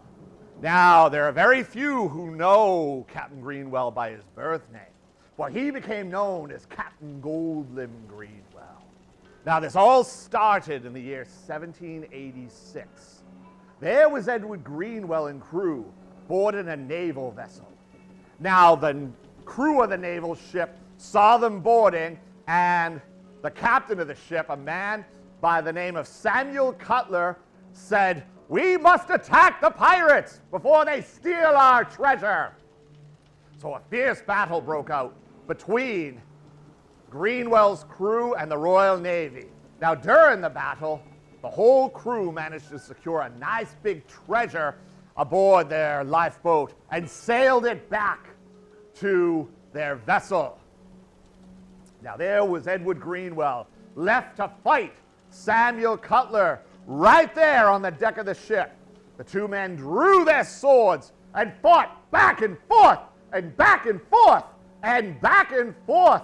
And then Samuel Cutler thrust the sword out of Greenwell's hand, took his sword and sliced off the left arm of Edward Greenwell. So there he is, staring right there by the back end of the ship. Now there he is also with only one arm. He leaped up and leaped into the ocean. Now you may think that old Cutler would drown and die right there. Oh no, old Greenwell was a very skilled swimmer. He managed to swim back to his own ship on only one arm. And when he got to the ship, his last ounce of breath had gave out and he started sinking down to the bottom of the ocean. But thankfully, one of the crewmen grabbed his arm and brought him back aboard the ship, and they sailed off to safety. Now, the question remained. Yes, they had the treasure, but what to do about the missing limb of Edward Greenwell? Now, Greenwell, he was a fair man, but he also was aware of the rules of piracy. Believe it or not, there are many rules that you must obey when becoming part of a pirate crew. Your first duty when you are joining up with a pirate crew, whether you do it willingly or not, is you sign a contract called the Articles. Now, the Articles state that you obey the rules of the ship and the captain. Now, when rules pertain to treasure, it's stated in the Articles that the captain gets his share first, which is whatever he wanted. And then he distributes the rest evenly amongst the crew. Now, there are bonuses available to the crew. How do you get a bonus from a captain? Well, it's very simple. You return to battle missing a body part, a hand, a leg, even an eye. This is why you often see pirates with hooks for hands, eye patches, and peg legs. So I guess you could say that we pirates, we're the ones who started workman's compensation. So, because Greenwell returned to his ship missing a whole arm, he decreed that he not only gets his share of the gold first, but an extra bonus for returning missing his arm.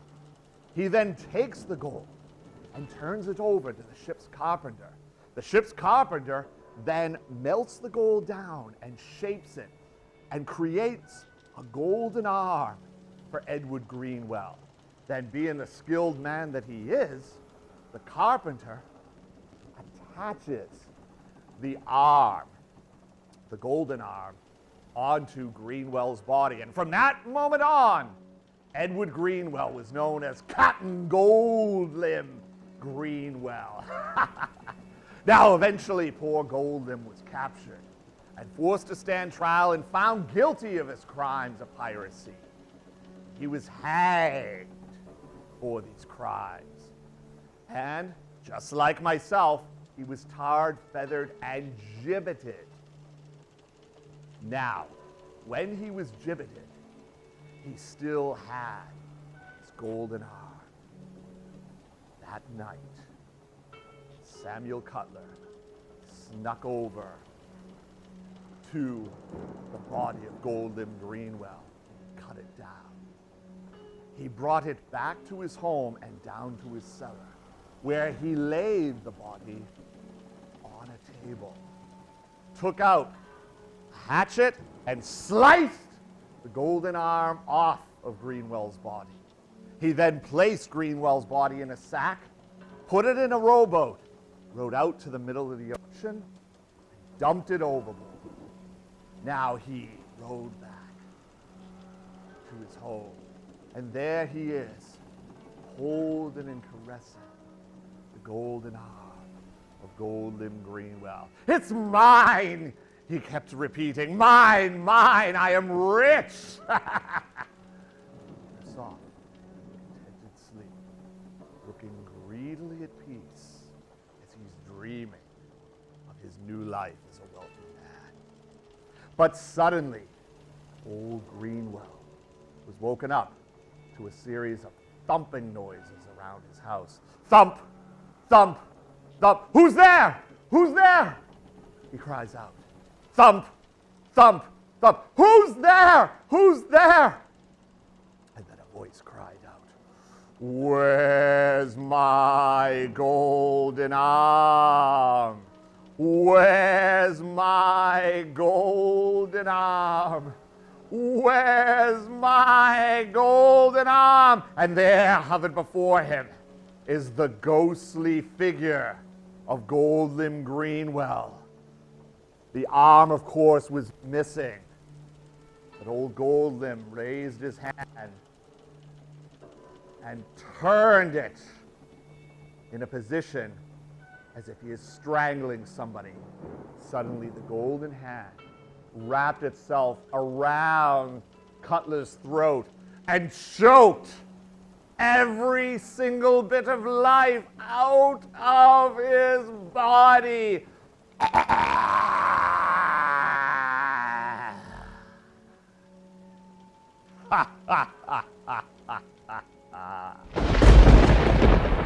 Now, this next story I want to share with you. It tells the story of a woman named Anna. Now, Anna was so in love with the ocean that it consumed her in the end. Now, to many a sailor and pirate captain, to have a woman on board ship is bad luck. Now, Anna knew this, but she still pursued her goal.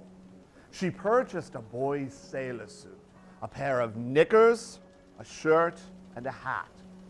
She then took her hair, her beautiful long dark hair, and she was able to pin it up and place the hat so it covered her hair smoothly.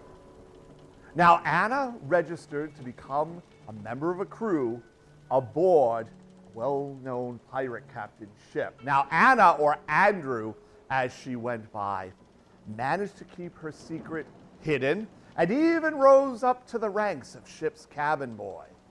All would go smoothly until one night, during a fierce storm, she was bringing the captain food to his cabin, a bit of beef, some greens and potatoes, and a nice mug of grog.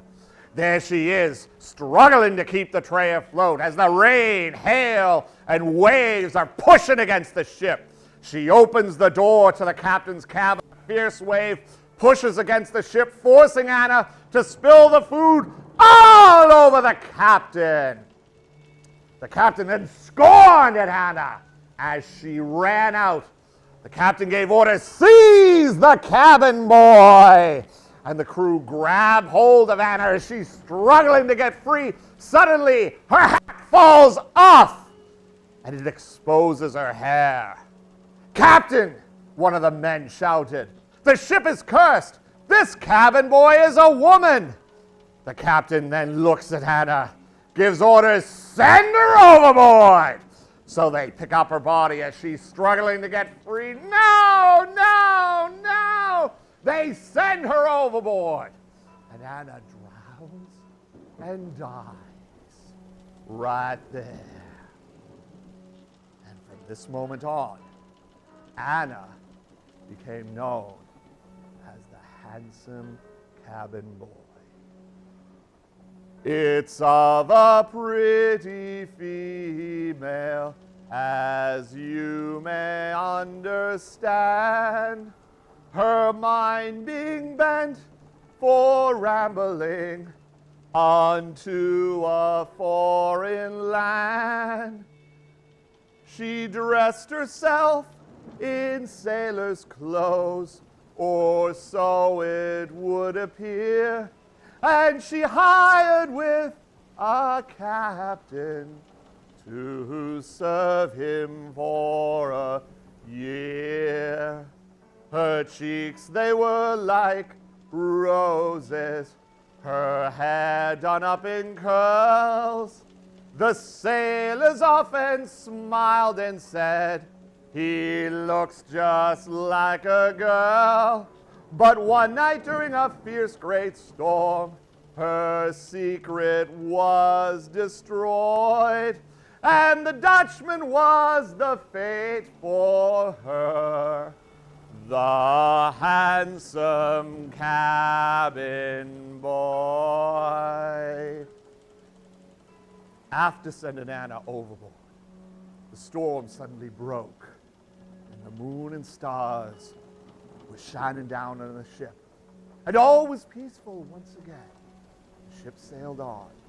The next 3 days brought good fortune to the captain and crew. They arrived at 3 different islands within 3 days, each island loaded with treasure: gold, jewels, emeralds, and sapphires.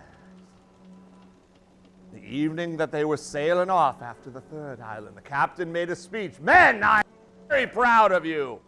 Our good fortune is due to you acting quickly when sending our stowaway down to Davy Jones." And a huge celebration broke out right there on the deck of the ship, with food, drink, and merriment to last all evening. The next day, the ship was on course, and at the course and speed they were headed, they should have been ported by dusk. However, dusk came, and nothing in the ocean looked familiar. No ships, no other ports, no villages, nothing. They checked the maps and charts in direction of the wind. They were on course, and everything was moving according to plan, but nothing in the ocean looked familiar. So the captain gave orders. We have no choice but to sail onward. And those onward sails turned into weeks and months, with nothing but open sea surrounding the ship, and the heat and the hot sun bearing down on the captain and crew. Very quickly, the provisions all ran out, and many a sailor were driven insane by the heat and the hot sun. But they were forced to just sail onward. One evening, one of the crew suddenly noticed a little creature leaping out of the water. The rest of the crew looked, and it looked like a little fish. But as it was getting closer, they could see it was not a fish. And another one approached the ship, and another, and another, and another. "Captain," one of the men shouted, "there be mermaids in these waters." Yes, mermaids. Many of them surrounded the ship, seducing each one of the crew with their sultry dance, their sweet song, and their incredible beauty. None of the crew could resist, as the mermaids were hypnotizing all. Hypnotizing all.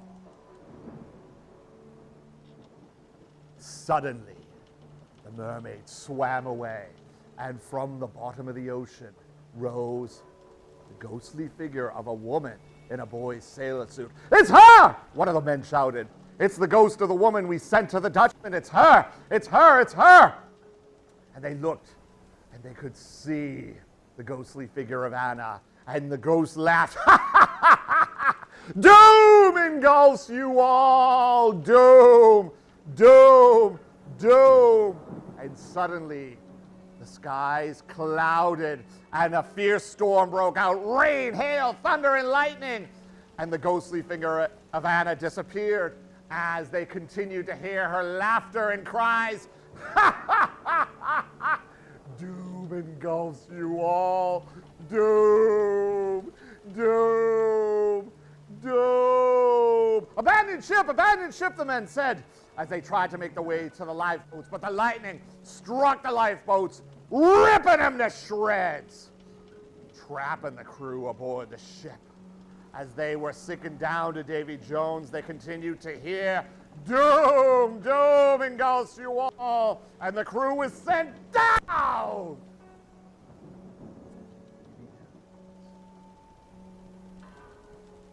Suddenly, the storm broke, and all was peaceful again.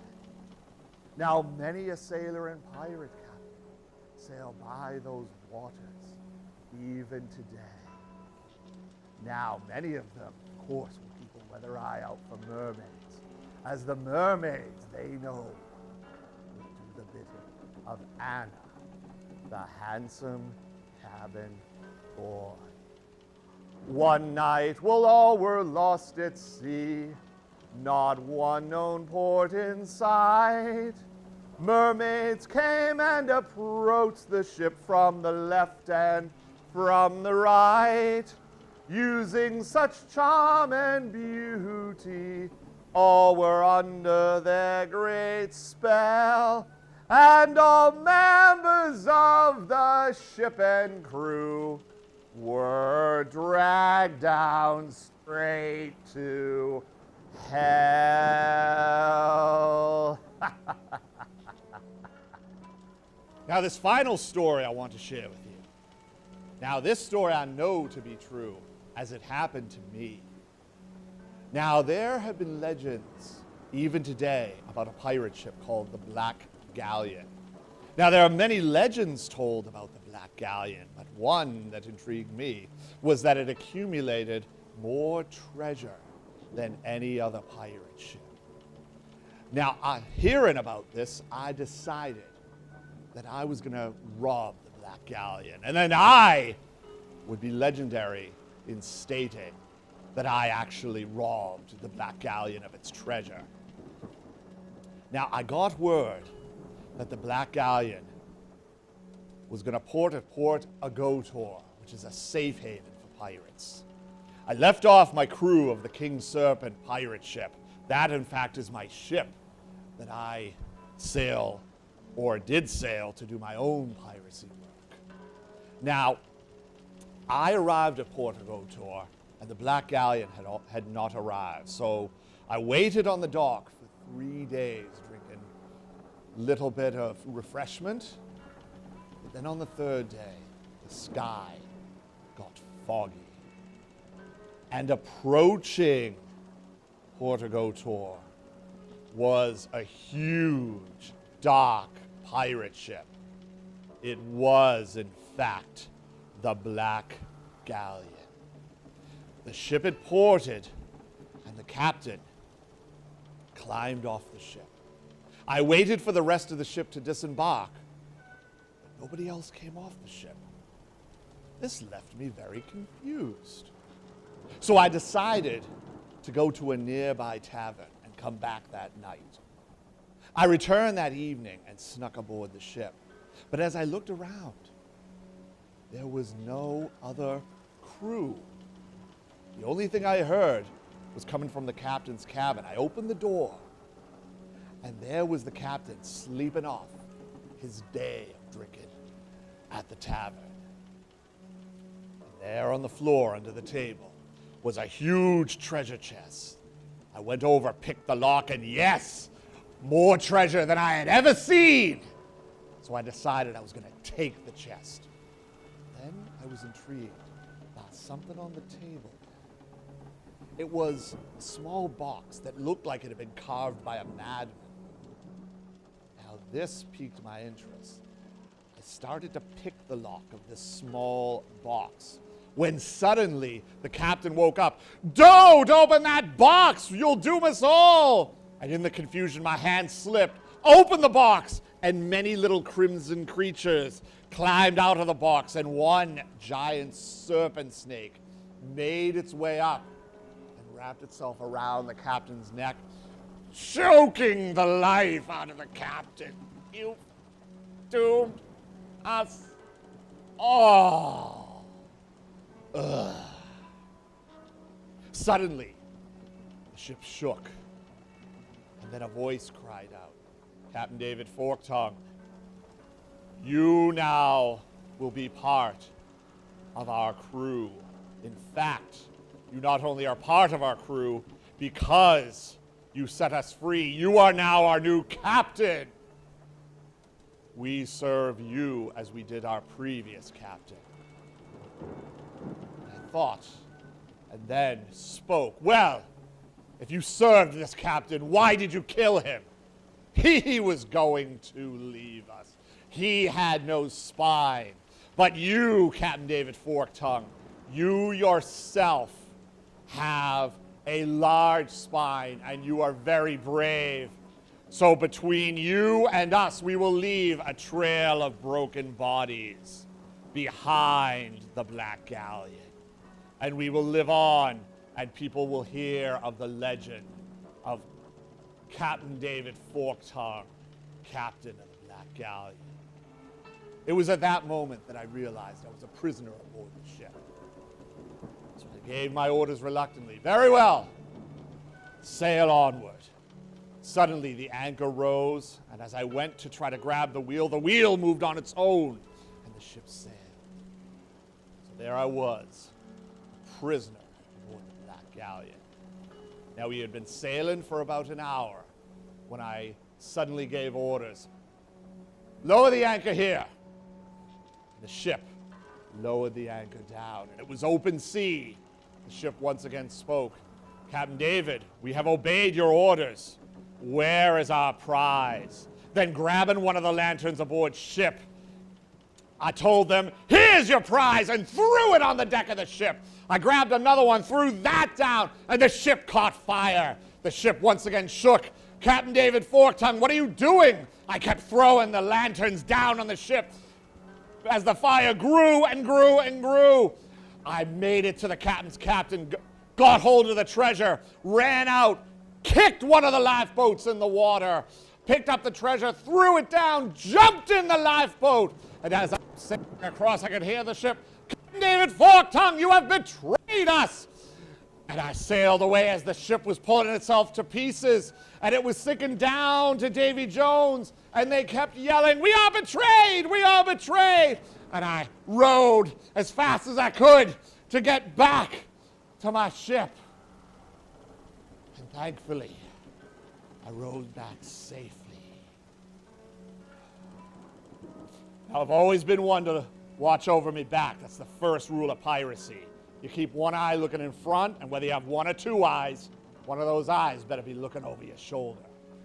And I, in my life, would do it. I even do it in the land of the dead. I always look over my shoulder after my brief slave captainship to the Black Galleon. Oh, but I see that you are all worried, for these stories have frightened you. Well, let me reassure you that as you go about your business during the Halloween month, and whether you are going trick-or-treating or you are going to celebrate in your own way, let me assure you of one thing. It's real! It's all real! Now, when I was a schoolboy, I lived at home at ease. Now I am a sailing man, I sail the wintry seas. I thought I'd like seafaring life, it's all right till I found it's a damn sight worse than slavery when we get off the ground. And it was haul, boys, haul, haul, boys, haul. Heave away the capstan, lads, and let's get off the troll. When the winds are blowing, the ships are gently rolling. My Emma, won't you be true to me? Now every night in winter, as regular as a clock, it's on me all sou'wester, likewise your oilskin frock. And then up to the captain, lads, and then we'll heave away. Well, that's the cry of the middle of the night as well as in the day. And it was haul, boys, haul, haul, boys, haul. Heave away the capstan, lads, and let's get off the troll. When the winds are blowing, the ships are gently rolling. My Emma, won't you be true to me? With winter passing over and springtime coming on, we'll go out in a weather, no time for beer or song. But then ashore we'll sail the catch, it's easier to bear. For it's beer all night in the ladies' arms when we get paid our share. And it was haul, boys, haul, haul, boys, haul. Heave away the captain, lads, and let's get off the troll. When the winds are blowing, the ships are gently rolling. My Emma, won't you be true to me? And it was haul, boys, haul, haul, boys, haul. Heave away the captain, lads, and let's get off the troll. When the winds are blowing, the ships are gently rolling. My Emma, won't you be true to me. Ah!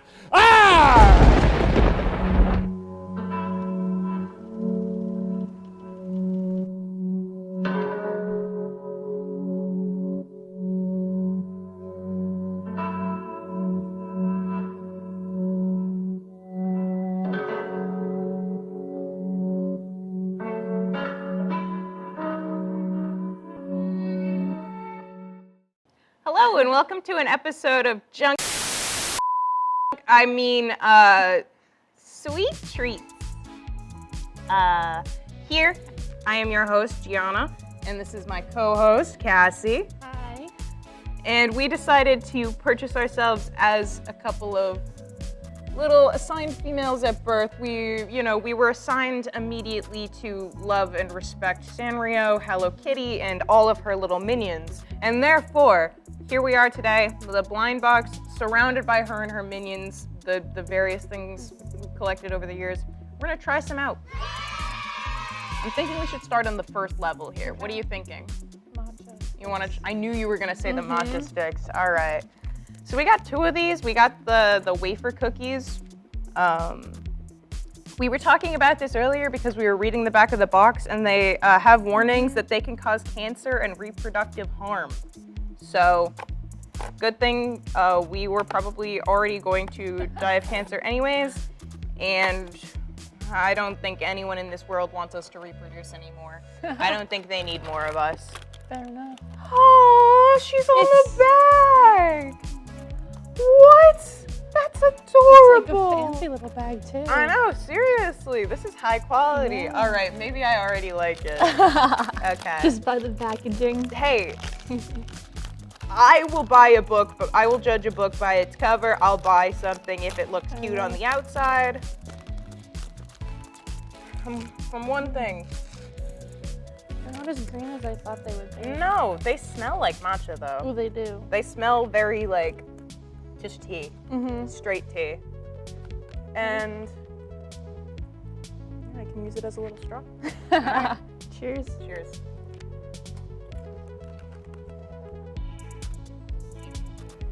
Not bad. No, I like that. It's very soft. They're not super duper sweet. No, definitely. Which is something I know you and I have talked about a lot with matcha. About how it's not like overwhelmingly sweet, but it's still so good. And it's green. Yeah. Not bad. I could see myself enjoying these more often. I agree. All right. Do you think they're made of Karopi? Maybe. Do you think that there's little bits of Karopi in here? That's terrifying. Well, so where would you rank this? I honestly feel like I would give this a solid, like 8 out of 10. I was thinking a 7. Yeah, all right. You know, I think you could call it even at a 7.5. Would that be all right? Perfect. All right.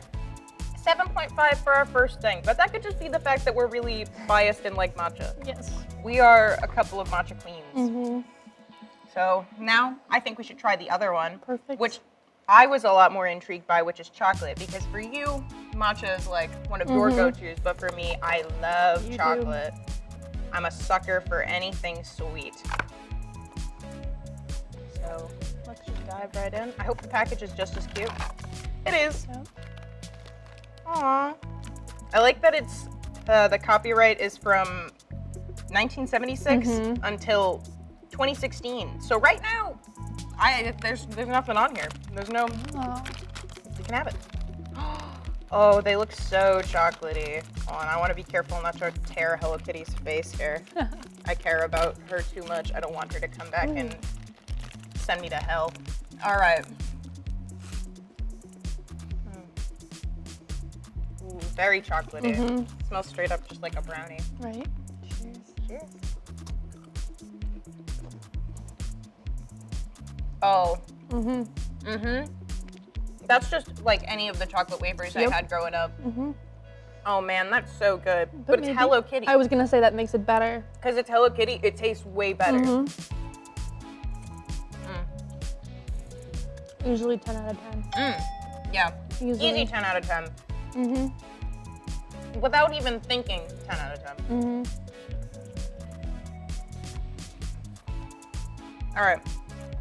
So let me ask you, if you had to pick a favorite Sanrio character, who would you choose? Hello Kitty, no questions asked. Hello Kitty, no questions asked. Do you think that it's basic to respond that Hello Kitty's the best, or do you think it is just the correct answer and anything else is just blasphemous? It's the correct answer. She's iconic. She is a god. She is. She is a higher being. She is. And honestly, I think it's probably best that we always say that she's our favorite, because I do think that as this type of higher being, she could kill us. I agree with that. 100%. There's too much innocence and blankness in her eyes. I agree. There are horrors behind it. Something doesn't add up. All right. Now let's move on to this, because I know we just had some chocolate, but this thing is just so dang cute. They're just little Pocky sticks. They're just, you know, typical. They're actually listed as Hello Kitty biscuits with chocolate cream. But in reality, I think we know that that's just a little bit of Pocky. But I love the red. Oh, you like dip it yourself? Yeah, it's like a, it's like one of the Nutella yes, it's like a sticks. Nutella stick. Oh, okay. All right. Okay.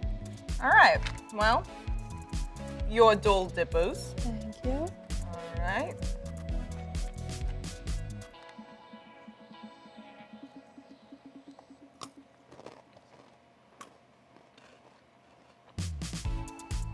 It's not nearly as good. Yeah. It tastes like coconuts. I think it's the cracker. There's coconut oil in it. That makes sense. The biscuit has coconut oil in it. So. I kind of like that it has coconut in it, though. Yeah, It makes it a little I'm kinda different. getting, yeah, it's giving another additional nice flavor to this cracker that isn't just like bread. Okay. They're not bad. Definitely not bad. But like, Do I think it was as good as that? No way. And would I regularly purchase this? Probably not. I do like things with Hello Kitty on it though, so I don't know. You know, I might take a shot at it. But overall, I think I'd put that at like maybe a 5. Yeah, I 5 was out of 10. thinking like a just, 5.5. just a mid. Just a mid. 5.5. I'm happy with that. All right. This is why we're so in sync. All right. We have one more itty bitty little package up here with Hello Kitty on it. They're these little biscuits, and otherwise they're pretty unlabeled. They don't say anything. They don't have anything. I don't know what they're gonna taste like. No idea. But she's on it. They look kind of Really? buttery. They do. All right. Let's crack this bad baby open.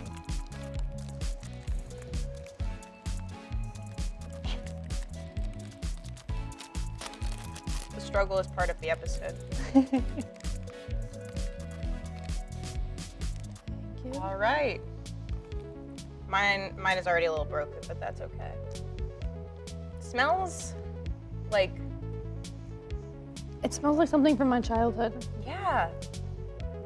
But I can't. It looks like styrofoam. It does. If you were like, I wish I could like bring this very, very close so you could see. It's literally just like a styrofoam layer. Why does it smell kind of spicy? No, Sorry, keep what smell. did you just It say? smells kind of spicy. Oh wait, now hold on one second. I might. Am I onto It something? smells like there is an herb. There's a spice of Maybe. some sort. I'm getting it. It's herbal. It's a little herbal. Spicy. It smells spicy. All right. Cheers.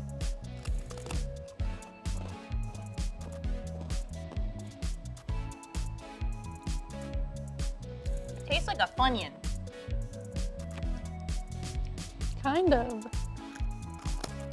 I've never been a huge fan of Funyuns, but this is Hello Kitty brand, so. It kind of has like a burnt flavor to it too, a little bit. Very toasted. Mm-hmm. All right. They're weird. Yeah, it's a weird flavor. I feel like And the texture of it too. for some reason it tastes so familiar to me, yet also so far away. Mm-hmm. I don't know, I can't put my finger on what it tastes like. Tastes almost like a snack I might have had in my childhood or something, and I just cannot bring it back for the life of me. Hold on, I gotta wash some of that down with a good old-fashioned Dunkin' Donuts iced It tastes like a rice cake. Mm-hmm.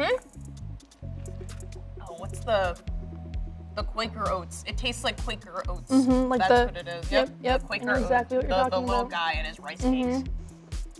So I'm thinking the last thing that we have on this upper layer is our drinks. True. So do you want to crack into them? Might as well. All right. So yours is what? Lime, and this one is grape? Oh, no, melon. Oh yeah, sand melon. Melon and grape. So let's see. Are there any warnings of it? BPA is a chemical and it may cause harm to the female reproductive system. All right, nothing super, nothing pressing. All right. Oh, they're sizzling. It's fogging up. It smells like grape cough syrup. Yeah. I think my other favorite thing about these cans is that it says sangria on it. Where's the alcohol content? Where's the alcohol content? And where is my alcohol content? Do you think Hello Kitty drinks? Yes. I feel like Queen she doesn't. has to. There's no doesn't? way that she can't. She's not innocent. No. Do you think if there was like a church of Hello Kitty that her blood would be like the holy water, like Oh the yeah. holy wine? Oh yeah. People would like. People would be guzzling Yeah. that. Yes, they would. Be. Yes, 100%. I mean, I think I would be. Too, Oh no, so. you and I would. I feel like it would keep you young. We could need be. to. Okay, so in future episodes with you, we're gonna start researching how to preserve youth through Hello Kitty and Sanrio products.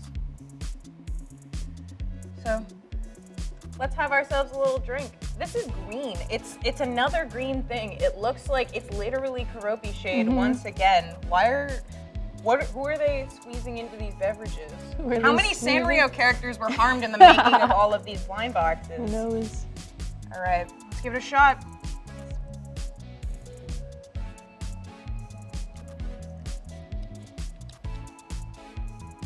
Not bad. I've never been a big fan of like fruit flavored like drinks, especially. Like I'm more like a juice person. Like this isn't too bad. The melon's not terrible. I wish there was a little more carbonation in it. That would have like they would add it like a little more crispy. It feels so flat. Mhm. Here, you want to trade? Yeah. You get the green drink. Mhm.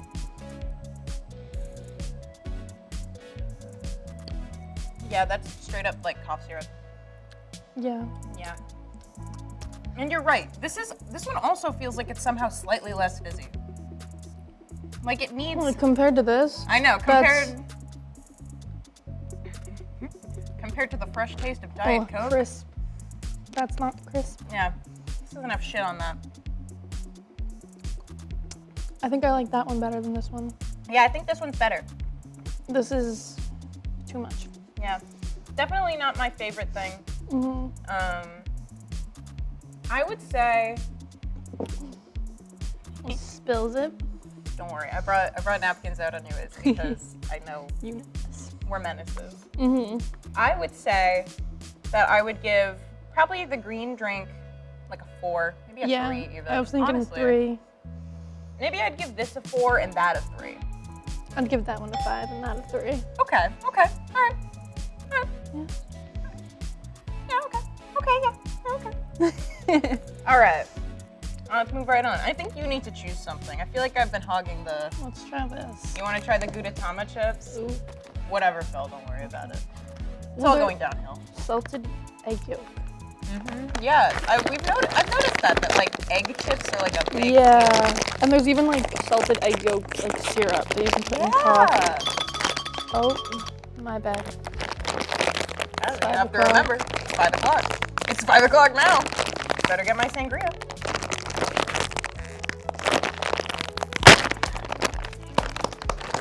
You're my hero. I can smell that from here. Interesting. It's like popcorn. All right. I'm a little. I'm definitely a little concerned.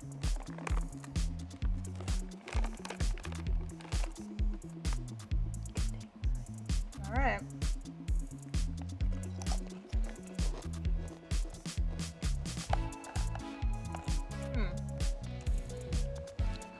taste like a really mild potato chip. Yeah, like not much Like seasoning there's no on flavor them. on it. It doesn't taste like eggs. I could not say that this tastes like Gudetama. It also tastes a little sweet at some points too. Like that you can, I don't know. It's weird. I get what you're saying there. I feel like I've noticed that a lot in other egg chips I've had though, that they always have like a hint of sweetness. So maybe the people that are making these things have just never eaten eggs before and they don't know what it tastes like, because eggs don't really have a, I don't know if I would ever describe eggs as sweet. No. I describe them as mushy. Yeah, kind of freaky. While we're eating the Gudetama chips, actually, I think I want to bring up an important thing that I was talking about with Cassie earlier, which is that, does Gudetama want to be eaten? I don't know. But for some reason, he's always just tired. He doesn't want to get up. But then in other things, I feel like I'm literally seeing him almost getting cooked. So which one is it? I've never thought that I would want to eat a Sanrio character. And then there's Doki Doki Yum Yums. The burger on here. Little bastard. All right. I have a question. Do I you have an think he's answer. a runny oak or like a hard yolk kind of guy? Oh, well, what do you think? Like him himself or him himself?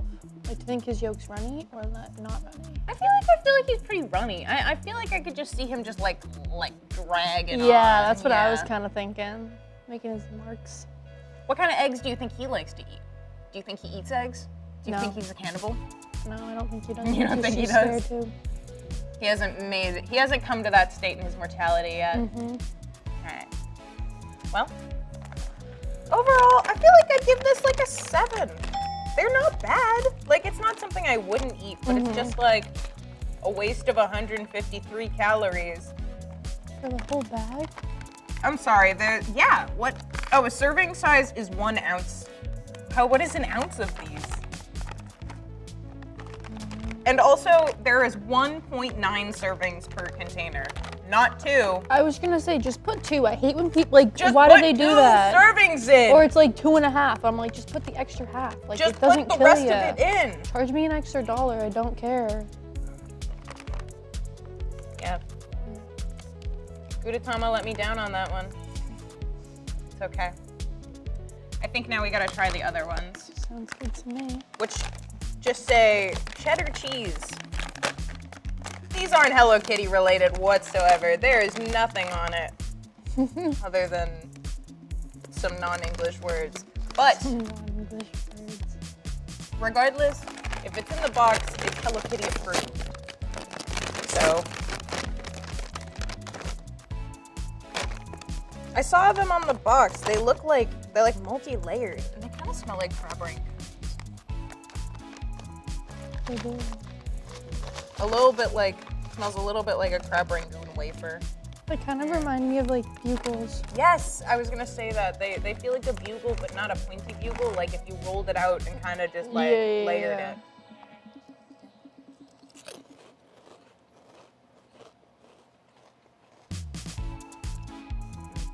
They taste like bugles too. Yeah. It's basically a bugle. Bro, it says corn cracker. What is it? A corn cracker. One of the ingredients is corn grits. Corn grits? Corn grits. So it's just grits? Interesting. Grits are not good. What? You should have my mom's grits. Oh, so that's probably good. My mom makes all food good. She does. Not bad. No, not bad at all. I'd rate them like an 8 out of 10. Yeah. I'd eat them again. I definitely would eat them again. They're not super special. I could just get a bugle. Yeah, exactly. But you know, I mean, it's for the fun of it. for the fact that it came with Hello Kitty. It had the Hello Kitty stamp of approval. It had the Sanrio stamp. Yes. This pink package has been calling out to me this whole time, which, now, as I mentioned earlier, I don't really like candy, like non-chocolate candies. So like fruit flavored candies, and this is like a chewy candy. So this is definitely gonna be a little strange for me, but But they're you know, strawberry themed. Content is content. Yeah, did you know that there was once a Sanrio character named the Strawberry King? His name was Candy. So I didn't learn that until today. They look like little gumdrops, but like huge gumdrops. I wish they looked like strawberries. Yeah, what? I feel like I was expecting them to be cuter. I see that they're like orbs over here, but I wanted them to be cuter. I could have easily done that. All right.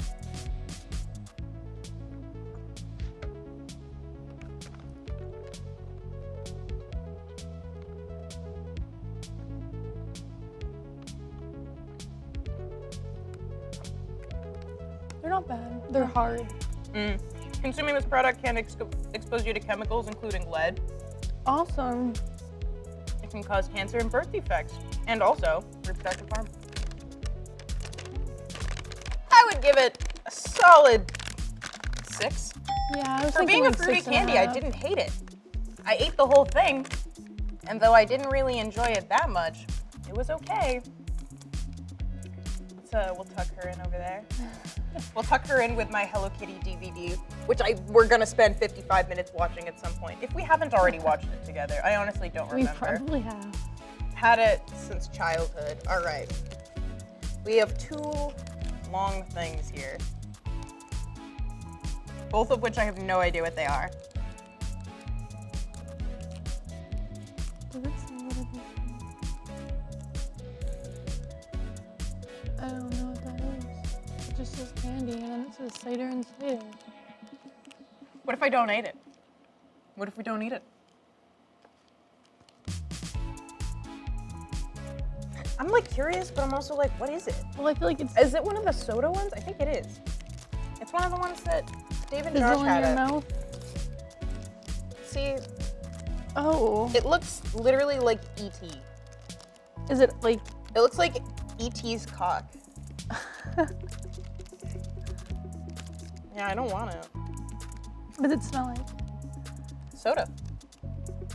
Smells like soda. What kind of soda is it, you think? If you're feeling braver than me, you can do kinda it. wanna- I'm a yeah. coward. Yeah. What's your review then? It's like Laffy Taffy, Ugh, I hate Laffy Taffy. but like lemon and like Ugh. lime flavored. Okay, well then I'm glad I'm not consuming Yeah, it. I wouldn't. And like the texture is kind of weird. I thought it 0. would be hard. 0 Mhm. ranking. Kinda, yeah. What would you rank it as after having eaten it? Like a 3 out of 10. A 3? Wouldn't get it again. I would never consume it again. No. Right. Good, because this one seemed much more promising to me. Is it a rolled wafer? Is that Yes, what it says premium rolled wafer. So let's see if I can. I know it's premium. So premium, in fact, it's made of like industrial steel that I can't open.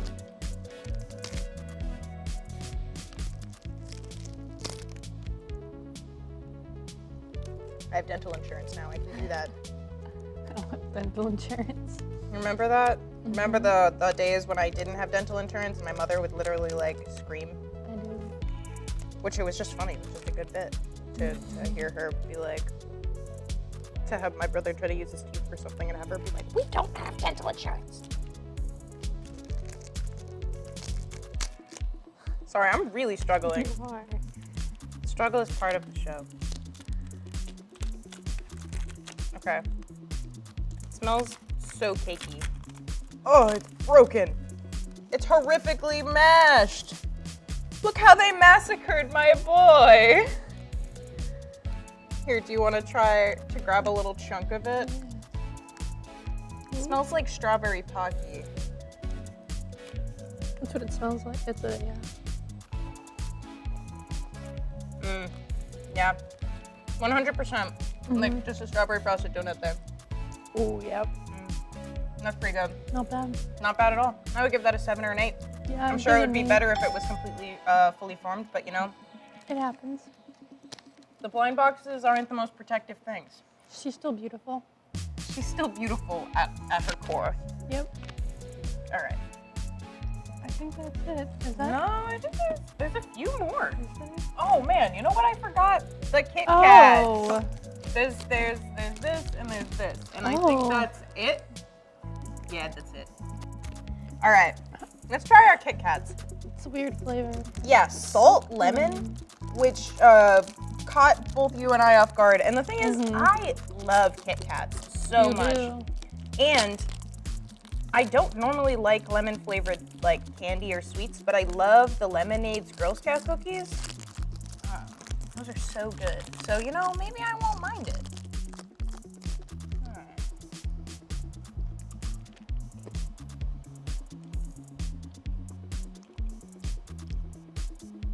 Definitely salty. Okay, yeah, you You can get taste that nice citrus like salt. that zing. Yeah, that zing. But it's not bad. No. I kind of like it. I agree. Definitely wouldn't eat it too much. Sorry. I would not find myself buying it again. I agree. But it's not bad. It literally kind of tastes like a Girl Scout cookie, but like that little zing. It's a little bit stronger. Just like a lemonade, but like a lot more lemon zest. Not bad. Not bad. All right. I'm really curious as to what these are. They're chocolate. I think they're chocolate covered espresso. I'm hoping. It says chocolate cracker. So maybe they're chocolate covered crackers? I don't know. Let's find out, shall we? No, they look like espresso beans. Maybe I'm wrong.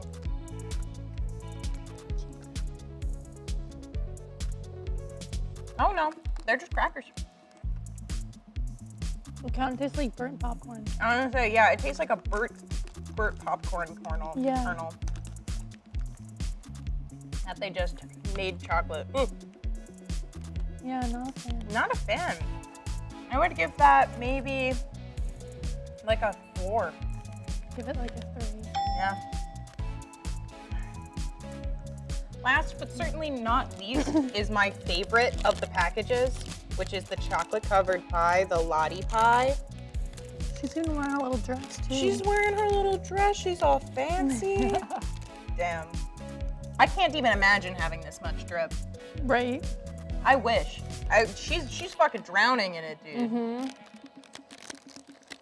All right. Once and for all, the final snack. Would you like to take the first bite, dear? You can take the first bite. What an honor.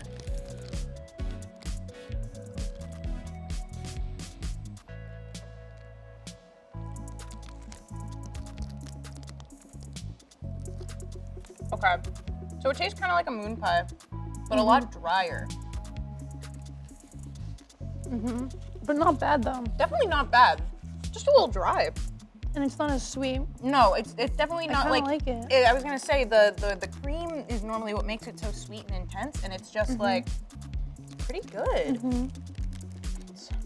It's a solid. It's a good ratio of cream to chocolate to bread to baked good. I'd rate it like a 7.5. Bro, I was gonna give this like a whole ass 8 or 9. Oh really? I'm pretty excited. I think I've just been disappointed by so many other things. Fair enough. Alright. So, I guess our best thing, I guess that was probably the best thing in my opinion, if not the chocolate wafer cookie. What was your favorite?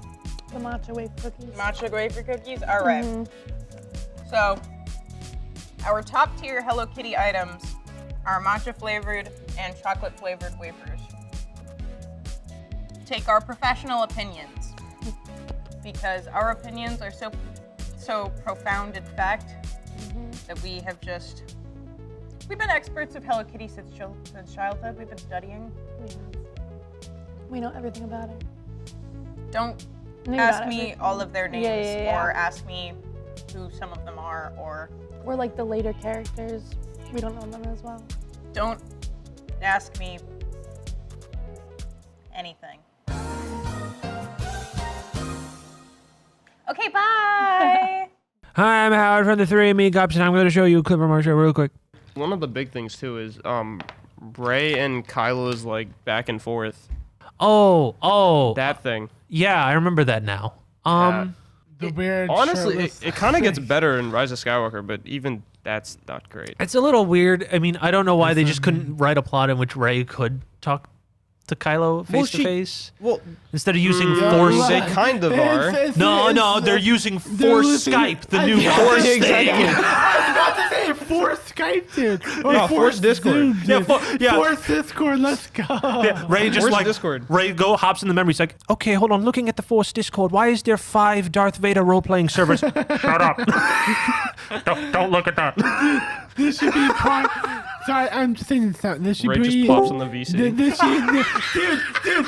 Basically, what this Nigga, is every chat. 10 seconds, Kylo Ren is like DMing Rey and just calling her in Dude, that DMs. would be Every so 10 seconds, it's just freaking calling funny, DMs, dude. calling DMs, call now. Ray is like rubbing Luke on the back. It's like, hey, listen, buddy, it's not your fault. It's just do do do do do do. Can you hold on 1 second? What? We are keeping this in. We are keeping 100% we're keeping this in. We're not cutting this out. Wow, that sure was a good clip. You know, it's part of a full video that you can see on the MMTV YouTube channel. And you know, while you're there, why don't you also subscribe if you could? Please. Thank you.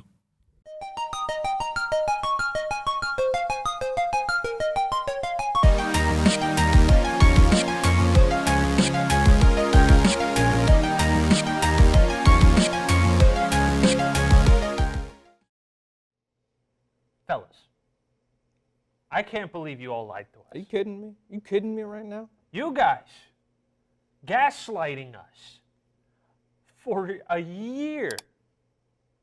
A year. Yeah, just about a year. Almost a year from when this video will come out. And telling us, oh, the Super Mario Bros. Movie's so good. Oh, it's so good. They didn't spoil everything in the trailers. Oh, was it a bottom of the barrel, bare bones animated movie? No, dude. Telling us that the other Mario Bros. Movie is bad. What is wrong with you guys? I've been led my entire life that this movie was like one of the worst movies of all time. So yeah, no, there's no joke. I don't care if you look down at the bottom of the video and it says April 1st. The joke is, there is no joke. We're mad at you. No, this is not a joke. We're very The mad at you. tagline for this movie is "This ain't no game, this ain't no joke." This movie's peak. Yeah, this is what you're hiding peak fiction from us with the 1993 Super Mario Bros. The movie. How could you hide such a phenomenal gem? We've been lied to our entire lives. Our entire lives. Yeah. As gamers. Yeah. And it's because, of course, as always, like we always say, gamers have bad taste. True! True! Gamers have such bad taste. Yeah, so we watched the Super Mario Bros. The movie. For those of you who don't know, this is like a classic angry video game nerd nostalgia critic movie, right? Was this the first video game adaptation theatrical? I want to say it was. All right, hold on. Oh, no, it says right there, the first It is? feature-length live-action film based on a video game. Okay, yeah. It's the first one. It's the first one. And wow, we really peaked right at the beginning, huh? Yeah, we really did. It's never been this good topped ever again. It's never been this good. So this is like everyone always said like oh, this movie's bad. Oh, it's so bad. Oh, it doesn't follow the Mario game at all. It's so bad. I have a retort to that. Who cares? I don't care if it doesn't follow the games. I don't care if it's barely a Mario movie except for the names of the characters. Movie fucking rocks. So I just want to throw out there. So we went to go see this movie at the Coolidge Corner At a midnight showing. and it was on 35mm film print. Yes. So we did the luxury treatment to watch this movie. We did the real cinematic way of watching it. This was his first time watching it. This was like my second time watching it. First time in a decade, mind you.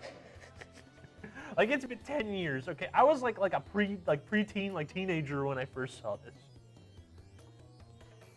And guys, it's so funny. It's so funny. And for those of you who have not attended the midnight showings for the Coolidge, it's not your typical theater experience. Like, people are hyped to be there. Like, people are laughing out loud, applauding during some scenes. That's kind of part of the Coolidge experience. And that really, I think, added to it. That really added, for this movie especially, it added to it. Yeah, well, because this is just like an actual funny movie, so it's always better when you're with a crowd. But so we're gonna do our traditional spiel of we're just gonna do the plot. But here's the thing: I didn't take notes because I looked at the Wikipedia, and this is way more perfect than anything I could have wrote. Okay. So we're just gonna go off. I'm just gonna like basically do a skim, and then we're gonna inject things here. And Okay, yeah.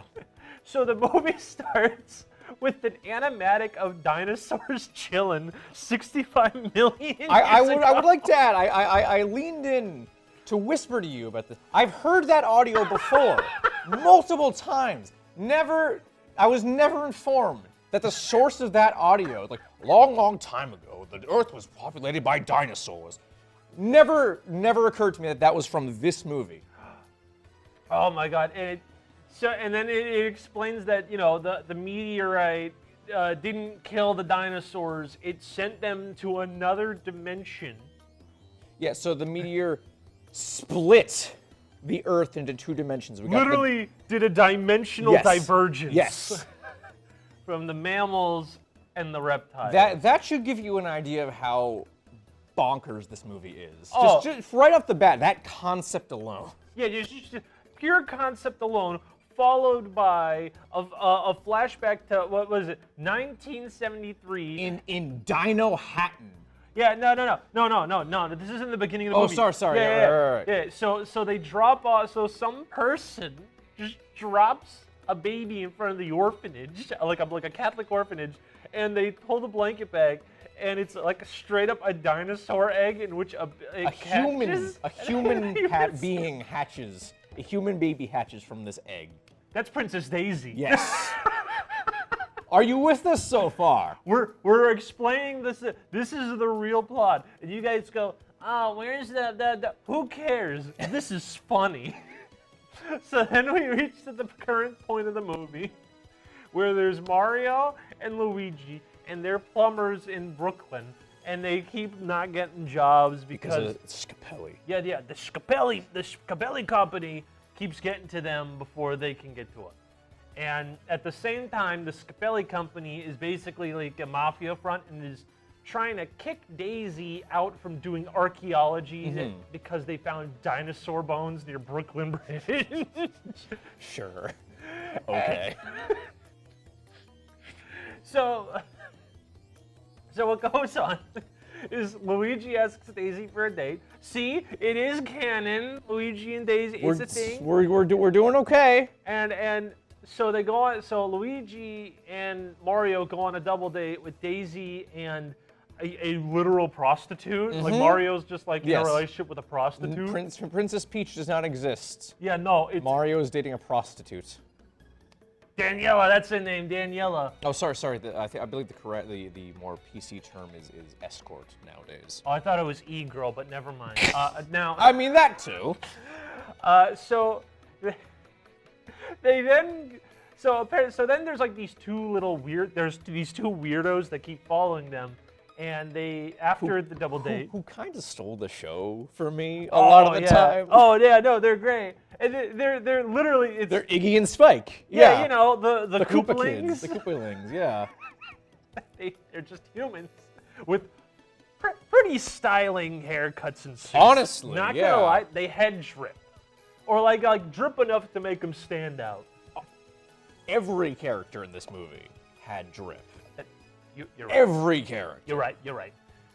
So they go to kidnap Princess Daisy, but because they're buffoons, they kidnap the Mario's girlfriend, Daniela, the prostitute, instead. Because the bit is that they don't actually know what Daisy looks like, so they're just like, hey, a woman, grab her. It's gotta be her. And Daniela's like the 7th one they've done. Yes. And they go, oops. Damn. So after Daniela wasn't Princess Daisy, I get Luigi and Daisy do their little like whoa, let's walk and run in random places montage. Yeah. And they go back to the dig site, and they just walk into a sewer, and Daisy's like, this is where we found the dinosaur bones, and it looks like the set from the goddamn Ninja Turtles movie. And the Scapelli Corp literally, then like as they're about to kiss, the Scapelli plumbers just run like the Three Stooges out of the pipe, and just a hose of water comes out. They're sabotaging the dig site to flood it so they can do their own thing. And so Luigi's like, Mario, you gotta come help us. And he's like, the Scapellis did it. I'll be right there. They literally like dead serious. Like it is. Bob Hoskins does a great job. He's like dead. He has like a vendetta against the Scapellis. We don't like, and all we know is that they just keep taking the jobs from the Mario Brothers. Yeah. So literally, like, by the way, we should mention this. Mario is played by Bob Hoskins, and Luigi's played by John Leguizamo.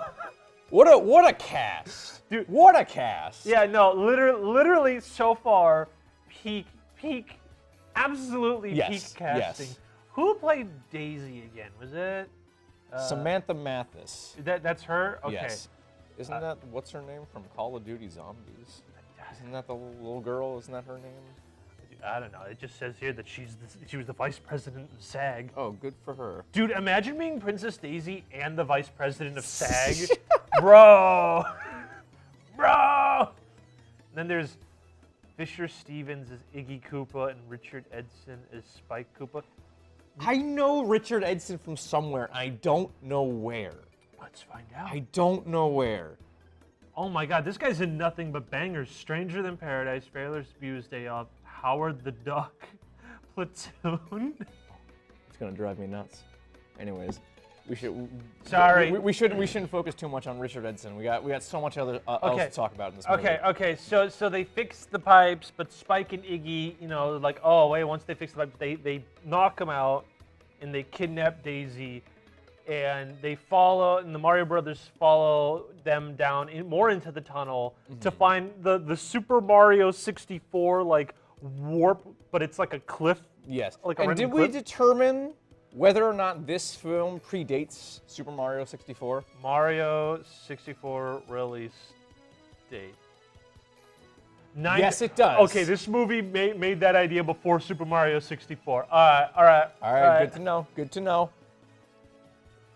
All right. So they do like a little transition, and then they're in Dino Hatton. In the dinosaur dimension. Yes. Which, on paper, is incredibly stupid. But then when you realize it's very funny, it becomes peak. It's pure chaos the entire time. There's like regular people in like punk attire, and then there's like little velociraptors just running around. Crimes happening literally everywhere.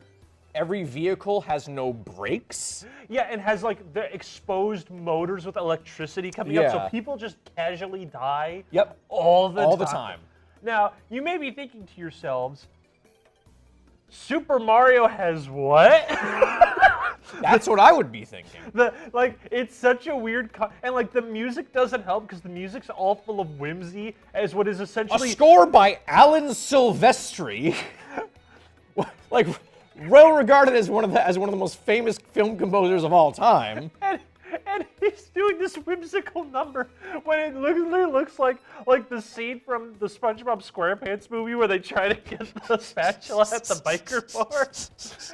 Imagine if that scene meant like, I don't know, Blade Runner aesthetics, and you went, let's put like this like whimsical stuff with the Super Mario Bros. Trying to find Princess Daisy, and it's like, what crack were you smoking? And can I have some? Literally, it was like some good drugs they were making this movie, man. So they before Daisy got kidnapped, Luigi managed to grab a necklace. It's like a stone, and that's really what that's the MacGuffin for this movie. That's what King Koopa, I should say President Koopa, played by Dennis Hopper, who again, excellent casting here. Gee. Absolutely phenomenal. You could tell that he is committed, but also does not care about this movie at the exact same time, because he literally walks around like a T-Rex with his arms like this. And he It's sways side to incredible, side. like how committed he was to this movie. Because like any other actor would have been like, I don't want to fucking do this. This is dumb. This is stupid. But like he does not phone it in. He gives he gives like 150% every time he's on screen. It's insane. Oh my god, it's so good. So they come back and Iggy and Spike are like, we're back with Princess Daisy, and then King Koopa goes, oh, that's fantastic. Where's the stone? And they went, the stone? Oh. So now they have to get the stone from the Mario Bros. But however, before the Mario Bros. Do anything, this voluptuous ebony woman named Big Bertha just kind of steals it and uses rocket boots to just bounce away. And then they get arrested. Yeah. After meeting a punk Bob Dylan, aka that's Toad. Yeah, I don't know where that one really. I could like forgive the other characters being like, sure, but Toad is a little out there. Oh yeah, Toad is out there, and then they get sent to jail, and they get brought in, and King Koopa questions them, faking to be a lawyer, but that works for basically about 40 seconds, and they go, and King Koopa's like, where's the stone? I know you two have it, and they go, we don't know. Yeah. Yeah. Because they don't have it. They It don't got have stolen. We also learn in that scene that their names are Mario, and Luigi, Yes. Mario. Yes.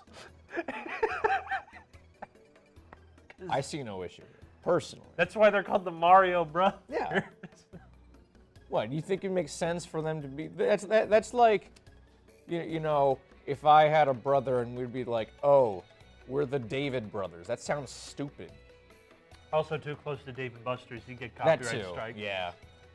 So Dennis Hopper is obviously sick of their shenaniganry, and he like goes to de-evolve them because that's like one of the things that he wants to do. King Koopa hates mammals because he evolved from a T-Rex. Yes. And on the dimension they're on, there's just one city.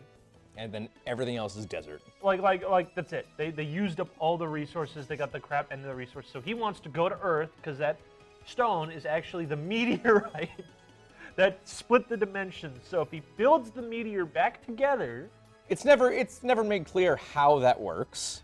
The mind you. dimensions will merge. Yes. Oh no, this is sounding a lot like what Chris Chan was talking about. Wait. Oh no. Just move on. Just move on. Forget about it. Don't linger on it. And once that happens, King Koopa is going to use his de-evolving guns and de-evolving technology to turn every mammal back into monkeys, so dinosaurs will rule the Earth Yes. again. And we get shown what happens because he de-evolves Toad into a Goomba. I'm going to show a picture of what the Goombas look like in this movie. I don't know who thought of that, but it's amazing. Especially when, like, you could have called them Koopas. Yeah, Right you there. really could have. You could have called them Koopas. You really could have. But they were like, nah, man, it's Goombas. But they can't do that because the narrative has it, because as they're escaping the prison, so that they don't get de-evolved, as they're escaping, there's fungus rotting Dino City. There's just a constant state, like this is supposed to be the rot of the Koopa fascist empire is literal fungus being the rot. And it's sentient, so I could see why they didn't make them mushrooms, because that would go against the narrative of the Dino Kingdom as being rot with, but because a thing we'll explain later, but the fungus is like literally the Mushroom Kingdom aspect, all right? And the Mushroom King, the fungus, using its sentience, tries to give them a bomb, and Mario goes, Luigi, are you on crack? Get out of here. And then they run away. Never accept weaponry from fungus. And then they break out of Dino City, and they go into the desert. So Iggy and Spike evolve. So they can also not only de-evolve, but evolve things further. Yes. So they become smarter, but They're still also really They're dumb. still really stupid. They just say big words. Yeah, they now. just say every so often they'll say like some really big brain stuff, and then they'll just go right back to being dumb. Yeah, yeah. It's a pretty funny bit. It's a good bit. And at the same time, we also find out that the Princess Daisy is locked up with all the prostitutes. Yep. And she's separated, of course, and she meets Yoshi, which is the royal family pet, who is just a normal dinosaur. It's just a normal dinosaur. Which makes no sense in the universe because everyone else has evolved into basically being humanoids. So why is there still just normal dinosaurs? Yeah, that also doesn't explain like how like the little raptors just replacing the rats in the city, which is also kind of weird when you think about it. But I don't know. See, we're getting too nitty gritty with the details of the cinematic masterpiece, and you may be thinking to yourself, "Are you making all this up?" No. No, watch it. It's a good movie. It's very funny. Yeah. Very, very, very, very. If you can watch it, it's probably hard to find. I don't think it's streaming anywhere. Oh yeah, and the Blu-ray might be a little annoying to come by. I mean, like. Did it even get released on Blu-ray? That's a really good question. I don't even think it did. I think Nintendo's tried to be like, nope, this doesn't exist. Yeah. It's. Oh wow. Actually, wait. What the hell is Zavi? Oh, I know Zavi. Well, it looks like it's in a different region. Yeah. But like it did get on. Okay. It is on Blu-ray. 93. Actually, if you check Blu-ray.com, it's a sketchy-looking website, but they usually have a pretty good like listing for like. Is it? Yeah, that's it. Again, sketchy-looking, but they're pretty good at like. Sketchy looking. Dude, this is what websites used to look like in 2012, bro. What are you talking about? So if you look it up. The Super. No. It's just Super Mario Brothers. Yeah, they'll have a list of like every release it ever had. Oh, here we go. Okay. Scroll down. They got a 4K. Whoa! When? They got a 4K. Where is it? I want to limited to 3,000. Australian. It just came out. It just came out like a month ago. Bro. Limited 3,000 copies. Australian import. How much? $60? Yeah. Plus, I'm gonna guess. Oh yeah, plus shipping for import shipping. It's not worth almost $70, guys. Okay. Maybe. Yeah. Maybe. Yeah. Damn. But yeah, it doesn't look like it's ever gotten an American release. Yeah. Which sucks because it is funny. This is like low key like an. I could see like Shout Factory or Arrow Video doing a really nice release for this. Yeah. Or if we're based enough, Criterion. Oh my God, you're so right. But I don't think anyone's based enough for that. Yeah. So the Mario Bros. So the Mario Bros. Go into the desert, and the two Koopas that are now smart finds them, immediately gets jumped, and then they just make a plan to work together to steal the meteorite from Big Bertha. So they go to a club, and there's just this really good scene of Bob Hoskins putting on his Riz to Riz up Big Bertha, and he steals the necklace. But then it turns out that Dennis Hopper's secretary, Lena, okay, which is Lena, goes in and gets, steals the necklace and goes to arrest them again, but the Mario Bros escape. And as they go to escape, Big Bertha has fallen in love with Mario and gives them the jumping boots, which allows them to jump, which is the steampunk moon shoes, basically. They're moon shoes. Wow. I haven't thought about moon shoes in so long. They're steampunk moon shoes, and they escape. But then they realize the time's now, and they have to break into the tower to get Daisy, right? What? Oh, did you see Frank Welker as Yoshi and Goombas? No, I saw Lance Henriksen as the king. Oh. I did not put that together in the movie. I didn't put that together at all. Okay, this is defense. That was like one line. No, I know, but still. Again, peak. So, Lena gets the meteorite as the Mario Bros. Start messing around with King Koopa's tower, and King Koopa's like, King Koopa just straight up orders a pizza, hears the bad news, gets mad, tells Lena to just fuck off.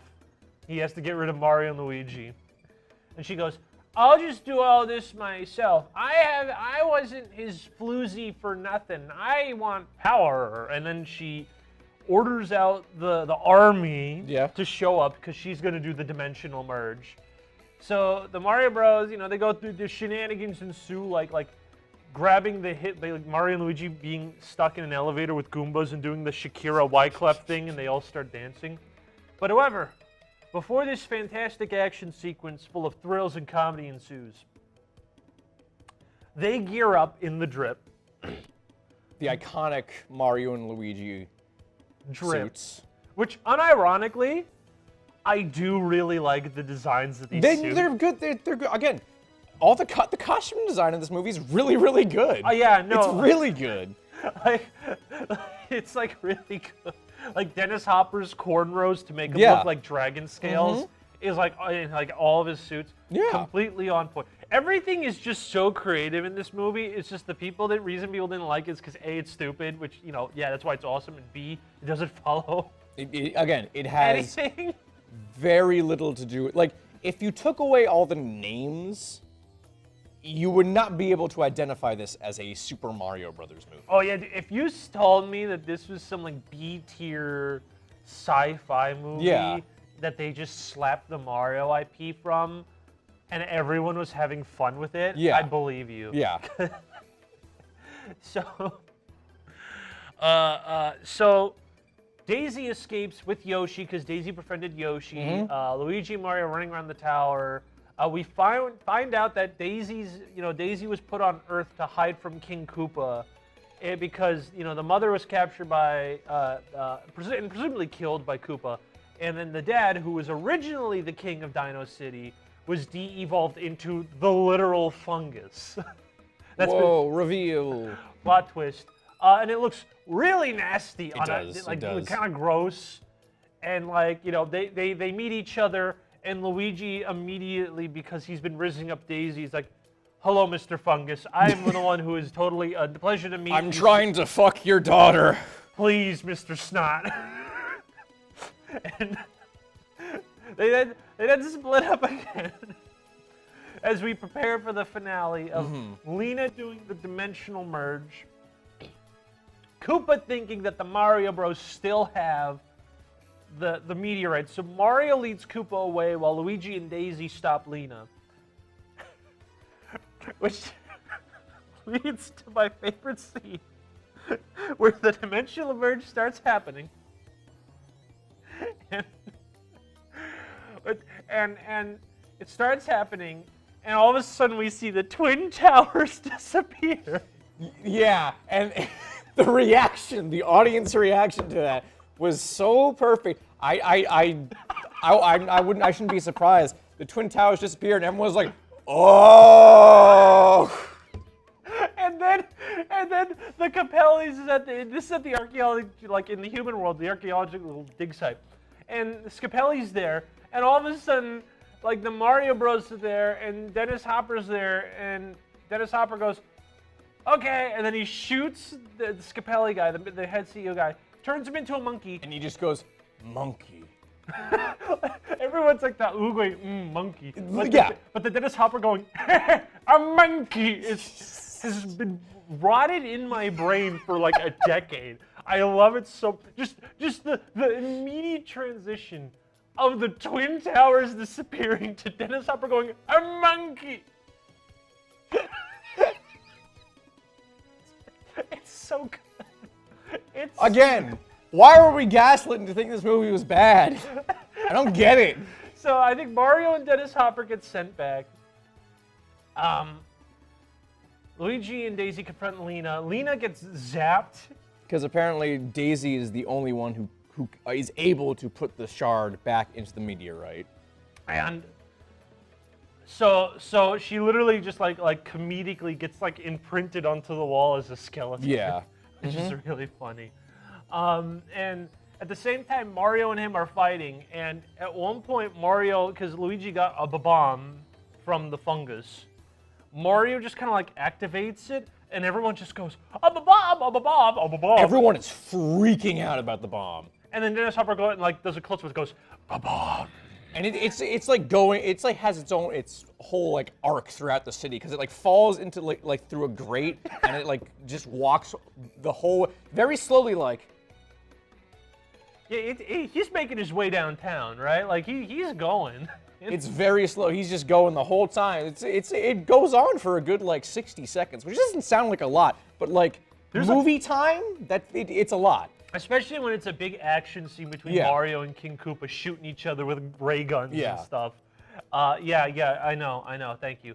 No fire flowers, nerds. Give my boy Mario in the next gun. Maybe in Mario Wonder, if he had like a Glock 19, Right, that would have been a better game.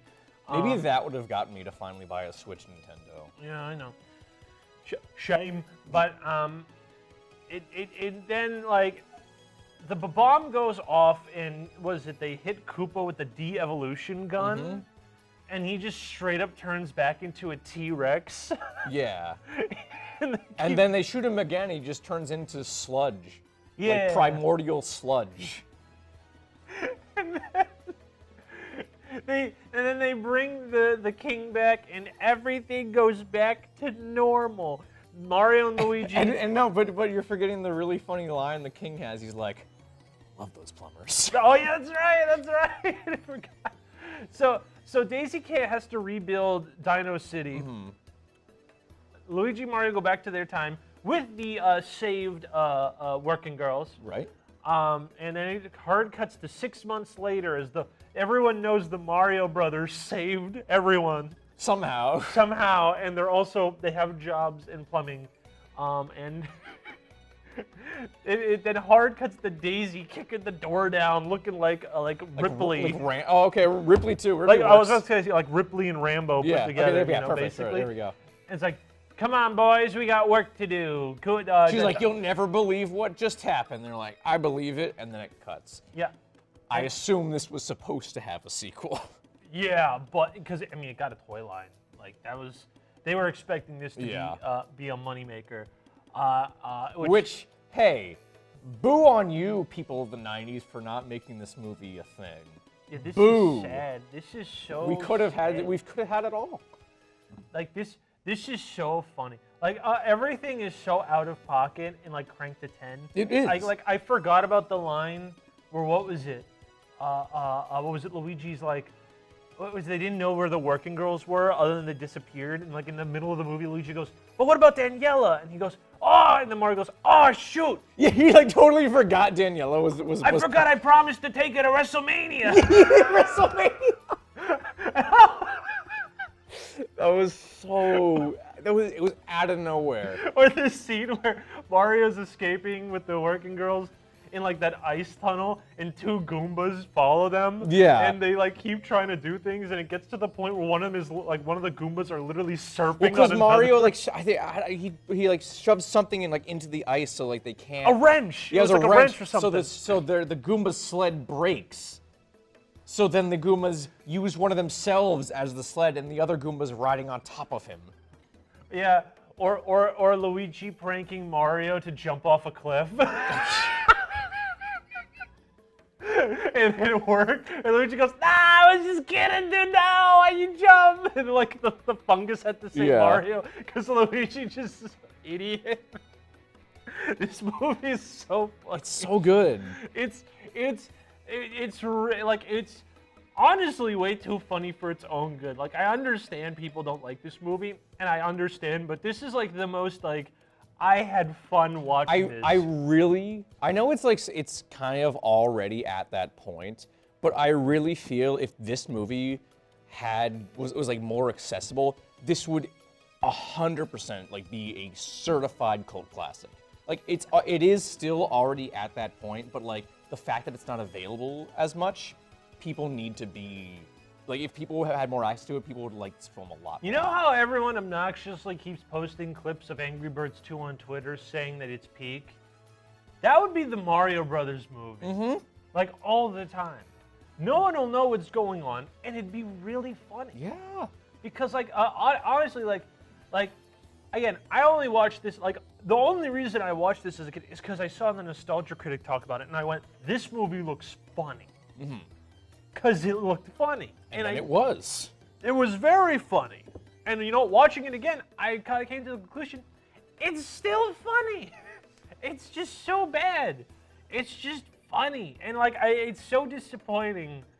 As you said, there's no easy way. Yeah. We had to go to a midnight showing on a 35mm print to watch this movie. We should mention the story that Mark, the program director at the Coolidge, told about trying to get the movie because you know, when you're a theater, you got to contact the distributor to get the prints. Yeah. And so he's like, we talked to them. He's like, hey, you have this movie, can we borrow it? And they're like, we don't have that movie. And he's like, no, you do, believe me. And he's like, okay, we have the movie, you can have it. They'd be like, they didn't want people to know that they had the movie or something. It was really funny. Which is really funny to me. It's like, because either they knew they had the movie and didn't want to tell them, or they legit think that for the past number of years, people were prank calling them on a movie they didn't know they actually had. So like the Pawn Stars with Battletoads. It's like no, for the 100th time, we do not have the Mario Bros. Movie. Could you check? Oh crap. shit! We do have it. Like, it's just so funny. Everything about this movie is just so funny. Honestly, if you watch this with friends, this is quite easily a high A tier. I'm with you. High A tier movie. This is the first A tier on this show. Everyone's like looking at this movie selection saying, how could you not like Five Nights at Freddy's? How could you not like the Super Mario Bros? How do you like this one more? Because this one's just better, bro. This is like, if we could get copyright to the music, which we can't, I'd play like the Alpha Chan music and then have the Super Mario Brothers 93 movie just be right there. Be like, yeah, it's funny. It has more heart and soul than honestly most of these movies on the list. And I wanna be frank with you guys. We had an idea, like a bit for this review, that we were going to gaslight you all into thinking like this was like Citizen Kane level quality. Yeah. But then we were like, no, we just actually had a good time with this movie. We don't even need to like do that bit. Yeah, we just actually enjoyed it. Because again, I haven't seen this movie in a decade. He's never seen I'd never this seen movie, it. I'd never seen it. This right? is my first ever time seeing it. And it's a ball. It's so...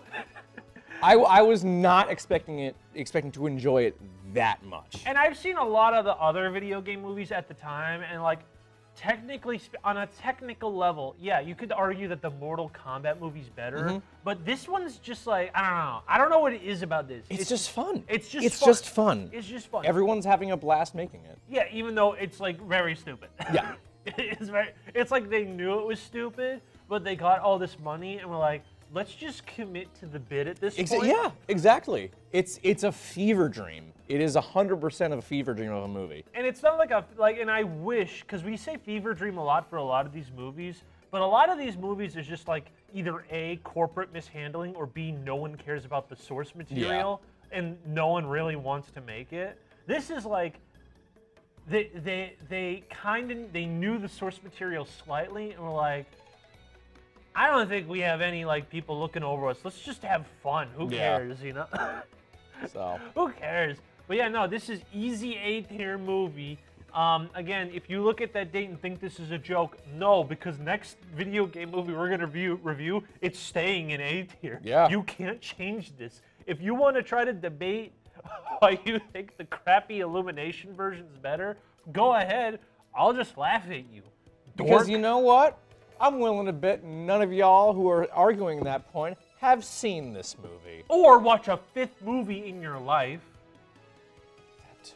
Oh, that's right. I got you. So if you want to debate us about how the Illumination movie's better, how about you go watch this movie first and then get back to us? I'll also have a bare minimum of watching 20 films in your life that you can actually remember. Thank you. How many movies do we have in here? Do we have 20 yet? Actually, wait, hold on. 19. We're one away. We're one away. We're one away. All right. We're getting there. We're getting there. Yeah. So we got to figure out what we're gonna do for big old number 20. Yeah, we gotta make it a momentous occasion. We'll figure something out. Dead or Alive movie. Let's go. I'm just kidding. I don't want to watch that. Silent Hill. Stop talking. Why? Why can't we watch good things like the Mario Brothers movie? Because they don't make them like they used to.